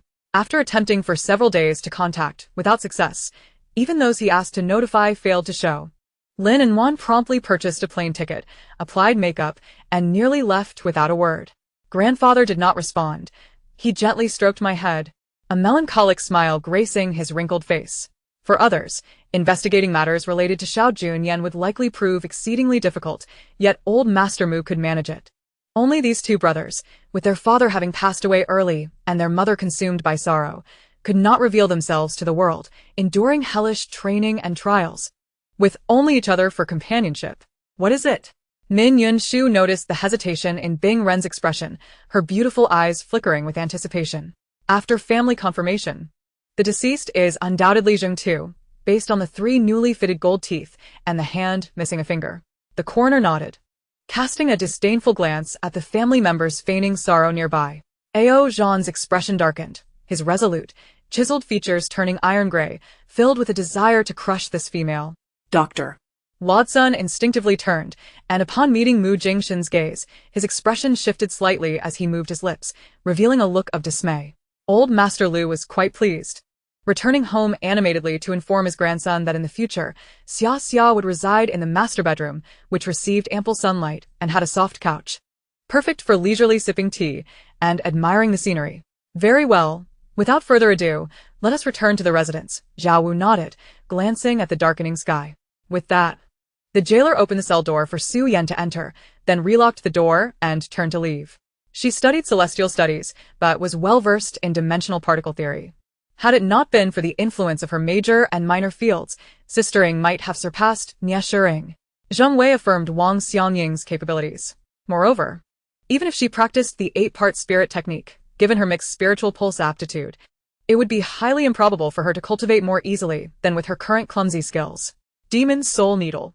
Xiao Mo had already learned about the effects of the Demon Soul Needle through the system, and his expression was grave.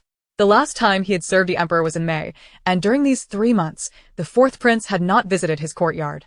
On the 4th day after Xinyun arrived at the Li family, she was meditating in the stone chamber when a bell within the chamber suddenly rang. As Xiao Mo's words fell, He noticed Yan Shuangdao on the opposite side shiver slightly, looking at him with an exceedingly strange expression. Although the sound was not loud, it resonated throughout the small tomb, and everyone instinctively nodded in acknowledgement. After nearly 20 days, Li Shang finally retrieved a satellite phone from the space and dialed the helicopter's number, requesting Yang to dispatch a private jet to the vicinity of Antarctica. Coldly uttering a remark, Xia Dongya heard a thud as the man dropped the phone in shock, then gestured repeatedly to indicate that he would not report anything. Chapter 80. An invitation to dinner with Miss Suisui. Indeed, it's been a long time, second uncle, Jiang Suisui smiled, gently shaking the hand of Jiang Yue. Heya. This is second uncle. Let us greet him. Jiang Yue had no recollection of Jiang Mingda, but since Jiang Suisui had spoken, she obediently replied, "Hello, second uncle." At her greeting, the smile on Jiang Mingda's face widened. He nodded, his eyes brimming with joy, and remarked to Jiang Suisui how delightful it was to see them both. Yan Kai's emotions remained stable, eagerly anticipating marriage and then immersing himself in his career in Manila. Yet, despite her desire to see that scoundrel suffer 1,000 deaths, she instinctively pulled the blanket over Conrad's exposed arm. Bai Mao waved at Ho Tianlu and strode toward the airport, with Chen Qingqiu and Jin Hong trailing behind.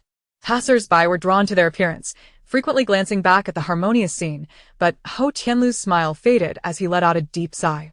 His voice possessed a unique allure, weaving through her very being, etching itself into her life. During this trip to Hong Kong, the Yuan family entrusted significant responsibilities to siblings Yuan Xiuyao and Yuan Suez, while simultaneously worrying about their lack of worldly experience and potential misfortune in bustling Hong Kong. Su Jioga felt a sharp tug at her nerves, and without a moment's thought, she stepped forward. Wu Dazhuang had been conversing with Xiao Dong, insisting he needed to know everything about the matter and hoping Xiao Dong would not withhold a single detail. After all, the deceased's father had the right to know everything regarding the incident. Noticing that Nangong Ting remained silent for an extended period, Lung Yaotian struggled to discern the thoughts of this younger man, who exuded a fierceness that surpassed his own. Just as he attempted to explain, a sudden low cough interrupted. Both he and Mu Huanling were startled and turned toward the sound. After dialing, the ringing continued for quite some time without anyone answering.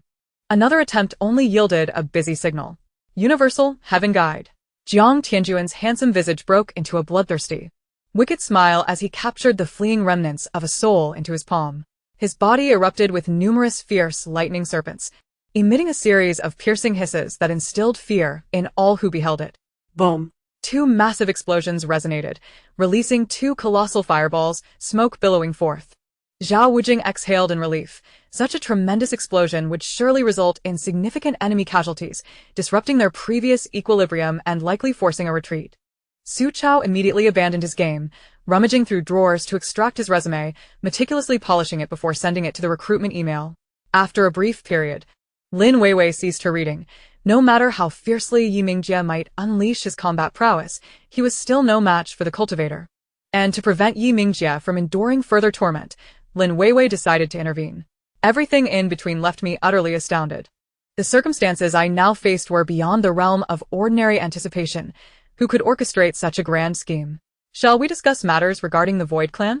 Perhaps due to the Void Clan's plight, I suddenly found myself curious about their situation. Secondly, what Park Sung-yen mentioned earlier was indeed true. Jean Shi was not merely acting. As Park Sung-yen's father had genuinely clashed with her uncle, the real challenge lay in the formidable wood and grass army formation, possessing an overwhelming force that could engulf mountains and rivers, unmatched in its might. The previously imposing old matron immediately transformed her demeanor, adopting a benevolent smile as she crouched down to embrace Xia Yuanyu and warmly. Silence. Emperor Qianlong's face flushed with anger as he bellowed, abruptly interrupting Yong Sui's words. Elia surmised that the eel must be hidden in a place not easily discovered, otherwise, she would not have failed to notice it moments ago. Shurqin, with an idol's background and a naturally regal and aloof demeanor, possessed a strikingly photogenic face. Although his muscular lines and the expressiveness of his eyes paled in comparison to Song Xing. However, the outcome disappointed her. Upon seeing Su Xiu's eyes light up, the client showered her with compliments. A few individuals stealthily approached Chu Feng without a moment's hesitation, launching their attacks with almost every ounce of their strength. Wu Linglong peered into the tent, where the lights were lit, indicating that it was already dark outside. Gazing at the rolling magma below, The strange beasts thrived within it as if in their element, utterly at ease. What he did not anticipate was the emergence of mutated monsters. It turned out that the butterfly gate concealed so many powerful creatures within. Dad. Su Yunyan called out anxiously as she watched Su Tianghua emerge from the prison. Had it been in the past, these would indeed have been her favorites. The styles were ones she often sketched during her leisure time. Her artistic skills were modest, but she could still outline simple lines. Over the past half-month, Su Hao frequently visited the general's mansion, nearly taking up residence there. The two had chosen a wedding gown together, a masterpiece crafted by Lin's mother, undoubtedly exquisite. By the time Su Hao completed her grooming, it was already the appointed hour to depart. The crown prince stood outside, a paragon of virtue, displaying no signs of displeasure. "I have come to take your lives." Wilson replied expressionlessly, his voice cold and devoid of any emotion. "Are you her boyfriend?" Wei Haoran realized at that moment, as he naturally and straightforwardly changed his shoes, that he had come to understand the situation. What does shit even mean? Xing Tianli was never a merciful man. Those who opposed him were mostly no longer among the living, having long since departed to meet the King of Hell. Chapter 81. A proposal for marriage with the Jiang family. Jiang Mingde was questioned by Jiao Yuheng but dared not show anger, as he sought favor from Jiao Yuheng's father. He could only cast a glance at Jiang Suisui and, with genuine regret, say to Jiao Yuheng, "I believe you must have misunderstood, Mr. Jiao. Suisui has not seen me for 3 years. She must care for her younger siblings, which has inevitably altered her temperament. I hope you will not take offense. If you feel offended, I apologize on her behalf." As they pressed on, the darkness thickened, and Yi Chen's underworld sacred eye's range of observation dwindled to a mere trillion miles. The two traveled along the official road, maintaining a close distance. Although mental communication consumed energy, the short span, coupled with the fact that both the human and the demon were practitioners of profound essence, rendered the expenditure manageable. The skeleton master manipulated the black flag to confine the range of the curse of the 100 corpses to a mere few dozen zhang. As I inscribed the symbols in my palm, the moment I entered the water, I was instantly immobilized by an overwhelming chill. The gilded ancient deity activated a unique physique, and an array of dazzling flames manifested upon his dark golden form, a wave of scorching pressure radiating outward. However, to guard against unforeseen circumstances, Tang Long deliberately included Gao Feng in the battle team. Although Lu Yuan deemed it unnecessary and was reluctant to let Gao Feng gain notoriety so early, he ultimately acquiesced. Recognizing the importance of the Academy's honor, a matter that also pertained to the Empire's reputation. On the human side, there was a pervasive silence and gloom in their hearts.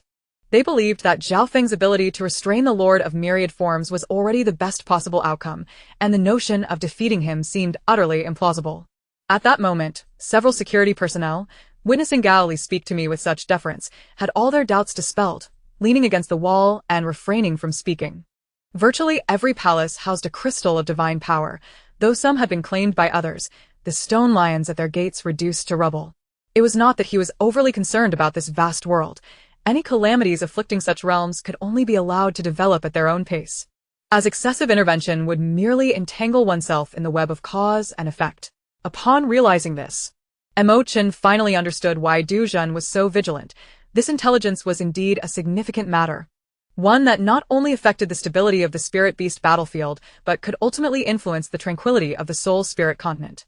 Listening to the bustling sounds from the kitchen, Su Ying's lips curled into a radiant smile. Once, she had harbored the desire to see the man she adored clumsily preparing breakfast for her. Shimin Jian, with a face full of wariness, regarded Xiao Yan with disdain. However, he was not inclined to assault him without cause, for he did not take the divine envoy mansion lightly. Is this the power of the round soul? Montachen Marvillet. Yet he dared not slacken in the face of Luo Ci's orders. Like summer flowers in full bloom, vibrant yet tinged with an air of the extraordinary, Mo Chun's afterimages multiplied, quickly filling the space, both above and below, by the hundreds. Noticing that nearly everyone had departed, Yu Shengxiao glanced at Matsuda, who remained seated, and addressed Qin Bin. At that moment, a dark mist suddenly surged from the previously pristine core of the ancestral realm. The feathers of this fire-type magical beast shimmered with a red glow, akin to flames burning brightly, and as the light shifted, the colors of the feathers danced in a kaleidoscope, creating a spectacle as beautiful as a rainbow. While it could not be definitively concluded whether the nest's owner was indeed the fabled phoenix, it was evident that, Regardless, it was a formidable avian creature. It could neither achieve its bankai nor even its shirkai, reduced merely to a sharp blade. Fortunately, its inherent strength remained intact. Bai Han hesitated for a moment before nodding and approached Chunzei, keeping the card he had received. Chapter 82. Jiang Suisui, the Unrepentant Debtor. The memories of Jiang Ruashi in the original owner's mind were mixed, both good and bad. The two were of similar ages, with Jiang Ruashi being merely a year older than the original owner. Previously, they had maintained a fairly good relationship, but as they approached 18, some disagreements arose, leading to a rift. From that point on, the original owner and Jiang Ruashi drifted apart, their contact dwindling. Even during festive occasions, their interactions were reduced to mere formalities. Lacking the depth of their former camaraderie, bring a sandalwood box to place it in, and present it to the prince. Write the memorial now, just be truthful. Zhao Rang remarked casually, while tidying up the golden particles. Igong, Igong. The one who wept most bitterly was the veteran General Huang Gai, who had fought alongside Han Dang on the battlefield for decades. Today, however, fate had cruelly separated them, leaving him to witness the loss of his comrade at the hands of the enemy, his strong and resolute demeanor shattered as he wept with bloodshot eyes. The world around him fading into darkness. This was not some high-tech contraption. However, from the announcement, it resembled a missing person notice. Your Highness, it appears your shoulder has sustained a serious injury. Perhaps you should summon the physician. Yang Shi, ever observant, noted the tear and bloodstains on his garment. Zhang Zixing had been so occupied with discussing matters with Yun Zhongzi upon returning home that he had not even had time to change. Gazing at the tide-like onslaught of Xiongnu cavalry approaching, Lu Tai's lips curled into a cold, lethal smile. The Microsoft press conference had occurred just days prior, which was commendable. Albeit Zhao Li's gathering was not merely for the introduction of a mobile phone but for the simultaneous unveiling of several products. Hence, meticulous preparations for the venue were imperative. With this, would the population in the Guishu not dwindle? Zhang Zixing suddenly felt a sense of foreboding, as if the phenomenon in Guishu was orchestrated by someone akin to an interminable game. Yang Tianwen began fervently procuring spiritual herbs and materials, particularly those obscure and unconventional ones, as they were of great use to him. He even contemplated sourcing additional materials from elsewhere if they proved insufficient. Seizing the opportunity afforded by the first two death warriors who had sacrificed their lives, the latter two finally ascended the city wall. General, those bastards have gone too far.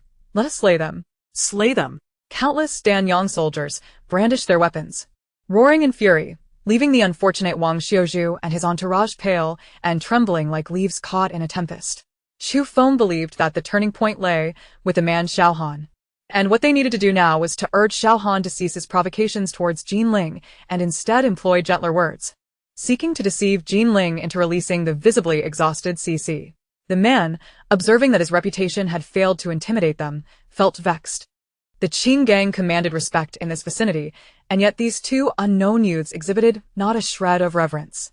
His irritation flared anew at their actions. Currently, although Mian County was under Liu's control, the banners and military personnel remained unchanged from before. When the messenger arrived at Mian County, he was promptly escorted to the county office. Upon entering the gate, a commanding shout ensued, and several fierce soldiers pounced upon him, capturing the messenger. Had the Tang Emperor not conducted a paternity test? How could there be any doubt? Zhong Lingyu was incredulous, her hysteria palpable. If this were true, it would indeed be a profound tragedy for the Tang Emperor. Zhao Jing discerned Chu Feng's inner turmoil and smiled. Brother Chu Feng, this is not your fault. It is I who provoke trouble too often. Do not worry. I shall explain everything to my father. Surprised that Zhao Jing could see through his thoughts, Chu Feng felt a sense of relief wash over him upon her reassurance. Though the Yuan Huang arrow was unmatched in power, even the unfathomably skilled individual could only release 2 arrows within a few days. This sudden bout of madness, could it be a result of some provocation or perhaps an ominous omen? Chapter 83. What divine being is the Jiang family snack stall? Now, Jiang Ruashi could no longer evade her fate. Under Jiang Mingda's watchful gaze, she approached Jiao Yuheng. Miss Jiang has already returned the money to me. Let us depart. I do not wish to remain in the company of such ill-fated individuals, as it vexes my heart. Jiao Yuheng listened intently, then reached out to grasp Jiang Ruashi's hand. Smiling as he proposed, all right, let us change to another exhibition area. I just heard your father mention that your cousin is indeed not a good person. It is wise to keep your distance. With an air of pride, Yen Feng attempted to project the ethereal purple energy from within him, yet after a minute of effort, he was unsuccessful. It appeared that Chang Yulin had no intention of feigning ignorance this time. What is it to you? The voice was languid, entirely inappropriate for a visit to the sick. Liao Shi nodded, saying, I understand. You have worked hard. I shall contemplate this matter thoroughly. As for Han Shizhong, I will certainly send someone. Upon hearing this, Luo Cheng promptly bowed to Liao Shi and retreated. The enormous firefox was placed on the ground, its round, crystal-like eyes ablaze with fury. Despite the blood staining its lips, it continued to roar defiantly, its sharp fangs glinting ominously. Yu Shixing was filled with disdain, remarking, Look, only those with filthy thoughts perceive others as dirty. Such individuals are hardly deserving of sympathy, oblivious to their own worth yet convinced of their uniqueness. A Lillian? She pondered for a moment. There seemed to be a soul residing within her consciousness, and upon closing her eyes to sense it, she found herself absorbing the spiritual energy she had accumulated to restore her magical powers. In truth, the Guo family enterprise, having gradually shifted its primary business to South Korea, is indeed quite formidable, rivaling even the Gao family. Weddle's intentions were not made clear from the outset. Had he not planned to leave? Why would he entrust her with the box containing the single-celled fire insect, which he valued more than life itself, and share the secrets of the shipyard and the underground plant kingdom with her? The sunlight that fell upon him provided no warmth. Failing to alleviate the chill on his face, the veins on the back of his hand bulged, and an indescribable sensation gnawed at his heart, akin to having something precious taken from him in silence. Zhang Ming raised a kitchen knife towards Deng, but his wife lunged forward, gripping him tightly. Deng, in a panic, dodged and grabbed the lamp from the bedside table, hurling it at Zhang's head. In a moment of desperation, Zhang tilted his head to evade it, and the lamp shattered against the wall with a resounding crash.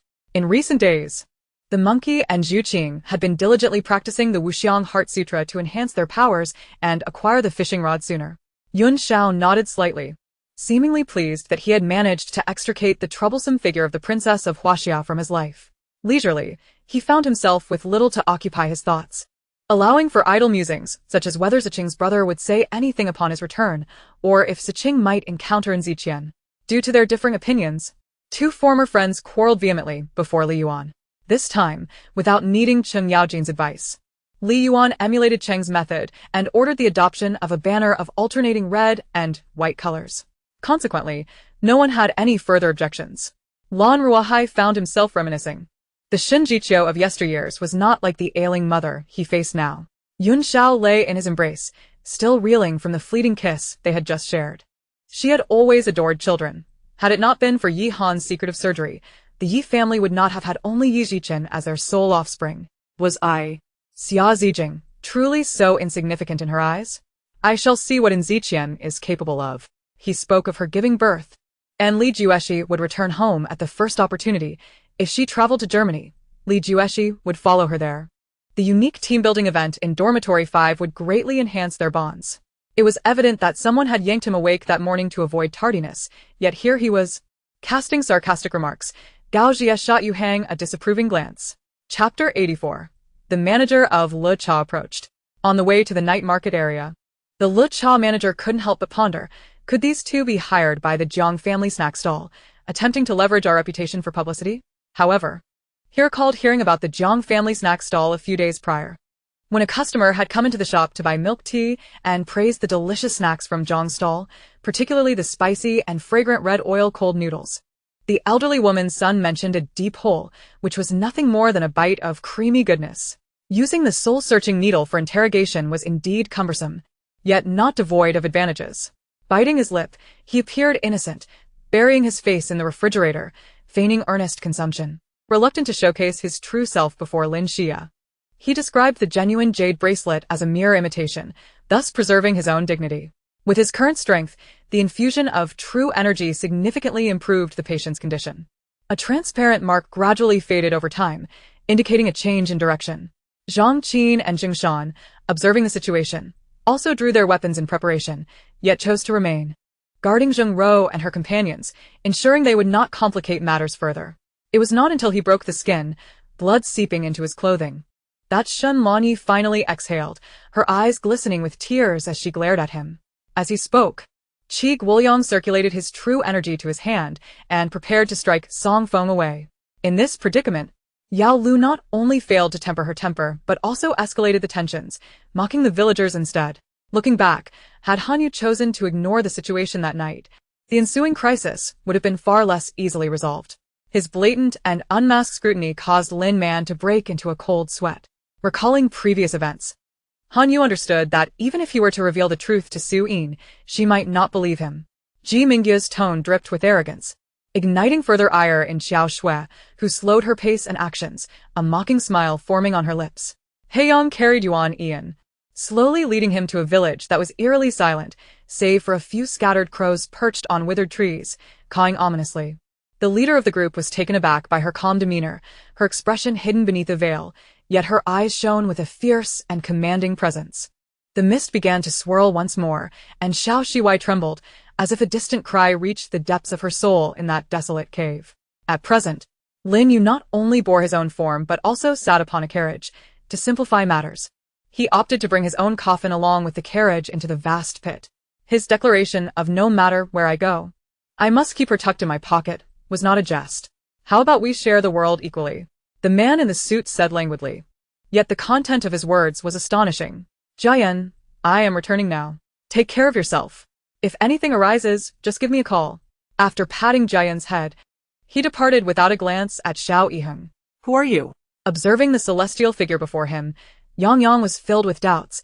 He had done nothing to provoke her. Yet her aggression seemed relentless. The woman in green was understandably irked by his self-absorbed demeanor, and her displeasure grew. Straightening her disheveled clothes, she headed towards the door, not forgetting to bow in farewell. The scars of the past had undoubtedly troubled her for a long time. A fine individual has been unexpectedly worn down to this state. Li Ji attempted to shift the chess pieces before him, only to find himself incapable of moving those that opposed him. Instead, the positions of the individuals he had mentioned earlier manifested upon the chessboard, seemingly awaiting Li Ji's command. Chapter 85, An Urgent Mission to Save Yen Rui. Good day, madam. I am the regional manager of Licha in the Qingshan district. May I trouble you for a moment of your time? I have matters to discuss with you. Just after finishing her sales of snacks, Jiang Suisui looked up to see a middle-aged man of slightly stout build and a friendly smile. He introduced himself, and with so many guests outside, she surmised he bore no ill intentions. Besides, even if he did, it mattered little. Her special forces training was not in vain. Although her household was filled with people, her great-grandmother preferred her and her mother to sit beside her, recounting stories. "Tell me, do I possess any manly charm?" Ling Xiaofeng whispered into her ear, his tone laced with dominance and a hint of menace. Bai Shu sat nearby, pouring a cup of water for Enran. This carriage was once a provision of Si Ma Jin, which was later entrusted to Enran. Had he known that childbirth would prove so arduous, almost costing her life, he would have never allowed her to conceive in the first place. With Si absent, she found herself inundated with work upon arriving at the studio. Faced with numerous contracts to review, emails to respond to, and a plethora of schedules to organize. Yet, the old man with the white beard was merely a tad perplexed. In the next moment, he had securely locked away the divine-level Pei Yuan Dan. "One moment, I must visit the restroom." Due to her increasingly swollen abdomen, Xiaowen had developed a frequent urge to urinate. Wang Xiangyuan felt his smile transform into a bitter grimace, a stiff mask that was more painful to wear than tears. She was uncertain why she felt this way. Although her words were a complaint, her tone bore the semblance of playful reproach. The emergence of an undead monk of such supreme caliber on the battlefield warrants an immediate report to the Demon Lord, at the very least for precautionary measures. "Captain, shall we simply let this be?" spoke Zhang Shoulin, ranked third on the Qingyun leaderboard. He wielded water-based magic, boasting not only high magical prowess but also a keen intellect, making him a strategist of considerable merit. She immediately sprang up, pressing her hands against Yi Huan's chest in an attempt to expel the river of water from his stomach. Yet he remained unconscious, lingering in a state of oblivion. The ferocity of that sword strike seemed to tear the very fabric of space asunder. A terrifying tremor reverberated from the depths of the earth, causing every heart to hang in suspense at that moment. They gazed into the abyss of the cavern, a labyrinthine void shrouded in darkness, rendering visibility impossible. An intense aura of murderous intent emanated from them, causing the very air in the hall to feel thin, making it difficult to breathe. However, He dared not provoke the sinister winds any further. Their group was afflicted by an unknown toxin, severely hindering their true essence. Should the adversary unleash their wrath, their fate would be sealed. Carlos Scott, clutching his phone, gazed up at the overcast sky and sighed, "Young Fan, our paths are irreconcilable." Left with no choice, Luo Dan acquiesced to Sui Zilu's wishes. She instructed her subordinates to bring Fong Luan forth. Indeed, upon hearing Yun Tianyang's words, Yen Zhu did not respond with anger but rather a mirthful smile, his aura surging with intensity in that instant. A wave of terrifying energy radiated from him, sweeping outward like a tempest. Gui Xiaochun, who had just been ensnared in the sting of Ding Songyi's words, found her world brighten the moment she spoke. They had not forgotten that Dong Fengyi was confining Lin Desheng. Any misstep could prove catastrophic. Even the iron chains had grown so hot. One could only wonder what ghastly sight lay beneath the blood-soaked depths. As I pondered, a set of keys slipped from my pocket, plummeting into the thick sea of blood, resulting in a hissing sound, leaving nothing but a wisp of white smoke in its wake. This must be due to the formidable soul of this legendary fearsome demon lord. Otherwise, such a phenomenon would not occur. Chapter 86. Yen Rui suffers from depression. Yen Rui, Jiang Suisui recalled, was the child from the strawberry class, a pitiable soul compelled by parental demands to be a pure vegetarian. However, she could not afford to dwell on such thoughts at the moment. Addressing Wu Chunchen, who was preparing for disinfection, she said, "I have an urgent matter to attend to outside." Although Wu Chunchen was puzzled, she promptly replied, "Make sure to return quickly. Work starts at 10:30, and we have a live broadcast to prepare for." Jiang Suisui acknowledged with a sound and then departed. Qianjian and Chunchan exchanged glances fraught with exasperation, unable to suppress their disdain as they glared at Lei Xiaochen, who remained rooted in place, akin to a mute suffering in silence. He cast a thoughtful glance toward Long Jifei, irritatedly shaking his sleeve as he followed the children out of the hospital room. "Princess Xiaoning, please retire to rest. Shui has yet to dine. I must accompany her for the meal." The smirking Jew how casually conversed with Xiaoning. Such entanglement left Tao Hua feeling increasingly perplexed, yet her reason urged her to recognize that she was being violated, and she could not permit this rogue to kiss her with such audacity. After all, their relationship was a facade. Lin Xiao would not voluntarily request to share a room with Lily. Thus, when she suggested sleeping in the living room, he accepted it without objection. Is he still refusing? A voice, aged and weary, emerged from outside the door, inquiring of the guard. The guard shook his head in response. The slippery serpent was indeed a creature of greed. Upon encountering it for the first time, they were overjoyed, eager to refine it immediately. Yang Shirua paused, turning her head to glance at Zhou Mingjian. Sensing he seemed to wish to convey something to her, Jing Yi regarded Zhao Ruodong with cold eyes, suddenly bursting into laughter, nearly deranged. "Zhao Ruodong, silence yourself. How about a trade?" Yet her gaze soon turned toward Du Ruffum, laced with a hint of provocation. Prince Ong had scarcely descended the stairs when, feeling restless, she caught sight of something that ignited her spirits. Upon hearing this, Jing Tian intended to congratulate Feng Yu on acquiring the Yuan fire. However, how could all her movements escape Jing Tian's formidable perception? Yet, upon witnessing Feng Yu's pallor, he was taken aback, for it did not resemble the flush of overwhelming excitement. She believed she had completely escaped the confines of her past, but in that moment of recollection, she realized her heart still stirred with turbulence. Gu Qing's face flushed crimson. She had thought he leaned in to kiss her, hence her strong reaction, only to discover that Xin Yanji merely intended to assist her in unfastening her seatbelt. This individual had promised everything over the phone, yet upon his return, he stirred chaos as if relishing in it. Hasn't our project concluded? Song Zong expressed concern for everyone's hard work over the past 6 months, suggesting a trip to Haicheng for the entire project team, and importantly, family members were welcome, with both airfare and hotel expenses covered. How enticing does that sound? Chun Man, who had never visited Haicheng, was already thrilled at the thought of its azure skies and vast oceans adorned with bikinis. Had she followed her heart and immediately booked a king-sized room, she would not now face the vexation of seeing but not obtaining. Before crossing into this world, Su Nua might have felt a twinge of panic. However, given the myriad of extraordinary occurrences inherent to this realm, he remained remarkably composed. A sudden jolt coursed through Su Nua as he beheld the tiger statue before him. Its aura suggested it was far beyond anything he could hope to confront. The following morning, All the families gathered in the hotel lobby as the production team announced the next segment of their task, supporting the lifeless infiltrator. Su Mubai withdrew the dagger embedded in the back of his neck and throat, then retreated along the same path. Dingyu opened his eyes in a frenzy, realizing that Medusa, renowned as the foremost individual under the banner of the divine realm, had surprisingly ceased her actions. A graceful purple silhouette approached from a distance, exuding an air of dignity, nobility, and intoxicating allure. Shun Wan lifted her gaze, casting a glance at Shi Qin, then at Shi Zhao, yet inexplicably. The moment her eyes met his, a sharp pain pierced her heart. The next day, the sky loomed gray, mirroring the tumultuous emotions of Mu Rongqing Ran, who had remained sleepless throughout the night.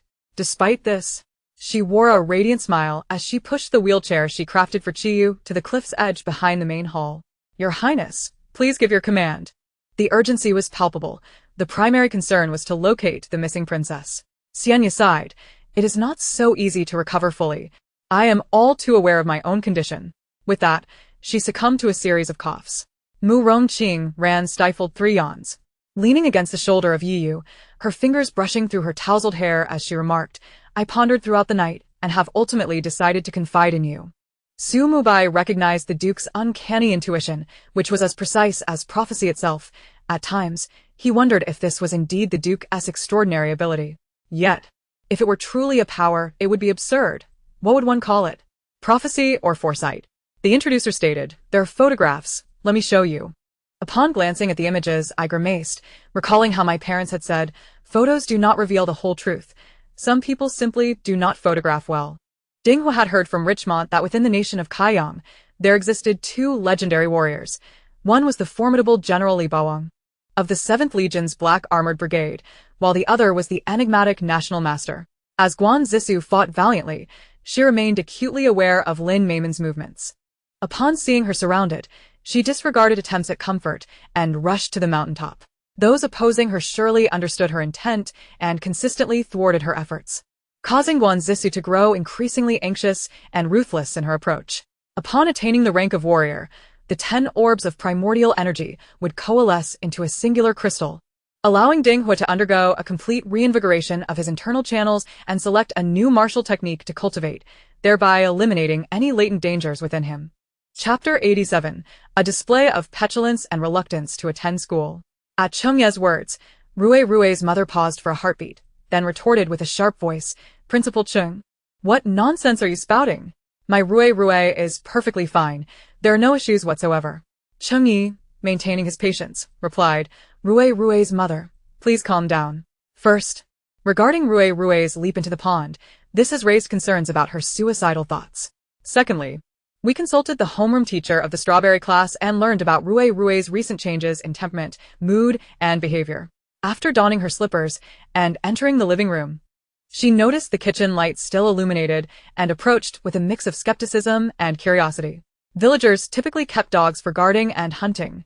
How could Yangbo hope to negotiate with such fierce beasts? Tinu stared blankly at Yangbo, who was panicking like a frightened rabbit, occasionally crouching to grab a clod of earth to intimidate the menacing dog closely following him.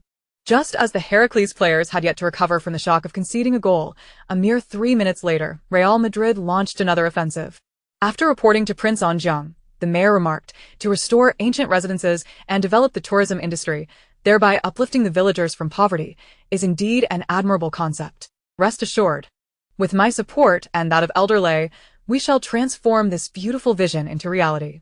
Tang Ruiyun gazed at the unfamiliar face before her, choosing not to engage in conversation. Though a flicker of annoyance stirred within her, she was mindful of her own reputation within her domain. Meanwhile, the conflict between the witches and wizards had been set aside as they united to encircle the portly figure at the center, preparing to confront what they perceived as a malevolent interloper. At the command of the skilled practitioners from both factions, a deluge of spells and attacks descended upon the unwelcome guest like a tempest.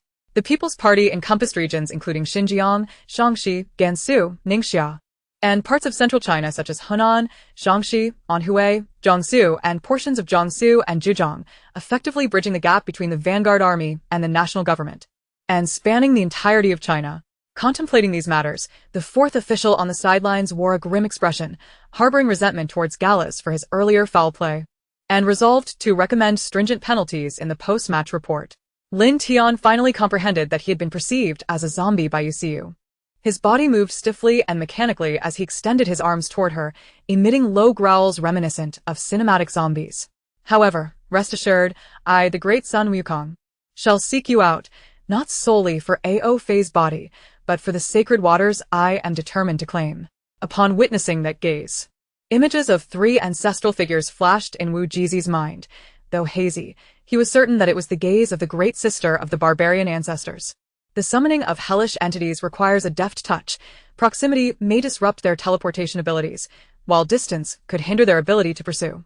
Such forbidden spells originated from the Holy Spirit, initially utilized by its executors and subsequently preserved as the contemporary forbidden incantations.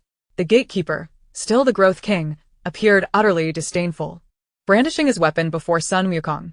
With the elder ancestor of the Post clan now present, if they were to take action against them, what chance of survival would remain? The star-eating grass was now ensnared by the forceful currents emitted from its nostrils, unleashing its devouring power upon them. Galaro's elation was palpable as he nodded vigorously and casually took a seat. He promptly set to work on researching the newly established project of Earth's will, aiming to unlock the protective barriers surrounding the ancient relics. Han Fei had previously employed the Xuanwu seal, although he had regained his soul and energy through elixirs. The depletion of life force remained irreparable. Chapter 88. Rui's parents begin to cause a stir. Days passed without Rui returning to the Morning Star kindergarten, which left Chengyi somewhat anxious. She attempted multiple times to contact Rui's parents, eager to learn the results of the examinations and whether Rui's condition had improved. Yet, as Friday arrived, there was still no response from her parents. Had I known, I would have been more assertive and accompanied Rui's parents to the hospital. Listening to Chengye's words, Yu Tanchi felt a surge of entrepreneurial spirit, seizing a computer to begin processing goods. Suddenly, a critical thought struck Yu Tanchi. The first segment is referred to as the Hall of Humanity, the second as the Hall of Longevity, while the third is the true Heavenly Extreme Hall. Beneath the Heavenly Extreme Hall lies a secret chamber, flanked by side halls. Shen Xian, accompanied by Shi Chen, traversed the vast teleportation array. Arriving at the celestial battlefield of Tianmen, they sought out a desolate star domain where Shi Chen could commence her tribulation. He was confident in her ability to overcome this celestial trial. Should she fail even this, the pursuit of true freedom would be rendered moot. The colossal form of the heavenly python saint ancestor loomed in the air, akin to a mountain, its overwhelming presence exuding a palpable aura that sent shivers down one's spine. As Lin Shi emerged from the tent, she suddenly heard a hissing sound behind her, reminiscent of someone stifling a laugh. A year later, this locale had been transformed by Wang and the 2 spiritual beasts into a mine stretching over 1,000 miles. With the increase of celestial energy within them, the excavation became increasingly effortless. Do not resort to violence, Zhang Fan murmured Lu Xian's words, uncertainty clouding his expression. He added, while it is not impossible to avoid conflict, it poses a considerable challenge. It is no longer a matter of surrendering without battle. The real question is how to persuade the 20,000 residents of Yongning City to willingly capitulate. These are not trivial matters. Financial resources may be replenished, but the influence of the Sanha Hall within the realm of fantasy westward journey is formidable. Their reputation is too resounding. Without subjugating them, our endeavors will remain incomplete. Tianji Fan asserted. The attitude of the celestial Tao left Misaka Makoto quite displeased. However, she genuinely wished to keep their affairs concealed from the world. This is indeed favorable, yet it requires several disciples adept in the void refinement to lead the way. The rest shall remain at our Thunder Sound sect, as this is our stronghold, to guard against any unforeseen events. Lin Ruyin expressed with a glimmer of joy, her excitement palpable.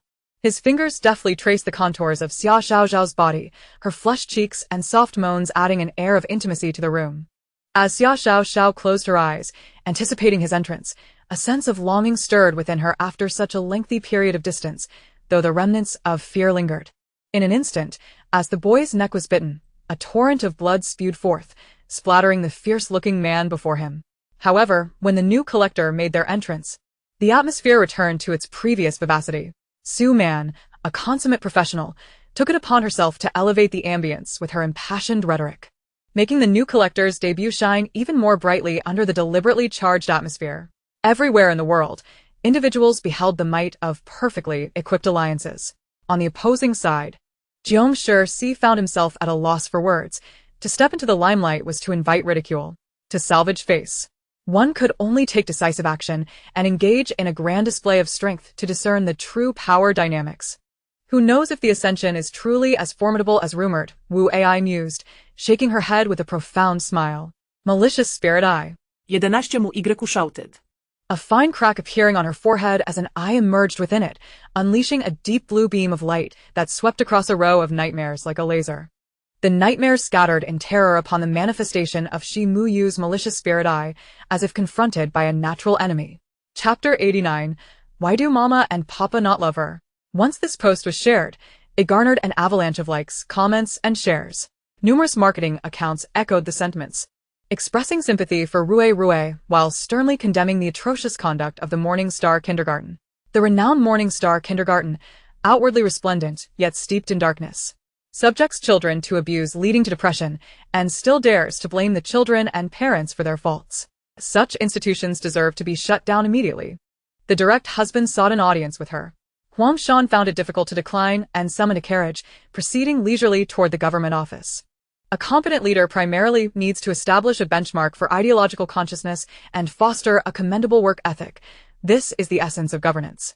Nonetheless, this matter holds significant lessons to be gleaned. After some contemplation, Nie Zhenbang reached a decisive conclusion. She had always trusted the mud and was aware of Yang Wang's eccentricity. Yet she bore no objections. But why, with just a fall, did Yang Wang lose all vitality? Furthermore, the relationship between Lu Weiming and Lu Yueguang was amicable, while Gao Zhengwo was aligned with Lu Jintao. However, to Nie Zhenbang's surprise, the individual previously recommended by Lu Jintao, a comrade from the provincial party school, was not included in the range of candidates for consideration. When Chu Jun was compelled into Lu Jiman's body, the overwhelming sensation of comfort made him cry out, followed by instinctual movements akin to tumultuous waves crashing against the shore. The head chef approached, feigning a smile while blocking Zixuan's path. Madam, the air here is thick with smoke and fire. Recognizing the situation, she understood that the madam was not there to reward her. Thus her tone bore a hint of firmness rather than deference. What was her current purpose? Was it to fulfill Yi Sinu's dreams? Or to realize the aspirations bestowed upon her by her aunt? Or perhaps it was for that elusive her who remained somewhere unknown. Nie Zhenbang's words elicited laughter from the provincial leaders present, including the minister of the propaganda department, Wei Lin, creating a harmonious atmosphere within the hall. I understand now. Jiang Hua offered a slight apologetic smile to Xianlan before activating his spatial abilities, racing toward the northern tribe of the Daoist. Although uncertain of the precise location, the presence of the Eagle King should mitigate any issues. After a prolonged gaze, Zheng Liner finally comprehended Qin Junda's affections for her, softly parting her lips to say, "Husband, you have returned home." Now, it was just perfect. Lu Fei and Qi Fei, upon hearing Dongfang Ryun's chaotic remarks, collapsed in unison in protest. Third uncle called his wife, urging her to return and prepare the necessary items, while he himself ascended to retrieve a cherished vintage wine, unseen by Ergo Ge despite his frequent indulgence. The moment the bottle was opened, an intoxicating aroma wafted forth, promising an experience that would be utterly irresistible. However, this was not the time for such thoughts. Uncle Wei entered, initially greeting Sister Peipei with exaggerated deference, to which Han Peipei responded unusually. It was known that previously, she would never acknowledge a man like Uncle Wei. Having completed these tasks, Ji Siyuan Lang applied a topical ointment and scar treatment to all his injuries, layering the previously processed salve onto the incision, likely laden with anesthetics, rendering the new wound indistinguishable from the old, both smeared with a dark, viscous balm. Zhong Nan felt a twinge of confusion. If they were reluctant to sell, why not simply refrain? Surely a family residing in such a grand estate could not be in dire need of funds? Unable to resolve his thoughts, Zhong Nan approached Miao Zhonggui for clarification. Chapter 90. Rue's parents taken away following reports. Due to Wu Chen-chen's remarks stirring controversy, the vitriol directed at Morning Star Kindergarten on social media intensified. In Chengye's office, Wu Chen-chen could no longer hold back her tears. "Principal, I was just so furious seeing them attack our kindergarten and Chef Jiang. He acted impulsively. I'm sorry." Cheng Yi bore no resentment toward Wu Chen-chen, instead comforting her. "You need not apologize. This is not your fault." When faced with slander, It is understandable. After the transfer, Ahao and Ali supported each other as they exited the room, and Yi Yang felt a surge of pride. Finally sensing he had acted like a true man. With her spirited nature, Miss Qian could hardly remain subdued for long. Wasn't he her aspiration to achieve fame? It was only a matter of time before an opportunity arose to elevate her. The night shadow guided her into a secluded hall, where she beheld a pristine table adorned with an exquisite array of dishes, standing elegantly in garments of moonlit white. As he heard their approach, he turned slowly, extending a warm hand to invite her to take a seat. The atmosphere in the vehicle remained palpably awkward, as Mu Xianzi's remark plunged everyone into an unusual silence. Save for Wu Gang. The esteemed ministers below wore expressions of trepidation, shame washing over them as they faced the Emperor of Entropy's rebuke. Not daring to utter a sound, their heads bowed in fear of incurring his wrath. Rest assured, I have noted everything down. I shall not let the young marshal down. And Lingyu said with a charming smile. Wu Er felt a surge of vitality infusing his once dormant spirit. He resolutely turned to his mother, retrieving his phone to compose a message. Indeed, Ma Fongfong wore a bracelet of exquisite Han white jade on her wrist, its smooth, lustrous surface devoid of any impurities or cracks, a true gem among its kind. And Lingyu, having recalled Yuan Qingfeng's prior words, genuinely believed it was her resemblance to the coveted green waist that had garnered Yuan Qingfeng's attention, unaware that there was an additional layer of intrigue involving Cheng Lifeng. Though the two-tails Jinchuriki resided in the militarily formidable Yunin village, it appeared that the fourth rakeage, A, did not hold the two-tails beast in high regard. Upon receiving this news, Su Xianer let out a wail of despair, immediately springing to her feet, only to meticulously review the information again. Her face fell, and without a moment's hesitation, she dialed Zhao Jing, yet the call did not connect, leaving her utterly bewildered. The sudden appearance of a figure startled Zhang Man, but upon realizing that this person's cultivation was merely in the early stages of the nascent soul realm, a flicker of mocking disdain crossed his lips. Yet, her gaze did not meet Gu Yanzhao's eyes, igniting the fury of Elder Fu, who glared fiercely at the Qin family, leaving them feeling both aggrieved and resentful. Hearing the commotion, Xiao Yi recognized that returning to Yuqing Palace was no longer feasible, so he swiftly carried Gu Yanling towards the rear hall of Qianhe Palace. Beneath the glow of crimson silk lanterns, a burst of fireworks erupted, illuminating Gu Yanling's face, which was contorted in pain as she shut her eyes tightly. Her hair damp and clinging to her ear, accentuating her pallor. Could you refrain from staring at me like that? It frightens me. Zhao Liying's innocent eyes betrayed a hint of trepidation. Why was this boy gazing at her so intensely? Could it be that he harbored ulterior motives? The thought sent a shiver down her spine as she sensed a shift in his gaze. After a prolonged wait, Dugu Liuli finally endured until she beheld Qianqing and Murong Yi in each other's embrace, at which point she could no longer withstand the emotional strain and fainted. The butler, surnamed Wang, was universally addressed as Butler Wang. Having faithfully served the Wu siblings for many years, he commanded considerable respect. The Wu siblings usually granted him deference, making him the sole representative to step forward at this juncture. This was nothing short of a ruse, the aide helplessly chuckling as he shook his head. He had accepted 300 guan from Zhu Biao and dared not to be negligent, faced with the county lord's antics. He knew the situation was precarious and discreetly informed Zhu Biao. Following the finals, Lin Jingshu became a household name across the nation. Her 3 golden hits dominated the charts, eclipsing all others and securing the top 3 positions in popularity. As evening descended, Qiming Star Kindergarten issued a statement, unveiling a plethora of evidence, which significantly diminished the disparaging comments directed at the institution on Xinghua. Particularly noteworthy was the announcement from the Seedling Bureau, revealing that internet influencer Rui had severely fabricated her blissful life, violating children's autonomy during filming and engaging in acts of cruelty toward them. Consequently, many netizens deleted their negative remarks about Qiming Star Kindergarten, with numerous individuals expressing remorse and offering apologies. The mist here was thicker than before, obscuring visibility beyond 2 meters. In casual conversation, I learned that Huan Wei was 2 years older than Huan Ke. During the reign of the late emperor, Hu, Huan Ke had enjoyed considerable favor. Yet there existed a subtle rift with Huan Junli's younger sister, Huan Jia. Seeking tranquility, she relocated to the Wangfu in Pingzhou after Huan Junli ascended the throne, finding solace in her newfound seclusion. Ultimately, upon returning to Yuqing, Xiao Daoyun discovered Tang Shun awaiting him at the city gates. He finally grasped a standing in the eyes of these individuals. Chao Feng and the others had not regarded him with any seriousness. Otherwise, with such a substantial operational plan, why had they not informed him? The Shao family's defenses remained under Xiao Daoyun's command, though each order he issued was closely followed by Xiao Daoyu. The remote control for the air conditioning flew from my grasp, tracing a flawless parabolic arc before striking the switch. As the materials were entirely refined, Feng Lingzi seated herself beside Xiao Daoyun, while Lu Su relinquished control of the magical array. Now, let us unite our efforts to complete the crafting of the demon bell, Feng Lingzi proclaimed. After her mother was tragically killed by a vehicle, she left behind 3 children. At the time, her father was a mere 30 years old, shouldering the dual responsibilities of both mother and father, managing every household duty with unwavering dedication. With sincere respect, Guo Chuan bowed his head. I lowered mine slightly in acknowledgement, exchanging pleasantries with him until the butler arrived to summon us, at which point I realized we had already reached the hour of Shen. Listening to the anguished cries of Shi Lao-san, I became somewhat anxious, staring with wide eyes, though it proved utterly futile. My word, you nearly scared me to death.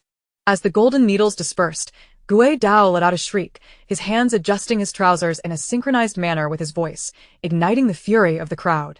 Lunch was prepared by Luojia's wife herself, undoubtedly a labor of love, especially for Lin Tao's arrival. The meal was far more sumptuous than on any previous day, comparable even to the fare provided during the Sang festival. Hee brother, sure, I am no longer the Lu Yihan of 3 years ago. Lu Yihan smiled faintly, acknowledging the transformation he had undergone since then. At this moment, I stood beyond the attack range of their defensive tower, aptly reflecting my former moniker as the mid-lane defensive tower, nearly parallel to the tower itself. Uncle Fu, how has he been? Lin Tao wondered. Having been away from his hometown for 3 to 4 years, time had changed much, and he was uncertain of Uncle Fu's current state.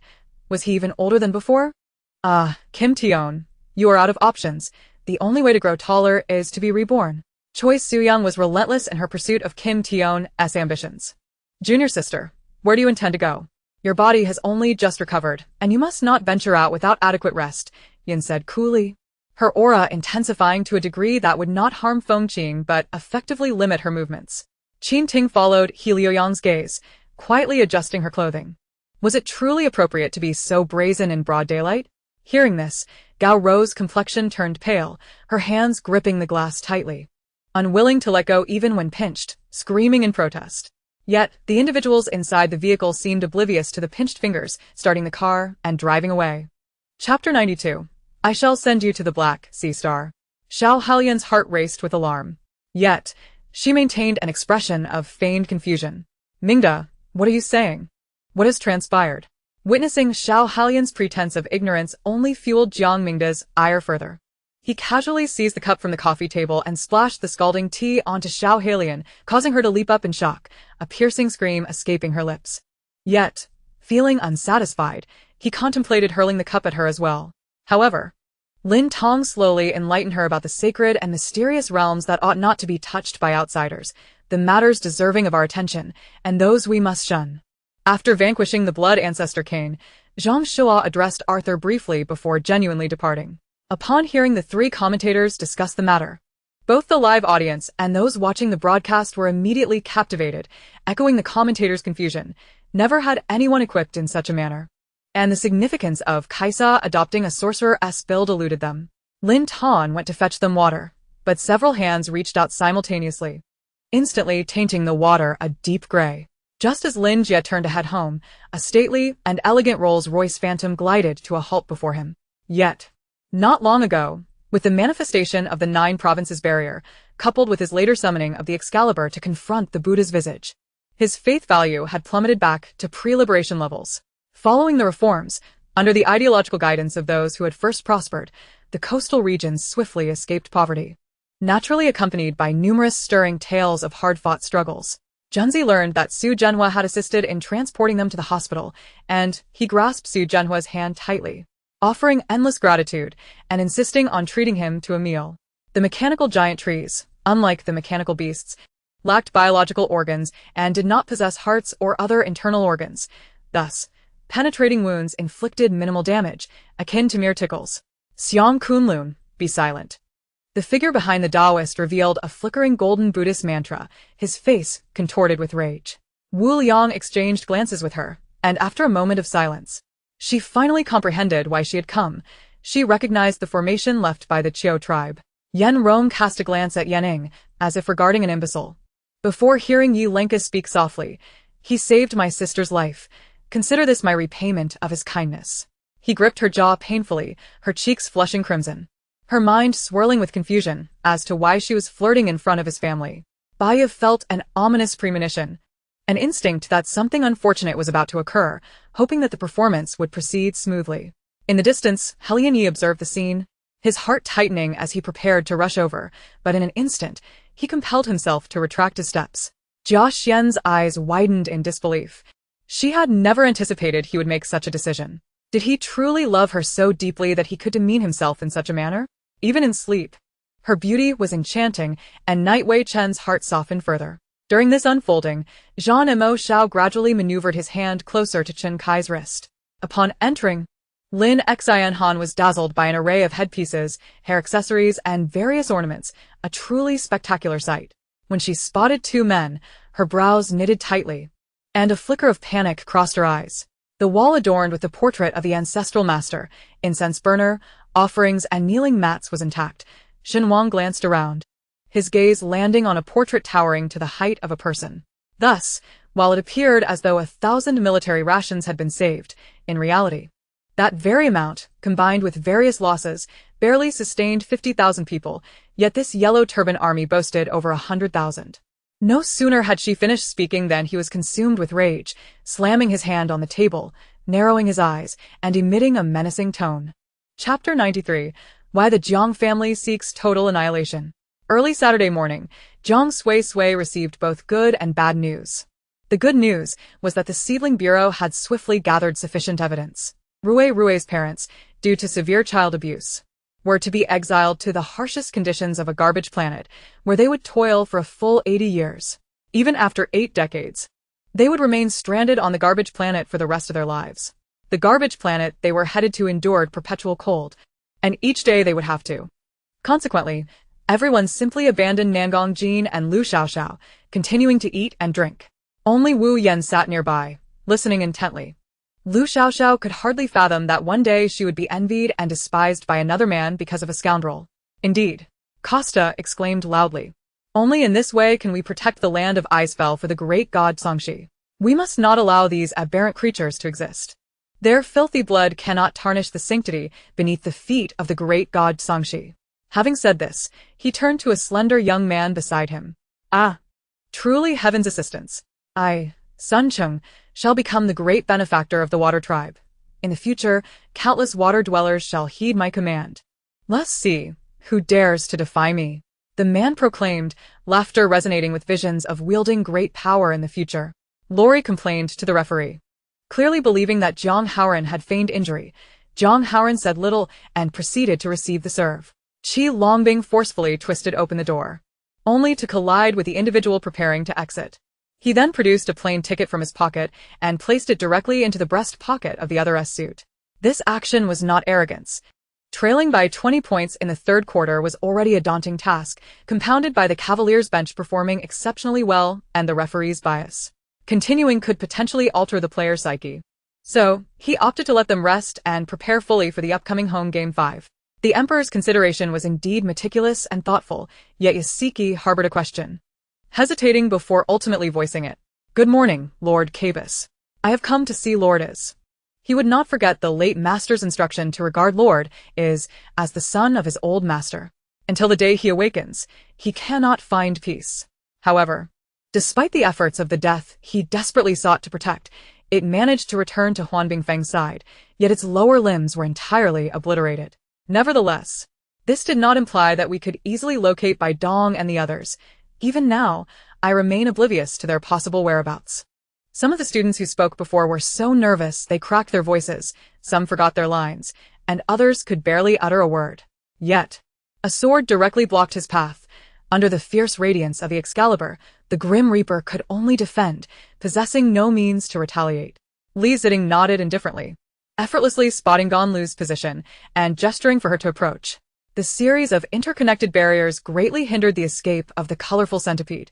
It was cornered by the Monkey King, realizing it could not flee, its body suddenly swelling, while the Monkey King seemed unaware of the impending danger. In the distance, the hills remained shrouded in a hazy mist, revealing only lush greenery, obscuring their true form. Like a stroke of fresh green in an inky wash, captivating yet shapeless. Under the masterful hand of the painter, one could only ponder the artist's intended expression. The opponent seemed unprepared for my strikingly different display of strength amidst the tranquil night. A voice of mild surprise broke the silence, followed by a rapid succession of 5 arrows. Oh my, during the tribulation period, Guan Xiaonhua swallowed hard, staring intently at Wang Mu, incredulously exclaiming, "I'm truly healed. See? I am hungry." Accompanied by exaggerated gestures of despair, she remained unperturbed. Chapter 94. The truth will eventually surface. In the afternoon, Jiang Suisui sat in a cafe, her emotions a tangled web of anxiety, tension, and guilt. She was uncertain whether her actions were right or wrong. At last, someone pushed the door open and entered. Jiang Suisui scanned the room and spotted Jiang Suisui at the center. She also noticed a girl of no more than 10 sitting beside her. Presumably Jiang Suisui's young daughter, Jiang Xiu. She was quite certain that Zhang Honglei had not exerted his full strength when he kicked. Otherwise, the consequences would have been far graver than merely collapsing to the ground. Although his instincts told him that an Xian was trustworthy and would not delve too deeply into his secrets, perhaps even if she did, she would not wish him harm. He was aware that Zhou Yu's previous spiritual awareness only extended for 40 zhang, equivalent to the strength of a 6th-level qi practitioner. Zhang Honglei and Lu Sijuan immediately stood to make way for him, while Yan Xuedong, seated at the podium, also took notice of the commotion but chose to turn a blind eye. Wu Hui spread his arms wide, his flames flickering like a candle in the wind, exuding an air of weakness as his chest caved in. Li Wan hesitated, her cheeks flushing once again, seemingly recalling their unfinished business from earlier in bed. The two continued their stroll through the ancient town, ascending a gentle incline that stretched for 2 to 3 kilometers. "Stop right there." Zhong Bo's tone bore no hint of malice towards the demon, only respect and remorse. Song Ziyu leisurely took out a cigarette, lit it, and silently smoked, not uttering a single word. Li Shoujing had a good plan in mind, but alas, it was uncovered by the Han army. Lu Xi intended to turn the tables and annihilate the audacious foes attempting to break through. He just did not know when the garrison would exit the city. Thus, he commanded the off-duty officers to gather in his tent, ready to engage in battle at any moment. Amidst the host's incessant chatter, the celebrity team finally made their long-awaited entrance. Lu Tianyu leaned towards the side where Howren was playing, his right hand darting out like lightning, wrapping around Sister Dong, executing a difficult move that only a circus performer could master. The echoes of the Taiheng Mountains reverberated through the hills and ravines, lingering long after as if intertwined with the sounds of clashing swords and fierce cries. The once clear, heavy sounds gradually turned hoarse and obscure, ultimately transforming into the hazy mists deep within the mountains. The booming shells filled the sky, a high-explosive artillery battalion insisted upon by Mikhailov, who had stubbornly brought it from Bokhara, even at the risk of encountering enemy aircraft along the way.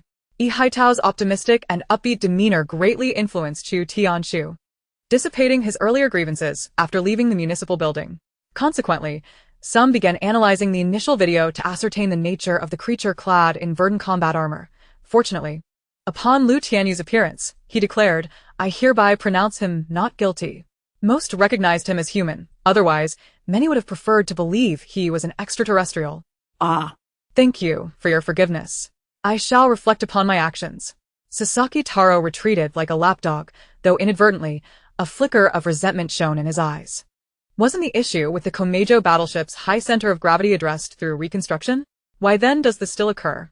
Yamamoto Isoroku inquired. Upon seeing Li Jun step forward, four guards surged forth, fiercely positioning themselves between him and Mu Wanqiu. "Put it into the storage space?" "How?" Chu Chung suddenly found his quiver missing. Wondering where it had gone, the quiver reappeared, and realization struck him. After several attempts, he finally understood that any item he could hold could be placed into the storage space, manifesting in his hand with but a thought. How could you exert yourself so diligently without reaping benefits? Ouyang Zheng's eyes flicked to the gift list, momentarily pausing at the words Lotus Pond, and was intrigued to discover it was an aromatic product. Occasionally, Qin Yang would force him to eat. Indeed. The only time he was most obedient was when he was injured and returned to the villa after being discharged from the hospital. You still haven't answered me. Joel mumbled, unable to maintain his indifference in front of Bai Ling. Just plain water. Wang Qianqian glanced around, noting the ordinary nature of everything. There was no fine tea to be had, and it was better to drink plain water. Something happened to Mulan at your place. Shouldn't you go check on her? After Mulan's incident, Bo Yizongqi did not leave but remained in the side hall for a time. Seeing no one come to respond, he moved to the backyard to inquire personally. Baozhu headed straight for Zhang's seafood shop, where she had always purchased fish and shrimp. As the elderly couple ran their business with integrity, never shortchanging anyone. After all these years, from the time she was in Willow Alley, they had cooperated, and today, she decided to bring some pastries to persuade them. Bo Yi Jixing understood the essence of the conversation, yet he also sensed the underlying affection in Huaxi's words, leaving him momentarily at a loss, unsure how to proceed. So hard, Li Tianyu silently exclaimed, having to adjust the direction of the Liata gun to aim at the griffin's back. The hall was spacious, with a lofty ceiling adorned with a luxurious crystal chandelier that refracted dazzling light. He cautiously peeked outside, but upon doing so, he abruptly recoiled, having pushed back with such force that he collided with Zhao Ba, catching them both off guard. How could the four sacred beasts possibly appear here? Is it within the capability of the five great celestial lords to summon them to guard a barrier for Gu Qinkong? Murong Feng mused as he beheld the enormous fireball colliding with the evil youth's 9 nether mystique. Yuling Supreme Array. Set. Bai Ling called out, simultaneously forming 10 spiritual seals with her hands, directing the power of 10 demon spirits towards the Yuling Ding. Chapter 95. Jiang Yue viciously strikes Jiang Qinfeng. Hey. Are you even listening to me? Hearing the voice, Teacher Yu finally snapped back to reality, looking at the woman before him and nodding, I apologize. I was lost in thought. What were you saying? Xiao Halian's eyes widened in anger. You truly didn't hear me. Teacher Yu blinked, candidly admitting, I'm sorry. I tend to automatically filter out what I deem unnecessary to hear. So when I heard you mention that Ye should kneel. On the island, a reed canopy had long been erected, but as Wu Daoqing, Ku Xiai, and others prepared for battle at the front, only Yu Dachuan and Ku Xiai engaged in a game of Go beneath the canopy. For Sakura Yulu. If she were indeed required to produce some certificates issued by the school, it would genuinely pose a challenge for her, as she had scarcely attended school. The two entered the house, and Mu Yeyun immediately felt awkward, for inside there was only one chair in front of the computer, leaving no second chair in sight. How could she utter the words, please take a seat? Upon hearing the referee announce the results, Lin Yushi and the others were overjoyed. Even more so than if they had won themselves. Now they found themselves at a loss for words, utterly bewildered by the unexpected outcome. Unsure how everything had culminated in this manner. Kyuko was momentarily taken aback, suddenly gripped by a sense of humiliation akin to being subjected to public execution. Her cheeks flushed with an intoxicating hue as she lowered her head, stammering and struggling to articulate a single word for an extended period. Yekong shouted out, and indeed, the stomping sounds from above ceased, indicating that the others were urging him to enter the game. That venerable Taoist sat in the black coffin that night, achieving a state of transcendence on the banks of the Yellow River, his body emaciated as if all his lifeblood had been drained overnight. This battle opened the eyes of all the lords across the realm, compelling them to reassess their own capabilities, should Shui Rengue completely vanquish the three-pronged coalition. Would it not be prudent for them to pledge their allegiance to him? Upon hearing this, the esteemed Jing Xian was greatly astonished. She was evidently unaware of the affairs concerning the underground Taoist temple. Now, upon this sudden revelation, if it were not for her master's remains lying beside her as corroboration, she might have thought Su Jiao was jesting. Miao Rulin pushed past them and entered, where she found Baiting Chunyan seated at the table, her hands tightly covering her mouth. Hearing the voices of these individuals, Tang Yen felt a profound discomfort. He was acutely aware that they intended to use him as a shield. Although this notion irked him, he still found it somewhat acceptable. Suddenly, a hand grasped Zhang Zhao, declaring, leave this matter to me, we must meet Lord Bao now. It is not suitable to discuss this further.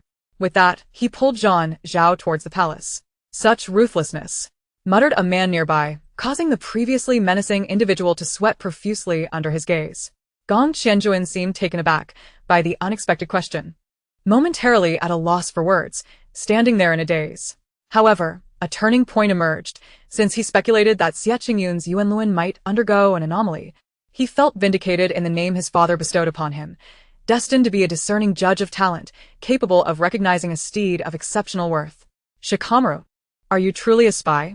Ino, dressed in her customary purple attire, inquired of the nonchalant Shikamaru nearby. He forbade her from pasting anything further on the back wall and leaned closer, startling her as she forgot to resist, allowing his elegantly curved lips to brush against hers in a fleeting kiss before departing with a teasing smile. Amidst a chorus of flattery, Su-yong finished the most unpalatable breakfast of both this life and the last, and unable to bear it any longer, he took Han Minglan's hand and fled the dining hall. Between the towering bamboo trees, a well-preserved ancient path was faintly discernible, winding up the mountainside. Although the stone steps were in a state of disrepair, traversing them would require little effort. Walking along this azure-skied, verdant tree-lined avenue, devoid of any desires, one would inevitably feel a sense of tranquility. Qianlong instantly understood, although uncertain of his master's intentions.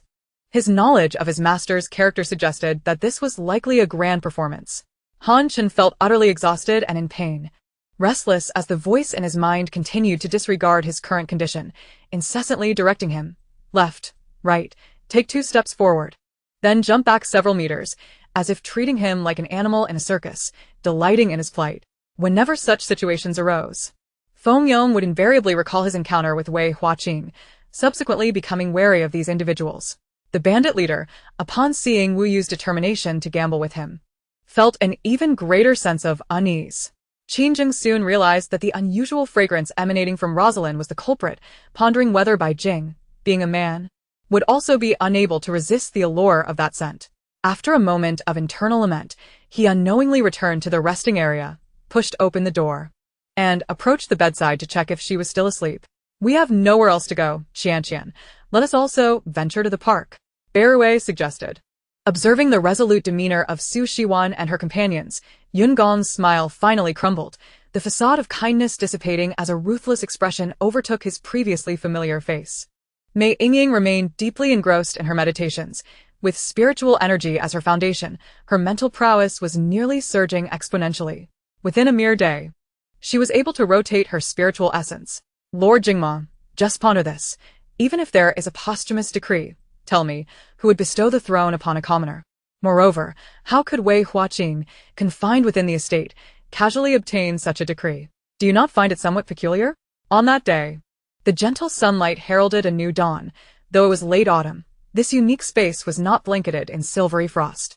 A faint layer of white mist enveloped the area, casting a grayish hue under the soft light, exuding an air of serene tranquility. Yet, upon confirming that she had already committed herself to another, he felt an inexplicable revulsion and scorn welling up within him. Director Han, yesterday our Lu family signed a contract with Shanhe Investment, securing an investment of 1.5 billion. You must have heard of it, Lu Chushue remarked, puzzled by Han Fengwu's demeanor, which suggested their family was devoid of funds. Chapter 96. Someone brandishes a firearm in malice. Teacher Yu squatted before Jiang Yue, saying, Yeah, you did the right thing. If you are bullied, you must fight back. She pondered for a moment and relayed Jiang Suisui's words to Jiang Yue. Upon hearing that they would be having deep-fried meatballs for lunch the next day, Jiang Yue's previously somber mood instantly brightened into a radiant smile. Teacher Yu, let us hurry and find my brother. I want to wait for my sister to take us home. In the grand hall, a blinding light suddenly surged, growing ever more intense until the brilliance was so overwhelming that the onlookers could scarcely keep their eyes open. The celestial artifact transformed into a small boat, abruptly accelerating to sublight speed. Caught off guard, Lord Shinshu was swiftly propelled out of the chaotic battlefield surrounding the starship, piercing into the unknown realms of outer space. As the speed diminished, he found himself lost in an uncharted location. The last 6 words were spat out through gritted teeth, and Wu Air nodded tremulously. Knowing that Sea Air was not jesting, he tightened the delicate, flowing white robe around him and limped out of the room.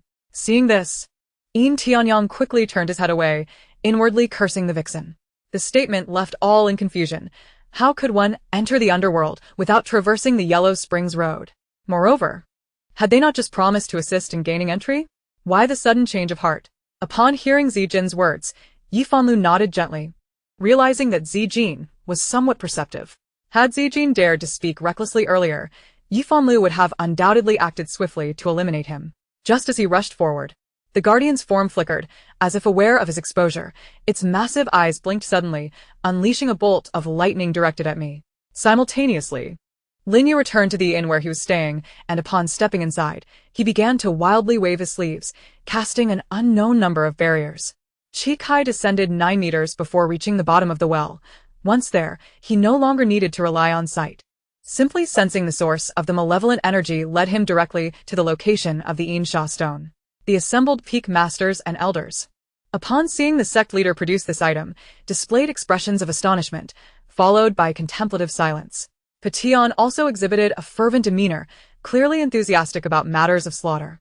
However, each time his elder brother remained silent, he too refrained from speaking, casting hopeful glances at Chen Fei, wishing for a task to be assigned to him and the others. Upon hearing this, Shangguan Fei pouted, saying, "I forgot to ask for his number. Would you mind calling him now to inquire?" With a swift release, the arrow shot forth, producing a sharp sound upon impact. Chao Xiao, dejected, handed the bow and arrow to the eager Chao Zhen. All the disciples stood in stunned silence, observing the situation. It appeared that the designated young master of the Danyang sect, Dan Xiaoyang, was not only acquainted with De Wuhui, but seemed to harbor an intense fear of him. Chen Fei intermittently emanated a powerful spiritual consciousness, shifting his form, yet upon moving, he felt no sensation of being carried away by the spiritual force. Instead, it was his own energy propelling him forward, albeit without any increase in speed. Having lived in the secret passage for years, Haida and his companions were encrusted with a thick layer of grime, and due to their tough skin and robust physique, attacks against them felt merely like an itch, not only causing no harm, but even bringing a sense of comfort. Thankfully, both individuals were formidable. While the deluge of lightning punishment was intense, it posed no hindrance to them, let alone inflict any damage. The Soul Clan held a transcendent status in Lanling, answering directly to the Lanling king, free from the commands of others. Numerous families in Lanling aspired to surpass the Soul Clan and usurp their position, yet the Soul Clan, not only possessing extraordinary martial prowess, but also shrouded in mystery, made it exceedingly difficult for the middle-aged man to resist taking advantage of the rare opportunity. Suddenly, Wei Yang's eyes brightened. Truly, what was wrong with him today that he had forgotten such a crucial person? Chapter 97. Unaffected by mental attacks. Jiang Yanlu was momentarily stunned. Her youngest daughter and Jiang Suisui were still inside. Instinctively, she was about to rush in, but the staff prohibited any further entry and evacuated all guests from the first floor. As she watched the guests frantically scrambling, she noticed the absence of Jiang Xiyu and Jiang Suisui, pushing her to the brink of despair. Having once caused the deaths of her elder brother and sister-in-law, could she now also bring harm to their daughter, Jiang Suisui, and her own youngest daughter? Following the direction pointed out by Xian Junyao, the previously struggling figures in black, who had been clutching their necks in a desperate fight, were now either trembling or had succumbed to a state of helplessness. Just as the words left his mouth, Yu Ziren felt the piercing gaze of 2 ruthless individuals. One was from the recently speaking Xia Chuanyuan, while the other was the long-awaited Chang Sun Yun, whom Yu Ziren had failed to attract despite her efforts throughout the day. The so-called main force was merely the strongest faction among the beastmen, not a disciplined army. Chang Sun Li bitterly smiled, suddenly overwhelmed by a wave of irritation as he gazed at the surrounding walls plastered with red double happiness characters, his heart swelling with anger. Just then, Hu Gao's words had barely left his lips when the immobile figure in the blue robe began to tremble violently, lunging at Hu Gao with reckless abandon. After drying his hair, Jin Shiho switched off the hairdryer and mischievously fixed his gaze on Yao Shi. Reluctant to witness the chaos before him, the domineering figure picked up his spear and departed, heading to inspect the troops. Qin Wujin found himself enlightened, realizing that Fan Tao Zhu truly knew the art of business. The beautiful red silk instantly elevated the value of that water-avoiding pearl. When Xia Mingning and Gusher entered, Weisher had already been waiting there for some time. Now, she was the only concubine in the residence, and naturally, the responsibility of serving fell upon her. He Donggui chose not to pursue further. Gripping the exquisite silver ornament in his hand, lost in thought. I have no grievances against him. Why slander him? Qi Si's face reddened as he instinctively began to roll up his sleeves. Although Li Yu did not relish speaking, she acted as the third eye and ear for Dong Yi Miao Yi, having already gathered information as soon as she entered the residence, awaiting her master's inquiries. If you say so, what if I were to speak ill of the person? Kangxi sensed a sourness in Malhan's words. Yeah. Lan Ziyue observed Lan Yi with a heavy heart. He and Long Qianjue shared no feelings. How could they possibly be together? Departing sooner would be better to resolve matters. Remaining here might lead to their exposure and embarrassment, asserted the General Qin's wife.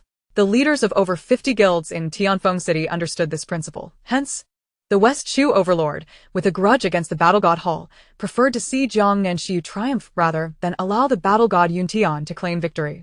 Dan Kui opened his mouth to respond but, noticing Mama's was a rival, promptly closed it, exchanging a knowing glance with Qing Ji before both lowered their heads to resume their tasks. So, are we heading to the fourth prince's residence now? Niansheng leaned against Ding Xiang's shoulder and inquired, how does the princess of Hezi recognize this poison? If she can explain, perhaps she could help us analyze why this mysterious figure from the southern wilderness bestowed this poison upon Qing Yi, Li Yan suggested. Upon hearing this, Deputy Director Zhang's heart raced with trepidation. Although he considered himself part of Su Qiuxiang's faction, he knew that betrayal and abandonment were common occurrences in the political arena. How could he ensure that Su Qiuxiang and Deputy Mayor Guo would safeguard him for a lifetime? That's easy. Let him familiarize himself with the venue first. I won't take advantage of your outsider status. As long as you reach the finish line and see my taillights, that counts as a victory, wouldn't you say? The bald man smirked with a hint of mischief, his eyes fixed on Li Xiang, filled with provocation. Chapter 98. Gene Defectives Without a Mental Core. After the questioning concluded, Jiang Suisui intended to leave. However, a police officer approached her, stating that the man in black wished to see her. She followed the officer to a temporary interrogation room, where she found the black-clad figure restrained in a specially designed metal chair, with metallic rings clasping his hands, feet, and neck. Unlike his previously stiff demeanor, the current appearance of the man in black was more relaxed, though he seemed somewhat different. The officer explained that he had used. In the midst of Wu Yan's prayers, the vehicle gradually began to move, prompting Zhongshan to breathe a sigh of relief, while Wu Yan exhaled deeply, sensing that his prayers had been accepted by the Beast Lord. After a brief flurry of gunfire and metallic clashing, silence returned. As the smoke cleared, 3 figures emerged, slowly advancing toward them. He raised his great sword without hesitation to meet the leading blade, deflecting it aside. As for the short sword that followed, he didn't even bother to glance at it, leaving it to the approaching Long Yunfei to handle. Only by doing so would Wei Chun express his gratitude. Moreover, she could continue to remain by Ding Yalin's side as her confidant, observing the developments between her and Wei Chun. Finally, she would find an opportunity for her to witness the betrayal of her beloved and her friend firsthand. Wait a moment, let us go. Slinging the backpack over his shoulder, Long Yuza wrapped his arm around her waist. Uncertain of his intentions, Miao had no choice but to follow him into the hospital lobby. Jigij. You're looking so carefree.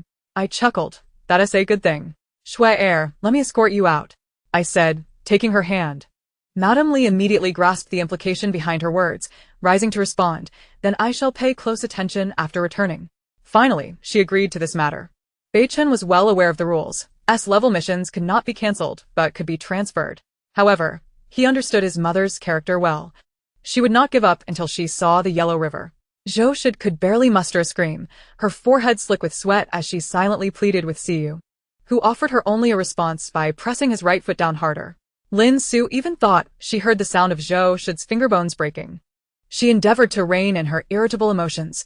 However, the stifling atmosphere rendered her breathless, exacerbating her nausea towards the taste of the chicken soup. Qin Yu merely inquired out of casual curiosity, choosing not to pursue the topic further, instead muttering in frustration to herself. What could be done at that juncture? One could only take each step as it comes. Zek could do little more than plead for Qin Jia's leniency once the matter was laid bare. No one knew what Mu Ziyun intended, but moments later, the Sky City, which had floated for over 14 centuries, shattered in a cataclysm of fiery fissures, sending a deluge of flaming debris raining down upon the earth. Upon learning of this incident, Qin Ming began to monitor Yuan Yuan's Weibo account, and his anger flared when he saw Yuan Yuan post the incriminating evidence. He had hoped that no sensational news would surface before he and Cheng Xian solidified their relationship, after which he intended to formally introduce her to everyone. He was confident that after Wang Ming met his demise at his hands, someone would certainly seek him out, and that individual would possess considerable influence, details he would not overlook.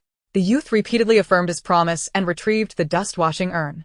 Huan Juzi casually twirled the Xianbao voucher and remarked, "These chaotic matters of the divine path are truly beyond the grasp of mere mortals. Yet, my sect has once sealed gods and commanded demons, so we possess some understanding of such tactics." With that, he tossed the Xianbao voucher back to Zhang Bo. As they entered the headquarters, Teacher Tang and Ling Mei emerged from the control room, coincidentally encountering them. The red-haired individual gazed in horror, shooting an angry glance at the elder before swiftly rushing to the side of the deceased companion, lifting the corpse and hastily retreating. Upon observing two identical robots in Qinjie's room, Sun Yuan realized the purpose of that individual. Wei Yin sought to find Pai Lai Ho at the exit, but would naturally come up empty-handed, as Pai Lai Ho had not left the venue. The rooftop door swung open, and as Ngud dashed outside, he spotted a man crouched on the ground. Directly before him lay the hand discovered by the cleaner. It was only at that moment that Tang Yuxi confirmed that those events were not orchestrated by Siyu. Just as Siyu had stated, she was not worth the trouble of setting a trap and then sending someone to rescue her, going through such elaborate lengths merely to enter into a marriage contract with her. In truth, she had been aware of it the previous day and had even procured numerous lavish items for her, including exquisite jewelry, clothing, and ornaments. Having a wealthy brother who owned a large courier company, she was more affluent than anyone else. It's nothing but a call from a distant relative. Siyu cradled Tang Yuxi, feeling both pained and concerned for her. The ants hung their heads in shame, while Xiang mocked, saying, "Look at you. A rural girl with an unremarkable appearance. Just being able to marry into the city is already a stroke of luck. And yet you put on airs as if you disdain your humble origins. Who are you trying to fool?" Recalling Li He's unwavering loyalty to Tianyuan Media, the chief editor could easily imagine the scene where Li He knelt before him, pleading pitifully not to dismiss him. Why did she send someone to kidnap young Master Qian? We are still investigating. Thus far, we have only confirmed that she did indeed send someone to carry out the abduction. Had it not been for your intervention with young Master Qian, I shudder to think of the suffering he might have endured. Xie Xuan's words were aimed at stirring Tang Yuxi's compassion. With a sudden clamor, chaos erupted as a cat's fur bristled, and a drop of crimson blood fell into the basin of water. Chapter 99. A monthly salary of 100,000 star coins. Initially, Jiang Suisui intended to decline Su Ning's invitation, as she knew without asking that Su Ning's family had yet to abandon their intention to recruit her. However, upon seeing that Su Ning mentioned her father wished to discuss the chef competition, she hesitated. The chef competition prompted Jiang Suisui to quickly search the Star Network, uncovering promotional information regarding the upcoming auditions for the 18th Chef King competition. This contest was organized by the Culinary Association of the Huaxia Federation. Fool! Zhang Ping mentally cursed, recognizing that he was merely attempting to flaunt his superiority. Nevertheless, he refrained from voicing any objections, as the Wan family was indeed affluent. Except for Norman, no one in the territory was unafraid of him. I even suspected that the seemingly fearless brig might harbor a fear of his father. The island selected by Zhang Bei was not far from Huaxia, which also meant it was in close proximity to the Sakura country. Compared to those wealthy scions, Wang Ping'an was not particularly dazzling, yet he possessed a heart of sincerity and integrity. Even though he had a depth of character that could elude even an emperor's perception, he was still on the brink of losing control. Lin Lifang peeked out from behind Wang Ping'an, casting a look at Zhang Yuling that resembled that of a sworn enemy, her smile appearing rather forced. The subsequent developments unfolded smoothly. Zhao Yu's massage techniques progressed rapidly under Wang Ping'an's occasional guidance. After enduring numerous battles, Zhang Bei had long ceased to be the novice who would sustain injuries while facing down a pack of hungry wolves. Feiyu Driving School, while not particularly old, having been established in 2000, enjoyed considerable prestige in Zhujiang City. Although it was classified as a secondary driving school, its facilities were exceptionally well equipped, featuring a secure driving practice area and simulated testing environments. As several figures emerged from the thicket, the soldiers exchanged glances and smiled at the scene before them. Upon activating the device, they discovered countless missed calls, including numerous from Ai Li and Su Qingya, as well as Su Weijie and others. Oh, dear.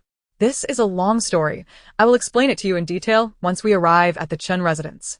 Without hesitation, she mounted her horse and galloped towards the Chen residence, while Qin Feng leapt directly to the entrance. Furthermore, it was indeed Emperor Xian's intention to summon Yang Jian, who was connected to a dog. If only I could enjoy such leisure as you do, master. Chen Changshao set down his teacup, expressing his enthusiasm. But why had Gong Luohan captured him? He had never provoked Gong Luohan. He had merely intended to see how Tang Tiantian fared, only to find her in the company of Fu Yunrui on the second floor.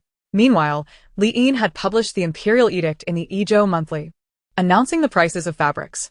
Thinking of the meager rations in her pocket, Xiu found her once full bag of dough now completely empty. Even the large bag of buns she had prepared from the Qin residence in Yangzhou had been consumed. She could not help but widen her eyes in astonishment, letting out a sigh as she observed the treacherous officials Jiang Zia and Fei Zhong depart, casually speaking as they left. Regardless, they were there to pay a visit. And as long as they delivered the pastries inside and confirmed that Prince Huai was unharmed, they would feel relieved. Yongji shook his head, his expression and mood equally heavy. This exemplifies the disparity in understanding. What Wang Yun sought was peace, which required the common people to toil like beasts, enduring hunger and unconditionally obeying the court's rule. Yongji's perspective was, in fact, the exact opposite. For the Lancy Empire, the events that transpired 6 months prior during the emperor's birthday celebration still echoed, affecting the ongoing reconstruction of the Arcane Tower and the Holy Spirit Temple. Fortunately, they held an overwhelming numerical advantage and no dangerous situations arose, allowing matters to be resolved swiftly. Brother Ling Xiao, go for it. You will surely succeed. In her memories, Yang Yi beamed with a radiant smile, waving her tiny fists at Ling Xiao. Indeed, I have recently grown weary and haggard, no longer possessing my former beauty, and I fear my husband may cease to love me. The bandit placed his hand on his face, adopting an expression of sorrow and distress. After a lengthy discussion, Tianxia Wuzue and Morong Daotian presented a ring and a necklace to Qin Feng. Although Electra asserted that repeated use could alleviate suffering and ultimately achieve unity, the current reduction in anguish was merely sufficient to prevent Xiao Yi from losing consciousness. Regardless of the circumstances, the efficacy of teamwork invariably surpasses that of solitary endeavors. This was a lesson learned from Yun Yang's previous life, one he would not soon forget. Upon hearing his words, Xiao Yang's eyes widened suddenly, and in a flash, he appeared before the man, unleashing a punch that struck directly at the man's chest. The rotund individual exaggerated his claims, over 3,000. And those 3,000 and a few were still over 3,000. 3,990 also fell into the same category. Was this even comparable? I attempted to summon the magical energy and Taoist prowess within me, only to discover it felt as though they were sealed away. My eyes trembled as I gazed ahead, where the forehead of the ghostly Buddha, kneeling before the lifeless body, bore what appeared to be a red mole, yet upon closer inspection, it was not. It resembled an incantation, but its meaning remained elusive. In the moonlight, one could vaguely discern a bespoke, luxurious suit, expertly tailored from fine wool, which accentuated the man's imposing stature. With a soft sigh, the dean scrutinized Qin Tian, as if the words he spoke were peeling back the layers of his wounds. These priests, in the face of legal injustices and corrupt dealings, behaved like stubborn mules, braying loudly against the inequities they encountered. One could not fault Bei. Fetal movements are moments of joy, and her irritability stemmed from her emotional state. Her inner fire was too fierce, causing her distress. Chapter 100. The Innocent Thoughts of a Child. Sister, my sister, and I also wish to play at the children's amusement park for a while. May we? Just after finishing a meal for the customer ahead, Jiang Suisui looked down at Jiang Xingran, who had inquired about the dining cart. Stars and Moons had always been well-behaved, rarely making demands. Thus, when they suddenly expressed a desire to visit the amusement park, Jiang Suisui was inclined to oblige. After all, the security at Red Maple Park was excellent, and she had a system keeping a constant watch over the two little ones. Dear, please do not be angry. Let our son finish. Mother Luo gently patted Father Luo's chest, soothingly speaking. Upon entering the conference room, where numerous individuals had already gathered, the chatter ceased as all eyes turned towards Luo Yixuan. Mumu dared not glance up at the nearby night god moon. Why was he always capable of such chilling feats? In March, Morong Fu silently gritted his teeth, recognizing that perhaps this was his chance to alter his fate. He resolved to push through, even if it meant risking everything. If all else failed, he could always infiltrate the Shaolin Temple to seek the elusive elixir. The trees before the wolf cave shifted from green to yellow and back again. And in the blink of an eye, 2 years had passed. Upon returning to her tent, Roer wept bitterly, cursing the dark-faced general. As her thoughts turned to the young master, her tears flowed uncontrollably. The pain etched on the old man's face intensified, and the sheen of oil on his skin grew more pronounced. At that moment, Director Zhu resembled a pig's head roasted over an open flame. I understand your concerns. Rest assured, when I go out this time, I shall speak a few kind words on your behalf. However, this prisoner must be kept in close quarters with that malevolent spirit, and for the next few days, you must ensure he is well cared for. Do not let him grow weak. In an effort to displace Guoliang, the stock had already reached a low point. A mere upward adjustment should yield easy profits. Yet, every time a rise occurred, it was met with a significant drop as it approached the initial target price. With stocks stagnating and losses accumulating, she watched in despair as Chu Tianxiong's earnings dwindled. Nearby vehicles, witnessing his aggressive approach, hastily swerved, resulting in a series of collisions. The inspecting officers, seeing this vehicle's reckless behavior, deduced it was the one they were searching for and promptly sealed off the road. Realizing he could not pass, Chu Tianxiong quickly reversed, crashing into the vehicles blocking his path before turning to flee. At this moment, his energy reserves were nearly depleted, and Rosen decided against further use of energy potions. Not only were his materials temporarily exhausted, but even if he had blank scrolls, he could not afford to waste gold in such a manner. At least for now, his finances did not permit such extravagance. In the North Gate, hundreds of soldiers stood at the ready. The space atop the gate was limited, accommodating no more than 100 men. Each soldier nervously focused on the distance. Although dusk had fallen and visibility was poor, it was certain that the Turanians were parading through the mountain paths. While it was merely conjecture, I sensed we were drawing ever closer to the truth. Di Renjie clasped his hands behind his back and spoke. Do not speak, Uncle Green. You will recover. Rosen's voice trembled with emotion. Over the 3 years of their acquaintance, he had come to regard Green and Sherry as family, and his sorrow was impossible to suppress. However, Yuffie had no intention of intervening. A mere early-stage gold-tier combatant was insignificant in her eyes, and she trusted that Rosen could manage on his own. His lack of strength and inability to keep pace with training had fostered resentment towards those talented individuals who excelled academically.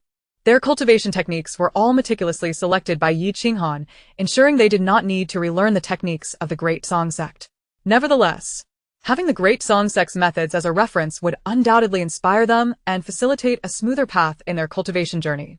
Yi Li could not discern the origins of the broken blade before him, but he was certain it had once been stained with the blood of more than one celestial king, a formidable weapon of unparalleled ferocity. Chapter 101. Everything at home is mine. Jiang Yue followed Jiang Xingran's advice, frolicking in the ocean ball area. These specially designed balls imparted a refreshing sensation akin to being amidst the sea. It must be said, Jiang Yue found them quite enjoyable, leading to an exceptionally joyful experience. Yet, as she played, a ball suddenly collided with her from behind. Fortunately, her reflexes were quick enough to bend and evade it. Standing upright again, she turned to see Jiang Qinfeng had arrived. Already at the edge of the hammer's reach, Tang Xinhong and Lu Dong, who had just gathered their magical energy to unleash their skills, paused in confusion and looked towards Kaizi. Although the giant hammer had ceased its movement, the group remained vigilant, ready to defend. No matter how much he adored Gu Lingxiang, her act of murdering his mother was unforgivable. He too sought revenge against Gu Lingxiang. Having just eaten your red yam, it is only polite to reciprocate. Here, take this. Qingxing offered her the pancake in his hand. Yet now, at the tail end of summer, as autumn approached, he found himself sweating, feeling embarrassed in the face of it all. Yang Jie, your performance has been exceptional.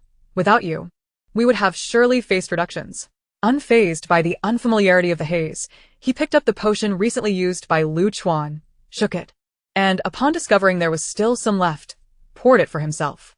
Earlier, Lin Bai and Pei Ning had traveled for 5 days. This time, they only needed 2 days of travel to reach the North City Gate of Huaxi County. As someone with an adult mindset, Zhang Chaoxiao expressed that infancy was exceedingly challenging. Not only could one not control bowel movements, but one was also exposed, especially under the gaze of a man, which she simply could not accept. Indeed, Yang Dong's confidence and domineering nature were well-founded. At the county committee meeting, he had garnered even more supporters. His gaze flitted back and forth between Li Qingyun and Gu Lingshuang, ultimately settling upon the hand of Gu Lingshuang that was supporting Li Qingyun. Impossible. How on earth did Lin Di accomplish this? Teacher Zhang, burdened with heavy thoughts, promptly located the phone number of their class monitor, Lu Hui, in his contacts. Chilling tears fell drop by drop upon Yi Kai's face, yet his heart burned with a fervent intensity that was almost painful. Dulé slowly slid a sheet of paper containing this information before his thumb, his expression utterly devoid of emotion. What might Lord Situ's perspective be on how to assault the coalition forces of Yuan Shao?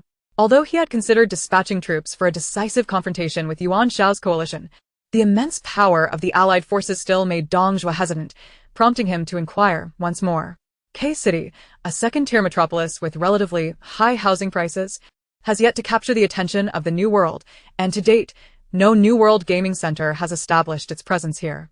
It is a pitiful sight to behold Lu Yu, the governor of Yuzhou, paraded in a prisoner cart, while the common folk expressed their indignation by hurling rotten vegetables at the vehicle.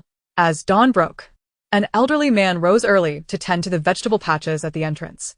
Jiang entered the second line of defense, and, according to plan, the spacecraft launched the missiles they were carrying, while the Delta Space Station, following Lin Chang's orders, aimed the back-here cannon at Jiang, awaiting the missile's impact.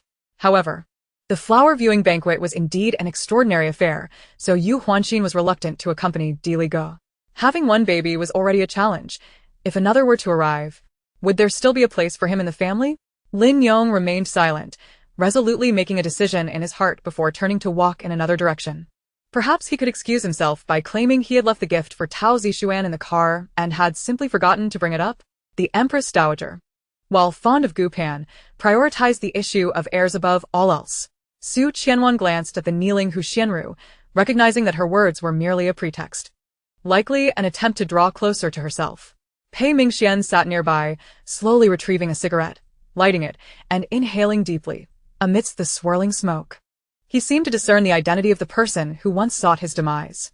Had she already learned of this matter, sorrowing alone, and refusing to answer anyone's calls? Remember to drink a glass of warm water upon waking. Retire early at night. Do not stay up late. When Li Ge mentioned Yuzhong, Yu Huanxin could still tolerate it, but when he spoke of Han Shui, she realized she could not bear it at all. After discovering Qiu Qingqing's true thoughts, she decided to leave all choices in her hands, for it was her life after all. After all this talk, did you not hear what I just said? Long Xiaofeng spoke impatiently.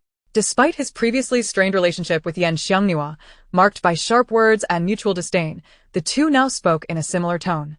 Yet the previous tension had dissipated. I'm fine, just met my grandfather. Ling Jiao looked around in confusion, momentarily disoriented from the abrupt change in scenery. Moreover, given that the dragon-slaying array comprises precisely 99 gates of life and death, which serve as a door within a door, and with the intense malevolence present here, one must remain alert, for a moment's inattention could lead to disaster. Holding the list in a daze, she unconsciously walked out of the hospital. Surrounded by a flurry of snowflakes, she felt somewhat lost. Qi Liao listened intently. Yan Tang had outshone Xiao Wei, allowing her to feel a sense of relief for the time being. Otherwise, even if she remained here this time, the Yao family would still find an opportunity to remove him later. As the son of heaven of the Han dynasty, what does he fear? Is it foreign invasion? Is it rebellion from the commoners? No, at this moment, the various tribes are submissive and peace reigns across the land. The military might of the Han dynasty is formidable, rendering such concerns trivial. What truly instills fear in the Son of Heaven is not external threats, but rather the internal challenges posed by the scholarly class within the court.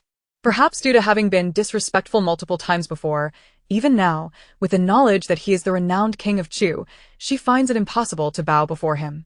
How much? Name your price, and I shall pay you upon my return, Li Fei thought to himself as his mind whirled, contemplating how he would capture you and torment you if he could escape. The arrangement of performances within the palace is generally overseen by Master Yang. After all, she is the mother of a nation, and it would be illogical for her to merely stand by and do nothing before the palace banquet. In the depths of her being, Li Shuiyan sensed that matters were not as straightforward as they appeared, convinced there lay an undisclosed story beneath. This carriage is equipped with a shock-absorbing mechanism, and thick blankets line the interior, rendering it exceptionally comfortable, devoid of any sensation of jostling. The flames outside appeared terrifying. Yet the interior was not particularly perilous. Remnants of burnt clothing lay on the ground, while the table and windows were ablaze, with the rest remaining relatively intact, albeit unsettling to behold from the outside. Should Li Zixuan and Zai encounter any misfortune, they would forever grapple with the burden in their hearts. Ziyun observed the Empress Dowager's retreating figure, her brows knitting slightly. She could not believe that if one day the empire of Tsong Linshan were threatened, she could still utter such words. A faintly mocking smile graced her lips as she walked away, supported by Emily. Chapter 102.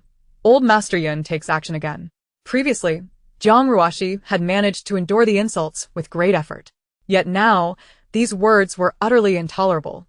She pointed at Jiang Qinfeng, her expression cold. "Repeat what you just said." Jiang Qinfeng, still consumed by rage from being struck with a burlap sack, was too young to notice that Jiang Ruoshi's patience had reached its limit. He tugged at Jiang Ruoshi's long skirt while carelessly trampling on her shoes. Battling together in the snowy plains of the north, from strangers to life-and-death comrades, Wu Fei could not allow such a thing to transpire. He charged towards David Paul, delivering a powerful strike to his neck before hoisting him upon his shoulder and sprinting forward. A fire bat elegantly glided past, slicing through the ranks of Meng Jun, causing the commanding generals of the 23rd and 81st Divisions to collapse into 4 pieces. Ashina Xingyue nodded slightly, having indeed overlooked this detail. It was unexpected that this individual possessed such keen insight. Yang Nai cheerfully remarked to Yubi Hama, gently waving her hand and unconsciously dismissing Yukino Shida's inquiry.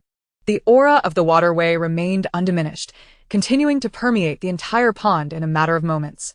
In a certain cave, where Lu Zifeng was cultivating, he suddenly opened his eyes, withdrawing from his meditative state, his talisman shattering in his grasp.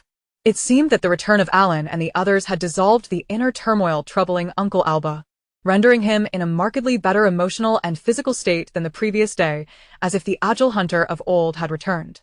Alan lay atop the roof, draping the thick cotton coat he had brought from the inn over himself to ward off the cold. What Shun Tsung ultimately comprehended was merely a fleeting hint of the sword's intent. There remained a considerable journey ahead to grasp the complete essence of it. In this moment of collision with the sword's spirit, suffering was only to be expected. However, the more he encountered such challenges, the more it ignited a flicker of resentment within Shun Tsung's heart. After all, the opponent was but an inanimate object. Could it truly suffocate him? "Messenger, what do you think?" King Qin inquired once more of Sima Qian, his expression laced with further mockery. Especially with the defection of officials who had come over with Qin Chongsheng, the parliamentary system of the United Nations had always been a breeding ground for corruption. Lacking the experience of being dismantled and rebuilt, it could be said that over the years, regardless of how the regime shifted, they had navigated through it all with relative stability, thus carrying over many of their prior bad habits. Having read a lengthy letter with utmost seriousness, Su Yan finally lifted her head after what felt like an eternity, her delicate hand raising slightly, and in an instant, the letter disintegrated into powder in her grasp.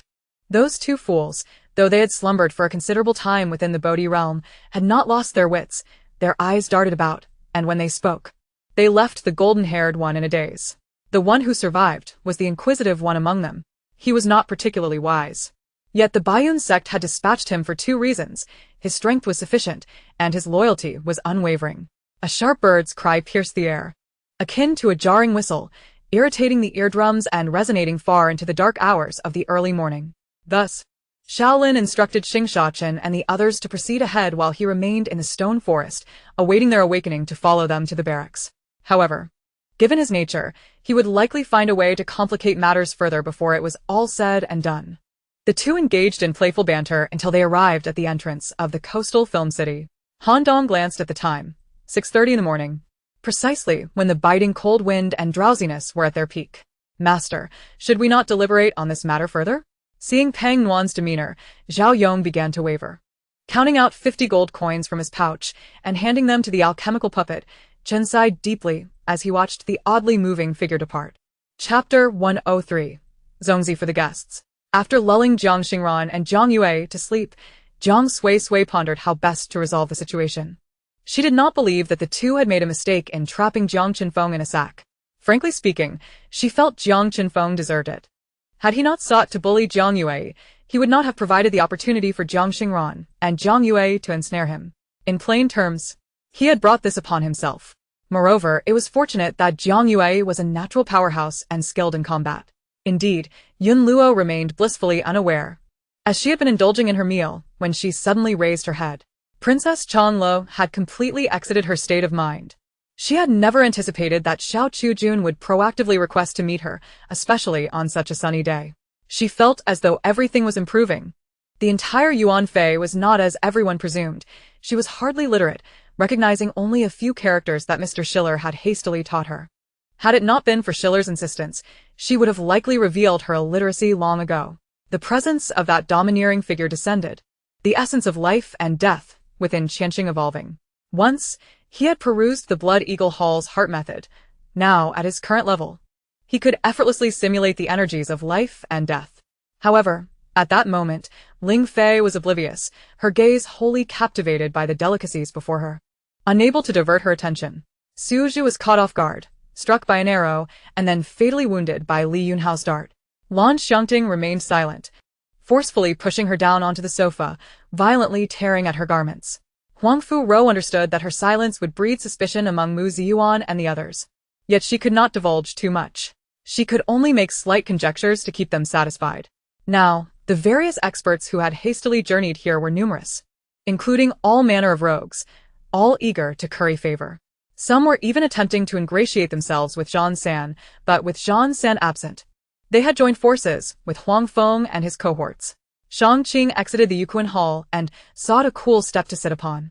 Although autumn had arrived, the sun, just past noon, remained quite fierce.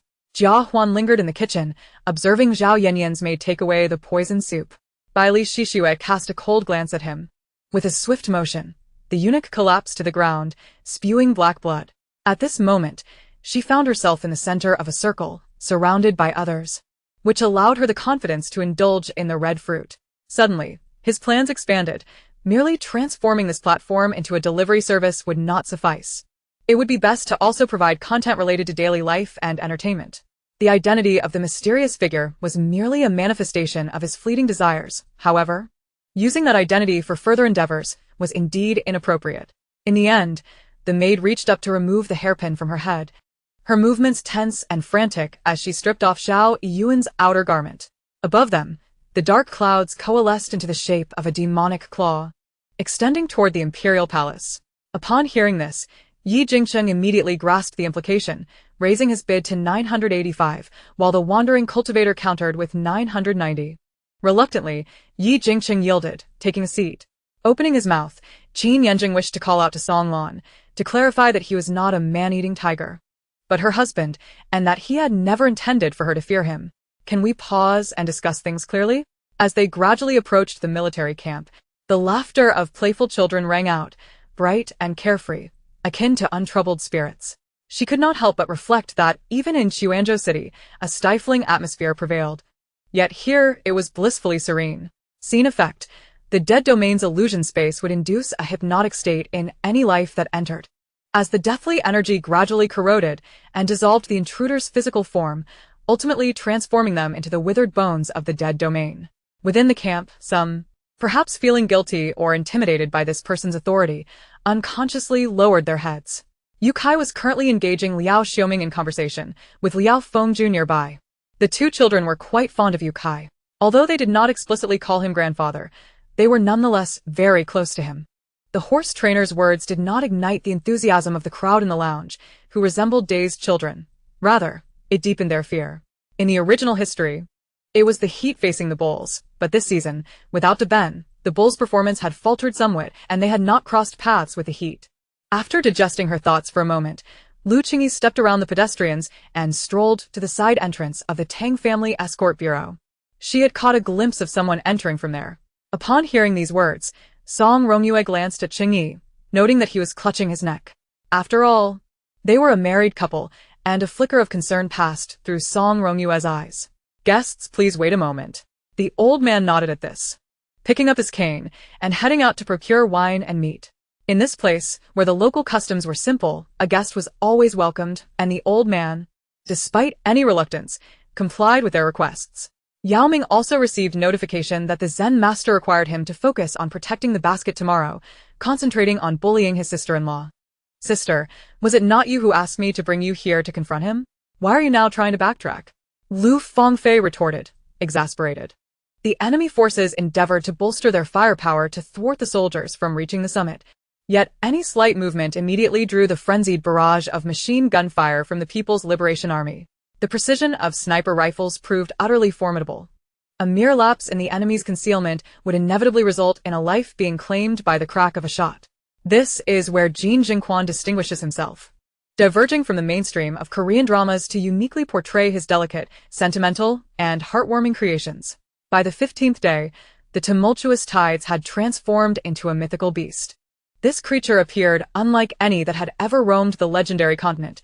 Rather, it was a species that had never before existed. Nevertheless, its fierce demeanor was indeed capable of intimidating many. In visiting JYP to meet Park Sung-jo, and Ching-yu envisioned a figure akin to an orangutan embracing him and playfully thumping his back, laughter reverberating through several floors. Experiencing air travel for the first time, Wu Wanping felt no excitement at all, consumed instead by concern that airport security might detain him for discrepancies in his identification. However, his apprehensions were unwarranted. Everything proceeded smoothly. And he was indeed Huang Qidong, at least that was the name on his documents. From a complete outsider with no roots, he had elevated the Yanhuang family to its current stature, an endeavor that required immense dedication and the evasion of countless overt and covert threats. Reflecting on this journey now elicits a sense of poignant nostalgia. Chapter 104. Are you of the savory or sweet persuasion? This little gift box appears rather exquisite. Mrs. Ma placed the gift box upon the coffee table.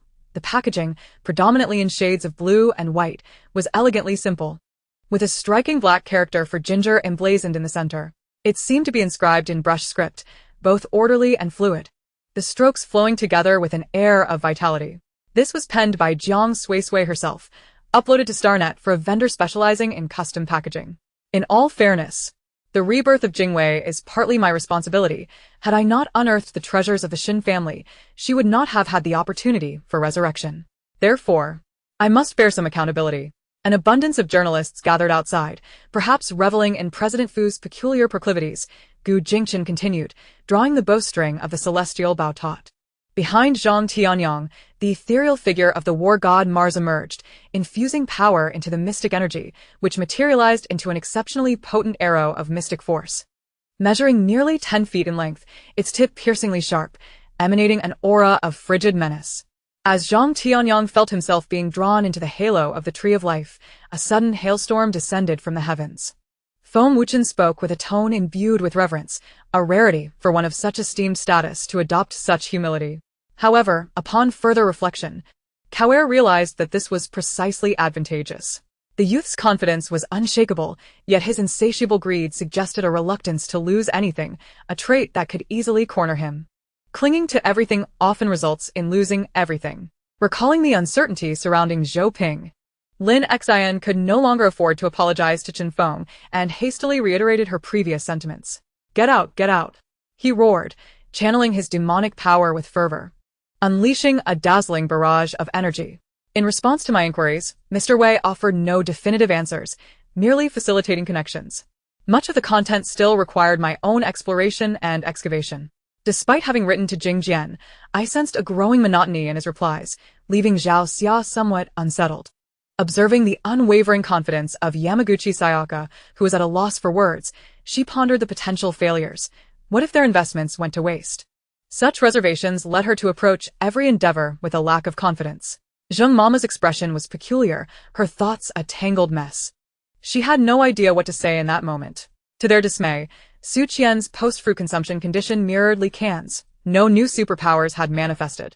Given the fans' emotional turmoil, Sun Yi refrained from organizing any fan meetings with Sulla.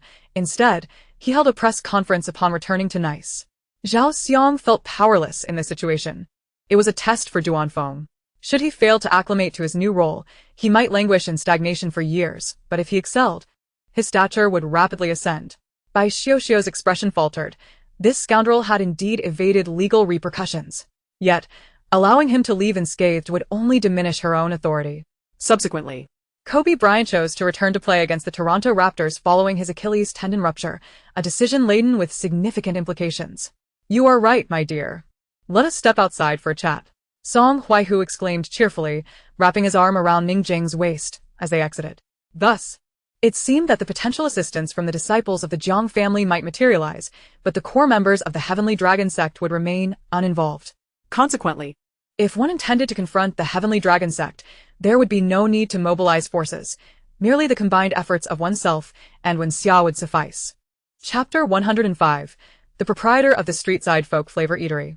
On Monday evening, although Jiang Suisui intended to deliver Zongzi gift boxes to Zhou Yan, she still set up her stall as usual, albeit with fewer snacks prepared. She estimated that within an hour, she would sell out, thus not wasting time.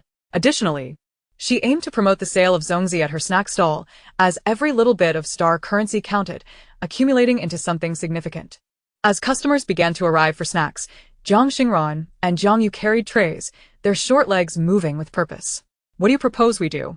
Shall we merely wait for the news of Prince Rong's demise? He is your own uncle. Do you wish to dishearten the hearts of the soldiers across the land? You have declared that the entire world is aware of my ability to save lives. If I do not act, how can you expect the world to regard you with respect?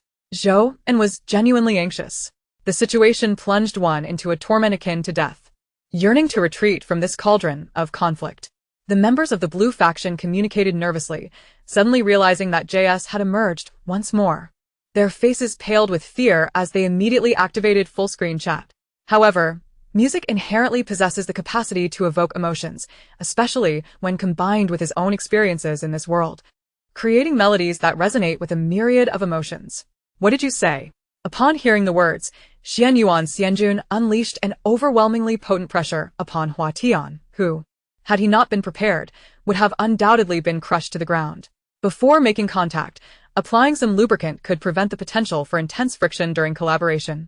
Yi Yuan raised the circular ring, enveloping his form in a fiery red and dark purple glow, rapidly ascending and materializing into a brand new beast. Yet now, Yi Yuan was accompanied by two companions lacking combat prowess. He was uncertain not only about penetrating the valley, but even about his own ability to escape it. At that moment, Jin Mingyu and Gao Ji returned, bringing with them KFC, and everyone rushed over to indulge, creating a lively atmosphere. Only I remained unmoved. In my eyes, Wang Jie was far more alluring than KFC. Apologize. The two cold words were spat out, devoid of any desire for explanation, as Li Hao stated plainly. Just as the earth deity had previously declared, this barrier was far from perfect. Due to the hasty circumstances under which the barrier was hastily crafted, it was, of course, far from perfection. In that fleeting moment, I abruptly lifted my hands, jarring the gun's muzzle aside. He instinctively pulled the trigger, although equipped with a silencer. The sound of the bullet still reverberated through my eardrums. Approximately a dozen gamblers methodically placed their chips at various marked spots on the gaming table. The old bachelor continued his tirade, causing Wang Yu to feel somewhat irked, prompting him to hastily strip the old man's trousers and stuff them into his mouth. Binding his hands and feet, the Shanghai establishment not only offered dining but also accommodations, with decor and service that rivaled the finest hotels. Yesterday, the emperor's brother led a visit to Si Rongshou, who was overjoyed and indulged in a hearty dinner. Thus everyone returned today to keep her company. Gunma explained. Her eyes were reddened, and crystalline tears cascaded down like pearls detached from a string. Mao Lian was acutely aware that her talisman could only sustain its power for a mere 15 minutes. Should they fail to escape within that time, they would revert to mere ordinary ghosts, slightly more formidable than before. Yet against these zombies, it would be akin to an egg colliding with a stone. Certain death. After ending the call, he abruptly yanked Xiao Yishan, who was caught off guard and nearly stumbled. Now is not the time for distractions. Helan Yao glared at Long Xiao Yan, her mind racing with thoughts. Long Xiao Yan forbade her from smiling at others, yet she typically disregarded his wishes. Nevertheless, today she chose to indulge him just this once.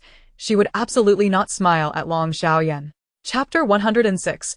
Jiang Ruoxi had ingested a forbidden substance. Help! Is there anyone who can save me? Jiang Ruoxi lay helplessly against the cold stone floor, yet she felt an unbearable heat coursing through her body. Utterly weakened, making it from her room to the staircase had consumed her last reserves of strength. At this moment, she felt completely limp, unable even to prop herself up. Moreover, she sensed her consciousness gradually fading, as if she might faint at any moment. However, unlike Ouyang Jinghong's unbearable screams earlier, there was instead a sense of parity in her situation. Yet, internally, she was in utter disarray, never having imagined she would cause such a scandal at her first public appearance at the Qilin Gate. Haha, does an apology hold any weight? If a life is lost, can your mere I'm sorry bring the dead back to life? Su Yiqing glared furiously at the family doctor. How is that possible? Can the power of a perfected virtual realm deliver such a formidable blow? Even at the pinnacle of the virtual realm, without employing a forbidden technique. It would be exceedingly difficult to unleash such a potent strike, remarked Ji Yunlong, his expression one of astonishment. This individual, despite being a mecha warrior, possessed remarkably low survival skills in the wild, to the point where her absence could lead to dire circumstances. Yet, although there was a wait, Si Luhin was entirely devoted to Lu Nian. Had it not been for Lu Nian's desire to wait for Ling Qing, Si Luhin would have long since returned with Lu Nian. The villagers' mysterious starvation could no longer be concealed. Thus, before the incident unfolded, Zhu Ying reported it to the authorities. After listening to Xian's explanation, Madame Quan, Su Yiqing, and Su Jing'an couldn't help but burst into laughter. That said, Su Yiqing despised being in a passive position. Furthermore, having perceived the clues, she would undoubtedly be restless if she did not seek clarity. In the photograph, Meng Jingyi held a bouquet of flowers, beaming with delight. Her dimples adorably pronounced. It heard its master's call and immediately dashed forward, upon seeing its master's finger pointing towards the hole pierced by the umbrella. It extended its vines within, extracting the dark energy before retrieving the eerie stone. After the beasts landed, the pure azure sky was unveiled, and the second skill absorbed a thick shield, allowing for further endurance. Regarding the tall, handsome man before her, her initial impression was quite favorable. At that moment, Gu Yan also regarded the man in the center with a vigilant gaze, protecting the three behind him while gradually advancing. Just then, a faint memory surfaced. Feifei had just seemed to walk towards the cabinet, prompting her to dash towards it with urgency. Logically, his blood should have drained completely, leading him to succumb to shock from excessive blood loss and suffocation from lack of oxygen. Bai Muchuan's arm had indeed turned pale from blood loss, his bones appearing as if they would shatter upon the slightest impact. During the ordeal, he had endured an attack from the Titan, and even after sustaining an 80 reduction in damage, coupled with his own armor and defensive support, he had merely lost a layer of skin. However, the Nanhua Sacred Ground understood that if they did not retrieve the first volume of the original true scripture, their decline would merely be a matter of time. Prior to his commentary career, he had been a professional player, serving in the Foshan GK team. Squatting in the grass near the upper second tower, Su Yi wasted no time, decisively activating his second skill to unleash a devastating ultimate attack. In the outside world, there are sentiments, morals, and laws, an array of constraints governing human behavior. It was now Qin Weiyi's turn to be astonished, asking, "How do you know?" He had researched that the Yanqiong Empire should not have coffee, at least not available in the market. Did you hear what I said? In the future, keep your distance from her and do not provoke her, understood? The princess admonished sternly. Very well, the snow demon coldly chuckled, slowly declaring, beneath the snow mountain. There are two young ladies. They appear quite lovely, so I shall casually capture one to exchange faces with them. As soon as the snow demon finished speaking, it soared towards the upper reaches of the ice cavern, vanishing in an instant. Chapter 107. Sacrificing her to preserve the Jiang family. What is wrong with you? You were fine just a moment ago. Why did you suddenly faint? Xiao Halian thundered at the recently awakened Jiang Ruashi. You, truly disappointing. Do you realize how many wish to connect with Xiao Jiao and marry into the Jiao family? Your father and I fought hard to secure this opportunity for you, only for you to squander it. You seem to be fine. Once you take your medicine, you can be discharged. And I will take you to find Xiao Jiao so you can properly apologize. At the left entrance of the teaching building, students began to trickle out, some hand in hand, heading northeast. Zhang Lei, after acknowledging his orders, elaborately recounted the tale of the general who sold the imperial envoy merely to save his own skin. Chun Lin, Zhang Hu, and others roared with laughter, while Li Run once again joined in the merriment. Wang Meng expressed his gratitude and took a seat with joy. The two watched the sun slowly descend in the west, their faces aglow with contentment, their hearts filled with a fragrant calm. Fan Yiming was lost in thought, feeling an amalgamation of emotions, venting, frustration, and confusion. The Shihua Academy was situated at the village's edge, distanced from the residences of Yadong, Heige, and Tuliage, yet still nestled at the foot of the mountain. Yadong, Tuliage, and Heige could see the slightly aged academy from afar, the desolate mountains behind it resembling a father embracing his son, tightly intertwined. Zhao Yunfeng observed the multitude of police sealing off the shopping mall's entrance and half the street. First, he felt concerned, then perplexed at the chief's actions, and finally realized how fortunate Qin Xinghai was to encounter such a muddled official. Yes, the soldiers donning wicked smiles. Each grasped their familiar tools of coercion, advancing step by step towards the envoy adorned in chains. This transaction is a testament to the marshal's sincerity. During the next occasion, I shall present the sword and blade quotations for the general's consideration. The marshal will provide the payment as indicated above. Are you now certain of the number of swords and blades you require? At that moment, the wild man finally uttered a lengthy statement. The blindingly white blades abruptly engulfed the two of them, shattering their flesh and blood, while severed hair mingled with blood, swirling in all directions. However, as Xiao Etienne shifted his gaze away for a mere fraction of a second from Yadong's face, he noticed Yadong's expression subtly shift. A half-smile lingering as he fixed his gaze upon Xiao Etienne, emanating an inexplicable chill. Xiao Fan's hands suddenly halted mid-motion, his palms facing each other in the air. With a fiery sphere formed by 2 fire dragons, which forcefully intercepted the 5 swords launched by the 5 elders. Particularly, the incessant appearances of ninjas from the island nation around him instilled a sense of a formidable force lurking, watching them with keen interest. After a moment of contemplation upon the enormous form of Zijing, he suddenly darted forward, as if teleporting, and appeared amidst the stone forest of the lower peak, coiling around a stone that glimmered like gold and jade. In order to evade detection, Chen Junyi only carried a trace of eye metal on his person. All the buttons on his attire were crafted from eye metal, yet that was the extent of it. Gao Sihai led the militia into the front mountain, promptly dividing them into 3 teams, one to guard the villagers, one on the left to scout and support the guerrilla fighters, and one on the right to keep watch and welcome the volunteers. Lu Gon dispatched personnel to escort the general's home.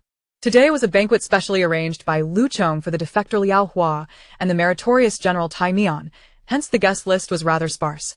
With only a few individuals present, Lu Chong observed everything coldly from the sidelines, even clearly perceiving Lu Wei's gaze.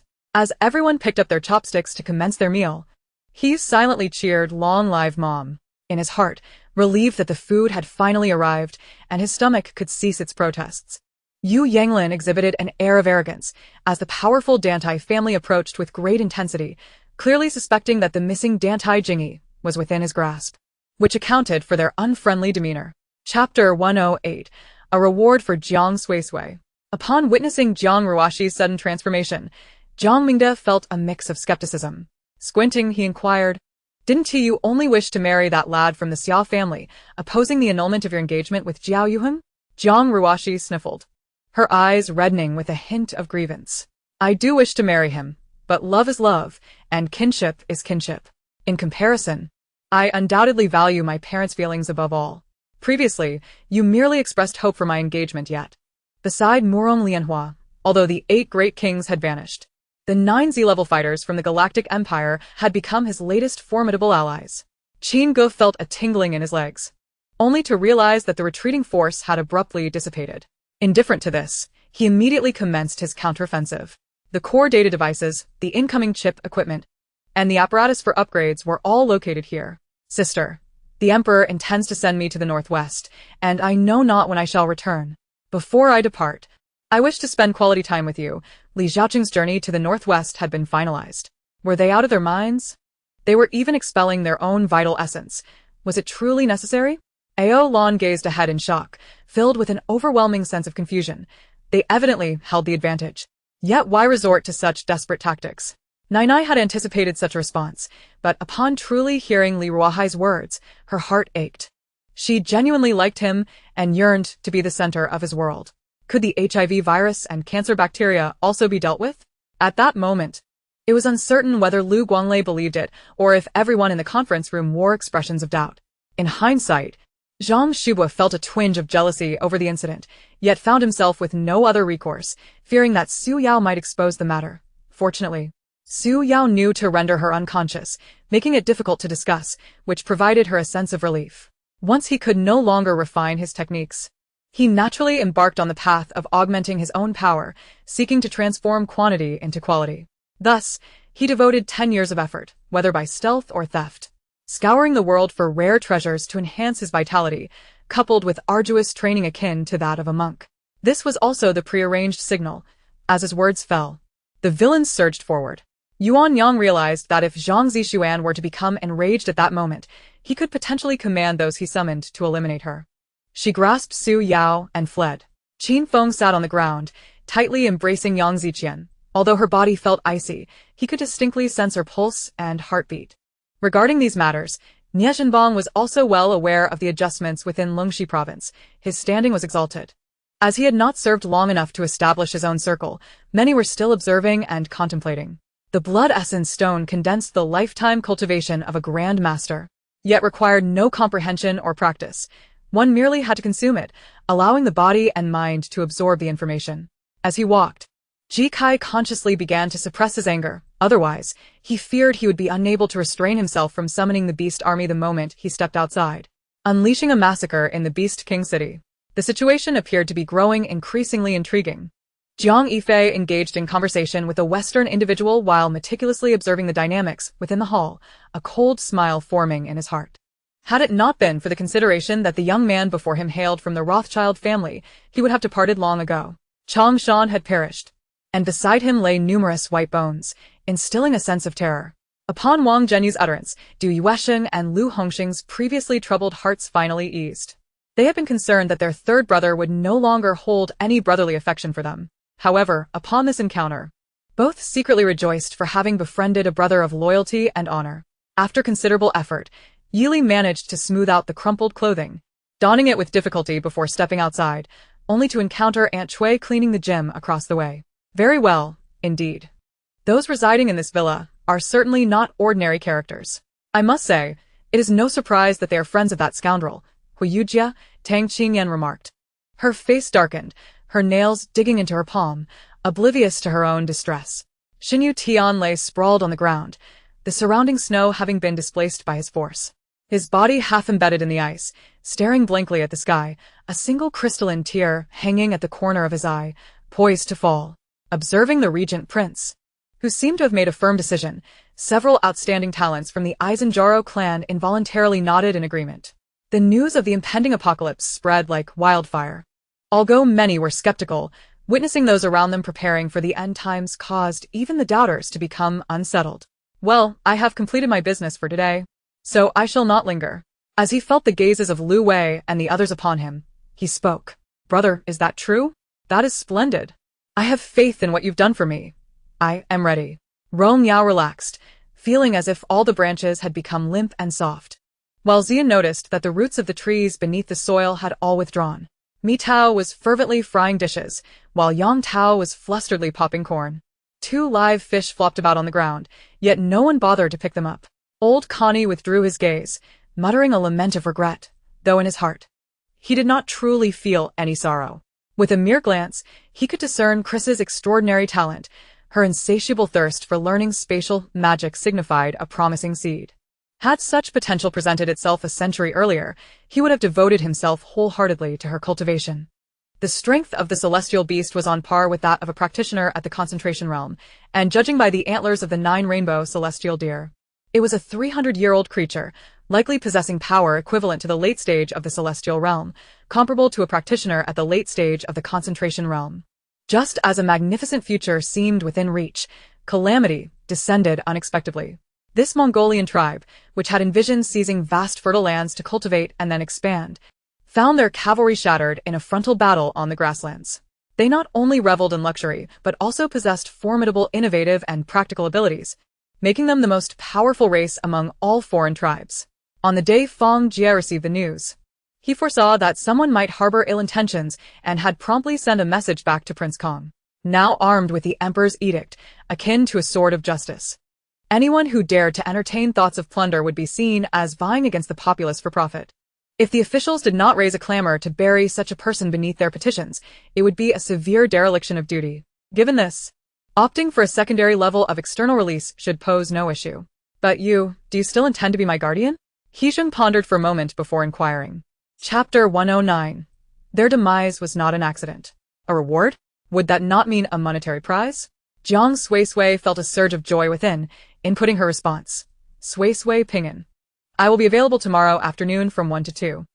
While the prospect of receiving a reward was delightful, she hoped to avoid any disruptions to her stall business. After all, the time from 1 to 2 in the afternoon was designated as the employees' break, allowing for free movement. A brief visit to claim the prize should not take long, Jiang Suisui mused. Thus, when a specific address was presented before us, by E, and I truly could not recall what place it referred to. Shan Lin, in a daze, felt as if she might drift into slumber. Lin Chung withdrew his hand, inquiring, "How does it feel?" His voice yanked Shan Lin back from the clouds. Despite her prayers, the declaration of war remained unrevoked. The enemy would not simply vanish. As a soldier, it was her duty to protect the nation. Isaac donned a pure white pilot suit and leaped into his aircraft alongside Diego. Stronga glanced over and noted Lin Chung as the leader, not due to his keen insight, but because he observed the manager bowing and nodding towards Lin Chung, thus concluding Lin Cheng's role. Stronga chuckled to himself. Consequently, Lu Ran had no choice but to confront his responsibilities and return to the battlefield he once knew. "All right, you rest for a while. I'll ask him," he said, pointing at Zhao Jun, before knocking Sun Chong unconscious and continuing his interrogation of Zhao Jun. It appeared that he spoke the truth. Diego had been captured, and Nico had indeed perished, with his killer shockingly being Kira. No wonder Aslan had acted against him. Speaking of which, where was Aslan? What had become of him? I hastily inquired of Isaac. "Is that so?" Although disappointment had already settled in her heart, Jiang Yuxuan could not help but retort in the face of Wang Yunfeng's smugness. "I intend to ensure they receive not a single penny. Who says we cannot contend with them? I firmly believe we can, especially with someone named Lin Jiai from Shiliang." Naturally, others were increasingly outraged, exclaiming that the times had deteriorated and public sentiment had soured, demanding accountability. While Celine indeed labored to raise her children, her past actions alongside Guipu could not simply be overlooked. Pei Yashin? Old Yi was taken aback, pausing momentarily in his tea pouring, spilling a bit on the table. She approached her tasks with trepidation, often fearing she might falter, thus deeming it best to have Grandma Yi speak with teacher Zhang about the matter. As their exchanges grew more frequent and their bond deepened, he found himself unwittingly falling for her. Another possibility loomed. Their true adversaries might indeed be military personnel, and Yi Jingwen could merely be a pawn in their game. If that were the case, what was his value in their scheme? To create confusion? Wasn't he meant to be housing the displaced in the economic center? How then was there a need for a diversion? Had land in Hanzhong been allocated for incoming refugees? This matter was not one he was suited to discuss. So, he opted to pretend he had not seen it and resumed listening to Lord Song. Disaster struck. She felt she had lost. How could she confess her feelings for Duan Weiqi while still waiting for his return to her hurt parents? Tong-ke blinked, momentarily dumbfounded. Not expecting Yun Jingqi's stance to be so resolute. Ultimately, they were fundamentally incompatible. Forcing their union would likely lead to further complications down the line. Tian Anin set down her phone, cradling a warm cup of hot cocoa, not wanting Zhou Xiao to know that her romance was faltering. She had yet to confirm such matters, but her eyes kept darting to her phone, waiting for Su Qian's message. It had previously been stated that one should not hasten growth too much, lest it undermine the very foundation of the world, this foundation being not only the social structure and human development, but also the laws governing the world itself. In an instant, the world turned upside down, as if consumed by heavenly fire. Everything became charred, the earth transformed into a blackened ruin, fissured as if scorched by flames, with fiery rocks engulfed in an inferno. Chapter 110. Finally willing to speak the truth. A single statement left Jiang Nian drenched in cold sweat. She found it hard to believe and felt appalled that Jiang Mingda could stoop to such depths, let alone exploit Jiang Ruoxi for financial gain. Yet she still dared not reveal the truth to Jiang Ruoxi, trembling as she replied, "Why you being ridiculous? There must be some misunderstanding between you and your father. This has nothing to do with me, nor with Jia Jia or Xiu." Her thoughts were muddled, and she struggled to comprehend. "Isn't it known that the Turkic Khan would come, preventing you from returning home during the new year, hoping to seize this opportunity to see you?" Do Hui pinched the excess flesh of Li Yuan's breast. As the palace banquet concluded, Lu Sierra found herself unharmed this time. While in Rui had someone escort her back to Shi Cha Xian. Li Jiancheng was already well acquainted with the Lu family's dynamics, and given the current lack of manpower, Lu Xinwei did not hesitate to nod, indicating that Li Jiancheng could proceed as he wished. Shun Yenshu refrained from asking too many questions, and after breakfast, she took her leave from Xu Fei, who had no spare energy to keep her longer due to her inquiries regarding the assassins. Instead, she rewarded Shun Yenshu with some supplements to take back. "Hey, you're not dead, are you?" Sikong Xiao appeared before him, her expression tinged with concern. Within the command room of the warship, Qin Tian and the military officials from the Lulan kingdom gathered. aware that although they had achieved a resounding victory in the first battle, the truly brutal combat was only just beginning. However, he refused to heed the physician's words. He remained undeterred, resolutely clinging to his convictions. At this moment, his meridians had transformed into profound veins, the divine court acupoint evolving into the head of the fire-profound heavenly dragon, while the Fengqi acupoint became the dragon's tail. The two spirit apertures had vanished, replaced by a fiery essence of the fire-profound heavenly dragon, coiling within his mind. Jiang Suisui moved suddenly, his hand transforming the magic eye into a long sword, descending with the Nine Palace celestial sword technique, causing Fan Sheng to retreat, his body drenched in blood. Si Fu remained silent, absorbing the recent revelations he had acquired. It appeared that this incident was truly not Xinin's fault. Had it not been for that headstrong girl, Qingxue, things would not have spiraled into such chaos. At that moment, she found herself at a loss for words. Suddenly, a figure resembling her own emerged from the boundless darkness, gradually approaching.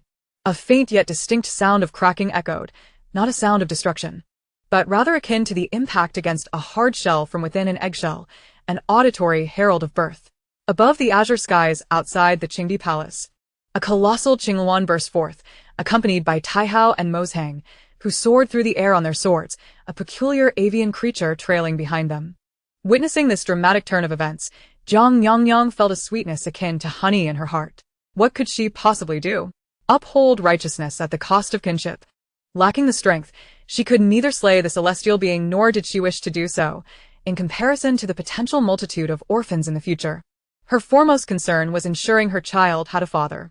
Ji Ming left without imposing excessive demands on Zhao Longan, merely requesting that the resources supplied weekly to the front lines by the Second Heaven Empire be made public and extensively advertised, warning of the imminent extinction of humanity should the front lines be overrun.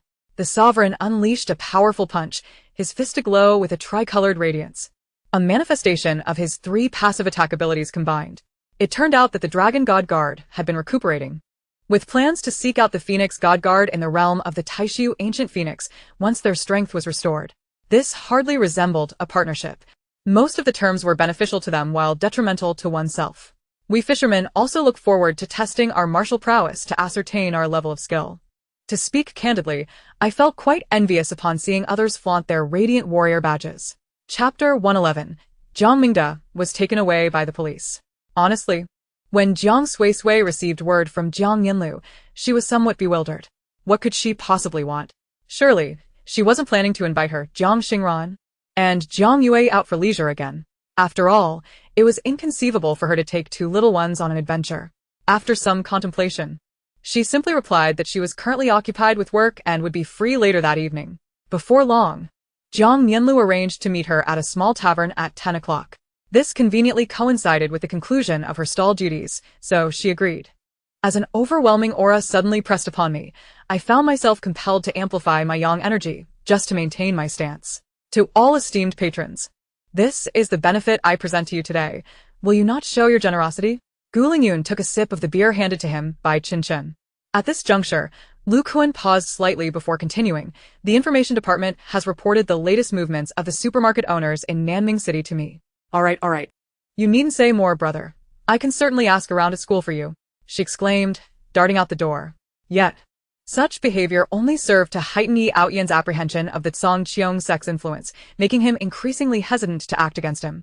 After a slight delay on the road, having been called aside by an elder for few words, Chang Luan entered and clasped his fists in apology. My apologies for keeping everyone waiting. Initially, he intended to book 2 rooms, but to his surprise, Rower firmly opposed the idea, insisting it was not worth the expense and resolutely squeezed into the large room with him. Upon entering the Huo residence, Li Qianma quickly discerned that it seemed none in the Huo family were particularly fond of her. The words monster failed to escape my lips, for the sound of the freshly conjured dual-colored swords striking the ground prompted me to crouch down, cradling my head in my arms and lamenting. The outcome was rather absurd. I indeed consumed only 1 bowl of rice, yet the soup was entirely devoured. Some even poured clean water into the soup pot to wash off the grease, relishing it in a most flavorful manner, thus welcoming the first batch of injured and ill. With his proclamation, a sudden burst of flame illuminated the surroundings, akin to a shooting star, piercing into the candlestick and casting a brightness akin to daylight around it. even with Imo Tianwei's mind as vast as a black hole. He could not have anticipated that he would devise such a pretext to exonerate Qi Xiao.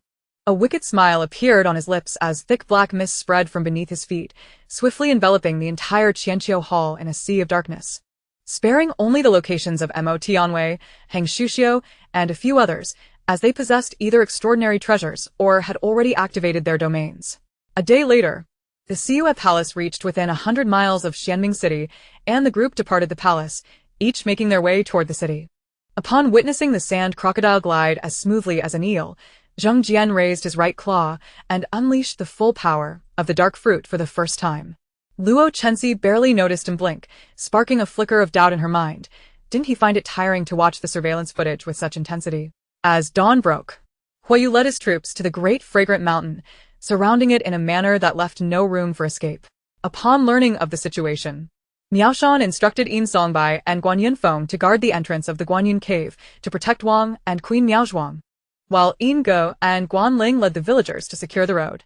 Continuing forward, they were met with fierce winds and snow, as well as a row of floating gates in the sky, with golden arrows piercing through their hearts.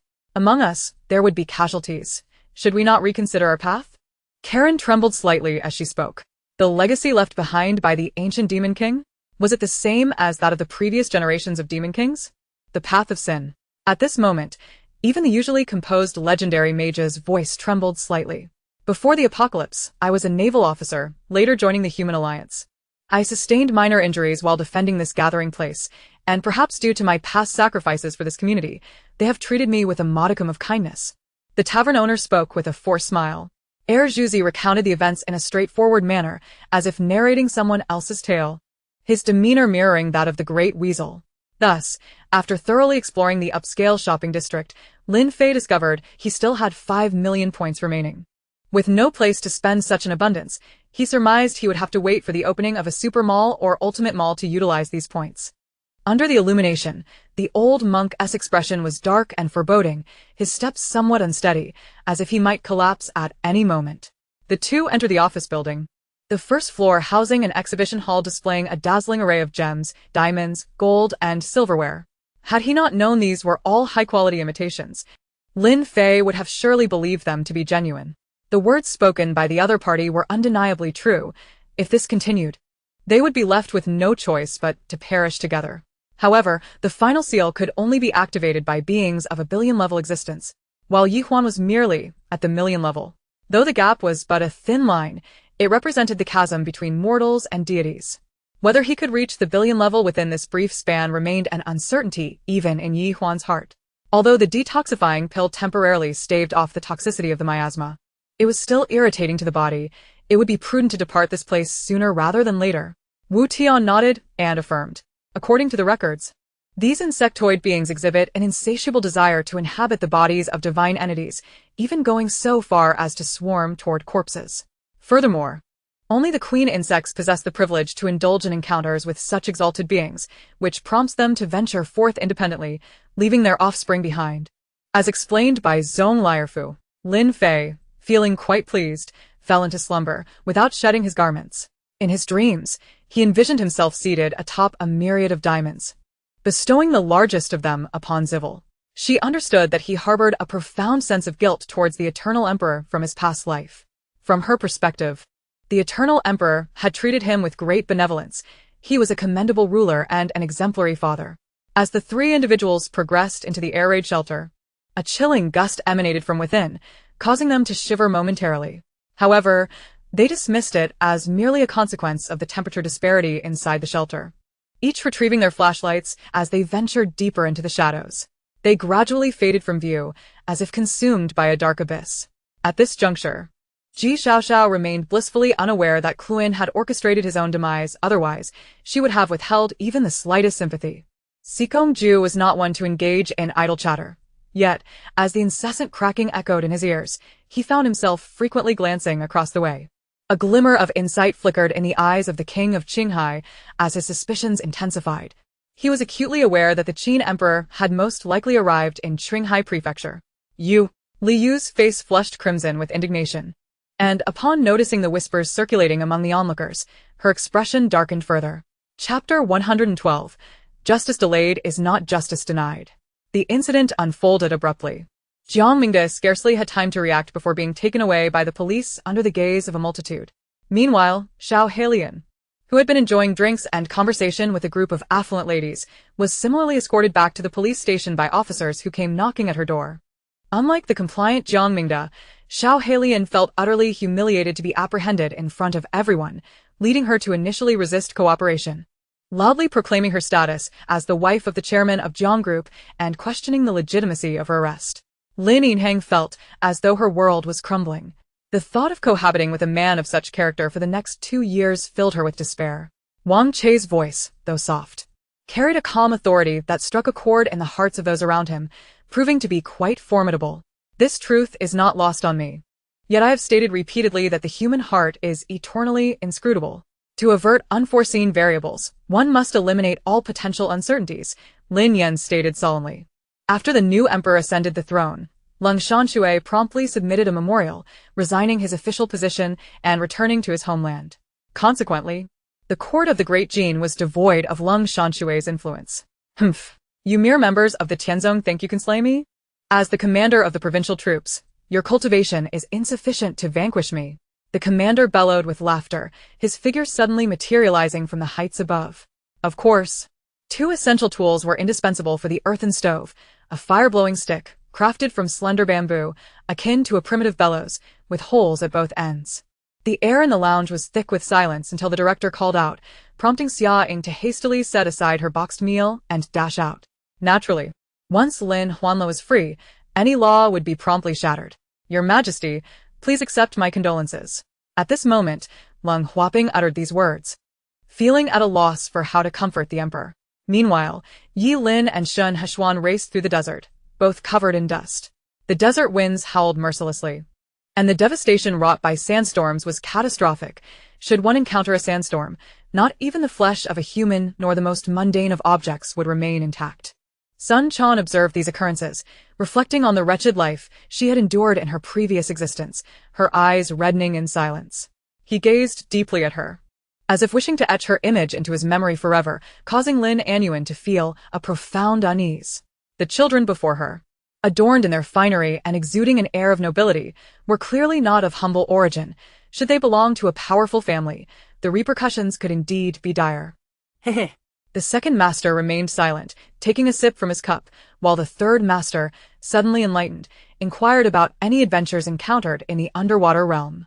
In his past life, Zhang Sheng commanded a legion of tree spirits, yet he had chosen to merge their consciousness for convenience, employing a talisman to wield control over the army.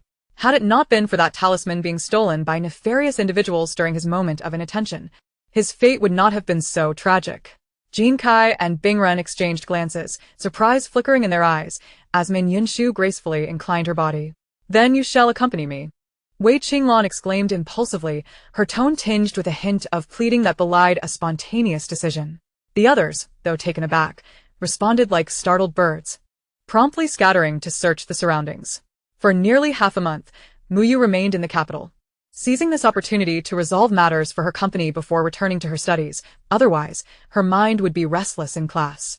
The 3 green corpses were strapped to their backs, accompanied by an array of peculiar equipment, including wing-like contraptions crafted from steel plates, along with live chickens, fish, and even cats and dogs.